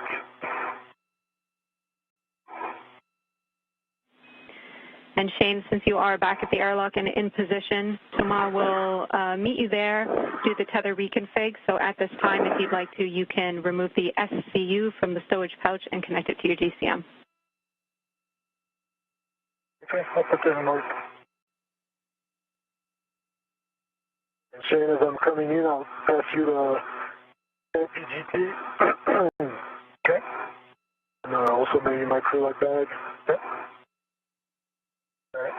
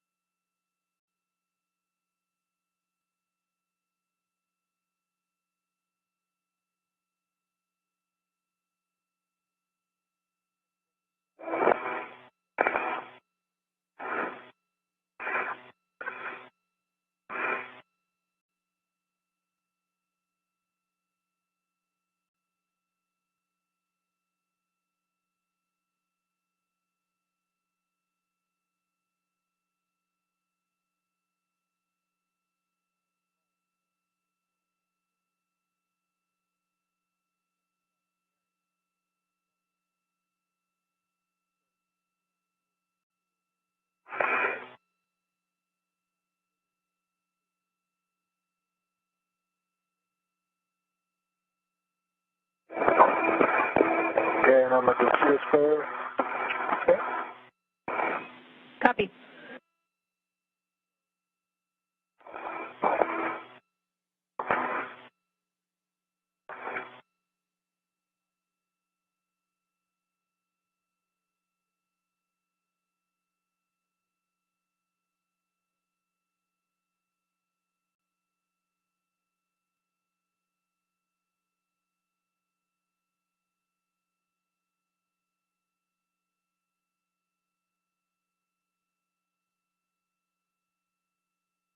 Be mindful if you're together.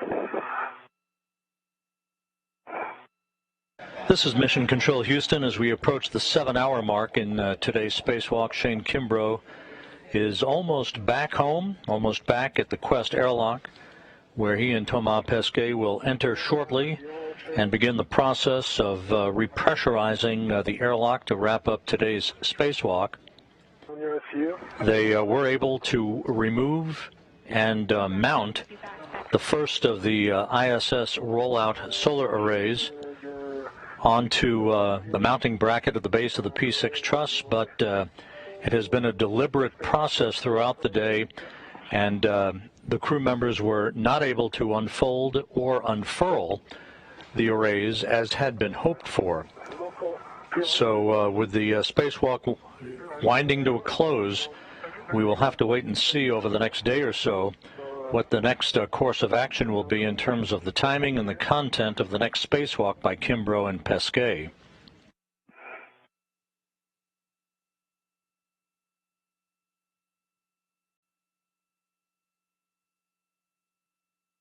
Comes the PGT. All right.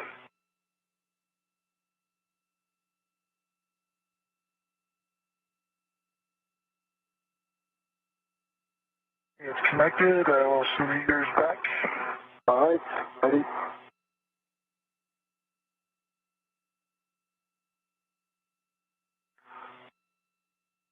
Okay, coming to you. Our coverage today will continue through the time that the crew begins the repressurization of the Quest airlock. That will mark the official end of today's spacewalk. We'll compile our usual plethora of statistics about where we stand with spacewalking activities at the International Space Station, and then we'll continue our coverage through the time that Kimbrough and Pesquet are back inside the equipment lock and they have doffed their helmets.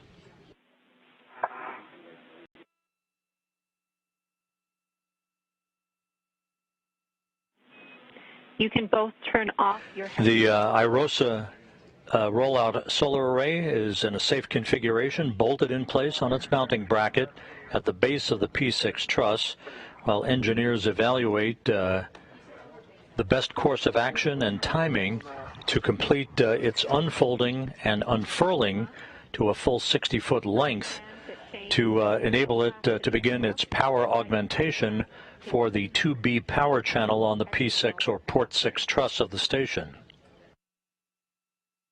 You're on the Airlock gearing, is the way feather? Yep, I am. Okay, your green hook goes aft, Airlock gearing, arc. A-firm.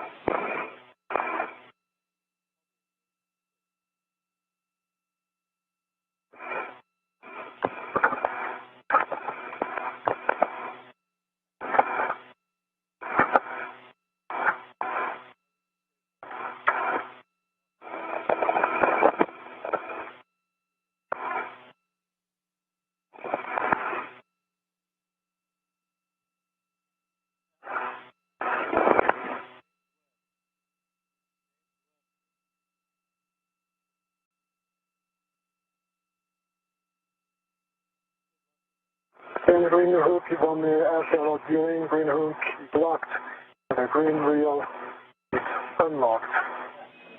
Copy. Those are good checks. You can attach Shane's yellow hook to your red reel.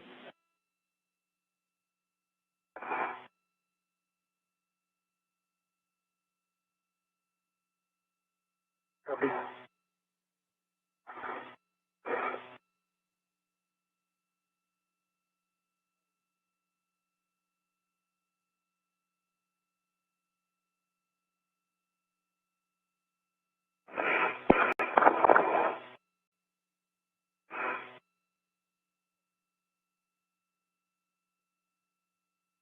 Red reel. Change yellow hook.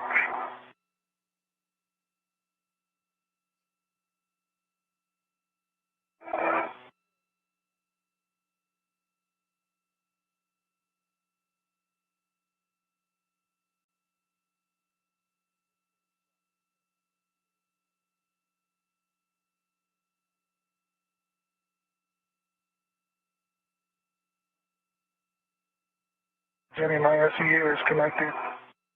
ED2. Copy, Shane. Your yellow hook is locked. Back on block on my red reel, Jenny. Copy, Shane's yellow hook attached to your red reel, locked. Check reel unlocked. It's reel, my red reel? Yes, it's unlocked. Copy. You can attach your green hook to the forward external airlock D-ring.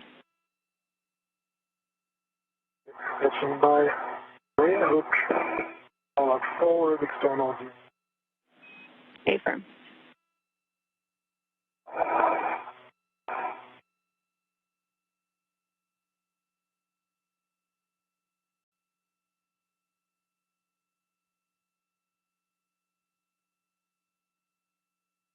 My green hook is on the Airlock forward external D-ring. My reel is unlocked and the green hook is locked black on black. Copy. You can release your yellow hook and stow it on your mini workstation.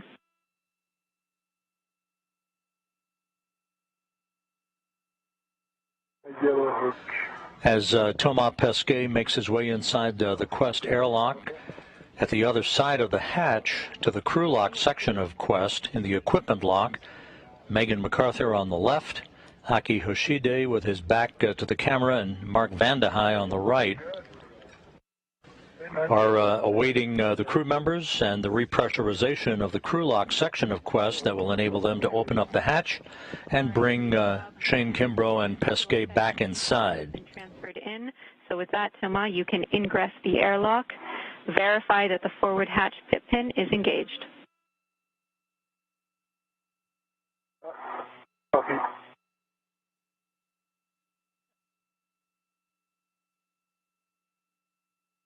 All right. You ready for me? I am ready. Okay.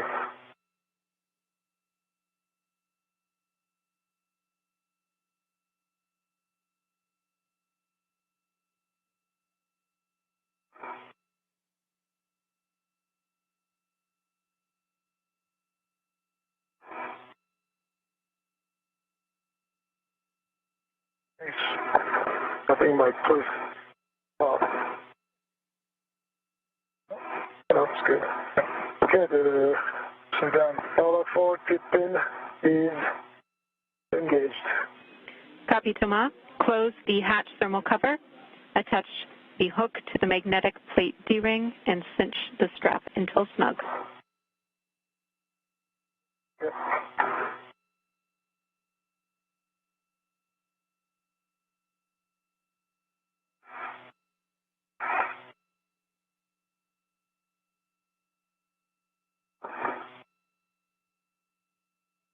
Can you push on my feet, please, if you can? Push so you go out. Push down, down, down.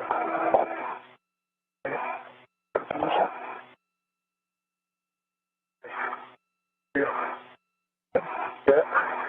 Going. And, yeah, okay. I don't see where the AT goes. Oh, to the, okay, here's hidden. A-firm, attach the hook to the magnetic plate Okay. D-ring. Yeah, right.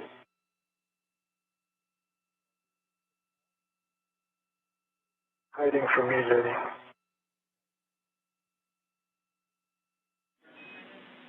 Sorry, Thomas. We see it. Not your fault at all. I get it. I'm going to cinch it. Copy. Cinch till snug and Line. report the number of black lines. We're expecting 6. 1, 2, 3, 4, 1, 2, 3. I see 7, I see 7. Copy, Thomas.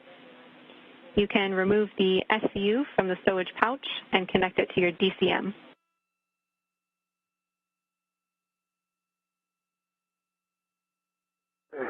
Enough room, Thomas? Yeah. Go back. Right. Go from the pouch.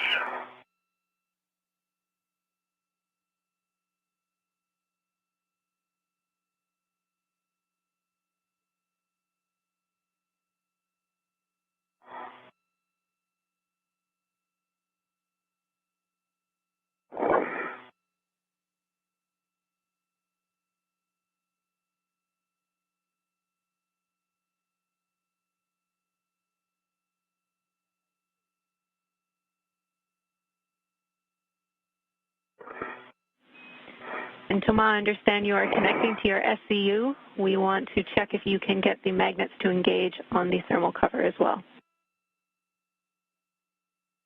So I'm connected to the SCU. But you won't engage, Jenny?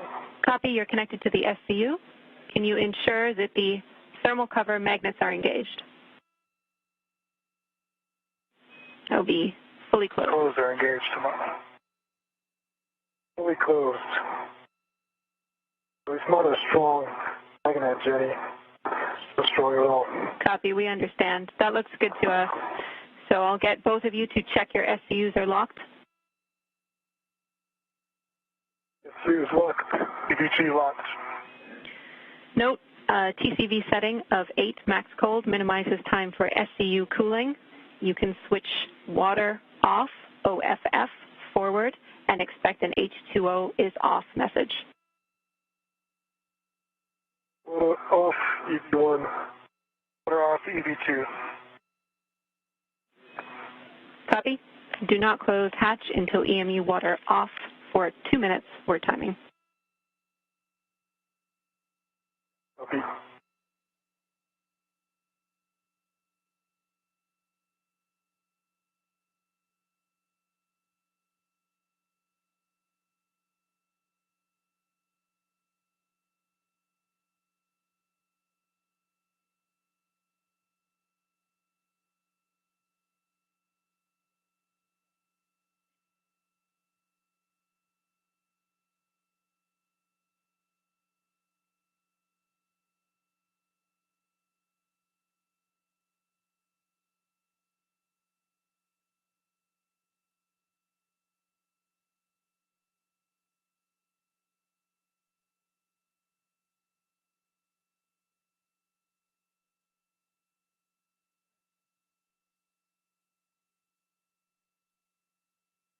Great job today, Tomas, the whole team. That was a really good job. A lot of complications. It was very exciting for it and finding solutions. Yep, proud of everyone. We completely agree. You guys did a fantastic job today. It's a complicated EVA. Good job, Jenny. Yeah, excellent work, Jenny. The team, pretty good and everyone.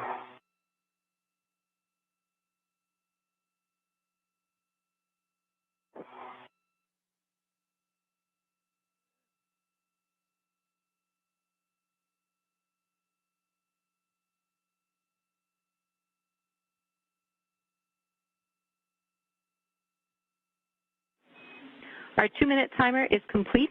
So Tomas, you can verify the outer hatch is clear of hardware and the handle is per the hatch decal.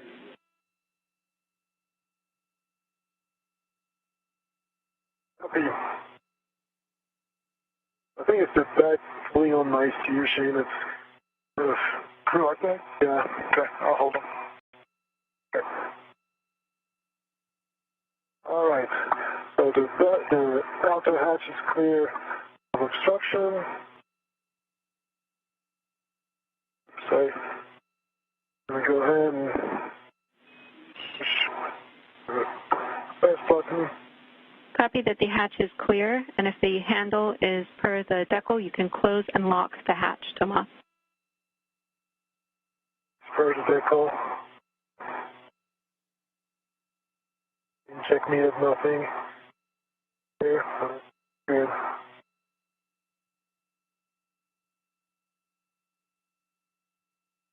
Okay.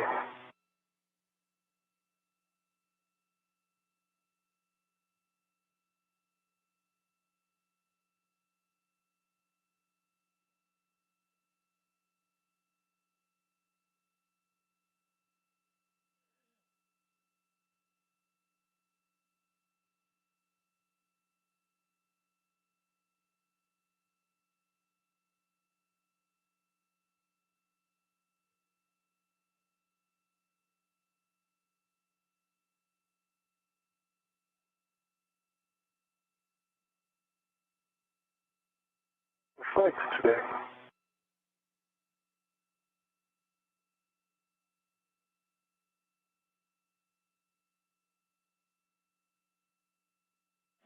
Jenny, did you copy the outer hatch is locked? That was a so he's latched? short handover. We copy now. The hatch is closed and locked. On the UIA, Shane, check oxygen. EMU 1 and 2 valves are both open. Both are open. Copy. Switch power, EV1 and 2, both on.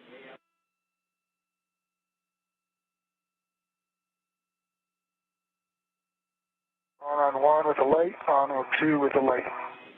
Copy, both on, and you see EMU LEDs 2 on. Check power, EV1 and 2 volts, 18 to 19. 18.6 on both. Copy, good numbers. On your DCMs, switch power to SCU, expect warning tone. This is Mission Control Houston. The clock continuing to tick on today's spacewalk. Now at the 7-hour, 13-minute mark, but we're in the home stretch. The outer hatch to the Quest Airlock's crew lock compartment is closed and locked. The crew now hooking up to umbilicals in the crew lock, and will soon begin the repressurization of that segment of the airlock to mark the official end of today's spacewalk. Thank you, Jenny. Thanks to all the team. There's a lot of work going into these days and a lot of work real time to react, and that was beautiful. Thank you. Hey, Jenny, thanks. Fantastic work today, Jenny, and Tomas and Shane. We are looking forward to getting our friends back inside. So here we go. Both of you take your O2 actuators to press. Copy.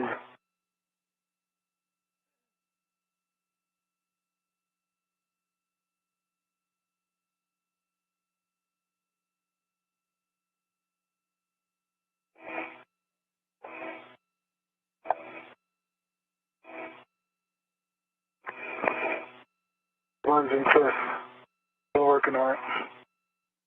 Copy.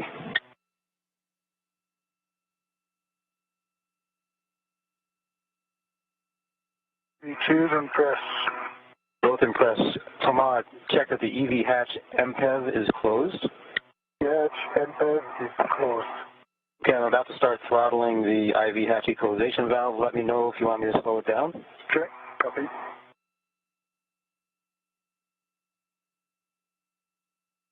That's about halfway there so far. I'll slowly ramp it up.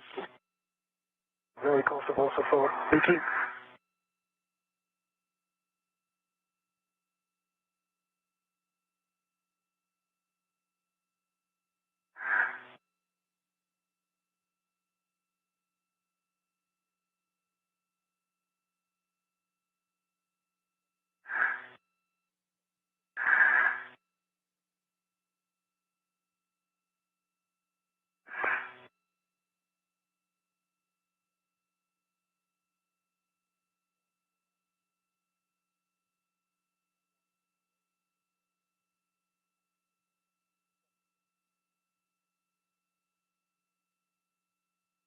This is Mission Control Houston. The repressurization of the Quest airlock has begun at 2:26 p.m. Central Time, marking an end to today's spacewalk by Thomas Pesquet and Shane Kimbrough at 7 hours 15 minutes. Again, 7 hours 15 minutes for today's spacewalk.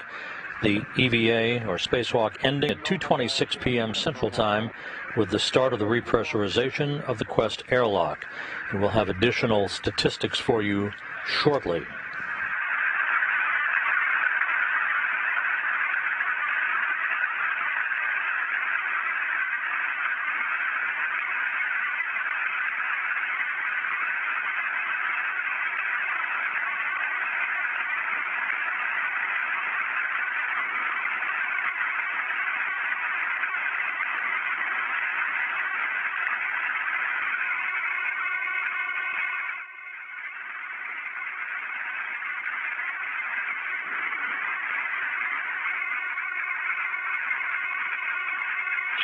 So both of you, when the screw lock is at 4.0, accept in the low tone.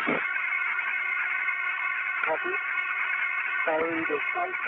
Yes, We're already at 5, Mark. Yeah. Again? We're already at 5. You need to turn it off. I barely heard. I think you said throttle it back. No, we're already past 5.0. Yeah, we're at 5.7, Mark. Okay, IV hatch equalization valve to off. Yeah. And we're going to wait 2 minutes for the crew lock pressure to stabilize. That was a lot faster than I expected. Copy.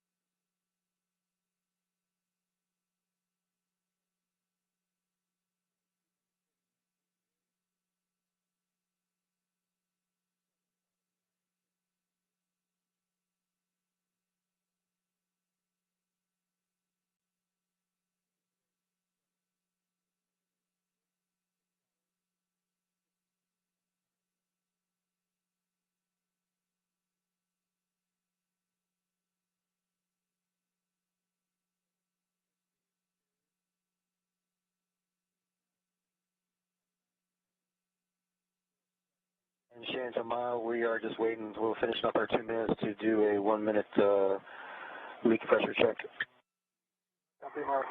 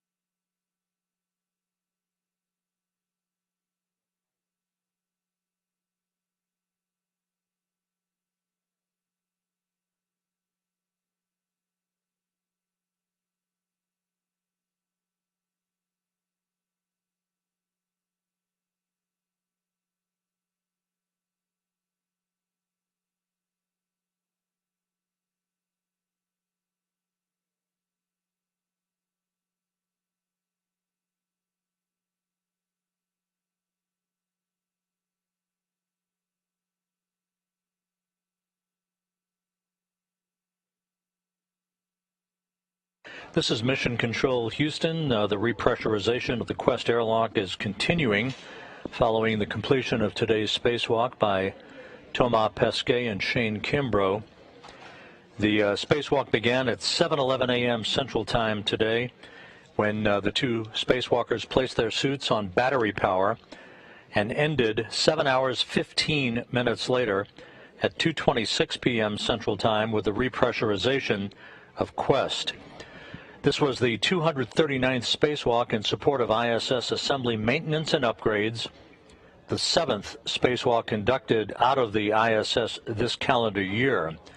For Thomas Pesquet, this was the 3rd spacewalk of his career. He now has a total of 19 hours, 47 minutes of spacewalking time. Shane Kimbrough now has completed the 7th spacewalk of his career for a total of 46 hours and 15 minutes of spacewalking time. In all, the 239 spacewalks associated with ISS assembly maintenance and upgrades have equaled 1,506 hours and 28 minutes of spacewalking time, which is the equivalent of 62 days, 18 hours and 28 minutes of spacewalking since the first ISS spacewalk back in December of 1998. So far, for Expedition 65, there have been 2 spacewalks, the first conducted by Russian cosmonauts Oleg Novitsky and Pyotr Dubrov 2 weeks ago out of the Poisk module. So with today's spacewalk in the books, the 2 spacewalks so far for this expedition have totaled 14 hours and 34 minutes of spacewalking time.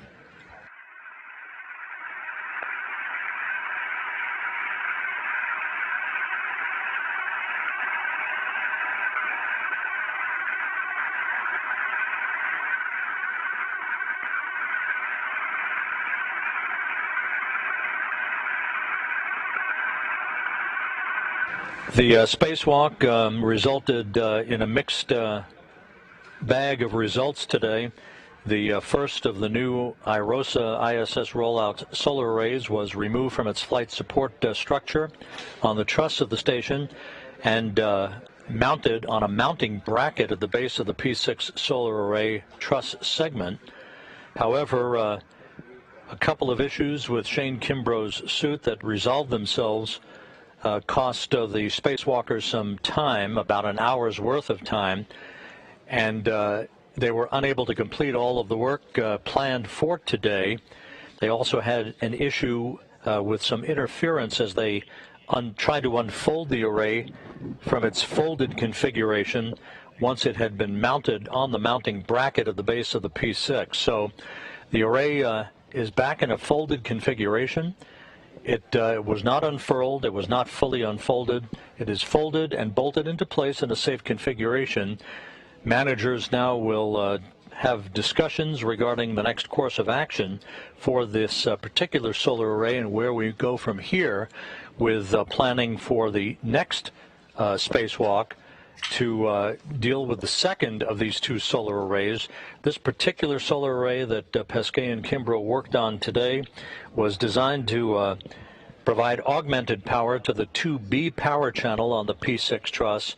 The next solar array, which remains in its flight support structure on the truss of the station, is currently scheduled to be removed and installed on Sunday by Pesquet and Kimbrough, but whether or not we press ahead with that work or have some modification to the spacewalking plan will be the subject of discussions over the next couple of days.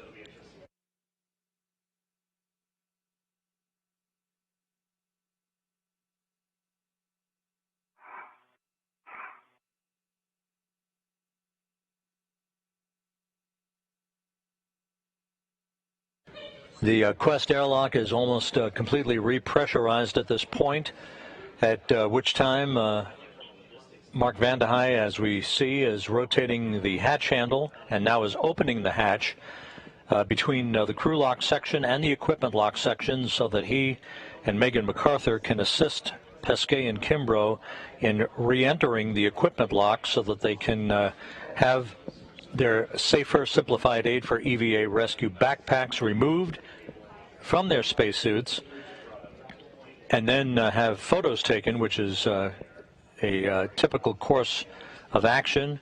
They'll have photos taken of their suits and gloves for analysis by engineers back on the ground before they begin to remove their spacesuits.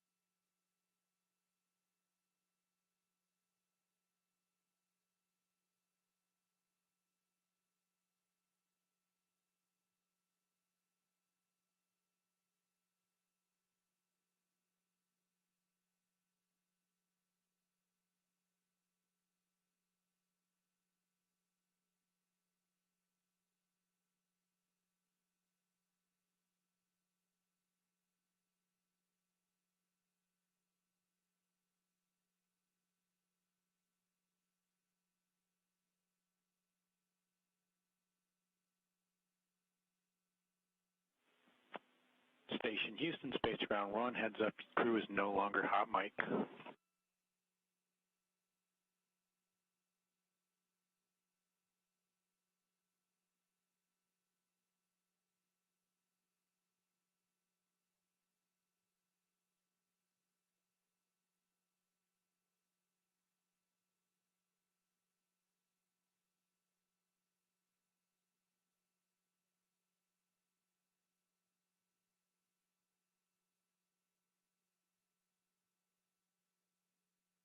Shane Kimbrough back inside the equipment lock of the Quest airlock.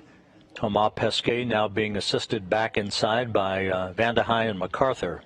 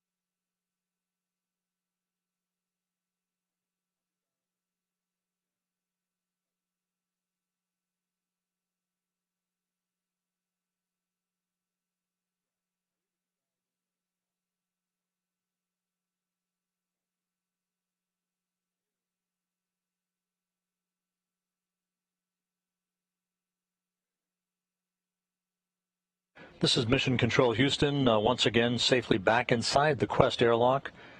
Astronaut Shane Kimbrough in the field of view on the left side of your screen, partially obscured at the moment by Mark Vandehei, and looking over the shoulder of Thomas Pesquet. They are being assisted in getting their gloves off. There will be photos taken of those gloves, as is normal standard practice following a spacewalk. Megan MacArthur also assisting in the equipment lock section of Quest. And within the next few minutes, the two crew members will get their helmets off and begin the process of getting out of their suits with their long day's worth of work having come to an end, with the first of the ISS rollout solar arrays having been installed on a mounting bracket at the base of the P6 Truss, not deployed, not unfolded. That is forward work yet to be evaluated by mission managers.